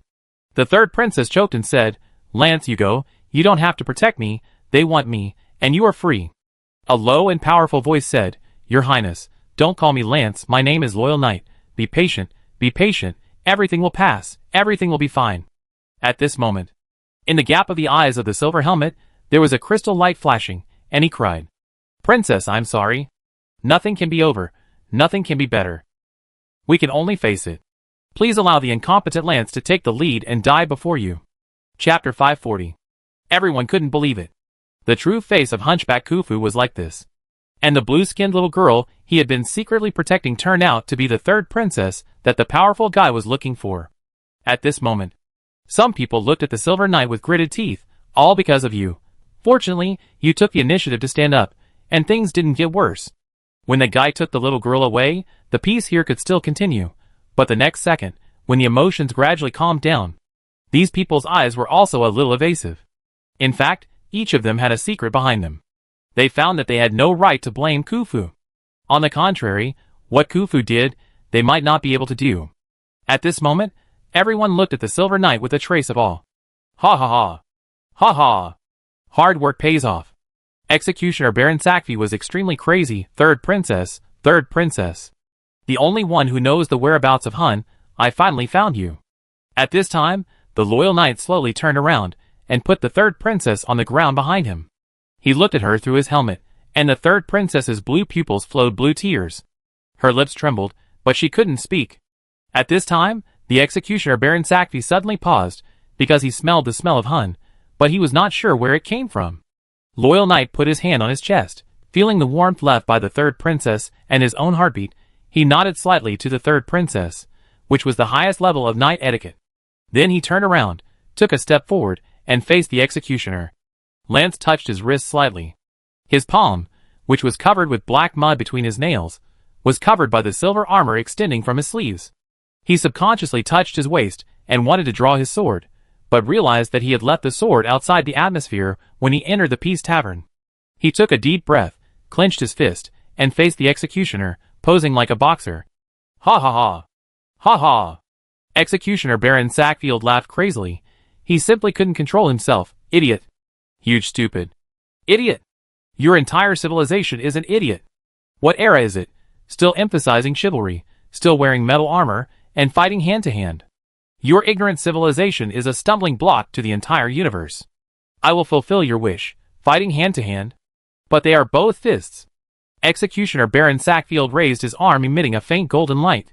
My fist and your fist are completely different. It is earth-shattering. Your fist is just physical strength, and my fist can destroy the stars. Loyal Knight didn't speak. Our fists are indeed different. Because my fist is loyal and fearless. And your fist is greedy and cruel. Loyal Knight roared, took a step forward, and hit Executioner with his fist wearing silver armor. This punch was a defense for Ruoyan, and an unyielding will. Of course, he also knew that this would be the last punch that the Loyal Knight would throw in his life. Everyone at the scene did not dare to look directly at the next scene. Ha ha, ants! Executioner Baron Sakvi also took a step forward, his fist covered in golden light, raising a huge airflow, and also blasted towards Loyal Knight. Something big happened today? He is back? He will protect us forever? He is back? The beautiful singing of the fantasy song clan suddenly appeared on the battlefield, floating into everyone's ears, and everyone was stunned. Just when the fists of Executioner and Loyal Knight were about to touch, a third figure appeared beside Loyal Knight. No one saw when he entered the field, and even his figure was blurred. People just saw him casually raise a foot, which was faster and more powerful than the fist of Loyal Knight. Bang! The foot of the third figure kicked Executioner in the chest. A huge force burst out instantly, and circles of golden ripples appeared on the chest of Executioner, and then his whole body flew directly to the back like a flying cannonball. He rolled continuously on the ground, splashing dust like an explosion every time he touched the ground, and then plowed a nearly 10-meter gully on the ground, and then hit the isolation stand he had generated before with a bang. The light golden isolation stand shook constantly, and fine cracks appeared instantly. Executioner leaned under the force field, and felt a sharp pain in his chest like a shattering. He didn't even react.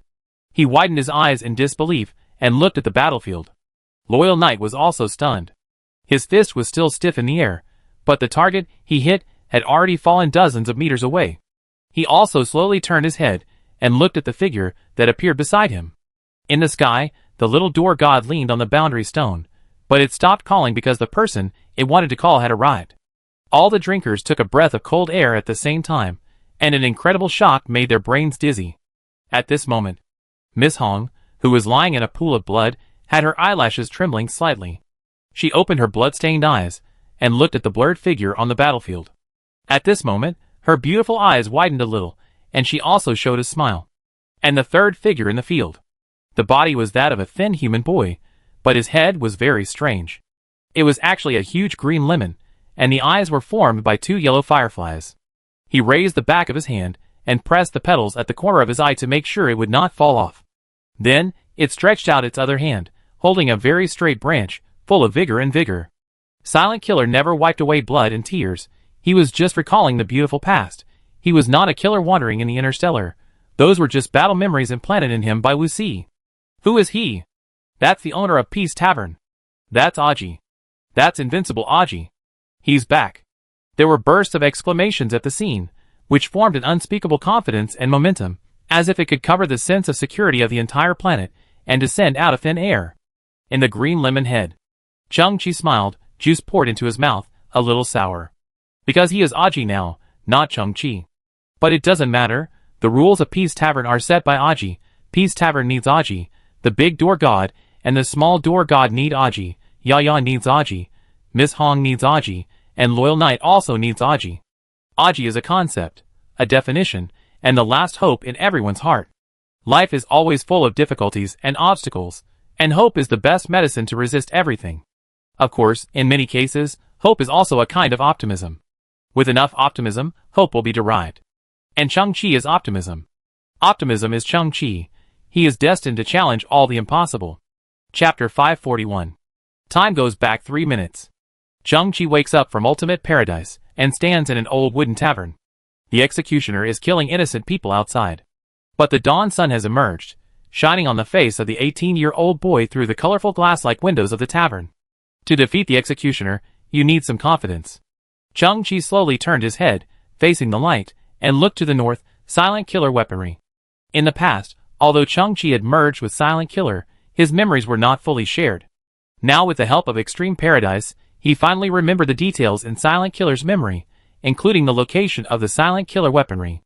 Chung-Chi turned into a stream of light, rushed out of the back door of the tavern, and in an instant swept across the wilderness, and in an instant climbed the green hillside.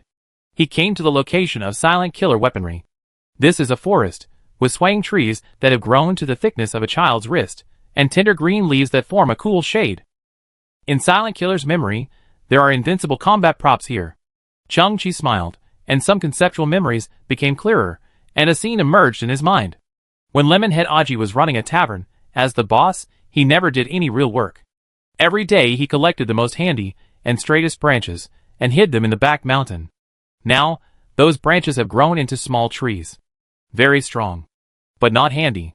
Gaga. There was an animal cry at his feet. It was a beaver with big front teeth. When Aji collected branches, he gave all the broken branches to the beaver, and the beaver built dams to seek mates and provide a safe and stable home for the cubs. At this moment, a few small balls of fur rolled out from behind the big beaver with big front teeth. They were a few beaver cubs. The beaver father was grateful and raised his furry paw to hand the straightest and smoothest branch taken from the dam to Chang-Chi. It also recognized the big man in front of it. He was the big-headed tool man. At this moment, the beaver dam in the distance collapsed. Chang-Chi smiled bitterly and took the perfect branch, thank you. He suddenly had a sense that Aji hated pain and suffering. From the beginning, he wanted to create a paradise without fighting with the world.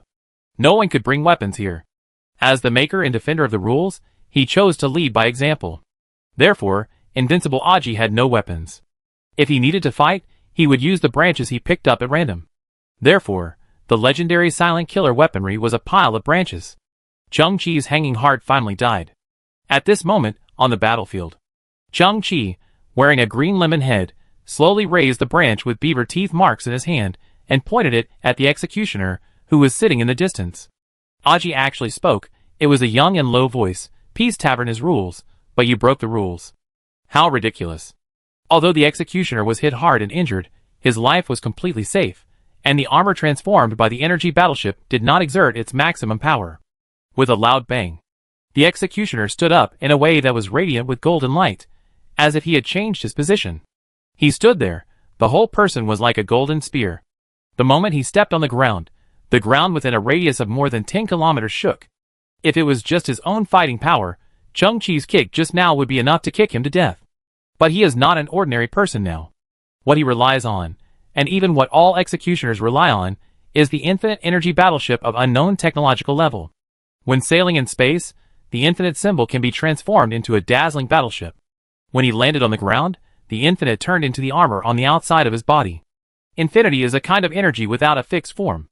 It is a magic weapon that all executioners obtain when they are selected. I didn't expect you to actually exist. Very interesting story, very interesting twist. But the ending is the same. Executioner Baron Sakfi raised his noble head. His voice was full of lowness and darkness. Now, I will send you on your way. At this moment, Baron Sakfi's pupils suddenly trembled, because the green lemon head had a ghostly speed. Before his last tone ended, the lemon head had appeared beside him, and the petal eyes were still fluttering in the wind. The wooden stick in his hand, because it was too close to his eyes, had become as thick as a wooden stake in Baron Sakfi's eyes. Snap! Executioner was careless, and was hit on the cheek by a stick. His face was once again rippled with golden waves, a molar flew out, and then his whole body flew out. Aji followed closely behind, and directly caught up with Executioner's body in midair. Boom boom boom. After a series of beatings with wooden sticks and after images of punches and kicks, the executioner fell to the ground, stirring up a cloud of dust. The drinker's eyes twitched.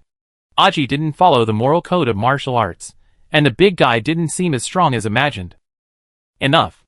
Executioner Baron Sakfi roared, and a golden light in the dust expanded rapidly and shone brightly. The body of the green lemon head was hit by a huge force, and it flew backwards, fell several times on the ground, and finally steadied its body by kneeling on one knee.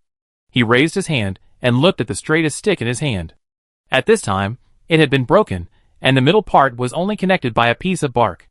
The drooping half was shaking slightly.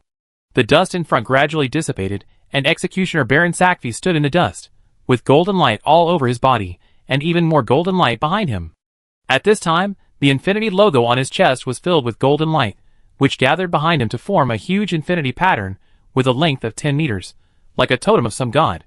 The golden light illuminated the dust, and there seemed to be golden clouds rolling, with a magnificent momentum. Jumping clown! The infinity pattern behind Baron Sakfi suddenly burst into hundreds of golden rays, which looked like lasers, but contained energy density far exceeding 1,000,000 times that of lasers. The golden rays were like the eyes of Medusa, rotating flexibly and interweaving into a dense network, sweeping across the body of the lemon head in an instant. At this moment, A charred grid appeared on the ground, and the soil was vaporized in an instant, forming a bottomless abyss.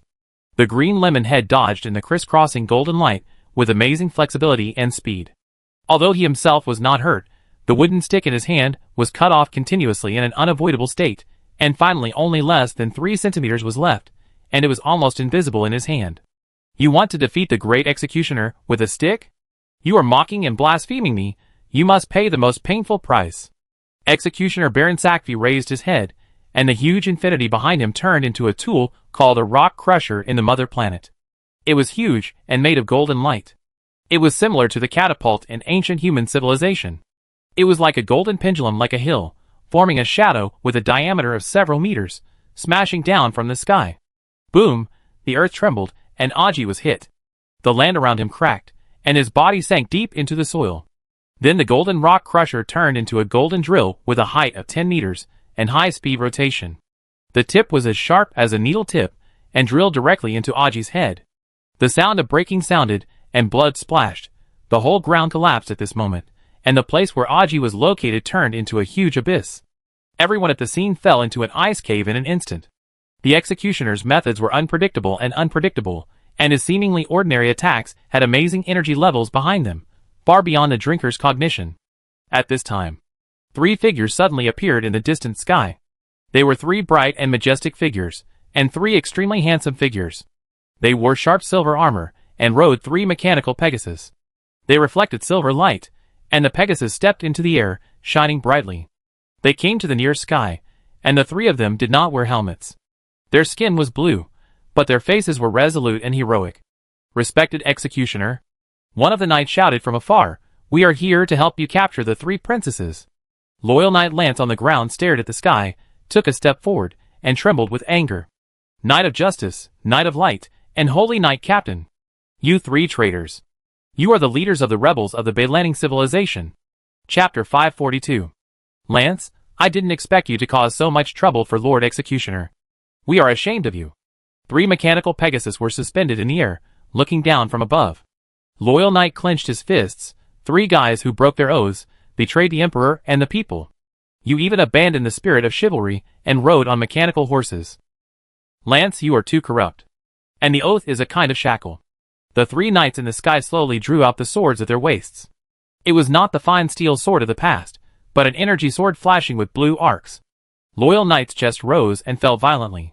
Bailanning civilization, it's not that the technology is not enough.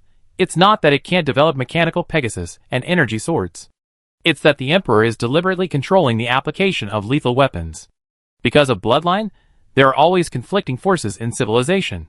Primitive cold weapons and chivalry are enough for different forces to compete and decide the winner, and it can also minimize casualties. Human nature is uncontrollable, but the damage must be minimized. This is the real starting point of the royal family.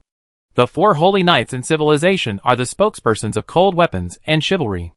Lance, it is your honor to end your life in our hands.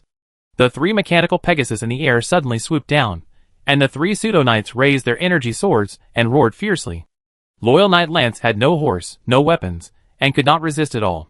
He tried his best to avoid the energy sword that was slashing at him, but was knocked away by the mechanical Pegasus. A mouthful of blood gushed out of his helmet, and his body flew high and fell heavily to the ground.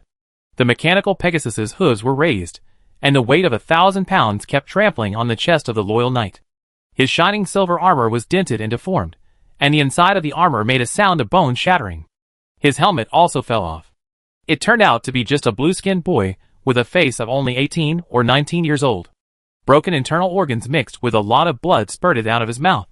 His face was stained red with blood. He stretched out his hand hard, trying to touch the 3rd princess in the distance, but in the end, his hand fell down weakly and fell to the ground. "Lance!" The heart-wrenching voice of the 3rd princess resounded through the sky. 30 meters underground. A huge clod of earth buried Chung Chi's body. One of his palms was exposed in the cracks of the earth, and his fingers were covered with mud formed by the mixture of soil and groundwater. What was just crushed by the pipe drill was not his head, but half a lemon head. The liquid splashing like blood was actually sour juice. Crash! His palm suddenly opened, lifted a huge piece of soil, and then pointed it towards the sky, as if calling for something. In the atmosphere of Peace Tavern, a boundary marker floated quietly. The drinkers didn't know what it was, nor where it came from. It was like a piece of celestial debris, floating there in an illogical way. There was a pattern engraved on the boundary marker, which was a circle. The lower part was full of wrinkles, and had undulating spikes, while the upper part became smooth and soft. In fact, the meaning of the pattern was very simple. No matter how many edges and spikes you have, once you come to the territory of Peace Tavern, put down your anger and hatred and live in peace with everyone. Everyone who comes here knows the rules. After seeing the boundary monument, no matter how advanced and precious your weapon is, you must put it down. If you want to hide forever in the Peace Tavern, then you have to say goodbye to your weapon. In fact, most of the people who come here have killed many people, carried sins, and are characters who lick blood on the tip of the knife, so their weapons are not ordinary things. As long as they can get shelter. In fact, no one cares where those weapons go. Whether they are destroyed or scattered in the universe and drifting away, it doesn't matter anymore. Boom! The upper part of the tall boundary monument suddenly exploded, turning into countless fragments and scattering in the deep universe. The originally tall boundary monument turned into a platform, and the part engraved with smooth patterns disappeared, leaving only half of it, the semicircle full of spikes. On the platform, there are densely packed handheld weapons. There were thousands of technological long swords, technological daggers, battle axes, and energy beam guns shining with various lusters. These were the weapons that disappeared. It could be called an arsenal. A technological dagger flashing with orange light trembled constantly, suddenly rose into the air, and flew to the Peace Tavern. The little door god was still leaning on the bottom of the boundary monument. It looked at the dagger going away, and began to sing some kind of ethereal chant. Under the ground, Chung-Chi's palm kept grabbing towards the sky. The orange dagger penetrated the soil, made a sound, and fell into his palm. Aji was very naughty. In the past days, he secretly played with all the weapons, and asked the big and small door gods to keep it secret for him. If the drinkers knew about this, he would be in trouble as a boss. The small and sharp dagger glowed with orange light. The moment Chung-Chi held it tightly, the ground shook and huge clods of earth instantly shattered into dust. Shockwave dagger mist maker Chung-Chi's body suddenly rushed out of the dust, like a ghost in the dust, and quickly approached the executioner. The sharp dagger slashed his throat, and the shockwave attribute caused the golden light on the surface of the executioner's body to fluctuate strongly. The executioner snorted coldly, and turned back suddenly. The infinity symbol behind him glowed with a golden beam of light, and the mist maker in Chung-Chi's hand was instantly shattered. Chung-Chi's body retreated and grabbed into the void, and a dagger with round holes on the blade fell into his palm. Soundwave focused dagger tremor blade Chung-Chi gripped the hilt tightly, and the hole in the dagger burst out with real sound wave ripples. Everyone covered their ears and stepped back, with extremely painful expressions. The golden light on the surface of the executioner's body once again showed chaotic ripples, as if a large stone was thrown into the calm water. At the same time, the connection line between the tiny infinity symbol on his chest and the huge infinity symbol behind him became clearer. The executioner's eyes were like the gaze of a thousand-eyed demon god. He slowly turned his head, and the huge infinity symbol behind him once again burst out a golden light, smashing the tremor blade in Chung-Chi's hand into pieces. Chung-Chi changed his body position, stretched out his hands, and grabbed into the air. A blue dagger and a black dagger broke through the air. Bioelectric dagger electric sting. Atomic penetration dagger boundary breaker. The blue dagger released an electric current as thick as a python, bursting and illuminating half of the sky, consuming the opponent's defense as much as possible. The black dagger was like a poisonous snake's tongue, and its tip suddenly pierced into the golden light on the surface of the executioner's body. But unfortunately, the breaker, which originally cut objects at the atomic level, only penetrated less than 0.2 centimeters deep. In the shining golden light, the two daggers were also shattered. Ha ha ha. These miscellaneous low-level garbage. No matter how you change, no matter what method you use, you can't break through my defense. Brinsaki laughed proudly. The executioner is not an existence that you ants can shake. Chapter 543. Lance. Lance. Don't abandon me. The third princess, who had azure skin, long blue hair, and blue eyes, had tears falling like blue gems. She suddenly struggled to stand up, staring at the loyal knight lying on the ground with tears in her eyes. You want mixed, right? You want mixed, right? I can tell you. Mixed is not a mineral, not a resource. I am mixed. But none of you can get me, no one can. A dazzling blue light bloomed on the body of the third princess, and she seemed to have turned into a blue energy body. The temperature around her rose sharply, and the energy was restless. She was going to detonate herself. Then, this thin blue figure, burning with life and blooming with an incomparably gorgeous light, stumbled and pounced on her own loyal knight. No! Stop right there! Executioner Baron Sackvey yelled furiously, his body emitting golden light, and rushed towards the third princess. Chang-Chi's body, like a stream of light, was in front of the executioner. You are a difficult ant. Get out of here! Get out of here! You can't even break through my defense. Executioner Baron Sackvey released dense and fierce beams of light from behind, madly sweeping Chang-Chi. But Chang-Chi's body was half real and half virtual because he was holding the phase dagger. At this moment, Chang-Chi opened his palms to the sky again. Stupid thing, no matter how many weapons you have, it's useless. Chang-Chi turned a deaf ear and narrowed his eyes slightly. In the air, a strange geometric pattern first appeared, and then the spirit-style starship seemed to come from another dimension and slowly entered reality. The drinkers below opened their mouths wide, obviously shocked by this appearance. The hatch of the spirit-style starship opened wide. 2 deep blue lights flew out of the hatch. That was the first silent killing weapon blade of agreement with God that Chang-Chi obtained. One of them was a fully functional dagger, and the other was a damaged item that Boss Missouri spent a lot of money to auction for Chang-Chi. This dagger has a unique property. It can cut off all network protocols. But the so-called all network protocols also refers to a specific level of technology, and it may not be enough to threaten the executioner. Depend on you. Chang-Chi frowned, raised the STC on his wrist, and the blue light shone again, illuminating the 2 falling daggers in the air. Blade of the Agreement with God was higher than level 5 technology when it was first obtained, and STC cannot be synthesized. Chang-Chi once tried to synthesize it, but failed. I am everyone's hope. I am optimistic. I am invincible Aji. Please, Chang-Chi gritted his teeth. At this moment, the elegant man, with a top hat slowly emerged behind Chang-Chi. His shadow showed a sly smile. He gently pinched the brim of his hat, as if the entire universe was calculated by him and played within his hands. If you face catastrophe, if someone can give you a probability of winning, no matter how low it is, it will be your lucky number.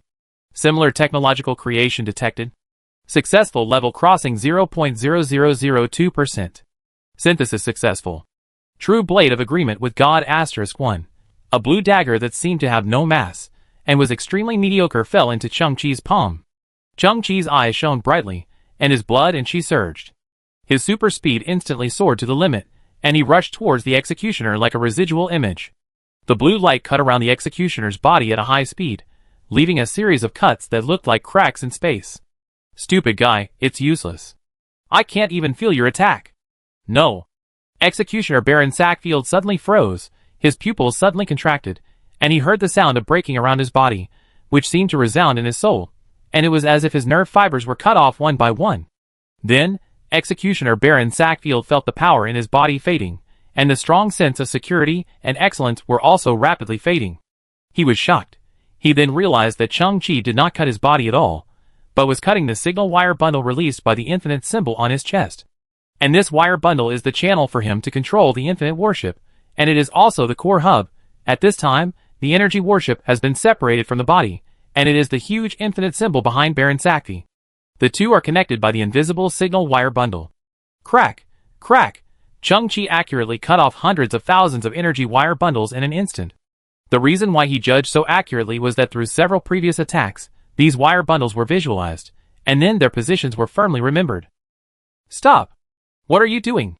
I can't lose it. Crack! The last harness broke. Executioner Baron Sackfield felt his eyes go dark, and a strong sense of detachment came over him. He seemed to fall from the clouds into hell. He lost all his bonuses and protections.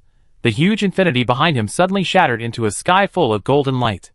The infinity symbol on Baron Sackfield's chest was still there, but after flashing for a moment, it suddenly went out. Baron Sackfield's true face was also completely exposed. He was an ugly creature with dark skin, no lips, yellow teeth exposed, no eyelids, and bulging white eyeballs. His eyes were wide open, and he was terrified. No! No! No! What did you do? Chang-Chi stood in front of him, grabbed his throat, and lifted his body to the sky. His face turned pale, and his feet kicked wildly in the air. Chang-Chi said in a low voice, I am just defending the rules here. At this moment, Chang-Chi's green lemon head had cracked, with only half a lemon on his head, revealing one eye and half a cheek. The executioner detection system in Baron Sackvey's perspective fed him the last piece of information in the last 0.1 seconds. Found executioner alliance serious criminal. Level SSS. Baron Sackvey's body suddenly twitched, and the panic emotion hit him like a wave, trembling all over. Until the system completely collapsed, he didn't see the S ending. How could it be? This level of serious criminals needs alpha level A-level executioners to arrest. You. Berlin Sackfield's throat was strangled, the corners of his mouth kept trembling, and his words were intermittent. Me? What about me? Can't understand that I can defeat you? Lemon Brain stood in the barren land and said calmly, haven't others said it many times? Invincible Aji. Invincible Aji. Invincible Aji. The eyes of the drinkers around were shining with excitement, and the shouts were higher and higher, resounding through the sky. The repression in people's hearts was released, and the rules of Peace Tavern were once again defended by the legendary figure.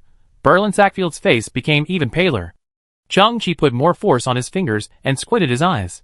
But don't you know that no matter it is a sea of blood or a deep hatred, even if it means skinning and pulling out tendons, you have to disarm and treat each other peacefully. Chung-Chi raised his hand and grasped the small infinity symbol on Baron Sackvey's chest, which seemed to touch metal. With a click, he tore the symbol off his chest, bringing up a large piece of flesh and blood. Plop! Chung-Chi threw Baron Sackvey to the ground. At this time, he lost the bonus of the executioner technology, and was seriously injured. His body was extremely weak, and crawled on the ground in a twisted manner. The direction he crawled was actually the direction of the third princess. Baron Sack stretched out his black palm with black mud in the nails, and grabbed forward through the air. My Hun. Give me Hun. I'm going to die, please be kind. Give me some. Chung-Chi also looked in that direction.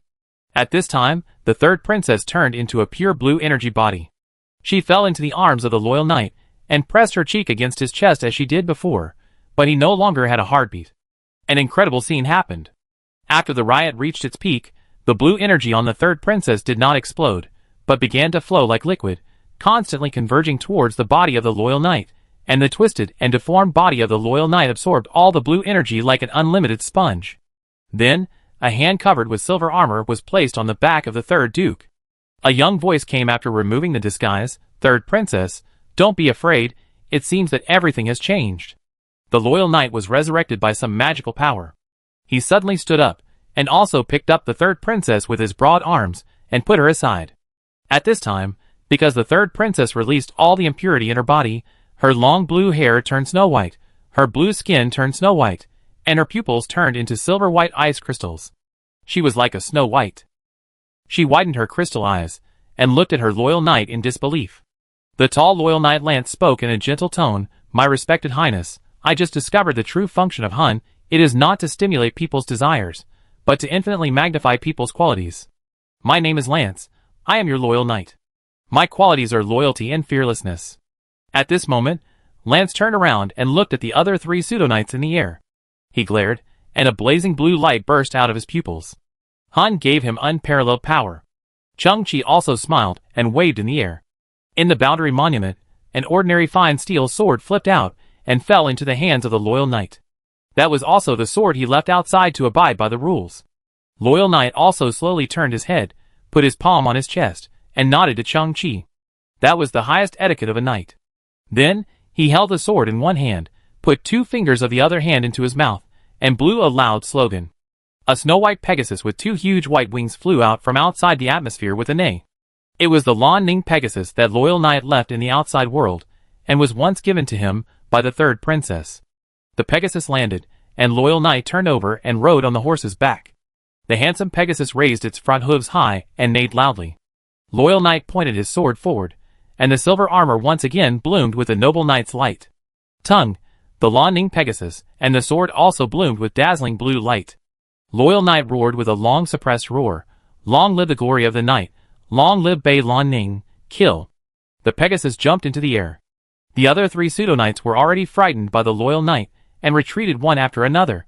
The holy knight commander said in horror, "Lance, I am your teacher, your guide. Have you forgotten your oath? You can't kill me." The loyal knight has already waved his sword. "I have not forgotten my oath. But unfortunately, this is the Peace Tavern. Its rules are above everything." In the distance, 3 heads flew high. The loyal knight on the Pegasus was handsome beyond measure. Chang-Chi smiled, and the juice flowed into his mouth, a little sour. But the next moment, Chang-Chi, who looked up at the sky, suddenly froze in his expression. I saw outside the atmosphere. Slowly drove in a 200-meter-long infinite energy battleship, with golden light and endless oppression. As the most basic executioner, Baron Sakvi's energy battleship was about 20 meters long, and the one that slowly appeared was 10 times his. At this moment, the duo slowly woke up from their coma. Mu Chen didn't know what he remembered. His legs were weak, as if his body was hollowed out, and he crawled out of the tavern. He ran into Lu Lian, who was paralyzed and crawling on one arm. The two said what a coincidence, and then crawled together. During the period, Lu Lian took a ride and grabbed Mu Chen's hair with the only hand he could move. The two lay at the door of the tavern, looking at the grand infinite energy battleship in the sky. Fuck. Don't worry, we may not wake up yet. Chapter 544. On this small planet, the air pressure seemed to drop in an instant. The drinkers were relatively weak, and they had already had a physiological reaction due to fear. They felt that they had strong tinnitus. Their hands and feet were numb as if they were electrocuted, and the cold sweat on their foreheads was constantly refreshing. They were not sure who the visitor was, but they all had fear in the depths of their souls. Of course, there were also basic judgments of the situation. The guy who was defeated by Aji with great difficulty before belonged to a force called Executioner. Since it was a force, it must have personnel of different levels. The guy before, all his power came from the unpredictable infinite energy battleship. He was already an extremely powerful existence, and the guy in the sky, the direct volume of the battleship was 10 times that of the previous one. Is it Wu Bai? Chang-Chi narrowed his eyes. His expression was extremely serious. It doesn't seem so. Once in the Triangle Galaxy, Chang-Chi witnessed the complete battleship of Wu Bai. According to his memory, Wu Bai's battleship was about 300 meters long, larger than the one in the sky. If there is a clear level division in the Executioner system, then Baron Sakvi should be the lowest level he has ever seen. Wu Bai is temporarily at the highest level, and the guy in the sky is at the middle level. Could it be that Baron Sakvi recognized his identity, and then transmitted the information, which eventually led to the pursuit of other executioners, that is, the felons? It's very bad. It seems that only Wu Bai can turn a blind eye to him. Chang-Chi felt aggrieved. Yes, aggrieved. What on earth did I do to attract these perverted guys to chase me relentlessly? Even if I am guilty of heinous crimes, that was what I did in the past, and the current Chang-Chi knows nothing. But things have already happened, and we can only face it. Chang-Chi narrowed his eyes, and clenched the true blade of agreement with God in his hand. Through the battle with Baron Sakvi, he also discovered the weakness of the Executioner. Those guys are also ordinary creatures, and all the sources of their power are the infinity symbol. As long as the connection between them is cut off, it is equivalent to disarming them. They are not invulnerable.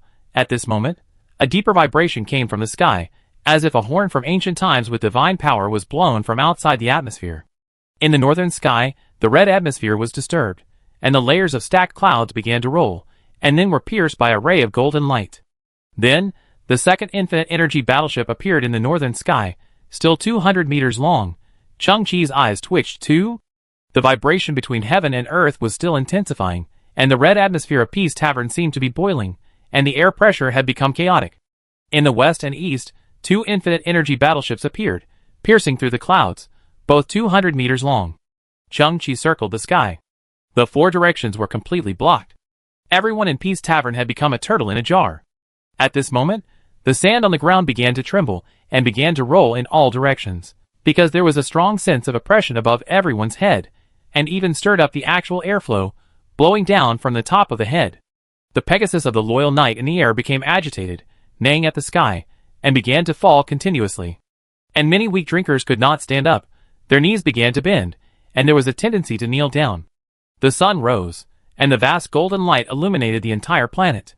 No, that was not the sun. It was a 2-kilometer-long infinite energy warship above everyone's head. It slowly descended with a momentum of overwhelming pressure. Chang-Chi raised his head, and his pupils suddenly shrank into a black dot. A 2-kilometer-long warship is not big or even small in the conventional warship system, but with the development of science and technology, the ratio of volume and energy will be a shackle that must be broken. A 2-kilometer-long infinite energy warship. It is 6 times that of Wu Bai. It is 100 times that of Baron Sakvi. It is impossible to imagine what kind of attack means, and attack methods it contains. Perhaps, It can easily destroy millions of steel warships of low-level civilizations. Chang-Chi finally understood that the 200-meter infinite energy warships that just appeared were just frigates of this guy, or they were not even frigates, they were just followers. It must be the top existence among the executioners, or the power holder. Under huge pressure, Chang-Chi's thinking was very clear.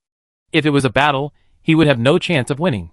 It depends on whether the arrival of this big man represents other opportunities. As the giant infinite energy warship slowly fell, half of the drinkers could no longer withstand the downward pressure and fell to the ground. The light in the sky became stronger and stronger, illuminating the nearby star fields. At this moment, the light of the giant infinite energy warship suddenly became restrained, began to shrink continuously, and the outline of the warship gradually became transparent. Finally, the huge warship and golden light in the sky shrank into a small golden light spot. It was a tiny infinite pattern, just like Baron Sakvi. This small pattern was printed on the chest of a figure. The figure was immersed in the golden light, standing in the void, overlooking everything. Then, he fell down little by little as if he was stepping on the void stairs, and finally stepped on the Land of Peace Tavern. And this figure was less than 10 meters away from Chang-Chi. The strong golden light enveloped him, and he could only see that he was a humanoid life, with a torso, limbs, and a head. From the outline, he was standing with his hands behind his back, looking up at Chang-Chi. Chang-Chi gritted his teeth, and under great pressure, he remained calm and slowly said, "What can I do for you?" The next second, Chang-Chi also raised his head. "Don't you know that Peace Tavern does not allow weapons to be brought in?" The drinkers were all stunned. Aji is really brave. As expected of the invincible Aji, at this time, he still emphasizes the rules. Heh. But the figure with golden light suddenly shook his head and smiled. It was a playful smile, and it was a bit careless. Then, the infinite pattern on the chest of this figure flashed, and the golden light all over his body began to converge towards the infinite pattern, and he revealed his true face. Chang-Chi was stunned. He even felt his brain trembling. After traveling to many cosmic landscapes, he had seen many incredible scenes, but the scene in front of him was the most unbelievable scene in his life. 10 meters away, there stood a human boy wearing a golden jacket and trousers, about 18 years old, with sharp brows. His face was exactly the same as Chang-Chi's. Chapter 545. Hello, Chang-Chi. Let me introduce myself. My name is Chang-Chi. Alpha level executioner. My greatest personality trait, which perfectly matches my job, is justice. The young man in gold clothes opposite stared at Chang-Chi, his eyes as calm as an ancient well. "If I hadn't been atoning for your sins over the years, you would have been blasted into dust long ago." Chang-Chi's whole body trembled violently. There were countless exclamation marks in his mind. 1/5, justice. He is actually an executioner, and he seems to be a top-level executioner. It's like he has turned from darkness to light. Like a tainted witness, he is working for the executioner, atoning for the serious criminal in his previous life. Just like he is fighting for leniency, Chang-Chi's pupils seem to have an earthquake. This world is too crazy. What are you thinking about? Thinking about our merger? The young man in gold still smiled nonchalantly. Let's give up that idea as soon as possible. Chang-Chi pursed his lips. The shocking change in the situation made his brain a little confused. He didn't think about the merger, but the life and death crisis in front of him seemed to be resolved, because the one who came was his own. One self, one person. It means literally, but it doesn't mean literally. Most people can't understand it. I'm here to perform official duties. The young man in gold looked away from Chang-Chi and looked at Baron Sakvi, who was twisting and crawling on the ground. The young man in gold walked slowly and stood in front of Baron Sakvi. Baron Sakvi was completely a heavy drug addict at this time. Tears kept flowing from his eyes, snot flowed from his exposed nostrils, and his body was shaking violently. He lay on the ground, raised his head, and looked at the young man in gold. "My lord. My lord. Delta-class executioner Baron Sakvi. I noticed your abnormality a long time ago. I also gave you a chance. Unfortunately, you didn't stand the test." The young man in gold casually raised his hand and threw a dead bull-horn beetle in front of Baron Sakvi. The huge horn of this bull-horn beetle had been broken. Baron Sak stared at the hornworm, his pupils suddenly contracted. "My lord. This? You have to pay the price for your rebellion." The golden-clad boy said calmly, "Your civilization no longer exists." "What? My lord. My lord. I am the one who made the mistake, and I am the one who fell. Why? Why did you destroy my home planet and kill my people? Why?" Baron Sak's mind completely collapsed, and he cried loudly, "Just punish me, why? Many executioners are sticking to the bottom line. For the fallen, they must be punished with tough means to show justice. Beilanning civilization has completely fallen under your interference. You must exchange it at the same price to show justice. After the golden-clad boy finished speaking, the infinite pattern on his chest extended light, turned into needles and threads, and sewed Barensack's mouth. He could no longer speak, but tears flowed down his face, and a low roar came out of his mouth. Chung-Chi, who was not far away, secretly took a deep breath. He always felt that his fairness was a little distorted, but not completely unreasonable. If there were no serious consequences, then all executioners would have the possibility of rebellion, but their people were innocent. I came here for 2 official business. The second thing. The young man in gold suddenly turned around and looked towards the wooden house of Peace Tavern. You have been selected. At this moment, there was no one else in the wooden house. There were only 2 guys, Lu Lian and Yukin, lying at the door in a very embarrassing posture. What's wrong? Who is it? Selected for what? The 2 people who were originally watching the excitement suddenly heard a click, and a shocking melon hit their heads. The young man in gold clothes spoke slowly, becoming an executioner, and directly jumping levels, with a higher status and strength than Baron Sakfi, starting level, Omega level. No! Aki, are you serious? Stronger, fiercer, and more handsome than the drug addict just now. We. Chosen? Can you get an infinite energy battleship?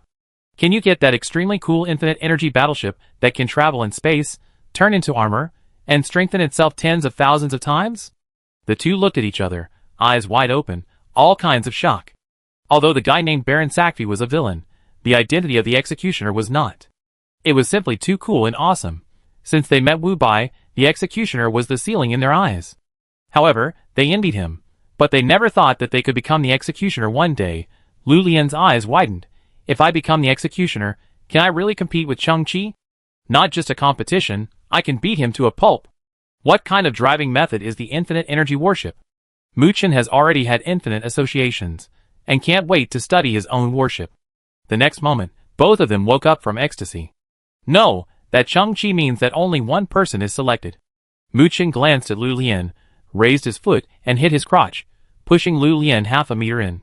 And Lu Lian was not to be outdone, and grabbed Mu-Chen's hair tightly. Mu-Chen, I tell you, they chose inspirational characters, and I am disabled but strong-willed, perfect for it. I'm not talking about you. The golden-clothed boy's eyes showed a hint of disdain, and then his eyes moved slightly upwards, looking at the sky above the wooden house of the tavern. There was a Pegasus with wings spread, floating silently. And on the Pegasus, the young knight in silver armor had a tall figure, a firm gaze, and extraordinary momentum. It's you, Lance, the loyal knight of the Northern Landing civilization. The young man in gold slowly spoke. You are strong, fearless, loyal, and have countless precious qualities. You have been chosen. Lance was obviously caught off guard, and he paused slightly. He then looked at the 3rd princess on the ground. At this time, the beautiful girl like Snow White put her hands on her chest, tightly clasped together, and looked at Lance. In her joy, she tried hard to hide her disappointment. Lance took a deep breath, put one hand on his chest, and performed the highest level of knight etiquette to the young man in gold. Thank you for your appreciation, but I refuse. The young man in gold narrowed his eyes suddenly. Lance raised his head. If you like my qualities, then you should agree with them. I once swore to protect the 3rd princess forever. Now that civilization has been destroyed, whether the 3rd princess chooses to stay here or travel the world, Lance will follow her forever. Lance has only one path in his mind, and that is the path the 3rd princess will take. Apart from that, Lance will not take any more steps. The young man in gold knitted his brows more and more tightly, and a terrifying light appeared in his eyes. The temperature of the entire planet seemed to drop suddenly. But Lance remained motionless, and was extremely firm in his belief. At this moment, the young man in gold knitted his brows suddenly loosened, and then he showed a relieved smile. You are worthy of being someone I value. Very good. Immediately, the young man in gold knitted turned around, and the infinity logo on his chest once again diffused golden light, covering his body.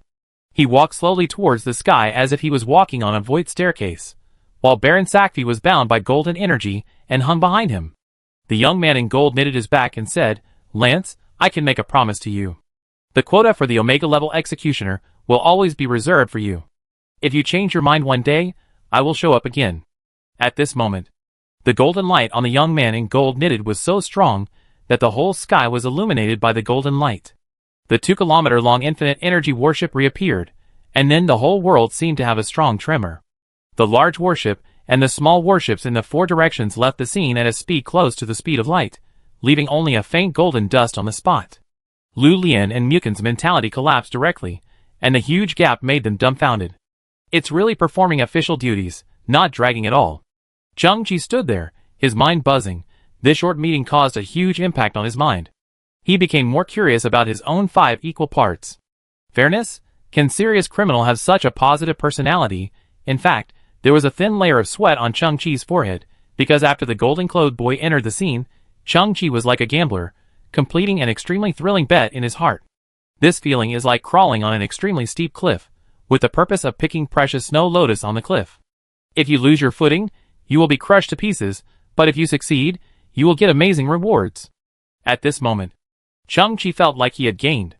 But this was not actually a bet, but the dealer was deliberately letting him win. The young man in gold could not ignore such an important step. The reason why Baron Sakvi became a waste was because he lost the equipment of the executioner. There were even bloody scars on Baron Sakvi's chest. The young man in gold must have observed all this, but he did not point it out. Chang-Chi stretched out his arm, and slowly opened his 5 fingers. An infinity logo, with a metallic texture, and only 5 centimeters long lay quietly in his palm. This was taken from Baron Sakvi in the previous battle. This is the source of power of the executioner, their energy battleship, their protective armor, a technological creation of unknown level. The young man in golden clothes, leave this thing to himself. Chang-Chi's eyes flickered. He actually chose 2 people. It's just that one was put in the open, and the other was put in secret. Chapter 546. The distant stars rise from the horizon and continue to climb. The red atmosphere becomes brighter and more dreamy. Everything is settled. Chang-Chi stands in front of the crowd and slowly turns his head. Thousands of drinkers behind him nod their heads at the moment they feel Chang-Chi's gaze, and everyone whispers Boss Aji. Chang-Chi stares at them. These creatures can almost be described as grotesque. No one knows what kind of secrets, what kind of sins are hidden behind them, and what kind of enemies they attract at all times. A short figure walks out from the drinkers. It is an alien girl with fluffy white hair on her face, and a tall rabbit ear on her head.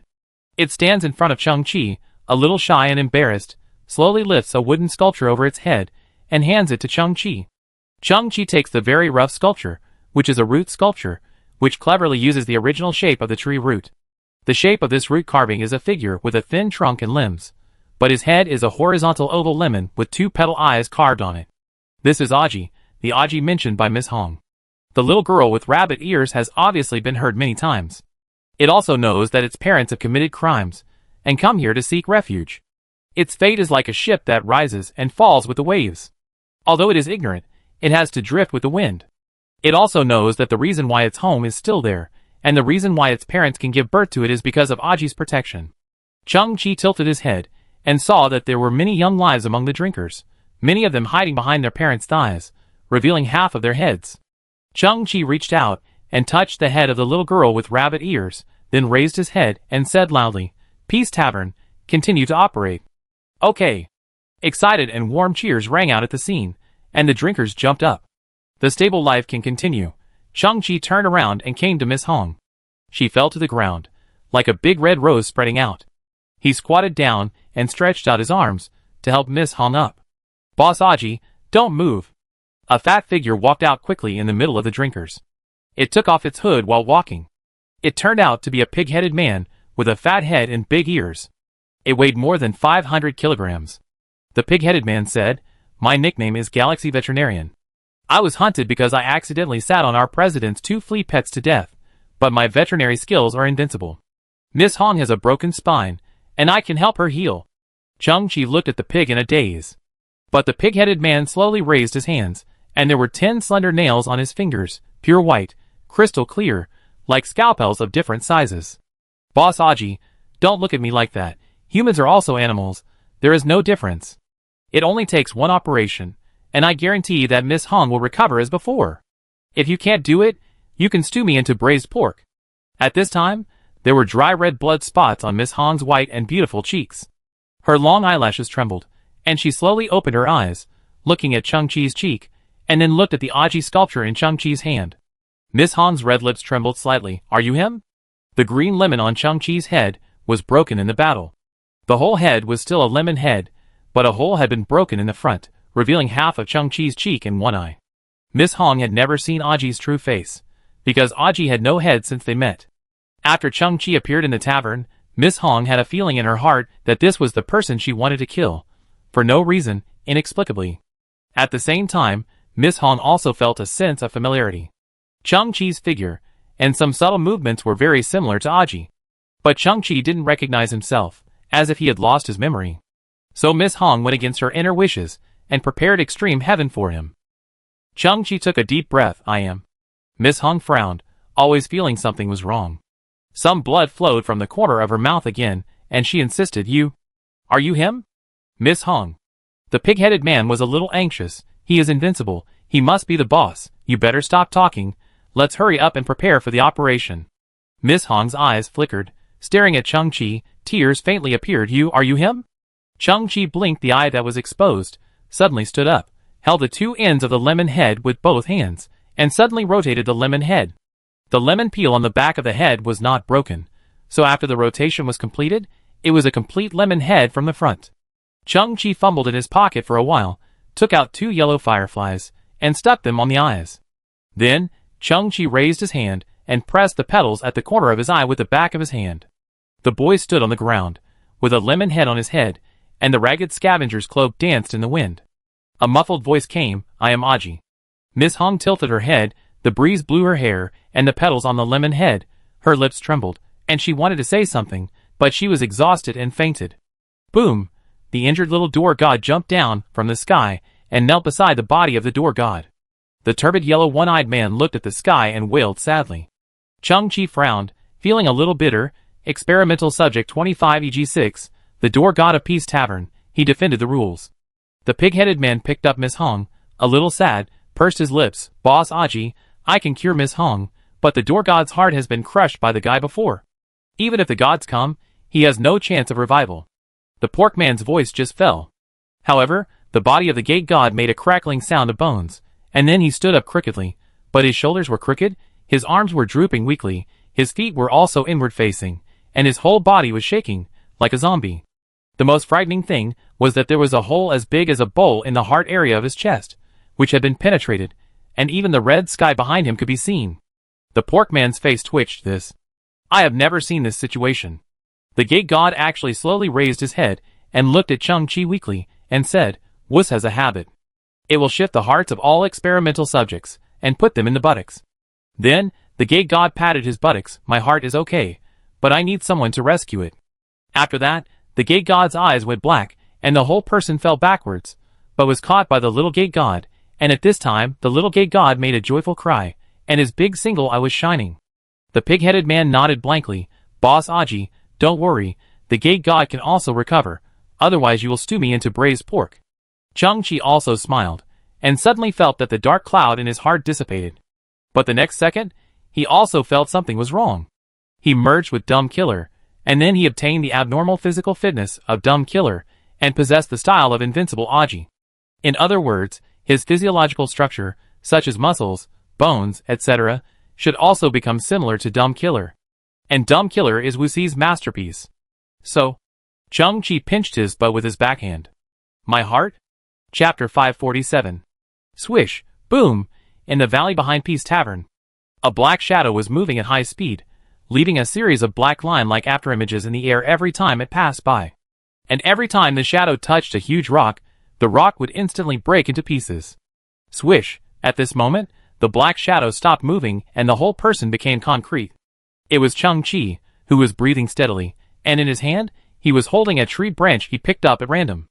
Now he was not wearing any technological equipment, and all his movements came from his super speed and the super strength of the Dumb Killer. He didn't even know the upper limit of the combination of the two abilities, because there was no object on the entire planet that could withstand his casual attack. And Mute Killer also had amazing self-healing ability. Chang-Chi recalled a disc he had picked up on the garbage earth. It was a special effects blockbuster called Deadpool vs. Wolverine Adult Edition. He didn't quite understand what the core of the film was. The name clearly said it was a battle movie, but 90% of the plot. Maybe the fun of the old people was different from what Chang-Chi thought. Take the essence and discard the dross. The Deadpool and Wolverine in it have super self-healing abilities, and the healing speed can be said to be visible to the naked eye. Chang-Chi felt very strange. When the dumb killer memory was fully revived, it was like the subconscious returned, and the body's potential was fully activated. He also had a self-healing ability that was no less than Deadpool and Wolverine, and far stronger than Chang-Chi's previous super metabolism. This is probably why Aji could survive without a head.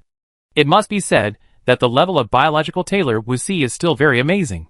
Moreover, with super strength and many alien organs, the negative effect of Chang-Chi's super speed, that is, the G value generated by instant movement, can be completely ignored, and no external armor protection is needed. This is also a true naked combat power.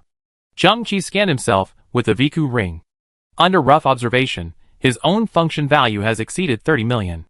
If he bites off a piece of super runaway potion in his mouth, then his individual function value will exceed 100 million. Chang-Chi looked up and looked at the dreamy and beautiful red sky on this planet. What if I merge with the Quasar without a physical body? What if I merge with the top executioner, the young man in gold? Thinking of this, Chang-Chi stretched out his palm, and a metal pattern was quietly placed on his palm, a dull, dark gray infinity symbol. With this thing, Baron Saki can go from a refugee struggling to survive to a brilliant executioner. But it is a technological creation of unknown level. It must have the most basic identity recognition function, or master recognition function. Can I use it? The probability of successful activation is probably very small. But Chang-Chi still licked his lips, first raised his head, and looked around. He was in a valley, surrounded by desolate and rubble, and there was no one on the top of the cliff. After confirming that no one was peeping, Chang-Chi's heartbeat quickened. I must give it a try. What if I can use it? Chang-Chi clearly remembered that both Baron Sakfi and the golden-clad boy had this symbol embedded on their chests. Is it connected to the heart? Should I stick it on my butt? Just a joke to ease the tense atmosphere. Chang-Chi licked his lips again, his hands trembling a little, because the impression left by the executioner was too strong. Put the infinity symbol horizontally on the palm of his hand, and then press it against his chest. When the symbol was attached to his chest, Chang-Chi felt a touch of coolness, just like an ordinary piece of iron attached to his chest. Chang-Chi lowered his head and looked at the gap between his palm and chest. Sure enough. No reaction? Chang-Chi was a little disappointed, slowly raised his head, and then his pupils suddenly shrank. He found that the surroundings were no longer the valley just now. He was in a dark world, and a huge golden light. He quickly scanned the surroundings, and found that the shape of the golden light was an infinite pattern, about 20 meters long. Chang-Chi took a breath of cold air. At this moment, the dark space and golden light around him suddenly took him to turn and fly, sometimes enlarged, sometimes shrunk, like a drifting leaf, and also like a vast ocean. Then, Chang-Chi had a strange perspective, which had broken the limitations of 3 dimensions. His perspective was both staying in the golden light and looking down on himself from a god's perspective. However, he saw the infinite pattern flickering and becoming as dazzling as the sun, and then shrinking into a golden star in an instant, and the small star floated, flew out of the dark world, flew into the Peace Tavern planet, passed through the red atmosphere, and fell towards a canyon. Finally, the golden star drilled into the brow of a young man standing there. And this young man was Chang-Chi, who was standing still. At this moment, Chang-Chi's perspective returned to his original body, and his eyes widened a little. Finding that his perspective was covered by a layer of golden filter, he suddenly turned back. There was a small dirty puddle not far away, and in the puddle, a human figure wrapped in gold was reflected, magnificent and brilliant, with a small infinite pattern flashing on his chest. Chang-Chi's heart was booming. Put it on, Executioner? At this moment, Chang-Chi felt a huge amount of information again, like a golden wave in his mind, which was the instructions for using Executioner Infinite Energy Battleship. At the same time, Chang-Chi realized that this was the Infinite Energy Armor mode. His own strength that was greatly enhanced by combining Dumb Kill. It was like applying a multiplication formula again, and it was increased 100 times overall. At this moment, Chang-Chi had an illusion of becoming a god. A strong sense of security, strong self-confidence, and even an extraordinary sense of excellence filled his heart. He understood in an instant why the previous Baron Sakfi was so arrogant and unruly. No matter who gets such equipment, they will naturally have that kind of emotion. The intuitive feeling is that he is too strong. Chang-Chi was ecstatic. Thinking back to the Extreme Warrior exoskeleton he picked up on the garbage earth, and now the Executioner Infinite Energy Battleship, this is simply a world of difference, A great leap in technology, like a dream. Then, Chang-Chi prepared to digest the massive manual. Abnormal user detected. Abnormal driving detected. Generate alarm.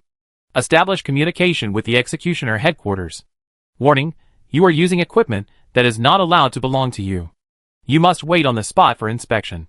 Communication establishment countdown 3. Communication establishment countdown 2. Communication establishment countdown 1. Crack! Chang-Chi tore the infinity graphic off his chest, and it was a bloody mess. Fortunately, he had the fast healing ability of Silent Kill, and the wound was healing at a speed visible to the naked eye. A drop of sweat left Chang-Chi's forehead. 3 seconds executioner? Chang-Chi was a little unwilling, and pressed the infinity graphic on his chest again. Warning, you are using equipment that is not yours. You must wait here for inspection. Communication establishment countdown 3. Communication establishment countdown 2. Crack! Chang-Chi tore off the infinity graphic from his chest again, staring. It's really the 3-second executioner. I guessed it right. If I use it forcefully, I will stir up the hornet's nest of the executioner. Chang-Chi exhaled slowly, calming his fluctuating heart. I am an illegal user. I can only use it for 3 seconds at present. I can only use it in emergency situations. If I really want to control this prop. Unless I get a second infinity graphic, combine the two to form a brand new creation. Chang-Chi held the dull metal logo in his hand. The ending is not bad. At least I have completed 50% and left a beautiful expectation. Be optimistic. Chapter 548. At the top of the valley. A big red dress appeared, fluttering in the wind, very bright. After the pig-headed man's surgery, Miss Hong could barely walk, but the outside of her red dress was wrapped with circles of blood-red gauze. She looked at Chang-Chi from a distance, as if she had something to say. Chang-Chi put away the infinity sign, as if he rose from the ground and climbed to the top of the valley. Are you him? Miss Hong stared at Chang-Chi. Her face was weak, her lips were bloodless, and her eyes had a special meaning. Chang-Chi didn't know why she was still struggling with this question, and said patiently, I am. Then can you tell me what the fruit of the yellow firefly looks like? Chang-Chi was stunned for a while, turned his head, and looked at the sea of yellow fireflies in the distance. He has been here for a short time, and it is currently the flowering period of the yellow fireflies, and they have not yet borne fruit. If he was not Aji, who had lived here for many years, he would definitely not be able to describe the appearance of the fruit of the yellow firefly. This is a very strange feeling. The wind blew Chang-Chi's hair, and the scavenger's cloak was also fluttering. Like everyone else, I feel that I am myself. This may be the so-called subjective, or the so-called idealism. I have never doubted this. But suddenly one day, I found that I was not that simple. The universe is not that simple either. There are so many of me, and so many of myself in this universe. I myself can't believe it. How can I describe this feeling?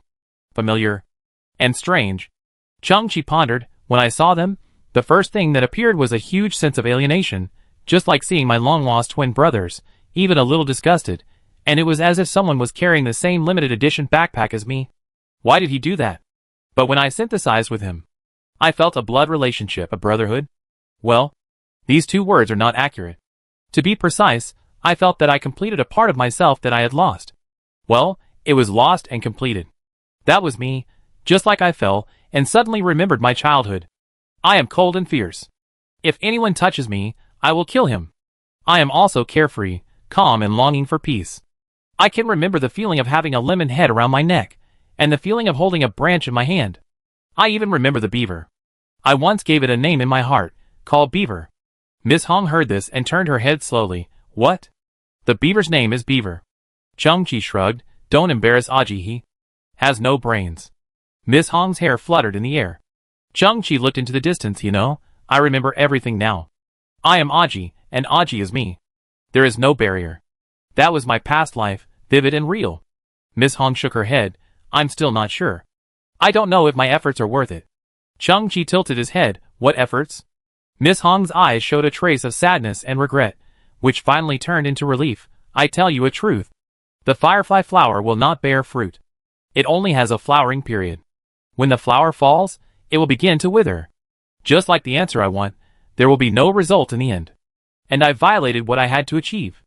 I also realized that this was a dream, but it turned into a nightmare, and I will be punished. Goodbye. Miss Hong suddenly looked up at the empty and dreamy sky. Aji. Tang. At this moment, Miss Hong's body was inexplicably ignited with raging fire. Her whole body was engulfed by the flames, her red skirt began to burn, and her hair began to burn, but she herself was indifferent, just looking at the sky expectantly. Chang-Chi was startled and quickly reached out to grab Miss Hong. But he found that his palm seemed to pass through a virtual projection, and he couldn't even feel the temperature of the flame. Chang-Chi's pupils suddenly contracted. Thinking of what Baron Sakti said about the Dream Maker civilization, the disaster was living in different realities in the form of dream projection. When the goal was achieved, her dream would end and spread like a bubble.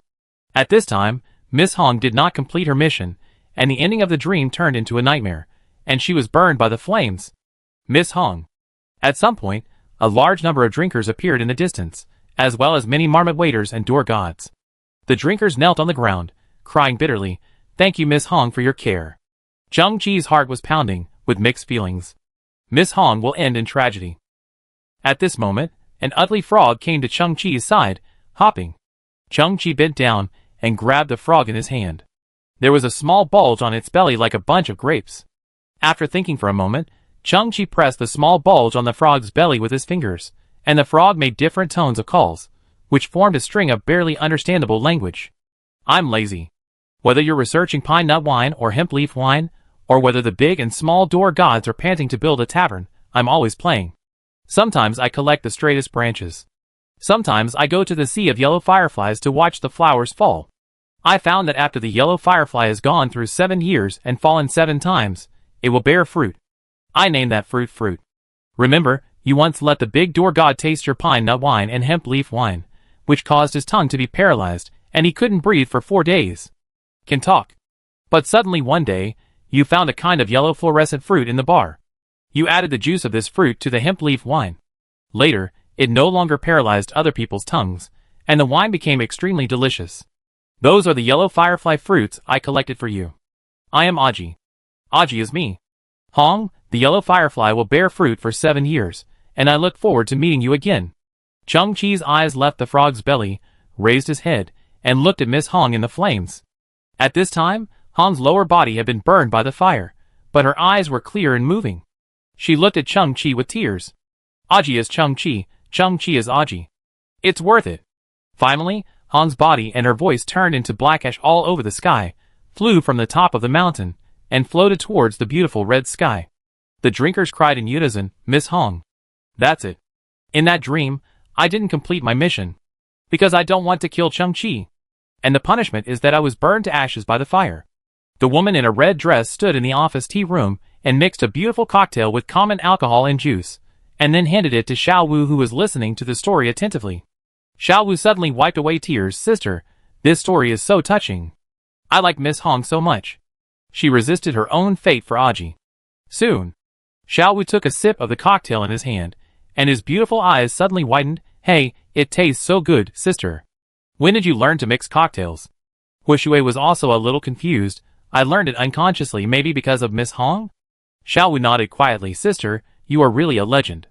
You actually have such completely different and extremely real dreams. It feels like you have experienced many completely different and colorful lives through the world in your dreams. Sister, I envy you so much." Xiao Wu hugged Huishui's arm. "Sister, do you have any other dreams? Tell me again, will you have another dream? And then Miss Hong and Chang-Chi will meet again in another story." Huishui shook his head regretfully. "No, I think I only had these 2 dreams." "Ah?" Xiao Wu pouted. No result.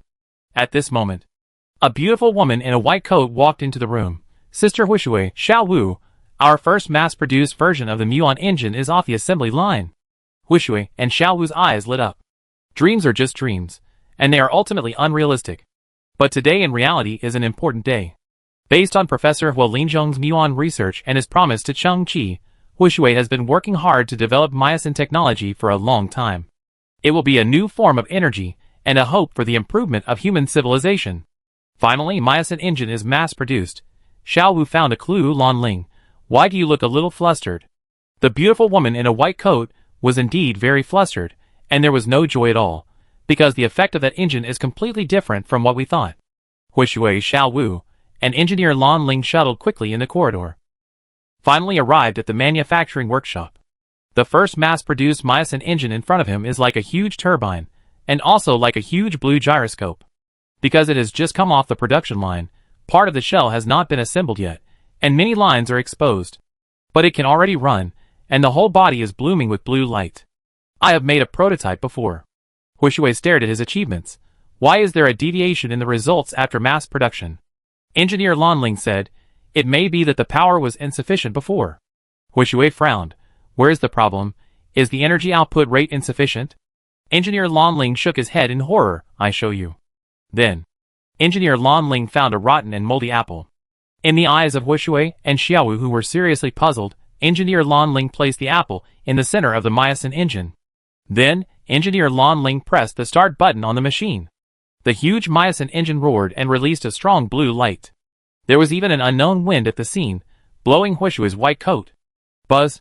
A burst of energy that seemed to be substantial spread out, and everyone covered their eyes with their arms and stepped back 3 steps. After everything was calm, Huishui slowly put down his arms and looked at the apple in horror. Engineer Lanling walked a few steps to the apple and looked back in shock. Sister Huishui, I'm afraid we underestimated the power of myosin technology. And at this moment, the moldy and wrinkled apple on the machine has completely transformed, becoming fresh and plump, with a ruddy skin, as if it had just been picked from the branch. Lanling's face was a little pale. Before you came, we conducted several tests. The function of this machine is not to restore or repair, but time reversal. Huishui's beautiful eyes widened to the extreme in an instant.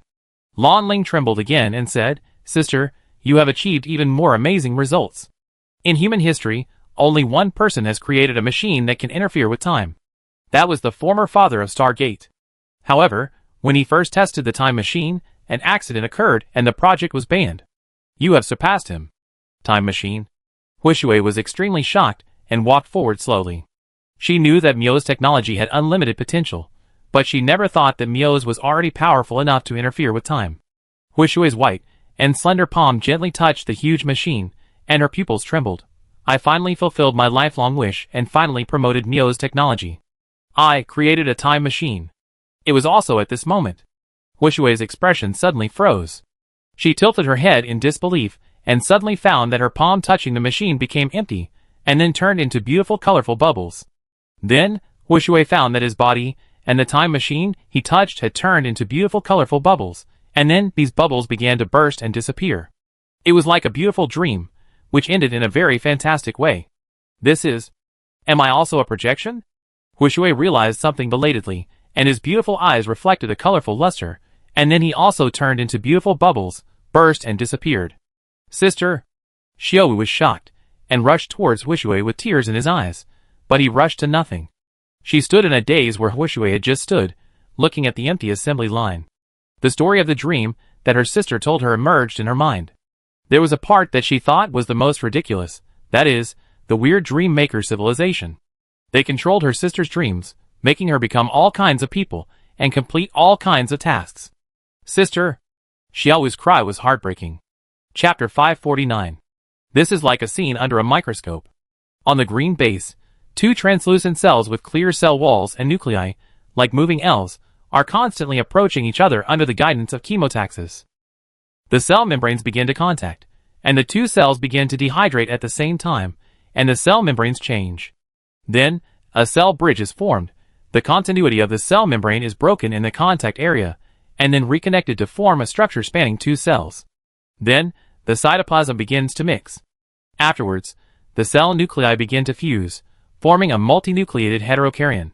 Finally, the cell membrane gradually closes, and a brand new cell is formed.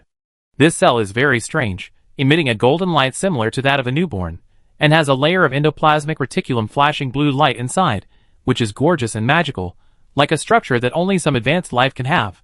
At the same time, hundreds of millions of identical cell fusions occur, and they continue, like an endless wave, until everything is covered. Cheng-Chi shook his head. This is a scene that inexplicably appeared in his mind. It was like a microscope appeared in my mind, constantly looking inside the details of my body. Have I truly merged with Dumb Killer now? My physiological structure has truly changed. Cheng-Chi's eyes opened, getting closer and closer to my former self. Child. Cheng-Chi stood on the edge of the cliff. He didn't know when the interstellar witch who could see through evil dragged her old body up the hillside and stood beside him. Cheng-Chi nodded slightly, black-eyed granny. Cheng-Chi now has all of Aji's memories, and naturally recognized this shelterer, who has lived here for several years. It comes from a special alien race, and has a pair of magical eyes. Eyes are the window for creatures to obtain information. But different eyes see different things. Take the creatures on Earth as an example. The human eye can see 3 primary colors: red, green, and blue, while the mantis shrimp can see 16 primary colors. The world in their eyes is far more colorful than what humans see. And what the black-eyed grandmother can see is not sin, but the entropy value created by a certain creature in the past time, that is, the degree of chaos. Chung-Chi said slowly, "Grandma, I remember that you have an injury on your right foot. It must be very difficult to climb such a high hill." The black-eyed grandmother looked up at the standing boy and sighed, "You are really him." "Yes, I am." Now Chung-Chi is searching for an answer in the memory of Silent Killer. Life is a wonderful journey. One should clearly know the starting point and the end point. No one wants to be dragged by fate like a puppet in a muddle, and no one wants to live in chaos. I am a serious criminal, but what crime did I commit, and why did I commit the crime? Who cut me into 5 equal parts? Chung-Chi came to the Peace Tavern because of the symbol in the dream. Not long ago, he was interrogated fiercely in a nightmare. What is that symbol? When Chung-Chi woke up, he found himself like a sleepwalker, scratching out the weird symbol with his fingernails on the floor of the starship bedroom. The interrogation in the dream should be the experience during the serious criminal period. And that mysterious symbol must be related to the secret of the serious criminal. That symbol looks simple, a circle with an X drawn in it, and there are many small wrinkles in the X. If you find a reasonable way to interpret it, those wrinkles are a huge amount of information. Later, the consciousness of Silent Killer told himself that if he found the woman in the red skirt and the armory, he could reveal the secret of the strange symbol. Now, Chung-Chi came to Peace Tavern, found Miss Hong, and saw the true face of the Silent Killer armory. But that symbol, it's everywhere. Chung-Chi looked up and looked at the half-broken Peace Tavern boundary monument. The lower half of it was a semicircle, and on the upper platform, 2 slender alien spears were crossed and erected, emitting a certain halo. From a distance, it just formed a circle and an X. He looked at the Silent Killer armory again. It turns out that Aji didn't plant the branches randomly. Looking down, the thriving trees just formed a circle and an X. Chung-Chi looked at the valley under his feet again. The 2 gullies intersected and formed an X. Coincidentally, there was a stream around the valley, which cleverly formed the outer circle. What exactly is this symbol? Silent Kill seemed to be reproducing them unconsciously. Chung-Chi frowned, and the picture of cell fusion kept appearing in his mind, which caused some interference to his thinking. Child. The black-eyed woman took off her hood, revealing her dry silver hair and wrinkled cheeks. She stretched out her bony hands, touched her eyes, and then took off the disguise of her eyes. Her face was like a puzzle. She took off a long strip of her eyes, revealing her real eyes. She had no eyes.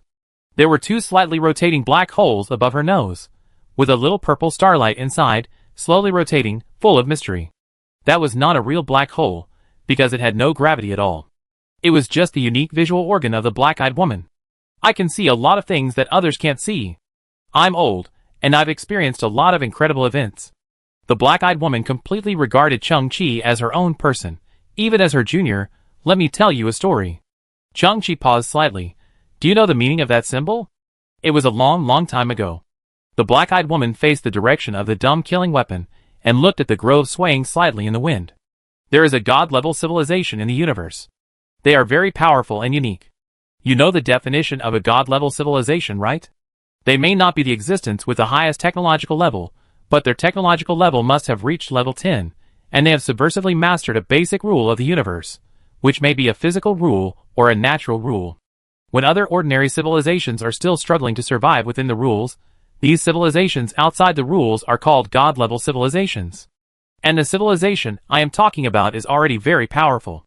They dominate their own galaxy, have endless people, are prosperous, and have colonized 9 million planets. And the core technology they mastered. It is Dimensional Breakthrough. Chapter 550. Dimension. Breakthrough. Chung-Chi's eyes trembled, and he looked at the black-eyed grandmother beside him. Dimension is originally an extremely mysterious existence, which is an existence that 99.99% of creatures cannot touch, and they can actually break through. Legend. The black-eyed grandmother seemed to be recalling, they have long broken through the 3rd dimension and entered the 4th dimension, overlooking us from a wonderful perspective. All their buildings and technologies are not the 3-dimensional structure that we can understand. It is said that it is a topological structure linked to the four-dimensional space. A space of 100 square meters can accommodate objects with a volume of hundreds of thousands of square meters. I can't explain it clearly. The black-eyed grandmother shook her head. They never go out, stay away from worldly disputes, and never show off their achievements. They just concentrate on studying dimension breakthroughs. Later, there were rumors that they broke through the fourth dimension. Then, there were rumors that they broke through the fifth dimension. The black-eyed grandmother looked at the void and spoke quietly, as if she was witnessing the process. Chung-Chi felt it was sensational. Dimension. This concept is very uncommon. In the mainstream system of the universe, all civilizations are trying their best to improve their technological level, and dimension seems to have become an invisible and intangible concept. Unexpectedly, there are still some advanced civilizations that are obsessed with this concept and have achieved success. When they broke through the fifth dimension and advanced to the sixth dimension, the disaster happened. The black-eyed grandmother changed the subject, and there was some fear in her tone. They found that they were too arrogant, and perhaps they had never figured out the secret of dimension from the beginning, and they were always moving forward on the wrong path. At the moment, when they were full of confidence and all the people were promoted to the sixth dimension, all the mistakes became hidden dangers and exploded in an instant. Their huge territory, hundreds of billions of people, and tens of millions of colonized planets were compressed into a very small light point in an instant. In that light point, there was an energy that was so violent that it was unimaginable. Then, the light point suddenly exploded. A huge space gate with a diameter of 0.1 light years was formed. Then, hundreds of billions of people of that god-level civilization emerged from it. They have become monsters. It is actually inaccurate to say that they have lost their minds. Instead, their thinking and action patterns are seriously mismatched with the three-dimensional space. There is a term called dimensionality reduction attack, but their dimensionality reduction strike is out of control and destructive, like countless caltrops dancing on a huge soap bubble, which can easily shatter the fragile three-dimensional space. They are a conceptual existence. They can distort the physical rules of the local universe, turn the originally stable space into a purgatory, and make time flow backwards or accelerate the passage of time. Their power is almost impossible to measure by conventional means. The level 10 monsters are the most terrifying existence. They represent the extreme chaos after the failure of dimensional promotion. Once they appear, the order, time, space, and everything else of the universe will be instantly messed up. They walk and shuttle aimlessly, arbitrarily rewind time and teleport in space. All the lives, planets, and galaxies they encounter are destroyed by their rampage. Legend has it that they destroyed 30 million galaxies and 290 million civilizations. If no one can stop them, then the entire universe, millions of races, and millions of civilizations will come to an end. Chung-Chi's eyes trembled slightly, and he was shocked. He looked up and scanned the clean sky. Then, who stopped them? 11 god-level civilizations, 8 level 11 civilizations, 4 level 12 civilizations, and 1 legendary civilization. The black-eyed granny took a deep breath, as if she was reviewing a magnificent epic. They joined forces to form the Corrector Alliance and formulated the Corrector Principle. The essence of the Corrector Principle is a space cone technology that we cannot understand. It sealed those chaotic creatures into an unknown space and left a Corrector Gate in a corner of the universe. Chung-Chi opened his eyes slightly. So many powerful civilizations can actually work together. In some cases, everyone is a community of interests.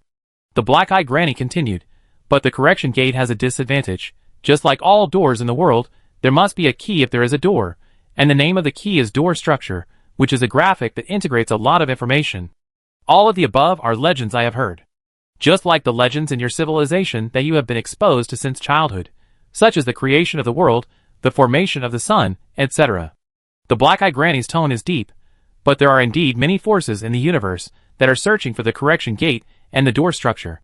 Intelligent creatures always fall into a trap, thinking that they can control those huge destructive forces, and then use these forces to achieve their own goals.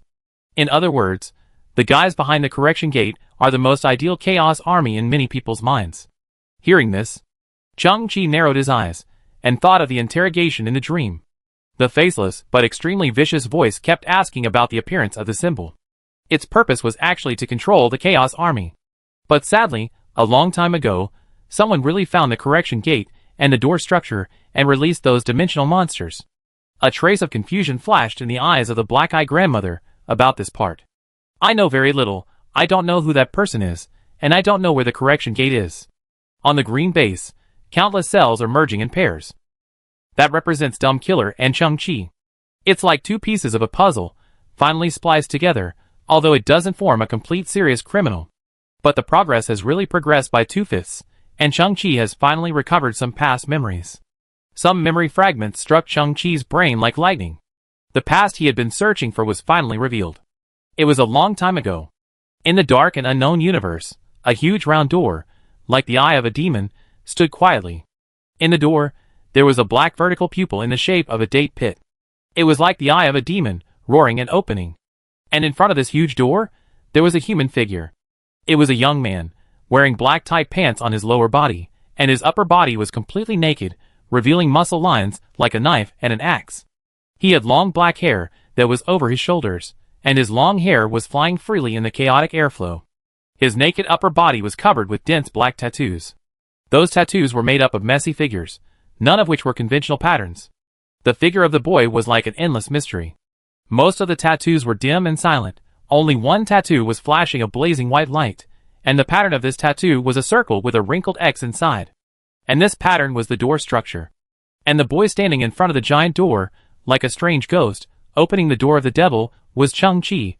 His eyes seemed to penetrate the void, and when he opened his mouth, there were fangs like a beast in his mouth, and he laughed wildly and crazily, like a demonic sound, which seemed to sweep the entire universe. Chung-Chi on the top of the mountain suddenly opened his eyes. The black-eyed grandmother knows too little. The Corrector Alliance of the past formed 101 correction doors to seal off those monsters in the chaotic dimension, and thus 101 door structures were created. The former serious criminal Chung-Chi collected all the door structures amazingly. The door structure is actually 101 graphic codes, which is also the black tattoo covering half of his body. Chung-Chi's eyes trembled violently. The scene in his memory was just the scene of him opening one of the doors. I opened all the correction doors? It opened all the correction doors. The universe once again ushered in bloody storms, and all lives were destroyed. The black-eyed grandmother trembled slightly, and continued to narrate, "It is rumored that this time, 1 billion civilizations were wiped out, and it was extremely tragic. The Corrector Alliance took action again, spending a huge price to close all the correction doors, and then joined forces to execute the most severe punishment on the culprit, the instigator."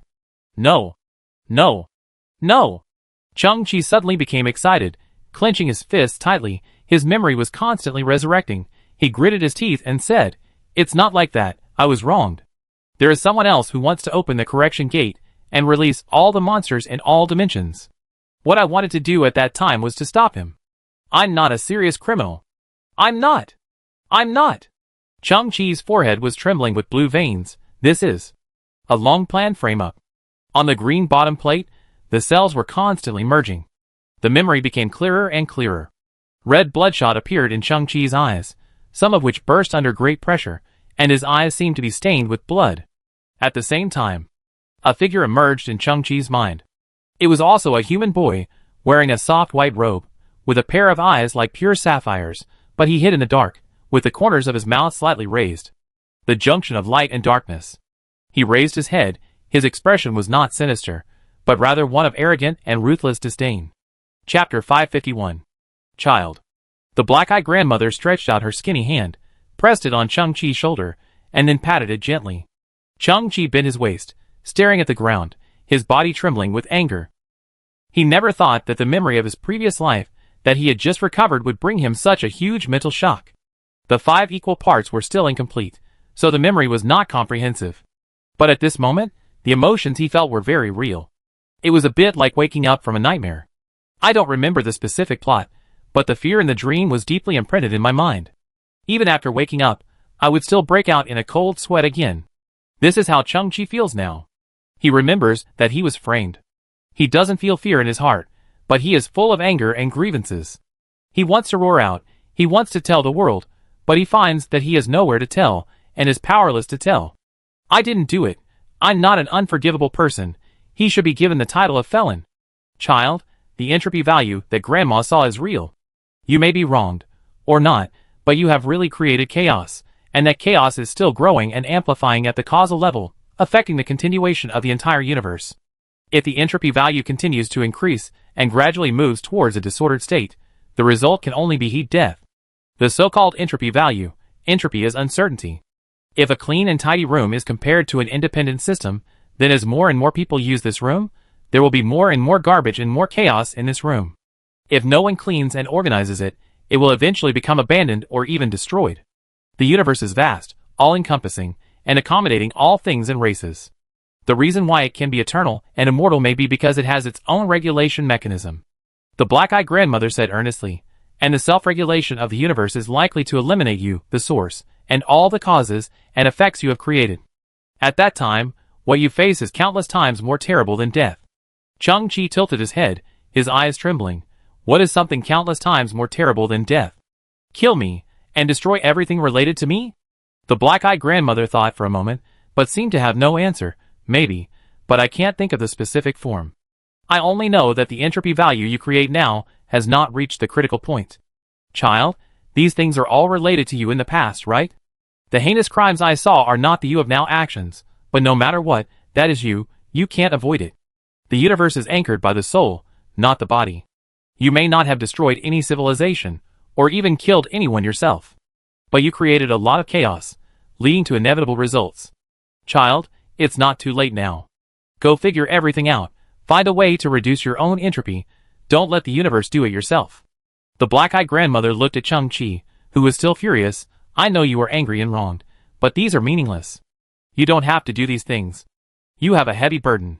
You have to save yourself and save a system that is gradually tending to disorder. Chung-Chi's brows twisted into a character. I didn't do it, but you still want me to take the blame? I'm not thinking about that now.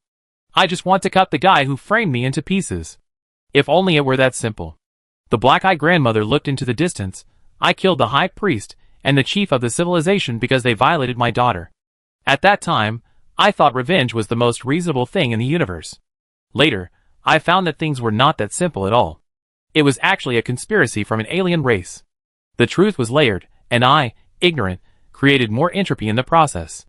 In the end, countless tribesmen died, and countless families were destroyed. Over the years, I have been trying to reduce entropy. But I found that I was not capable enough. No one is chasing me now, because I am the last black-eyed person in the universe. I killed the high priest and the chief, which triggered. The last 2 members of the tribe died 3 years ago. A long time ago, when you were still Aji, I discovered the entropy in you, but I chose to remain silent, fearing that if I raised it, it would shake the foundation of Peace Tavern and cause everyone to be displaced. Now, I know my destiny. I suddenly realized that if I could successfully guide you, would it be like atonement to reduce the entropy I created? Child. The voice of the black-eyed grandmother became weaker and weaker. Because of her severe hunchback and the contraction of muscles and bones caused by old age, her height was only a little over 1 meter. She leaned gently on Chung-Chi's waist. The strength of her body was rapidly fading, and her consciousness was becoming more and more scattered. Child, it's not too late now. Go find out the truth. Don't make things confusing anymore. As the black-eyed grandmother spoke, her voice returned to calm, and her black hole-like eyes slowly closed. She died. She died of old age. She left this world with regrets and confusion about the rules of the universe. She was the last bloodline of the race, and had experienced the longest suffering. After witnessing the extinction of the race, she left more regrets, and the so-called black-eyed people had completely disappeared in the universe at this moment. Grandma? Chung-Chi called out, and then looked down at this interstellar, who had been helping others face their sins since she arrived. He had known her when he was still Aji, but now it seemed that she had never been able to face her own sins. The black-eyed grandmother would not answer. People are always like this, always unwilling to believe the facts in front of them, hoping that the dead will answer themselves, hoping that she will come back to life. But the past is the past, it has already happened, and it cannot be changed. All you can do is face it calmly. Chung-Chi picked up the body of the black-eyed grandmother, went to the back mountain, and buried her. There are many graves here. In the past, many drinkers died here. Many were seriously injured when they arrived and died within a few days. Chung-Chi looked at the nameless graves. What kind of chaos did these people create? How much entropy did they create for the universe? Chung-Chi had an inexplicable feeling in his heart. The entropy they created was very small, so small that it could be silently corrected. But he was different.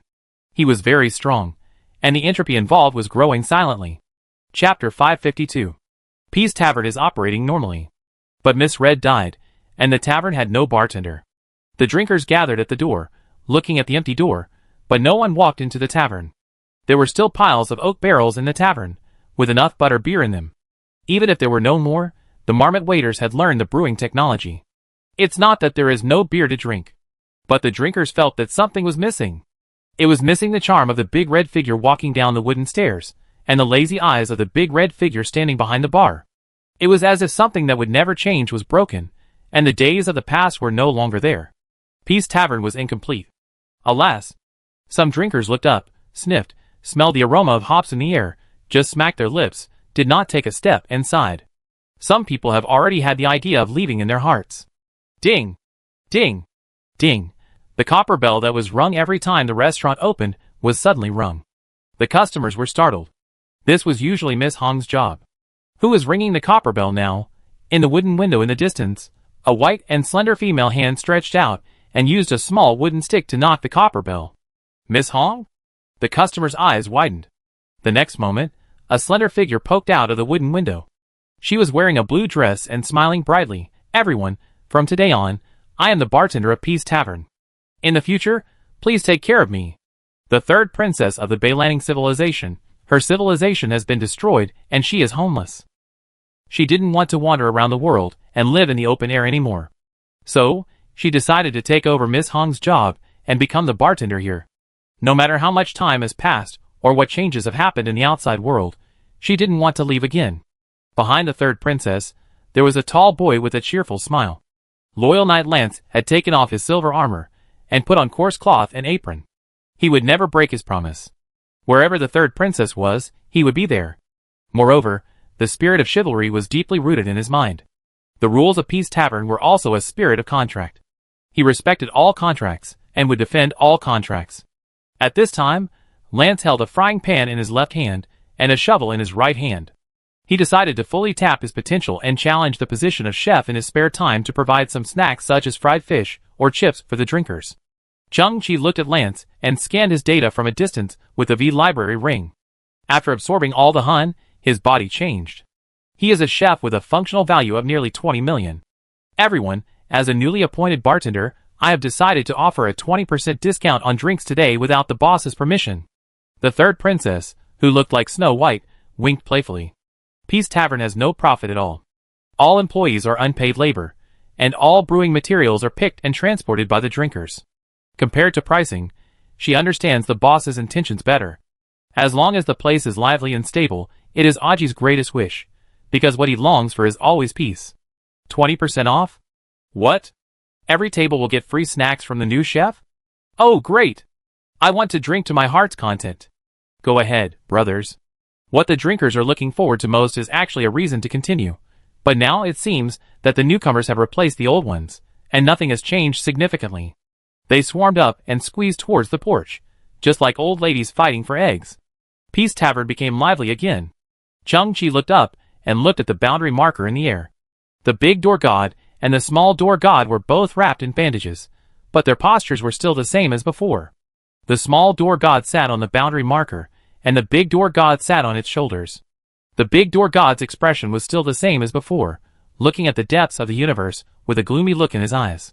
He got a wooden stick from somewhere, and put it in his mouth to bite it as a toothpick. The small door god still imitated his posture, and got a huge steel bar, and put it in his mouth to bite it. Behind the two door gods, there is another one with a concave silver armor, with his hands folded, supporting the sword stuck in the ground in front of him, majestic and shining. That is the silver armor of the Loyal Knight. If someone does not follow the rules, then the Peace Tavern will have a third door god. Oh my god, this fried fish is too bad. Is this French fries? The hardness is comparable to the alloy rivets on the starship. Lance, are you trying to murder us? No wonder the drinks are 20% off today. You waited for us here for so long? Oh, sorry everyone, today is my first day cooking, but I swear in the name of chivalry, I, Lance, will definitely become a qualified chef. Everyone, try the scrambled eggs I just made. Oh my god. That's scrambled eggs. If you hadn't told me, I would have thought I had the honor of seeing dark matter in my lifetime. Chung-Chi stood outside the tavern and smiled quietly. He stretched out his palm, and one of the gold coins was the currency of the Peace Tavern. He asked for it from the marmot waiter. The crooked-mouthed Dragon King had returned, and as the boss, he finally had the right to ask about property. Chung-Chi used his thumb to bounce the gold coin high. The gold coin reflected a golden light, turned over and flew in front of his eyes, and then fell back into his palm. The golden light reflected in Chang-Chi's eyes. The front of the gold coin was a simple one, and the back of the gold coin was a circle, with a wrinkled X in the center of the circle. This is still the pattern of the door structure. The touch of this gold coin is very smooth and lustrous. It is not an ordinary casting process, but even some kind of advanced process. When the Peace Tavern was first established, Miss Hong felt that it was necessary to create a circulating currency. Drinkers could help pick raw materials such as hops, and then the tavern would pay them. When the tavern was open, the drinkers could exchange the payment for drinks. This is the legendary currency system, which can make everything run reasonably. At that time, Aji said that tree branches could be used to represent currency. The straighter the branches, the higher the denomination. As the boss, he could own countless straight branches and make a fortune. Miss Hong said you go to hell. So Aji took on the task of finding currency. Aji drove the shabby escaped starship out to look for mineral planets, planning to bring back ore for smelting. As if guided by the unknown, he inexplicably came to a planet where he found a lot of treasures, that is, boxes of gold coins. So Aji completed the task in minutes. It shocked Miss Hong for 10,000 years. Miss Hong guessed that this lemonhead probably stole the home of a group of interstellar pirates. Chang-Chi bounced the gold coin and caught it again. Aji, also known as the Mute Killer, could not recall the past of the serious criminal by himself, but his subconscious was always in effect, such as inserting tree branches into circles and X patterns, such as accidentally finding the gold coin. Chang-Chi suddenly held the falling gold coin tightly. Although the serious criminal's memory was incomplete, it just happened to include the source of the gold coin, and the civilization behind it was related to the injustice he had suffered. It's time to go.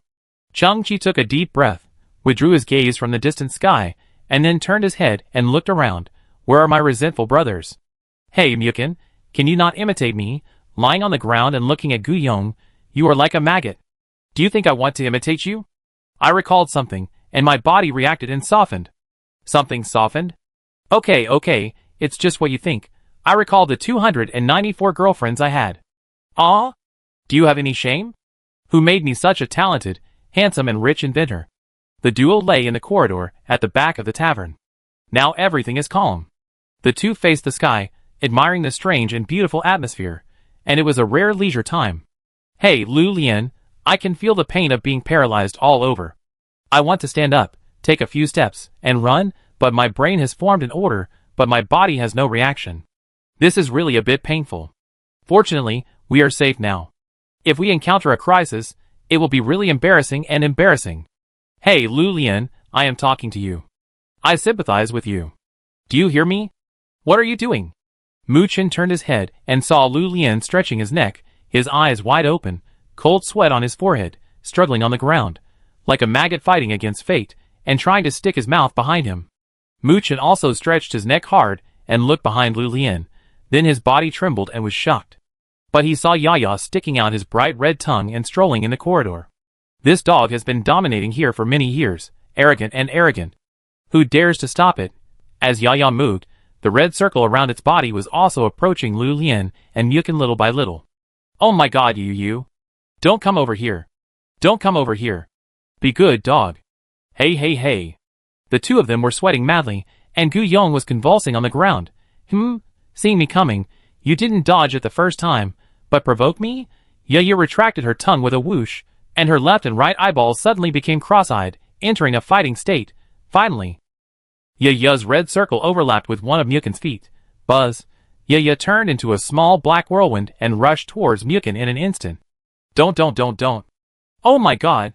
At the critical moment, Mukin's arm finally resumed its movement, but it was only in time to cover his eyes. Slurp. When Mukin opened his eyes again, he found Chang-Chi standing beside him, with Yaya in his arms. At this time, Yaya was sticking out her red tongue and licking Chang-Chi's arm. Cosplay? Mukin cosplaying Lu Lian? You're pretty good at it. Chang-Chi looked at the duo with a smile. Where's Yang Di? Hi. Mr. Chang-Chi, I'm here. Yang Di appeared behind Chang-Chi at some point. He looked abnormal, as if he had aged 10 years in an instant. His eye sockets were even sunken. His smile was forced out. It could be felt that he didn't want anyone to see his abnormality, but unfortunately, anyone who was not blind could see the huge change in his temperament. Mr. Chang-Chi, are we leaving? I'm ready. But I may need to take a nap on the starship. Yang Di forced a smile again, stretched out his noodle-like hands, put his fingertips on his head, and made a human heart shape. Your VIP has 360 days left. The spirit starship slowly took off. All the employees of Peace Tavern and hundreds of drinkers stood at the door of the tavern and watched. Yaya is old and has few days left, so he stayed in the tavern and spent his old age peacefully in a familiar environment. Chung Chi held a blue gem in his hand. This was a prop given to him by Lance. It was a specialty of the Beilanning civilization. No matter how far apart the two gems were, they could produce a magical connection. It could not convey words, but it could turn into blue and red. Chung Chi and Lance agreed that if the gem turned red, it means that Peace Tavern has an uncontrollable crisis. At that time, Invincible Aji will appear at the first time. This is a later story. Many years later, whenever a new refugee comes to Peace Tavern, they will always be attracted by two things. One is the delicious fish and chips, and the beautiful Miss Lawn standing behind the wooden bar, like Snow White. Miss Lawn will slowly tell the story of Peace Tavern while mixing drinks. It has stood in the wind and rain for many years, and has experienced many disasters, but it remains unmoved. Once, Peace Tavern ushered in the most powerful enemy in history. It is called Executioner. When the door gods could not resist, the whole tavern was in turmoil, and was about to collapse. Invincible Aji appeared. He killed Executioner. Very easily. Chapter 553. He woke up. Although only a part of him. But he woke up. He merged two incomplete cells together. Although he is insignificant now, this is a variable and also a beginning. A sophisticated and complex plan is often completely destroyed because of a beginning. This is a gray celestial body. Because of the stripping of the solar wind, it has no atmosphere. Standing on the gray, gravel-filled surface of the planet, you can see the universe without any obstruction. The atmosphere is a kind of compassionate existence for the weak. It separates the deep and dark universe from the surface of the celestial body. All creatures do not have to face the horror of the universe, but feel that they live in a space full of security. If there is no atmosphere, then the scattering of light will completely disappear, and the background of the sky will be an endless black curtain of an absolute black body. And above the black curtain background, the number of visible stars has surged to 570 times that of the past, and the brightness of some stars will be 8 to 100 times that of the past, and even the shape of the galaxy cantilever can be directly distinguished. If we take weak humans as a sample, binocular vision will collapse directly. Because of the lack of atmospheric correction, the sharpness of the three-dimensional world will lose 90%.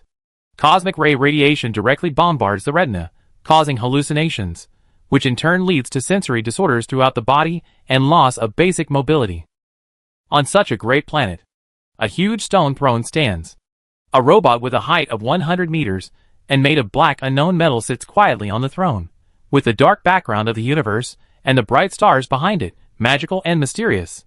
The lines on its body are very simple.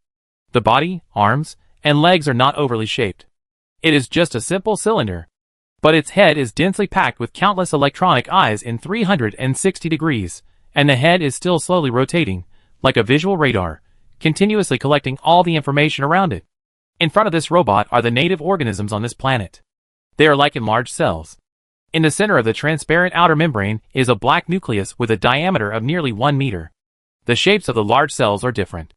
Some are standard cubes, some are triangles, and some are prisms, containing various geometric structures. They are like building blocks. They stick to each other during movement and combine into various shapes. From a distance, they look like frog eggs connected together. After they merge for a period of time, they will naturally split and return to various scattered unit figures. Then, they will randomly stick, combine, swallow each other, and then disintegrate. This scene is like a piece of gray manuscript paper, with various geometric figures bouncing on it, showing countless combinations and possibilities. In the distance, an extremely rare scene appeared. The two groups of large cells continued to stick to each other, and their size became larger and larger, breaking the previous record, like two mountain giants, and there was a faint hostility. Be good, don't kill each other. Otherwise, I will lose the object of observation. The black robot on the stone seat, its head still rotating like a radar, and then it began to think about the distant variable and beginning. I spent a huge amount of computing power to pin the crime on you. I don't want the truth to be revealed. I don't want to be punished. The giant robot raised its metal fingers and tapped the stone armrest of the chair. My statistician, where are you? My lord, I'm here. I was at your side 30 seconds ago. Next to the huge stone chair, a figure appeared. It turned out to be a human. He was wearing a white robe, and his eyes flashed a restrained blue light in the dim environment. He was just a normal human height, standing next to the huge stone chair, looking extremely small. Well, very good. I have collected too much information, trillions of times more than the stars in the universe. I don't even want to waste a bit of computing power to retrieve my own memories. The black robot remained seated, but its head was spinning. Tell me who I am. Sir, you are the master of a civilization, the master of a civilization. And your civilization is called the Calculator Civilization. 30,000 years ago, after you completed the full universe modeling system and the hardware calculator matrix, you broke through an indestructible shackle and became a god-level civilization. The white-robed boy nodded slightly, his blue eyes full of admiration and worship. And your core technology is calculation, which incorporates every tiny variable and calculates everything in the universe. You can restore the past through information and deduce the future through calculation. Everything is under your control. You don't even need to do anything you want to do yourself. You just need to make a slight change in a small position in the whole system of events, and things will develop in the direction you want. You have a point of view that deeply impressed me. You once said, the universe is a perfect Turing machine, and all unsolved mysteries are algorithms that have not yet been fully run. The giant black robot did not move, but its head kept turning. Oh, I am such a great existence. Yes, you are very great. The giant black robot said again, then, who are you? I am your statistician. You are the master of civilization, so there is no need to do some boring and tedious calculations yourself. And I can do it for you. After you grant me authority and give me a data package, I can calculate everything you want to know for you, including the results of any event and the best intervention plan. The white-robed boy was very humble. It is worth mentioning that my identity is your computable partner. A long time ago, you calculated all my variables, and the final result was that I will always be loyal and will never betray you. Oh, very good. The giant black robot spoke slowly. My loyal statistician, I came to you today because I found that there was a problem with a calculation I made a long time ago. You should understand that as a calculator, it is normal to find data outside the formula while solving a problem. The young man in white bowed his head. Of course, I understand that you are not trying to make up for the loss, but the calculation is still in progress. You just want to calculate again to make sure everything is within your calculation range. Oh, very good. The giant black robot said, many years ago, when I was forced to join the Corrector Alliance, I found some things I wanted, but taking them for myself was against the will of the Alliance, so I made a calculation and came to the conclusion. I just did some small actions, got the things, and put the blame on others. The young man in white still bowed his head. My lord, I also handled this matter for you at that time. Oh, that's it. That saves a lot of computing power for explanation. Now, my scapegoat has shown signs of awakening. I need to continue to hide the truth. The giant black robot said calmly. So, I need to calculate again. Chapter 554. I don't want to waste my computing power anymore. So you have to do this for me. The black robot focused its attention on the constantly changing large-cell creature in front of it. You should understand that my method is not to kill him or to stop him, but to calculate and interfere without a trace. My lord, I understand. I'm ready too. The white-robed boy raised his head. It was a young human face, but his eyes had no pupils or whites, and were replaced by a cold blue light. Amid the roar, the giant black robot raised its arm, and pointed its huge finger at the eyes of the white-robed boy. A thin lightning bolt burst out from the fingertips, and sank directly into the boy's eyes. Sir, the operation authority has been obtained. The white-robed boy opened his eyes slightly, and the blue light in his eyes became brighter. The corresponding data package is still missing. The huge black palm turned over, with the palm facing the sky. The palm raised an ionization storm out of thin air, and countless blue particles were spinning rapidly, forming an increasingly bright blue vortex. Then the vortex began to expand, and exploded at the moment when the volume reached its limit. A blue glowing sphere appeared in the huge palm, which was densely packed with data information compressed to the extreme. The white-robed boy's eyes flashed with an obsessive look. He knew that the information contained in the sphere, which seemed to be less than 10 meters in diameter, covered millions of galaxies near the target area, including all celestial bodies within hundreds of millions of light years, all matter on the celestial bodies, and all living things. That is not a simple record or file. It is not just about the orbit of a planet, its mass, density, number of species, etc. It is everything. Even variables at the time level. As small as a dewdrop suspended on a blade of grass, it will fall after a few seconds. As fine as all the refraction angles formed by a light source walking endlessly in the universe. Comprehensive to the species diversity of a certain planet, their food chain, evolutionary history, habits, when they were born, when they died, and all the civilizations born in that area, their technology, humanities, politics, religion, conflicts and wars. On a macro level, there are also the causes and lifespans of all celestial bodies, future orbital changes, collisions or collapses, natural and unnatural disasters, in short. That is everything. It is like the underlying code of the Creator. The huge palm flipped, and a dazzling blue ball of light flew towards the white-robed boy. The energy rippled, and dust flew around. The huge blue ball merged into the eyes of the white-robed boy little by little. His eyes widened a little more, his chest rose and fell, and his eyes shone like stars. "Sir, I'm starting to work." "Oh. Let's get started." The white-robed boy raised his head slightly. User ID statistician. Hardware calculator matrix, start. Open full-scale universe modeling system. At this moment, the white-robed boy's body also burst into dazzling blue light, and then spread out in all directions, turning into a blue translucent spherical screen, and then expanded like a balloon, and finally reached a diameter of 100 meters. The body of the young man in white robes, under the influence of mysterious power, floated in the air, located in the center of the spherical screen. He looked up at the screens around his body, and his expression showed a touch of heat.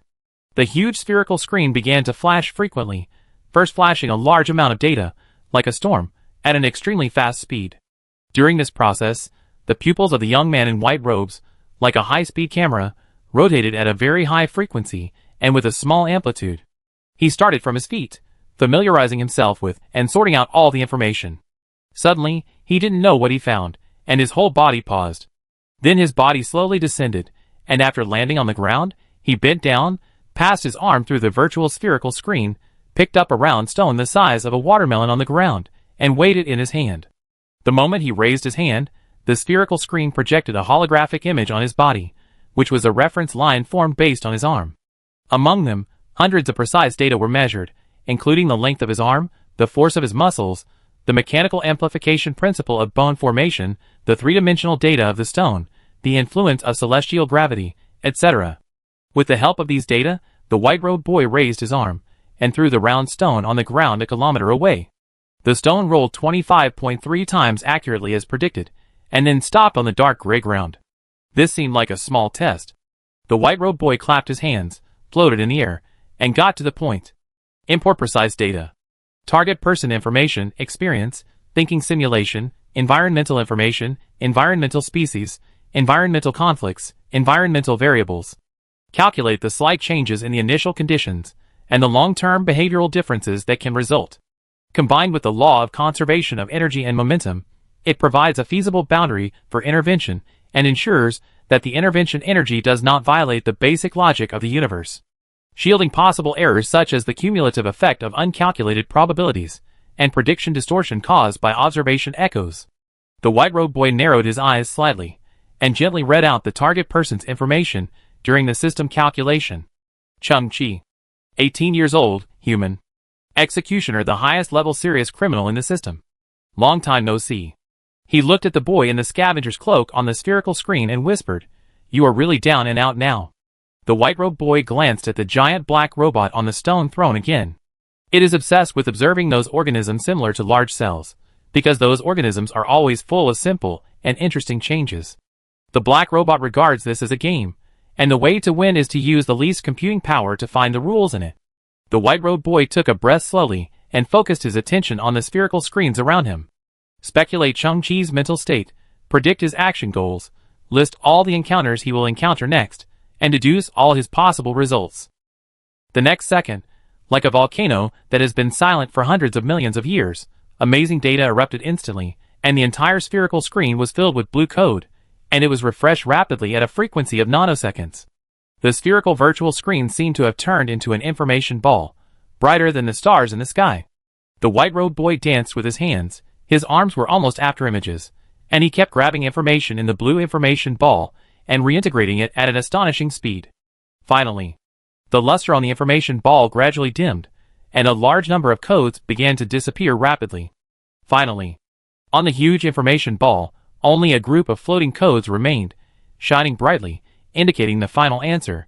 The white-robed boy raised his head, and his blue pupils reflected the final result. Sir.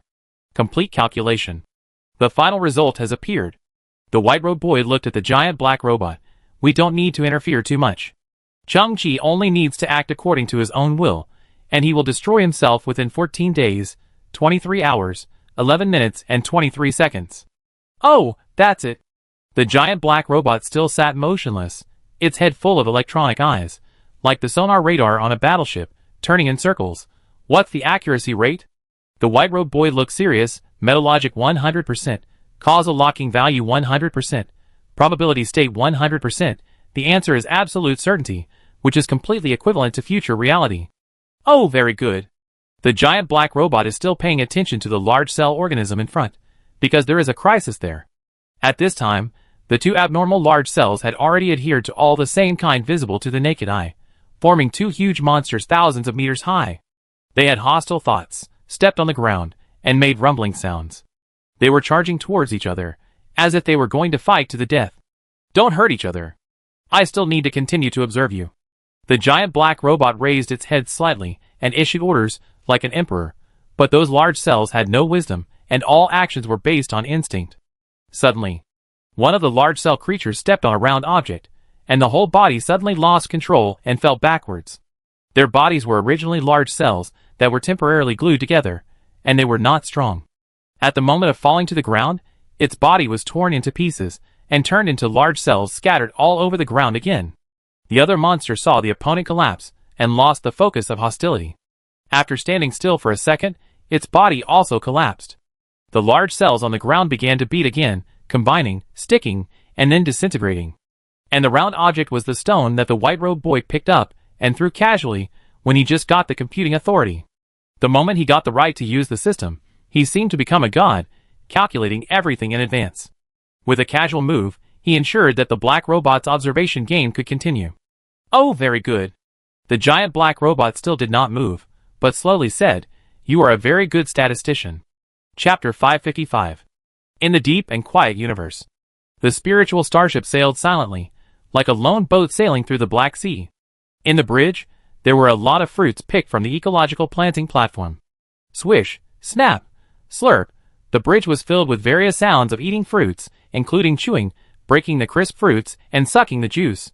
Chang-Chi, Lu Lian, Mukin, and Yang Di were on the bridge, eating fresh fruits happily, which was an extremely luxurious thing in the vast space voyage. After leaving the Peace Tavern, several people inexplicably had a feeling. Want to eat sugar, lack of sugar, the body is like a sugar addiction. If you can't eat sugar, the whole person has an indescribable discomfort. Fortunately, Chang-Chi brought the ecological planting platform with him when he left the garbage earth. The fruits in it were fresh and plump, and the reserves were huge, and he couldn't eat them all. What's going on? Why do you want to eat sweets so much? I don't like fruits on weekdays, but I can't eat enough now. The sweeter the better. Lychee. Leave some Mukin lychees for me. They have a lot of sugar. It's a pity there are no sugar apples on the platform. They are the sweetest fruit. At this moment, the stomachs of several people were bloated, and they all sat in the command chairs on the bridge in a Guyu-like posture, looking through the huge observation window with a dull look, looking at the dark space in front and the shining stars in the distance. The silvery white light shone through the observation window, casting long shadows behind them. The brains of several people were in a confused state. Chang-Chi leaned back in his chair and murmured, Lu Lian, what is sugar apple? Lu Lian had a watermelon seed on the corner of his mouth and said softly, It's an uncommon fruit.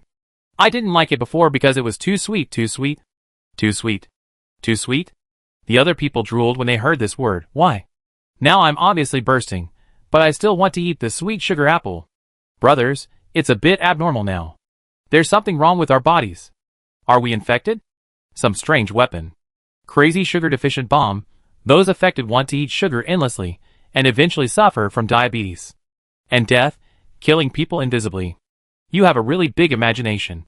Don't guess blindly, I know the reason. Mu Chen's body twitched. Our brain almost completely relies on glucose for energy. The transmission of electrical signals between neurons, information processing, normal metabolism, etc. all require a lot of glucose. Although the brain only accounts for about 2% of the body's body weight, It consumes about 20% of the body's energy, which is a very large consumption organ.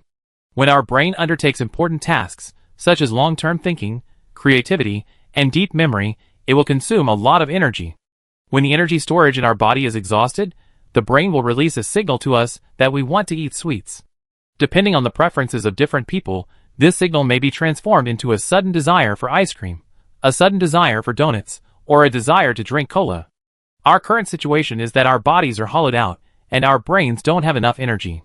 And the fructose and sucrose in fruits will be converted into glucose needed by the brain by the enzymes in our bodies. So we really want to eat fruits now. Muchin was dazed, raised half of his eyelids, and looked at the people in the bridge. As for whether we will be stuffed to death, the brain can't care so much at the moment, it's too hungry. Chang-Chi leaned back in his chair, staring at the sky dully. I seem to understand. It's because of Miss Hong's extreme paradise. That kind of wine makes our brains work at super intensity, recalling things that have been forgotten. The brain is exhausted. So that's it. Lu Lian nodded. The whole person was drowsy. But the gossip heart was always there. What did you all recall? Muchin raised a finger. I recall the first time I had sex with 294 girlfriends. Stop. Lu Lian looked at him with contempt. You're that won't pass the review. Then, the two turned their heads together and looked at the silent partner at the edge. Yang Di, what did you remember? Yang Di seemed to be the one with the most severe sugar deficiency. He ate a lot of fruits, but his lips were still pale, and his body was still trembling slightly. Everyone, I'm sorry.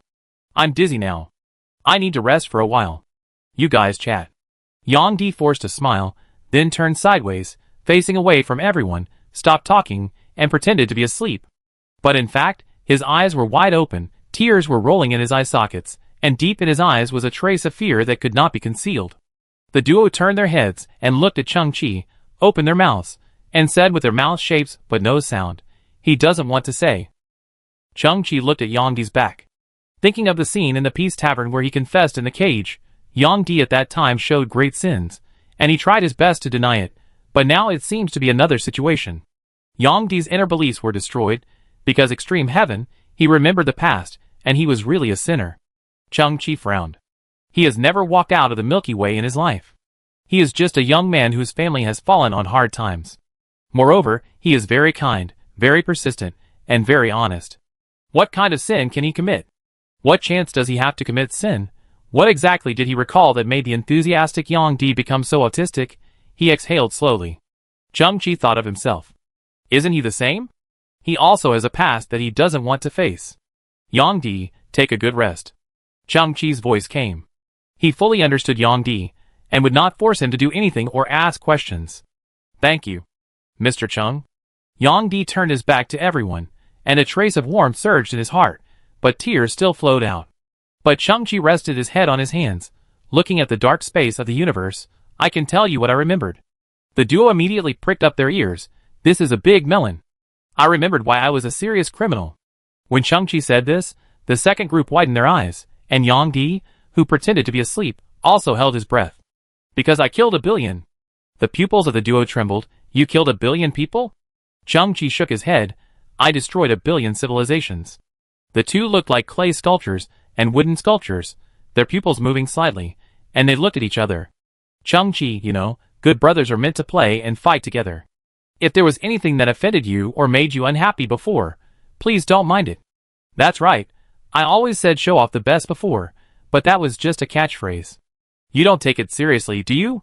Haha, the Prime Minister can be so conceited. Chang-Chi ignored the two fence-sitters and narrowed his eyes slightly. A civilization that focused on the research and development of dimension promotion technology turned into a chaotic dimensional monster because of scientific research failure, and then the Corrector Alliance composed of several god-level civilizations took action, and they sealed all dimensional monsters behind 101 correction gates. My previous life. I can't remember who he was, but I remember that I went to the correction gate to stop a conspiracy. But it was behind the scenes. Then the facts were distorted, and I became the sinner who opened all the correction gates, released endless monsters, and destroyed 1 billion civilizations. The duo's eyes slowly widened. Framed?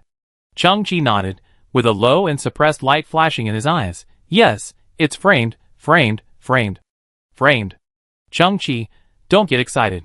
The duo sat up almost at the same time. We believe you. Chung-Chi's chest was heaving. Because I was wrongly accused, my body was cut into 5 pieces and scattered in various corners of the universe, suffering different hardships, and I was confused. Until now, my memory is incomplete. I don't know who the complete me is, what his name is, whether he has a family, my home, everything I used to have, where is it now, whether it is complete, or already belongs to someone else. The duo also frowned. Have you ever encountered something you must do in this life? Chung-Chi's eyes suddenly became low. I have encountered it. The duo's eyes were fixed on Chung-Chi. Yang Di, who was pretending to sleep, opened his eyes slightly.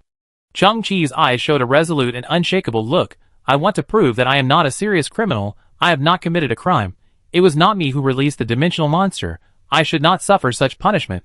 I want to clear my grievances. In front of the starship, the universe is silent and vast. Chung-Chi said word by word. Whether it is the executioner or anyone who misunderstood me, he should know this. I am innocent. Muchen pursed his lips, and then said firmly, Chung-Chi, we have always been by your side. We will accompany you to do whatever you say. It has been the case in the past, and will be the case in the future. Lu Lian also became serious and frowned. Now seems to be a very critical moment.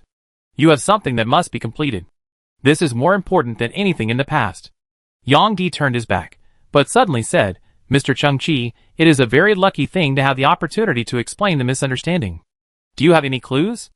My memory is incomplete about why I went to the correction gate and who I wanted to stop. Chung-Chi said slowly, but I remember that I told my plan to a very reliable person. Mu Chen's eyes focused on him. Who? Lu Lian also added, as long as we can find him, we can unravel the truth bit by bit. In Chung-Chi's mind, a picture of complete fusion with Silent Killer appeared. In the unknown dark and deep space, a round door like a devil's eye stood quietly. The complete Chung-Chi stood in front of the door, his long hair flying freely in the chaotic airflow, and his naked upper body was covered with dense black tattoos. I once tattooed all the keys that could open the corrector's door on my skin. Chung-Chi narrowed his eyes. The tattoo artist is a very reliable person. I once told him all my plans. Muchen opened his eyes. When was that? Chung-Chi tried to recall, but there was no answer. I just vaguely remember that it was a long, long time ago. The black-eyed grandmother also said so. Muchen pondered. If it was hundreds or thousands of years ago, wouldn't the tattoo artist have died long ago? Chung-Chi shook his head. I remember that the tattoo artist is a very strange existence, and his natural lifespan is almost endless. Lu Lian's eyes lit up. Do you still remember where it is? Chung-Chi slowly raised his head. I remember. Lu Lian took this matter more seriously than Chung-Chi, and immediately turned back and shouted, Amma, it's your turn. At this time, Mu Chen was focusing on another question. Chung-Chi, what do you remember about the person who framed you? Chung-Chi's head was a little dizzy, perhaps because he was still a little short of sugar, so he grabbed the orange at hand and kept stuffing it into his mouth. After a full 30 seconds of silence, Chung-Chi squeezed the orange in his hand to make it juice. I remember that he was a humanoid life, like a harmless boy, wearing a white robe, but his eyes were not like those of humans, flashing a kind of dark blue light. His name. Chung-Chi didn't find the answer in his mind after all. I can't remember it. Chapter 556. Brother Lon. It's time to get off work. Wow, Xiao Lon, I really found my lost hunting rifle in the mountain stream you mentioned, and I also hunted a musk deer today. Xiao Lon, my old helium steam furnace is broken again. But I listened to you and bought EP486 accessories in advance, and it didn't affect today's business. Xiao Lon, it is indeed the rainy season this year. I listened to you and planted pink sunflowers. It looks like a big harvest. This is a lively market, full of special scenery. The wide avenue is full of vendors on both sides, full of fireworks. There are not only a wide variety of goods, but also steaming food stalls, hawking and shouting, one after another. This is a peculiar civilization. The people look like humans, but their bodies are like zebras, with black and white stripes, and their biggest feature is that as they age, they will grow more limbs on their bodies. If it is a 2 or 3-year-old child, he may have 2 hands and 2 feet like a human, but if it is a 60-year-old man, he may have grown 8 arms and 8 legs. The level of technology here is also in a very strange state. On both sides of the market, there are a large number of bamboo baskets, rows of long tables made of wood, and wooden carts. The clothes worn by the residents are also rough cloth.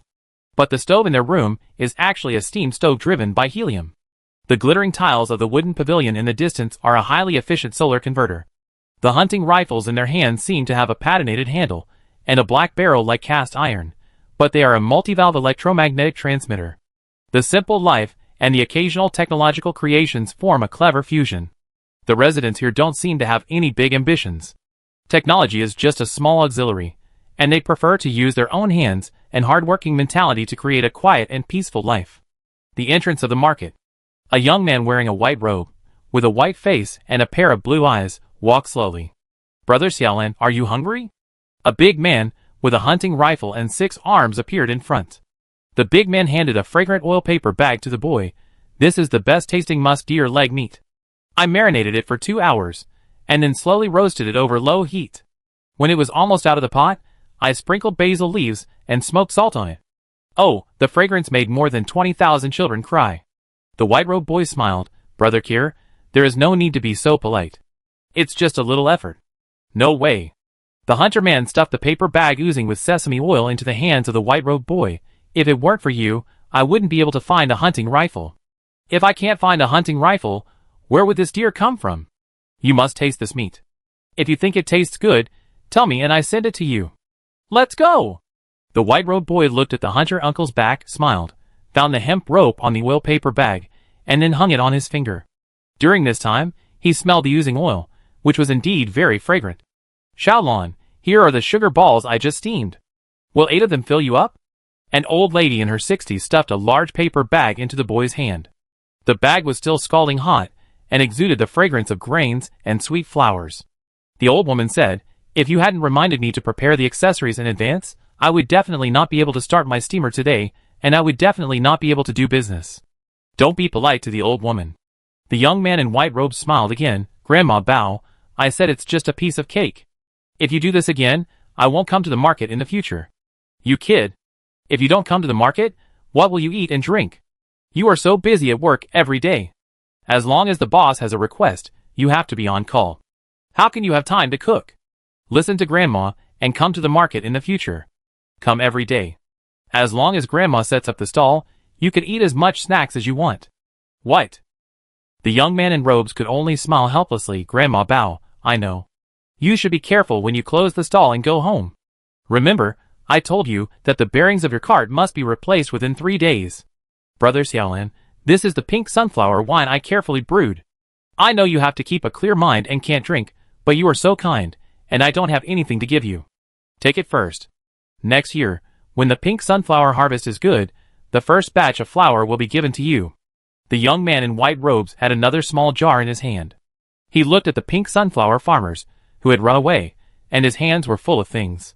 A little girl with 4 arms blocked his way. The little girl put her arms behind her back, a little embarrassed, and held a hot candy ball in the other 2 hands, eating it in small bites. Brother Lon, I took the tidal generator model you helped me make to participate in the school science and technology little flower cup handicraft competition. The little girl bit the candy ball. The teacher was speechless. Ah! The white-robed boy was stunned. It's impossible. The teacher said that she never expected that a model assembled with wooden sticks could be so precise and even provide electricity for a classroom. She was shocked and speechless. The little girl suddenly laughed. So I won the gold award of the science and technology little flower cup. Ha ha ha. Thank you, Brother Lon. The little girl kissed the boy's cheek and ran away. There were still some sugar crumbs on the face of the white-robed boy. Unexpectedly, the little girl ran back again. Brother Lon, why are you so powerful? Why can you predict that Uncle Kerr's hunting rifle was lost in the mountain stream? Why do you know that Grandma Bao's steamer will break? Why do you know that this year is the rainy season? And why can you make such a precise model? The white-robed boy squatted down, wiped the sugar crumbs from the corner of the little girl's mouth, and smiled, because I am very good at calculations. As long as we observe carefully, everything we see is a computable variable, and these variables, plus precise calculations, I can get all the answers. Hee. Listen. I don't understand. The little girl stuck out her tongue. Anyway, Brother Lon is the most powerful person in the universe. Xiao Lon. Can you help me calculate how much grass to feed my cows every day? Brother Lon. Can you help me calculate how long it will take me to catch up with the class beauty? Xiao Lon. Can you help me calculate where is the safest place to hide my private money? Xiao Lon. The ghost on West 3rd Street is stealing my business. Help me calculate when he will go bankrupt. A large group of residents suddenly surrounded them, talking at the same time, and holding various gifts in their hands. "Oh, you guys." Grandma Bao came to the rescue. "Xiaolan just got off work. I heard that the job of statistician is very tiring. Xiaolan needs to rest well, otherwise she will be scolded by the boss tomorrow." The young man in the white robe was helpless, but there was an indescribable relaxation in his smile. He still took out the cowhide diary he carried with him, and wrote down the needs of the residents one by one. The sun slowly set towards the horizon. The whole market was shrouded in a touch of sunset, and the vendors began to pack up their stalls one after another. Lon also slowly walked to the door of a store at the end of the market, and knocked on the open wooden door. No one responded, but he still walked into the house as usual. This wooden house is very tall, about 7 meters high, and the walls are full of wooden storage compartments, just like a large library, but there are not books in the wooden compartments, but various pigments, including azopigments, phthalocyanine pigments, and natural plant-extracted pigments. Creak, creak, a middle-aged man with 8 arms slowly stepped down from the wooden ladder, holding a bottle of cyan pigment he had just taken from a height.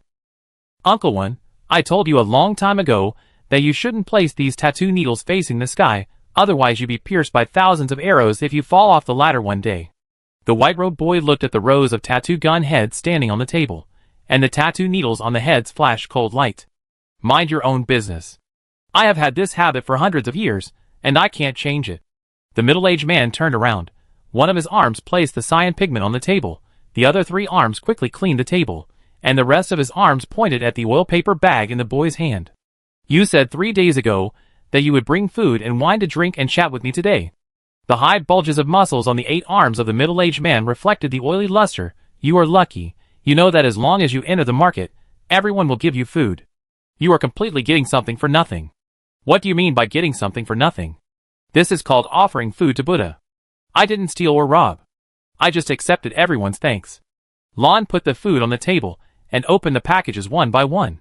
The fragrance was diffused, and the color was attractive. "This is the best roasted venison leg meat, the sugar balls just out of the pot, and the newly brewed pink sunflower wine. Uncle One, do you want to eat it?" "Yes. Why not?" The middle-aged man sat at the table, picked up the wine jar with one hand, grabbed the venison with one hand, and grabbed 2 sugar balls with both hands at the same time. He ate the meat and drank the wine with big mouthfuls, and at the same time bit the soft sugar balls that looked like red bean paste buns. Lon smiled, and his blue eyes scanned the tattoo shop. "Uncle One, your ladder is too old, and it's loose in 3 places. I can't sit still. Eat first, and I help you fix it." Chapter 557. Under the right light. The deep space of the universe is like a huge, natural black amber. Stars are scattered in the black amber, emitting bright or dark light, like tiny insects that were accidentally sealed in ancient times. Suddenly, a certain area in the deep space suddenly appeared with tiny cracks, just like the amber showing spider web-like fragments. Crack, crack, tiny pieces of space, like fragments of amber, fell from the background of the deep space, scattered in the void, and broke into dots of fluorescence and disappeared. Buzz, a group of black millipedes, like a swarm of locusts, flew out of the gap in space, and a small part of the millipedes gathered into a human figure. It stood in the void and made a welcoming gesture. "Please, Lord Sigu." The white spiritual starship, which looked like it was made of white ceramics, slowly drove out of the gap in space with an invisible momentum. In the bridge, Cheng Chi, Lu Lian, Mukin, and Yonggi stood quietly, and a ray of light from the distant stars passed through their faces. Through the huge curved observation window, you can clearly see that about 20,000 kilometers away, there is a special planet. Its atmosphere is like a zebra, alternating between black and white, and it is also like a white planet with circles of black star rings around it. This is where the tattoo artist is. Mukin tilted his head slightly, thinking of the location that Cheng Chi told Amma. SPT-041844 Galaxy, coordinates 10101, 11010, 01111, 10011. This location is accurate enough. According to human cosmic observations, the SPT-041844 galaxy is a distant galaxy 12 billion light-years away from the Milky Way. But Mukin had never heard of the coordinate format of 10,101, 11010, 01111, 10011. Even with his cognition, he could not imagine what kind of coordinate point these 4 groups of numbers could form. These 4 groups of numbers without a beginning or an end could not even satisfy the law of translation. This information came from Cheng Chi's revived memory. Although Chang-Chi's memory was incomplete, he was 100% sure about this location. Yukon prayed silently in his heart, hoping that nothing would go wrong. He knew that clearing the grievances was too important for Chang-Chi, and it was something that had to be done. Chang-Chi tilted his head and looked at Yang Di, who looked dazed and listless. He had some kind of luck. After encouraging Ama's accuracy in digging holes would be greatly improved. This time, although Yang Di also fully encouraged Ama, Yang Di himself was completely offline, and his words were weak. Chang-Chi frowned, wondering if Yang Di's luck was still there, and whether encouragement would be useful.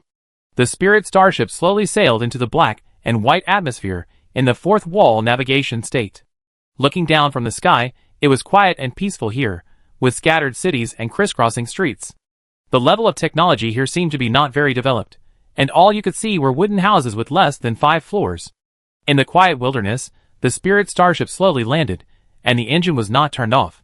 Everyone walked out of the cabin and stepped on the ground covered with furry green grass. The climate here was pleasant, the temperature, air, and gravity were all comfortable, and there was no noise around, just like returning to the countryside on Earth. Suddenly, a group of children were laughing and playing in the distance, running along a stream.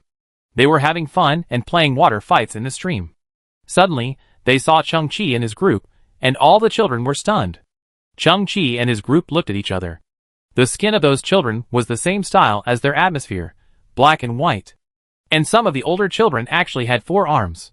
But in the eyes of these children, Chang-Chi and his group were monsters, equivalent to a group of aliens, swaggering into their homes. Originally, Chang-Chi was still thinking about how to disguise everyone, but he didn't expect to suddenly meet this group of children. The atmosphere was a little frozen. Lu Lian whispered, "I guess the children are scared." Hee. Ha ha ha. But unexpectedly, the next second, the children's laughter and play sounded again, and they ran away while playing along the stream. Lu Lian was stunned. Are they so accepting of aliens? Chang-Chi tried to recall, if this is the correct destination, I remember that this civilization is very strange. Although the city looks backward, their cognition is very high. In other words, they have a wide range of knowledge, and will not be easily frightened, but I only remember these. The group approached the city with doubts. As soon as they entered the edge of the city, they saw the entrance of a market. Looking into the city, the inside was bustling with people.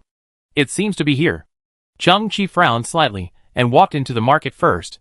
As expected, no matter whether it was the vendors or customers, there was no abnormality. At most, they stayed with Chang-Chi and his friends for a few seconds, and then they were busy with their own things. How can the acceptance rate be so high? Lu Lian was still obsessed with this question. I don't quite understand it. Sugar balls, freshly cooked sugar balls. A white-haired old lady with 10 arms on the roadside was selling her goods, while working very efficiently. She lifted the steamer with 1 arm, and the other 9 arms quickly rotated each sugar ball to prevent it from sticking to the pan. A pot of more than a dozen sugar balls was rearranged almost in an instant. The duo and Yang Di still felt a little short of sugar. When they heard the word sugar balls, they drooled and stared at the white and plump desserts in the steamer that looked like steamed buns. It might be made of glutinous rice, it looks soft and chewy. Since it's called a tongtuan, it must have stuffing, and it's very sweet stuffing. Slurp. I really want to eat one. But we don't have the currency here. The duo drooled and smacked their lips silently. Even Yang Di, who was not in a good state, licked his lips subconsciously. Chang-Chi stood on the bluestone pavement of the market, looking at the silver-haired grandmother and the hot tongtuan. The steam released from the steamer was lingering in the air, and it also slightly blocked the figure of the grandmother. It was a bit dreamy. The scene in front of him was a real reality, but also like a distant memory. Chang-Chi's eyes widened slightly. It's here. I've been here, and the grandmother is... What's her name? Children? Hungry? No money? Grandma Bao stretched out 4 arms, each of which grabbed a steaming tongtuan, and handed them to Chang-Chi and the other 4. After leaving the Peace Tavern, Chang-Chi put on all his equipment, including the transformation star armor. There is no suitable scene to use the transformation ability of this armor, but the auxiliary function of this armor is really good. It can spy on the brain waves of intelligent creatures and translate the language of alien creatures into understandable meanings in a form similar to vibration. Not only can Chang-Chi use it, but other people around can also hear the translation results. Lu Lian's eyes also opened slightly. Grandma, can you give this to us? Is it free?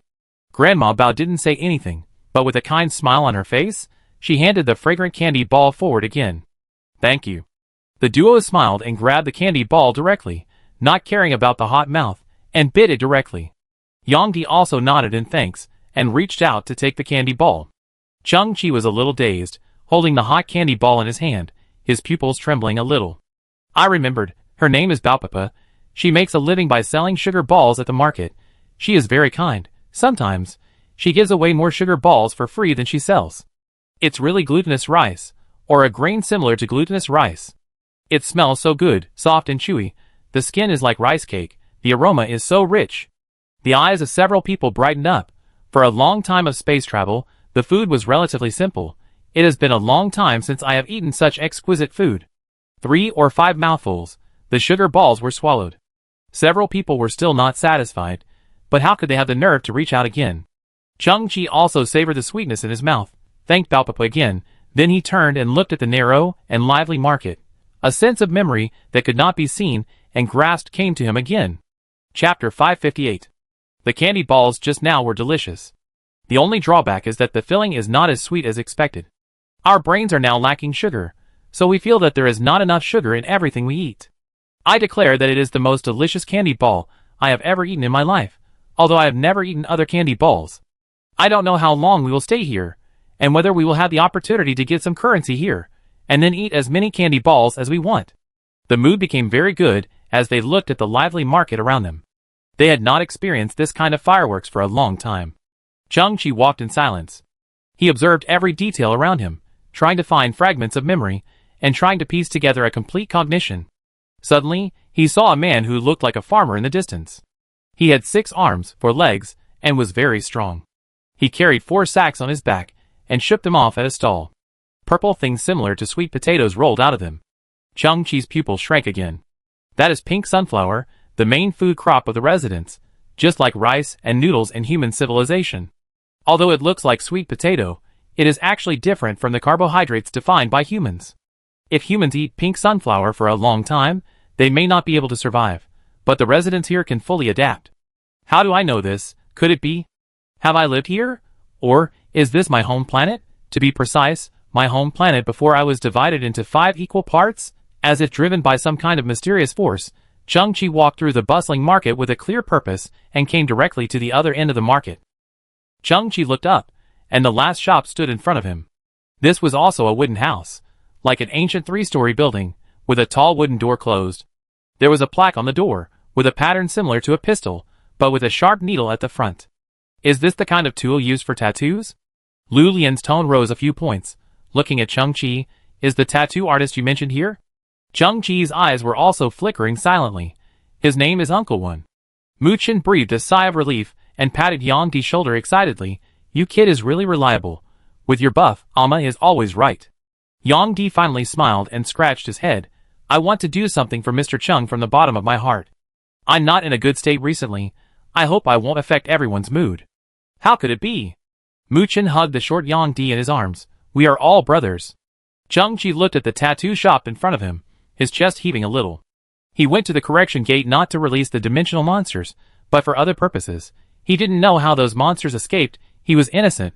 Of course, Chang-Chi didn't know why he had to collect 101 doors. Maybe he did want to open the correction gate, but he didn't want to release monsters, let alone cause disasters. What was the truth at that time? He remembered that Uncle Wen was a very magical tattoo artist, and each of his works had a height that other tattoo artists could not reach. To open the correction gate is not as simple as drawing the graphics, but those graphics must meet some mysterious laws and conform to an extremely precise rule. Only Uncle Wen can do all this. But Uncle Wen has a routine. Any customer who wants a tattoo must tell him the true meaning of the tattoo pattern and the purpose of wanting a tattoo. Only in this way can he achieve the purpose of adding the finishing touch and conveying the spirit with form. And Uncle Wen is a person with great professional ethics. All stories will become a breakpoint when they come to him. He will not continue a bit, and will not repeat a word like others. Everything he hears will be sealed in his heart, and cast an unbreakable seal.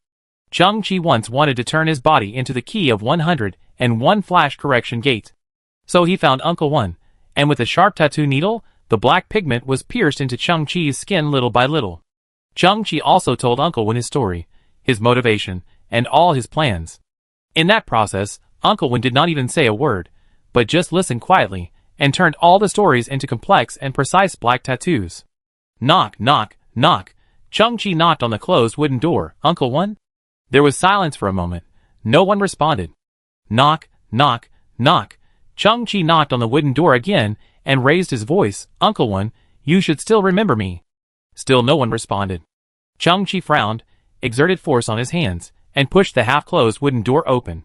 The light in the room was dim, and the moment the door was opened, some light finally came out. The few people standing at the door saw the towering ceiling in the room at first glance, as well as the wooden grids connected to the ceiling on the surrounding walls, and the thousands of paint bottles in the grids. Chung-Chi looked at the wall on the left, where there was a nearly 5-meter-high wooden ladder with many spots of paint on it. It had dried and weathered. The shop owner often stepped on the ladder to get the paint placed high up. But at this time, the third step at the top of the ladder was broken. Chung-Chi narrowed his eyes and walked into the house quickly. His eyes passed the back of the guest's recliner and found an extremely shocking scene. A man with 8 arms fell on a wooden table. The table had already collapsed and was almost flat on the ground, and the ground around it was filled with dried and black blood. Because the ladder had been in disrepair for a long time, he fell from above and then fell on the table. Mu-Chin took a breath and looked down, and there happened to be many sharp tattoo needles on the table. He was pierced by thousands of arrows. Chung-Chi's pupils trembled a little, and he slowly stepped forward and turned over the body with the face down. A face with black and white skin, but a resolute look was revealed. He opened his eyes and stared at Chung-Chi with empty eyes. Chung-Chi's heart trembled. Uncle One. How could this happen? Lu Lian beat his chest and stamped his feet. The only person who knows the truth had an accident. Chung-Chi looked up and called out to the air, Spirit. Above the tattoo shop, the spirit-style starship slowly emerged from behind the fourth wall in a silent and grand manner. The tall blue skeleton stood at the door of the cabin, with ghost lights flickering in his eyes, and scanned the surroundings with a strange look. This was a spy from the undead communicator. Respected creator, there is no soul around here. Ling's voice was also a little incredible. Even on this planet, there is no soul. No one has ever died here. Chung-Chi couldn't believe it, but Uncle One is dead. Where did his soul go? Ling felt very guilty and nodded slightly. I'm sorry, I didn't help you. Chung-Chi's chest was heaving. Why? Suddenly. Chung-Chi stood up suddenly, turned around and looked at the door of the tattoo shop. He could see a green mountain in the distance. It seemed that a flash of lightning appeared in his mind, bringing a fragment of memory from the past. Chung-Chi suddenly pointed to the distant green hills. There is a temple there, and there is a gem similar to a relic. Although it looks like an ordinary offering, I know its secret. It will record everything that happens on this planet in a magical way, a bit like a mirage. Yes, I remember, it is the Time Mirage relic. Mu-Chin stepped forward. In other words, your conversation with Uncle One may be recorded in that relic. Chung-Chi nodded. Yes, no one knows the secret of that relic, and I. How did I know? I can't remember. Lu Lian has stepped over the threshold. Quick, get the relic first. At this moment, there was a sudden explosion on the distant green hills, and then billowing black smoke rushed straight into the sky. In the distant jungle, a panicked man with 8 arms, who looked like a hunter, suddenly ran out. He was sweating and shouting anxiously, Oh no, when I was hunting in the mountains, my hunting rifle suddenly broke out and blew up the small temple. Now there is a big fire. Come quickly, help put out the fire. It's all my fault. This hunting rifle is too old. The hunter was panicked and blamed himself, and he was already crying. If I had known earlier, I wouldn't have gone through so much trouble to get it back. I would have bought a new one and wouldn't have caused so much trouble. Chapter 559. The flames burned the wood, making crackling sounds. Not only did the nameless temple fall apart, but a raging fire also ignited at the location where the main body was located. Chung-Chi stood not far away, his face illuminated by the fire, and slowly spread out his palm. In his palm was a black object that looked like chewed gum. This was the Time Mirage relic in his memory. As soon as he learned that the temple was on fire, Chung-Chi rushed into the sea of fire at the fastest speed, searched for the small bead, and brought it out. Unfortunately, the bead had been burned and melted, and it was obvious that it had lost its original function. Lu Lian, Mu-Chin, and Yang Di chased after him breathlessly. Their movement speed was not as fast as Chung-Chi, but seeing the black unknown object in his hand, they had already understood the general idea. Why are you so mean? That magical little bead may have recorded the truth of the year, but it was burned by the fire before we found it. And Uncle One? he actually had an accident before we arrived. Several people had a weird feeling in their hearts. They looked at Chang-Chi with a slightly frowned brow, and organized words of comfort in their hearts. Everyone came here with a united purpose, and wanted to clear Chang-Chi of suspicion. As brothers and partners, they knew that this matter was too important for Chang-Chi. The so-called injustice, after all, happened a long time ago, and Chang-Chi's memory was still incomplete. This matter itself was extremely challenging. Every time Chang-Chi finally recalled some clues, the clues would be unexpected, and then completely cut off, which was simply devastating. Who would be willing to live with injustice? It's like a huge stone weighing thousands of pounds, which can suffocate people. It's clearly injustice, but you still have to bear the consequences, and always fall into the consequences, losing everything that originally belonged to you, just like there is a barb in your heart, and with each heartbeat, the barb will get deeper and deeper.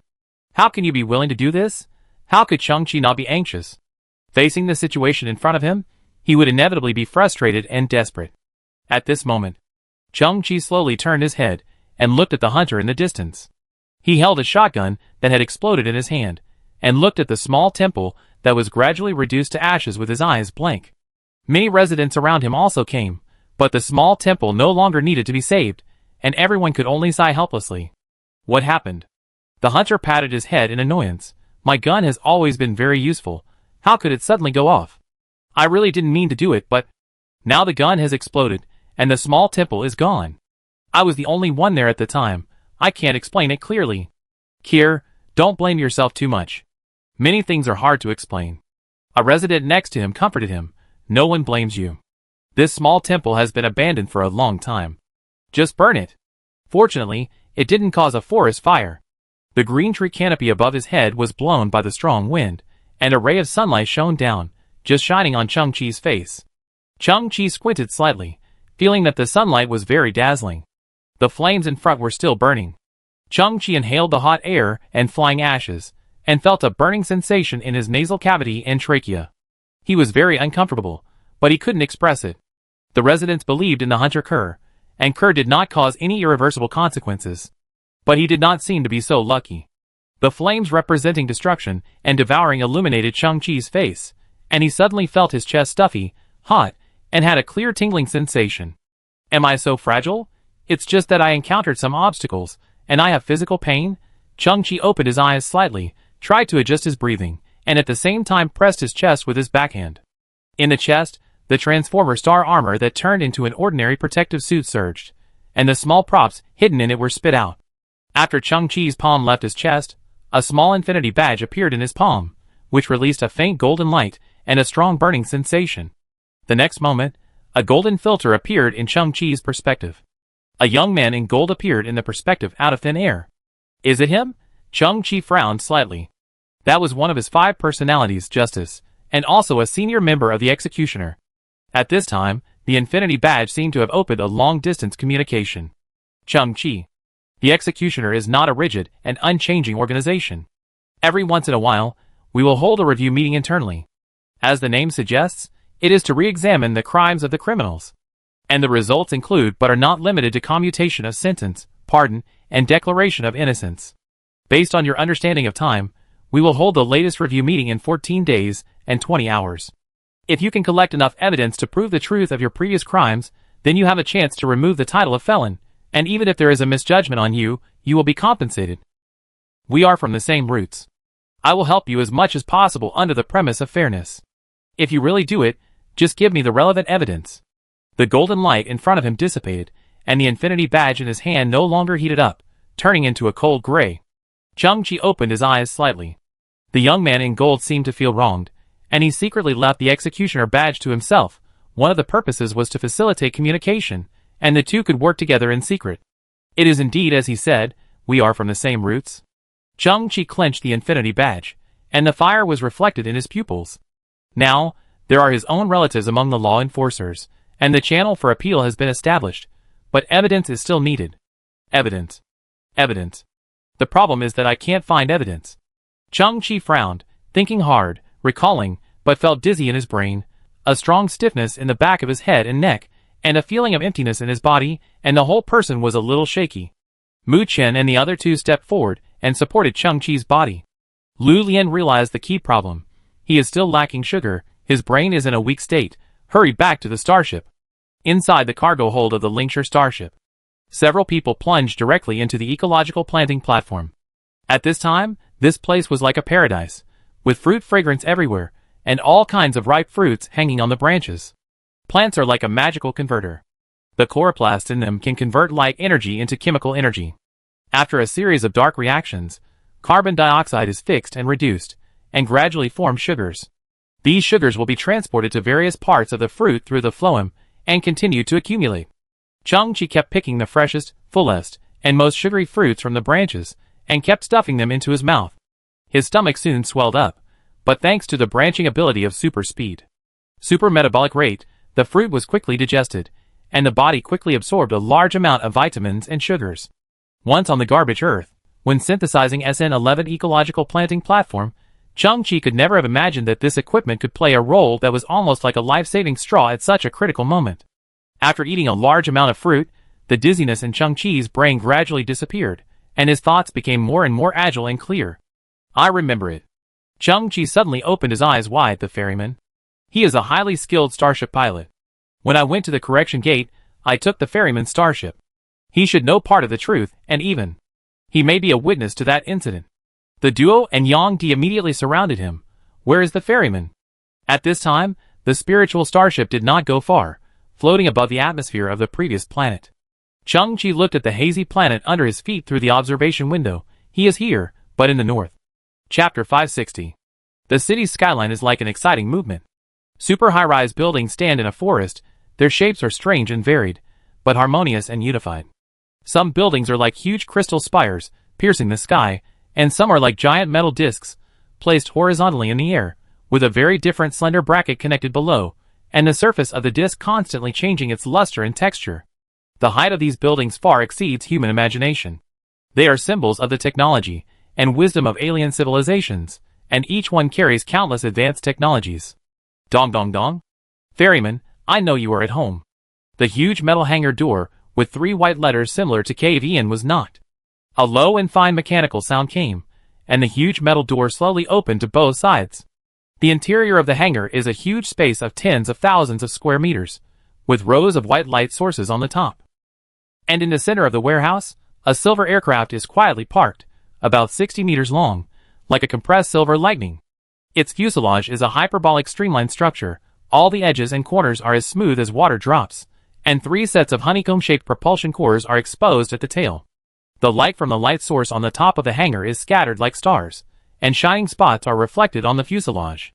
This aircraft does not have a large carrying capacity, nor does it have a strong weapon system, but it is just standing still, but it can make people feel an extraordinary speed like lightning. It has amazing momentum, and any male with corpsman in his body will stop and look at it. The front end of this aircraft.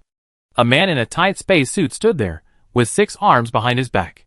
His name is Ferryman, and everyone who has witnessed KVN flying in the sky will be impressed by his amazing driving skills. The ferryman raised his head, and looked at the boy who appeared at the door. Long time no see. The boy in a white robe, with blue eyes flashing, walked into the hangar casually and relaxedly, then he stopped and looked up at the handsome KVN. Hey, let's talk about it. If you just come to appreciate KVN, you have to pay separately. The ferryman turned his head, and looked at his perfect lover, and found a sesame-sized dirt on the nose of the plane. He exhaled and wiped it off with his sleeve. Lon smiled. I have work for you. Hey, thank you. The ferryman turned around. But I won't take any work within 500 hours. The protective umbrella matrix system of the civilization government has issued a warning that the nuclear gravel storm is coming. That is the high-energy material ejection phenomenon caused by the abnormality of the stellar gravitational system.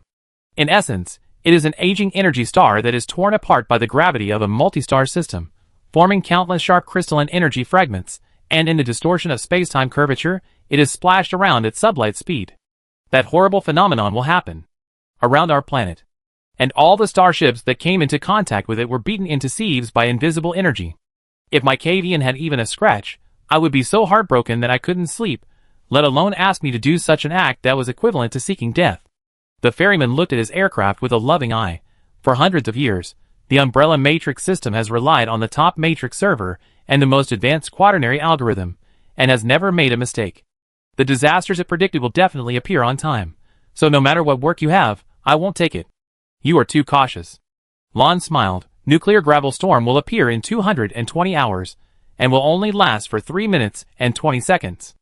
Are you going to stay indoors for the next 500 hours? The ferryman shrugged. Be careful, and you will be safe. This disaster has reminded me. I have started to build an underground helipad 2,600 meters below the surface. Unless the entire planet is destroyed, no one can hurt my cave in. Lon raised his head. My job this time is very simple. I need you to go to a colony planet 3.7 million kilometers away to pick up an item. The journey is short, and there will be no delays in the middle. Go, and come back quickly. You can return to your hangar before the nuclear gravel storm arrives. The ferryman curled his lips and said, Sorry, I will be a turtle with its head tucked in its shell for 500 hours. The reward is very high. Reward? Lon, don't joke. At this moment, Lon took a deep breath and reached out to take out an item from his bosom. It was a glittering gold coin.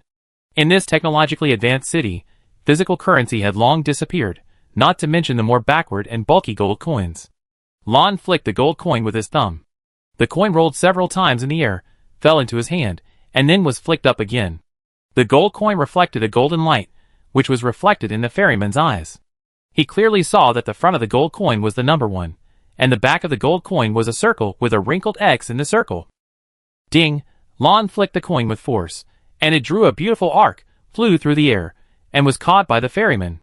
Lon tilted his head slowly. Is this reward enough? The ferryman, who was originally in a leisurely mood, froze slightly, and then frowned deeply. I simply cannot understand it. The same planet. It's only a few hundred kilometers away. Just now, that area was still a retro market, with wooden shelves and carts. People used steamers to make sugar balls, and used shotguns to hunt. And here, it's much higher than the human technological level. Look at that building, at least 5,000 meters high.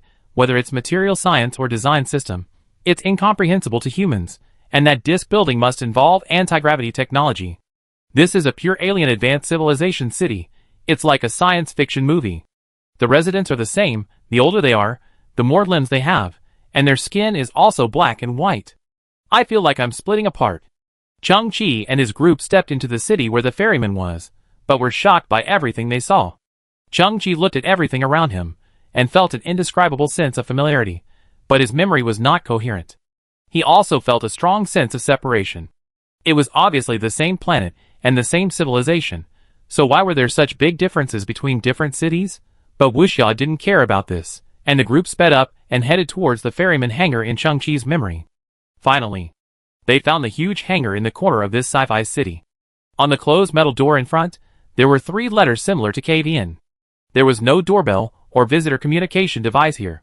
Chung-Chi raised his arm, clenched his fist, and prepared to knock on the door in the most primitive way. Buzz, the huge metal door suddenly trembled, then roared and opened to both sides. The space inside was huge, and there were neat lighting devices on the ceiling. On the ground of the hangar, a lightning-shaped aircraft was quietly parked, but the entire fuselage was tilted, because most of the landing gear was damaged. There were nearly 100 large and small holes on the original silver streamlined fuselage, and many of the holes were emitting faint blue smoke. The undamaged fuselage seemed to be hit by some high-energy electron flow, and large areas of diffused charred and cracked appeared. It can be imagined how majestic and handsome this aircraft was, how powerful its performance was, and how proud its owner was. But unfortunately, it is now completely scrapped and horrible. It seemed that it had encountered some extremely tragic environment, suffered a lot, and finally returned to its hangar with only its remaining will, like a fallen leaf returning to its roots, ending its brilliant life. No way. Is there a problem here too? The duo and Yang Di were stunned. Then, everyone ran to the vicinity of the aircraft, and climbed to the top of the aircraft, with the help of the suspension ladder on the side. Only then did everyone realize that the cockpit on the top of the aircraft had been pierced, and the internal environment was directly exposed. And the pilot of this aircraft with 6 arms was still in the cockpit. However, it had turned into a dried corpse. Hiss, hiss, intermittent noises appeared in the public broadcasting system of the aircraft. Immediately afterwards, anxious calls appeared in the broadcasting channel. This is the Colorful Civilization Aviation Warning Bureau. Attention all Starship pilots. 2 hours ago, the Protective Umbrella Matrix system detected an abnormal situation in the universe. 13.26 million kilometers away, two celestial fragments with a diameter of less than 100 meters collided, causing an abnormality in the environmental gravitational field, causing the nuclear gravel storm to arrive 198 hours, 25 minutes, and 28 seconds earlier than the expected time. Attention all Starship pilots. This is a system lateral shift caused by a very small variable, which is beyond the calculation range of the protective umbrella matrix system. No equipment or computing system can calculate it. Calculate the data ripples with such precision. The Aviation Warning Administration apologizes for this. Please note to all Starship pilots, do not set sail. Do not set sail. Do not set sail. Cavian pilot, codename Ferryman, may I ask if you have received the latest warning? Please reply. Please reply. Crack. In the cockpit, the mummy had been hit by some kind of energy, and its body structure had been completely destroyed. Because of the damage to the cockpit, it was frozen at the absolute 0 degree of the universe, just like dehydrated fruits and vegetables. The entire neck suddenly broke, and the head fell to the ground, rolled a few times, and then split in half. Chapter 561. He is a ferryman. But he died in a flight accident before we arrived. He was able to return here because of the aircraft's automatic return system. Lu Lian, Mukin, and Yongdi looked at each other, and all saw the taste of conspiracy in each other's eyes. Cheng-Chi walked in the spacious hangar, his eyes slightly narrowed, observing the details here. Below the wall on the back side of the hangar, there were rows of shelves and tool boxes. Aircraft repair tools, daily maintenance tools, and even cleaning tools are all available, and all tools have specific positions and are neatly placed. Some tools have signs of wear and tear, but they are all spotless. This person has the habit of summarizing and does things in an orderly manner. He is definitely not a rash person.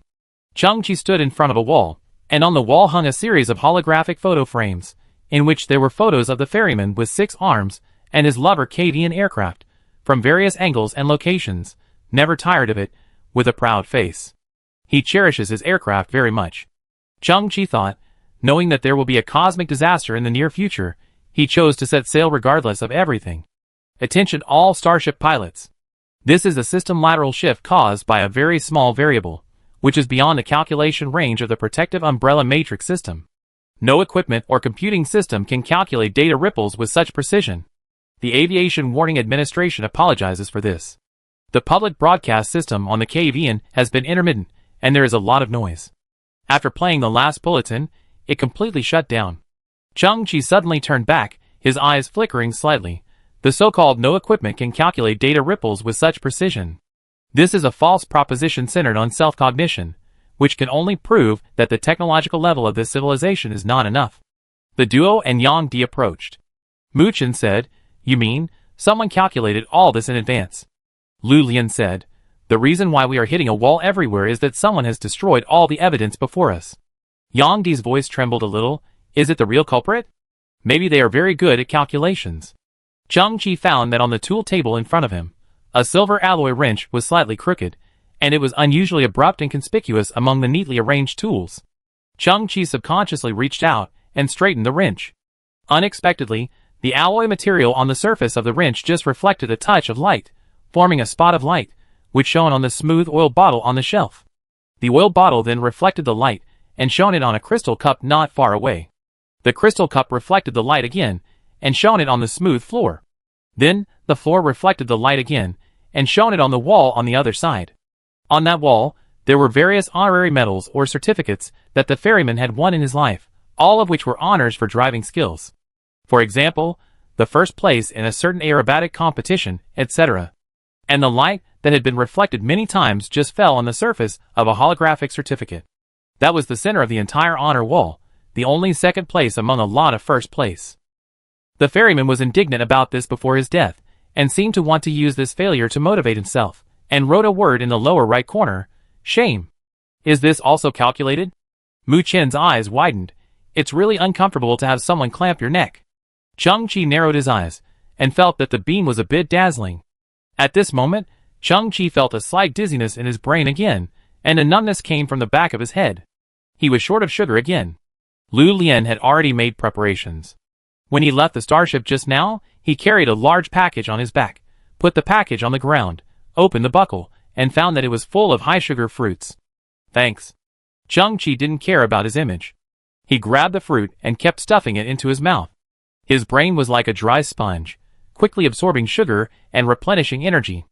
A few minutes later, Chung-Chi's eyes suddenly widened, and he raised his head slightly. I thought of 3 more clues, all related to the truth of the past. 3? The duo and Yang Di subconsciously glanced at the glittering second-place medal and hesitated, but Chung-Chi slowly said, not only 3, I also have a vague feeling that this place called Colorful Civilization where we are is full of clues. The 3 partners were stunned. Clues everywhere? Chung-Chi tried to adjust his breathing, but in the dark, there is a guy who is good at calculating, and he is ahead of us everywhere. He seems to be able to predict my actions. As long as I choose a clue and set off, he can always destroy that clue in advance. Chung-Chi slowly turned his head and looked at the cave in not far away. Although it has been scrapped, its former elegance cannot be erased. This civilization can achieve efficient use of energy and has excellent interstellar navigation capabilities. Their technological level is not low, at least above level 2. Therefore, the only civilization with stronger computing power than them can only be the advanced civilization in our cognition. Chung-Chi's voice was low. My opponent is an advanced civilization that is good at computing. I believe that every inventor has fantasized about deducing the future. I am no exception. Mu Chen approached Chung-Chi. I am not talented, but I have actually developed a deduction program, the purpose of which is to deduce the tomorrow of a small city. I have to admit that I failed, but as long as it is based on science, the calculation of technical means must be inseparable from the steps of large-scale data collection, elimination of useless information, logical operation, and possible results. The reason is simple. Just like no matter how beautiful and high-end the delicious food is, it must go through the steps of material preparation, cooking, and plating. Mu Chen looked at Chung-Chi. If the other party's calculation core is to predict all your behaviors, then he must have collected your preferences, created your thinking model, and always deduced your actions one step ahead according to the actual situation. Chung-Chi's eyes flashed. So, if I want to find the truth and make full use of clues, then I must not act according to my own wishes. Chapter 562. Yes. This is a maddening proposition, even a philosophical one. I think, therefore I am. Everything about me is revealed through my actions. Mu Chen also looked at Chung-Chi with a flickering look in his eyes. If you want to stand out, you must abandon yourself. How can I abandon myself if I am the only one who can recall the clues? Chung-Chi frowned, feeling that this was a twisted idea. Suddenly, Chung-Chi noticed an entertainment facility in the corner of the hangar. For this world with a high level of technology, it should be an antique, but it was wiped spotless by the ferryman. It was a pinball machine. Human civilization also has a similar existence. The logic is very simple. When a metal marble is ejected, it will constantly collide with various obstacles in the process of moving forward. The direction will be randomly changed. In the end, the marble will fall into different prize pools, and the player will also get different bonus points. To put it bluntly, it is a game of luck. Random. Make your actions random. Chung-Chi's eyes lit up. I will write down the 3 clues I just recalled and some doubts in my mind on small pieces of paper. You can help me put them in different prize pools of the pinball machine. Then I will start the pinball machine.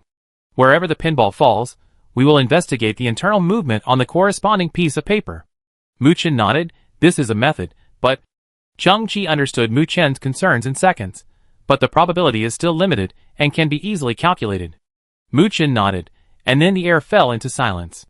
Chung-Chi suddenly said, Mu Chen, did you just say that if it is a deduction model, then it must go through the step of eliminating useless information? That's right. Mu Chen said, no matter how abundant the computing power is, or how excellent the algorithm is, eliminating useless information is inevitable. This is the basic operating logic. Chung-Chi narrowed his eyes and said, that means that the person who is calculating me behind my back may know everything, but he will skip useless information.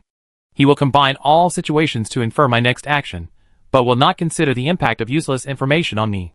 In theory, this is the case. Mu Chen turned back immediately. I know what you are thinking. You want to use disorder to evade monitoring and find clues in disorder, but you can't be sure what is useless information, which is even more difficult. I can. Chung-Chi slowly turned his head, and the Lingshire starship had slowly landed outside the hangar. Amid the puzzled eyes of the crowd, Chung-Chi dived into the cargo hold of the starship and tried hard to find something in a pile of messy items. The props that had not been used for a long time had accumulated a thin layer of dust. Finally, Chung-Chi turned back from the warehouse, and a strange device appeared in his hand. It looked like a big but computer monitor that was extremely backward in human civilization. Mu Chen was confused. What is this? This thing is amazing. It almost became KE223563 3-star, number 1 on the inventor's heavenly ranking. Chang-Chi blew away the dust on the big but monitor in one breath. Its name is Useless Information Player of the Universe. Mu Chen didn't even react. What is this? Chang-Chi smiled. In short, the content displayed in this device is 100% useless information, and it will definitely be eliminated by the calculator behind the scenes. Chang-Chi recalled an experience in the past. From the wonderful KE223563 3-star, that civilization was dropped with a cognitive logic bomb by the opponent, believing that waste is good and useful is bad. Chang-Chi met two friends there, the inventor Yiyong and Kafei.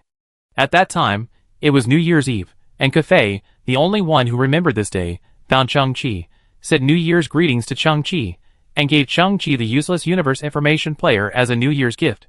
This device is so useless that Chang-Chi has been collecting dust in the warehouse of the starship. Now, it seems that there is no absolute waste in this world. It just depends on whether it can be used. Kafei himself is also a talented player, even a powerful inventor. The useless universe information display also has an amazing algorithm inside, but it is another extreme, and can calculate so much disgusting information in an instant, which ordinary people really can't do. There is another important reason why this equipment is wasted. When it is started, it needs to burn the energy produced by 4,000 thermal power plants, which is crazy. If Chang-Chi wants to start it, he needs to solve the energy supply problem. But all this seems to have been destined. Chang-Chi raised his hand, and a device similar to a hard drive was placed on the big but monitor. It also came from KE223563 3-star, and was the million-use energy invented by Yiyong. At that time, STC needed to replenish energy. After Chang-Chi helped Yiyong to ascend to the heavenly ranking, Yiyong gave Chang-Chi the million-use energy. Unfortunately for STC, this form of energy was still too backward, so it was thrown into the warehouse to gather dust. But million energy is enough to support useless information display of the universe. Perhaps Yiyong and Kefi, two mortal enemies, could never have imagined that they could complete a cooperation in such a form. I just said that I have a vague impression that the colorful civilization under our feet is full of clues. Chang-Chi smiled. Useless information can avoid the observation of the calculator behind the scenes, but it is not necessarily useless. I have a feeling that the calculator behind the scenes, this time has a very high level of technology. Mu Chen's eyes widened, and he suddenly became excited, but you seem to be able to make a big difference with a small effort. Chang-Chi walked into the hangar holding the useless information display. Lu Lian, Mukin, Yangdi, you will operate this machine and randomly generate more than 1,000 useless information, plus the 3 clues and doubts I just mentioned, all made into options, and I will not participate in this process, to ensure that my eyes are black and I know nothing. Mu Chen's eyes lit up. Then we will use the pinball game to select a random option and then take action? No. Chang-Chi shook his head. You only need to complete the steps of making options, and then shuffle the options. As for the operation of the pinball machine, you need to let someone else take charge. Ah? Others? The duo and Yangdi were both stunned. No one else, we are all here. In order to make the result completely unpredictable, you can only do this step, and you can't know too much information. Chang-Chi smiled. As for the operator of the machine, I need some more alternative existence. Their thinking itself is chaotic, non-linear, unpredictable, and even crazy. The three of them took a breath. Could it be that you are talking about everyone? We heard the call of the master. After a long time, we finally have a place to use our skills again. Aligadogu de Yima-si. I am the god of sashimi. This patient, you have to show some respect. Everyone, please look. I can do it with one, but Sunshine Rainbow Little White Horse. Let's have fun. Since the atmosphere has come to this point, I will perform a 5.8 meter, 192 degrees sideways rotation plus a knee-hugging dive for everyone. Boom! The crazy nanny group made a brilliant appearance. Among them, the robot Vortex, which was performing high diving, did a backflip and smashed the pinball machine to pieces. Mu Chen's eyes twitched. As expected of you, you are really unpredictable. Chapter 563. Where am I now? What am I going to do? Who am I? The first 2 questions cannot be answered, but the third question can be answered. I am Chang-Chi, the beggar's Chi. I am on the road to clearing my grievances. I am raising my hands to throw the title of serious criminal to the horizon, throw it away 10,000 miles, and get rid of it forever. I am now blindfolded and ears blocked, unable to see or hear. The temperature and wind speed around me are also isolated through the Transformer star armor. I am walking forward with 1 foot deep and 1 foot shallow. Luckily, my most trusted partners are with me. I feel that this place is full of clues, but I don't know where I will go or what I will do next, because I can't act according to my own subjective will. Only in this way can I break through the prediction of the calculator. This is a dark and quiet room, and Chang-Chi is climbing the stairs step by step. He was surrounded by Lu Lian, Mukin, Yang-Di, Hanzi, and all the members of the crazy nanny group. Everyone was running around to protect Chang-Chi, fearing that he would fall. 2 hours ago. I didn't expect that this useless information display of the universe could also set up areas. It could not only generate useless information, but also the most meaningless things. For example, this one, giving a name to one of your slippers, and then using this name to write a will for it, announcing that all its inheritance would be inherited by another slipper. And this one, playing rock paper scissors in front of the mirror, and then getting furious and scolding it for always imitating you. If Chang-Chi draws these things, how boring would this plot be? Should we avoid some outrageous events? Lu Lian, Mukin, and Yang-Di looked at each other and hesitated. Mu Chen thought for a moment and said, "Don't interfere, everything is random. No clear meaning is the purpose. What we have to do now is to generate events, and then hand them over to the crazy robot group." On the other side, the crazy naughty group surrounded Hanzi in the center. "Boss, the master said that this time we can release our nature and do whatever we want." "He really," I cried to death. "Ali Gajo Budahima see, I have never seen such a ginkgo master. The master also said that no matter what we do, he will not be angry, and he will cover all the consequences. We just need to be unexpected." Hanzi nodded. "Brother, let's play openly, and do what we should do." At this moment, Mukin came slowly with a toolbox, which was filled with thousands of paper balls. The three of them took great effort to copy down the information and make paper balls. "Dear Robot Brothers, it's your turn. Please randomly select an event. Choose your grandmother." Boom! The arm of the chef robot flipped out the gas gun used to make grilled dishes, and a burst of blue flames burst out, burning all the paper balls into ashes. Is it unexpected enough? Sunshine Rainbow Little White Horse, let's have fun. Mukin's face was dark, his eyes widened, revealing the white of his eyes. Very good. 40 minutes later, Mukin brought another basin of paper balls, and said with some heartache, "Everyone, it's best to choose an answer this time. Of course, if you still want to destroy these options, we have no objection. It's all up to your mood. We don't choose." Then the eco-housekeeper robot opened the earthworm breeding box on its chest. They choose. Then, the epilepsy nanny team tied each paper ball behind an earthworm with a thin rope, and then launched a earthworm marathon. The earthworm that crawled from one end of the field to the other first would choose the paper ball behind it as the action event. The earthworm dragged the paper ball and crawled all over the field, making a mess. This contestant has cardiac arrest. The doctor is kind-hearted, free rescue. The medical robot performed cardiopulmonary resuscitation on the first earthworm, but it killed it. Everything is life. I will fight you to the death. The eco-housekeeper robot fought with the medical robot, trampling countless earthworms to death. Finally, after 20 minutes, an earthworm stood out. Mu Chen and others' eyes lit up. Finally there is an answer. Shwa, a cold light flashed. "I am the goddess Ashini, with top knife skills." The chef robot leaned forward slightly, sheathing its knife. Ingredients must be cut differently to bring out their unique charm. The final answer was cut in half by it, and the two hemispherical paper balls, like a pea cut in the middle, swayed on the ground. The cold light flashed again. The chef robot cut the paper ball behind the last contestant of Earthworm Malice in half, and then completely put away the knife, closed his eyes, and was like a sculpture, motionless. The robot butler strolled leisurely, picked up half of the last contestant's paper ball, and then picked up half of the first contestant's paper ball, and then combined the two paper balls into a complete ball, and slowly handed it to Mukin. At the same time, he turned around and stuck out his butt, revealing the luminous words on his butt like a scrolling lantern. "This will definitely work." 2 in 1? Mu Chen's eyes trembled. I really can't imagine what kind of content this will form. Chang-Chi kept climbing the stairs. He felt like he was heading to a very high place, and his mind was confused, but no matter what the content was, he would choose to carry it out. The more uncharacteristic, the more likely it was to break through the shackles. After careful observation, he might see something different. Mu Chen pressed Chang-Chi's shoulder, and the destination was reached. He stopped, and Hanzi took off his blindfold and earplugs for him. At this moment, Chung-Chi felt a gust of wind blowing his hair and clothes. He looked forward, his expression stern, and his toes were 5 centimeters forward, and there was a bottomless abyss. This was actually the top of a building, the height of which was equivalent to a 30-story building for humans. There was a hard ground 100 meters below, and if he fell down, his head would explode like a watermelon. Chung-Chi's pupil shrank. Will you let me jump off the building? That's not the case. Mu-Chin pursed his lips, and in his palm were 2 pieces of paper connected together. The content of the action is to choose a public place that attracts everyone's attention and speak out loudly about the most unspeakable thing in your heart. Chapter 564. What is he doing? On the gray celestial body. One by one, the creatures like large cells are constantly combining to form various shapes. The giant black robot, sitting on the stone chair, is still observing them with interest. The body of statistician floats in the center of the blue spherical screen.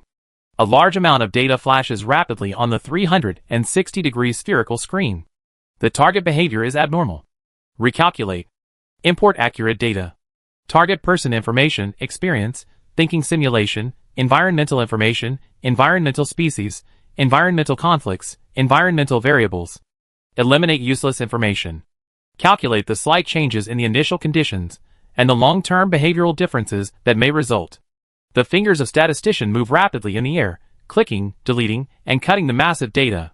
He is like a god in the data world, not allowing anything to escape his control, and nothing can escape his calculation. My statistician, is there something wrong? The giant black robot spoke slowly, and in its deep voice, it conveyed an invisible majesty. Sir, you don't need to waste your computing power. The white-robed boy tilted his head. The target's behavior has deviated slightly. I only need to make a slight correction and intervention to get it back on track. As for Chung-Chi, he can't even find it, and the end result can only be self-destruction. Oh, very good. The giant black robot nodded, and its tone became slow, like a human who just woke up and whose mind was still in a confused state. This is its normal state. On the spherical screen, billions of data surged like waves, and also like dazzling stars in the sky. In the interweaving of light and shadow, the white-robed boy slightly side-glanced at the almost dull black giant robot, with a sly look in his eyes. Sir, I have to admit that Chung-Chi has some behaviors beyond the algorithm. I am incompetent. I also hope that you will grant me higher full universe modeling system usage rights. The white-robed boy with the title of statistician nodded slightly, with a respectful look. In this way, I can ensure that my calculation results are foolproof. Oh, that's it. The black giant robot is still obsessed with observing the big cell. You are my computable partner. I fully trust you. Then, the black giant robot raised one arm, and a technological blue light burst out from its mechanical palm, sinking into the blue eyes of the white-robed boy. At the same time, the eyes of the young man in white robes suddenly brightened, as if he had shrunk into a sapphire star, and the spherical screen around his body suddenly expanded more than 10 times. Even the large cells in the distance were alarmed. The blue light shone, and it seemed as if a god had descended on the desolate planet. A lively place. The most difficult thing to say. The gust of wind blew Chung-Chi's hair. It seemed that some kind of gathering was being held in the square under the building. Many local creatures gathered here. They also discovered Chung-Chi, and gathered here in a bustling crowd, looking up. Anyone with a normal brain circuit would not run to the rooftop to expose his own embarrassing things in the process of clearing his name. Chung-Chi turned around, looked at his companions who were smiling awkwardly, and then smiled. Fortunately, they didn't ask me to jump off the building. After that, Chung-Chi took a deep breath, looked at the black and white sky, and the clouds that were also black and white because of the light, and finally, he looked down at the crowd under his feet. Hello everyone, my name is Chung-Chi, Chi for beggar. Although I lived a hard life in the first 18 years of my life, I was also carefree, and I can be described by the word optimistic. Until one day, I suddenly got a piece of news. I turned out to be a serious criminal who committed unspeakable crimes. It's even difficult for me to describe my mood at the time. I felt magical, false, and incredible. I felt that it was not me. But later, more and more evidence appeared, and I also met other law enforcers, and verified my crimes in some ways, and my guilt was confirmed. In the past 18 years, I have lived in the garbage dump. My hands were covered in dirt. I even turned over corpses, and took away their belongings. Whenever I think about all this, a voice always appears in my heart. I have never done anything extremely evil. I can't be that kind of person. Although my hands are dirty, they have never touched the darkness. Although I have turned over corpses, I have never killed innocent people. For a long time, I relied on this belief to support my mentality and maintain optimism on this road full of mysteries. This is also something I don't want to mention. I am also afraid that I am really a serious criminal. Perhaps because of my nature, I can't face such an identity. I don't want all my self-affirmation and psychological comfort to become a laughing stock at some point. Chung-Chi's eyes flickered as he looked at the crowd gathering below. Now, I finally recalled some fragments and found some clues.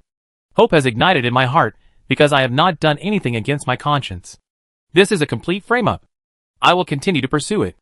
No matter how difficult it is to prove my innocence, no matter what kind of enemy I face, I will never give up until the day when the truth comes out. Because I believe it. Chung-Chi clenched his fist slightly, and his voice suddenly rose. No matter how precise the calculation is, it cannot cover up the real reality. Behind him, Lu Lian, Mukin, and Yang Di had light in their eyes. They looked at the edge of the building. The young man with his hair and ragged cloak blown by the gust of wind, his back was so tenacious. After a long time of companionship, they have fully understood Chung-Chi's character. At this moment, they can empathize with Chung-Chi's inner emotions. They also clenched their fists, their eyes were wet, and their hearts were moved. Good brother, you can do it. Since the atmosphere has come to this. The deep-sea robot vortex suddenly took a step forward. Then, it's time for us to release our nature. Chung-Chi-sen, I'm sorry. It was the chef robot that slid and kicked Chung-Chi down. No! The duo and Yang Di were stunned. The chef robot, holding the sashimi knife in both hands, turned around. Is it unexpected enough? The wind was sharp in my ears. Chung-Chi was falling at high speed, and the ground was rapidly enlarging in his perspective. He was carrying a full set of equipment, so this height was not a big deal. It wasn't that he couldn't avoid the kick from the chef robot, but he knew very well that he couldn't jump off the building under normal thinking. Oh, why did that kid jump down? Hurry up and get ready to rescue. A panicked voice came from below. The surface of the building he was standing on just now was made of a very smooth material, similar to a dark mirror, reflecting the black and white atmosphere. Chung-Chi fell almost close to the surface of the building, facing the mirror-like wall, and the flickering reflection made his vision slightly psychedelic. He looked at himself falling, and his calm face also flickered. Suddenly, he saw a boy falling half a meter to his right. Chung-Chi was stunned. There was no one else on the rooftop just now. Chung-Chi reached out and touched the boy next to him, who was falling rapidly with his head down like himself, but his arm passed through without any hindrance. Chung-Chi's heart trembled. Is it some kind of illusion, like a mirage? Once upon a time, there was another boy falling here, but because of some unknown space-time phenomenon, Chung-Chi saw the other person's shadow. Chung-Chi looked at the illusory shadow. He was wearing a white robe, with a pair of blue eyes flashing, but his soul seemed to be swallowed by despair, with a dead and dull face. Just like all suicides, they are not afraid of death, but unfortunately, they have lost the courage to live. Drops of blue tears flowed from the blue eyes of the white-robed boy. His body fell down, but the tears floated upwards, as if interpreting the foolish truth that as long as the body died, the pain in the heart could be relieved. It's him, the guy who framed me. Chung-Chi's pupils suddenly shrank. Boom! It was also at this moment that Chung-Chi's body fell to the ground without any defense. Chapter 565. In the perspective. A middle-aged man's face appeared, his eyebrows were tightly furrowed, and his thick eyebrows were like two mountains facing each other, with a deep ravine in the middle. I am the sheriff here. Your behavior just now has seriously affected the public safety of the residents. The man in black uniform was full of coldness and seriousness in his tone. Chung-Chi found that he did not really fall to the ground, but fell into the forearms of the sheriff. The sheriff rushed out at the critical moment and caught him. Chung-Chi's sight moved slightly downward, and saw that spider-web-like cracks had appeared on the ground under the sheriff's feet. Even if his body fell to the ground head-on, his body would be converted to a full silicon-based state due to the self-preservation instinct, and the only one injured would be the ground. But the selfless sheriff was obviously unaware of it. You guy. He was an excellent sheriff, and his expression of keep away from strangers allowed him to establish his majesty in the process of law enforcement. But at this moment, he forced out a smile as gentle as possible. There is no hurdle in life that cannot be overcome. How can you give up easily? You can tell us what problems you encounter. Everyone can help you. Chung-Chi stood up. I'm actually fine, thank you. The sheriff's feet had sunk into the stone ground, and with the help of everyone, he pulled his feet out of the gravel, but his forearms were limp. He grinned, then pretended to be strong and said to everyone, It's a fracture. It will be fine after a period of rest, it's okay. Chang-Chi looked at the sheriff's face, and a sense of familiarity rose in his heart. He felt that he had known this person before, but he couldn't remember the details, and the other party didn't recognize him. Young man. We all heard what you just said. There are no serious criminals here, and there is not even anything that can be called a crime. A woman with 6 arms, about 50 years old, came to Chang-Chi with a gentle smile. We all believe that there must be some misunderstanding. Chang-Chi opened his eyes. Even if I can't produce evidence, you still believe me? The residents here all yearn for beauty in their hearts. For a long time, it has been peaceful here, and no real crime has ever been bred. The woman said, besides, you have a pair of clear eyes. I can find the answer in your eyes. You are a child with light in your heart. Yes, yes. You are so young, and the road ahead is still long. Child, we all believe in you. The onlookers around, all with a smile full of tolerance, encouraged this young man who was worried. The woman who just spoke raised one arm and waved behind her. On her index finger, there was a ring flashing with technological light, like some kind of control terminal.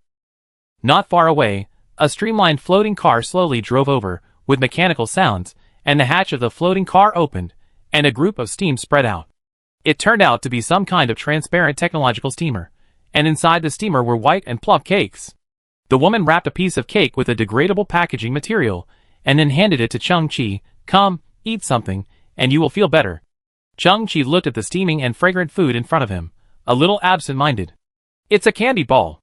Mu Chen and his group had already come downstairs, and appeared behind Chang-Chi, their eyes bright at this time.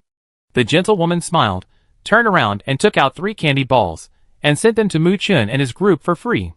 Mu Chen held the hot candy ball, and took a bite. The outer skin, which was similar to glutinous rice, was pulled into a long strip by him, and then broke it apart, and he chewed it in his mouth. It's soft, chewy, and sweeter the more you chew it. It tastes the same as what Grandma Bao made. It's delicious. Chang-Chi held the hot candy ball in his hand, and just put it to his mouth, wanting to take a bite, but he saw a young mother in front of him. Her 4 arms were holding a little girl, who was about 2 years old, and had only 2 arms. The little girl was babbling and drooling at the candy ball in Chang-Chi's hand. Chang-Chi smiled, and handed the candy ball to the little girl. The little girl was very grateful. She stretched out her chubby little hands, hugged Chang-Chi's neck, and kissed him on the face. Just like last time, Chang-Chi didn't taste the candy ball after all, but gave it to the little girl he met by chance. The woman looked at the few people, as if she was satisfied with eating the candy ball herself, and smiled. Today is an important festival here, the day of worshipping the pink sunflower god. Pink sunflower is our main source of food. Legend has it that in ancient times, it was the pink sunflower god who planted the seeds, so that the residents here could fill their stomachs, and continue to this day. Lively and festive music sounded in the distance. Thousands of residents in the square danced around a huge black sculpture. Perhaps the emotions of all intelligent creatures are common. Just by watching from afar, you can feel that this is a festival celebrated by the whole people. A day that can make everyone forget their troubles and dance to their heart's content. A resident came to the beat of the music, took Chang-Chi's hand and dragged him to the square.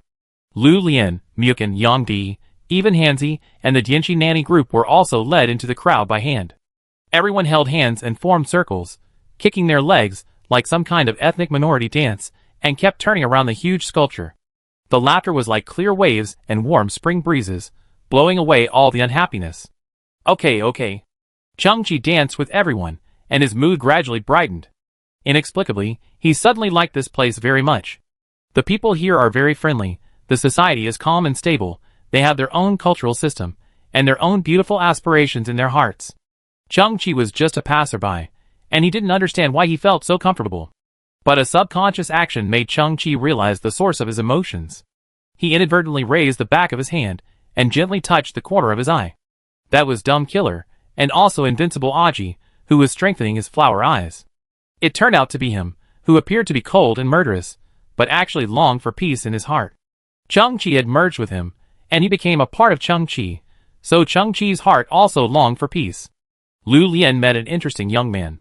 He tried hard to carve a piece of wood into a sculpture of Pink Kui God, but unfortunately he had an eye disease, and one of his eyeballs was like a human cataract, showing a snow-white state, which seriously affected his vision, so the things he carved always lacked details and beauty. Lu Lian found the young man, and said that although he didn't have as many arms as him, he could teach him some carving techniques. The young man naturally didn't know that the person in front of him was the most outstanding disciple of the master of woodworking in human civilization in the past 100 years. The meticulous carving of wood has been integrated into Lu Lian's flesh and blood genes. With the help of Lu Lian, the young man completed the sculpture of Pink Kui God, which was so vivid that it attracted everyone's exclamation. Lu Lian still told the young man the truth from a kind perspective. He was really not good at doing wood carving and other jobs, but he had a good talent in composition and proportion design. If he really wanted to stick to the path of artistic creation, he could engage in other professions, such as trying to be a painter. The grand sacrificial activities seemed to last for a long time. Chung Chi and his party quietly withdrew from the lively crowd and came to a corner. Mu Chen asked, "Have you found any clues?" Chung Chi shook his head, "Just some strange feelings. But in the clouds, no specific information was obtained." Lu Lian said, "Then hurry up and complete the next random event." Chung Chi nodded, turned around and called Hanzi, ready to put on the blindfold and earplugs. Mu Chen raised his hand to stop him. "No need this time, because this incident is something you would never do under normal circumstances." Lu Lian spread out his palm, in which was a folded note. "It is also the masterpiece of the crazy nanny group." "Oh!" Chung Chi took the note, slowly opened the first half, and then revealed a line of small words: "Return to the market, and find Uncle Wen's shop again." Chung Chi's eyes widened slightly. "This is my idea, which means to investigate Uncle Wen's shop carefully, so that you can mix in those useless information, but you didn't expect to be pulled out again. Act according to my thinking. Can you do it?" Lu Lian smiled. "The note is spliced. You continue to read on." Chung Chi was stunned, and continued to spread out the note, only to see that the second half read: "Burn Uncle Wen's shop on the spot."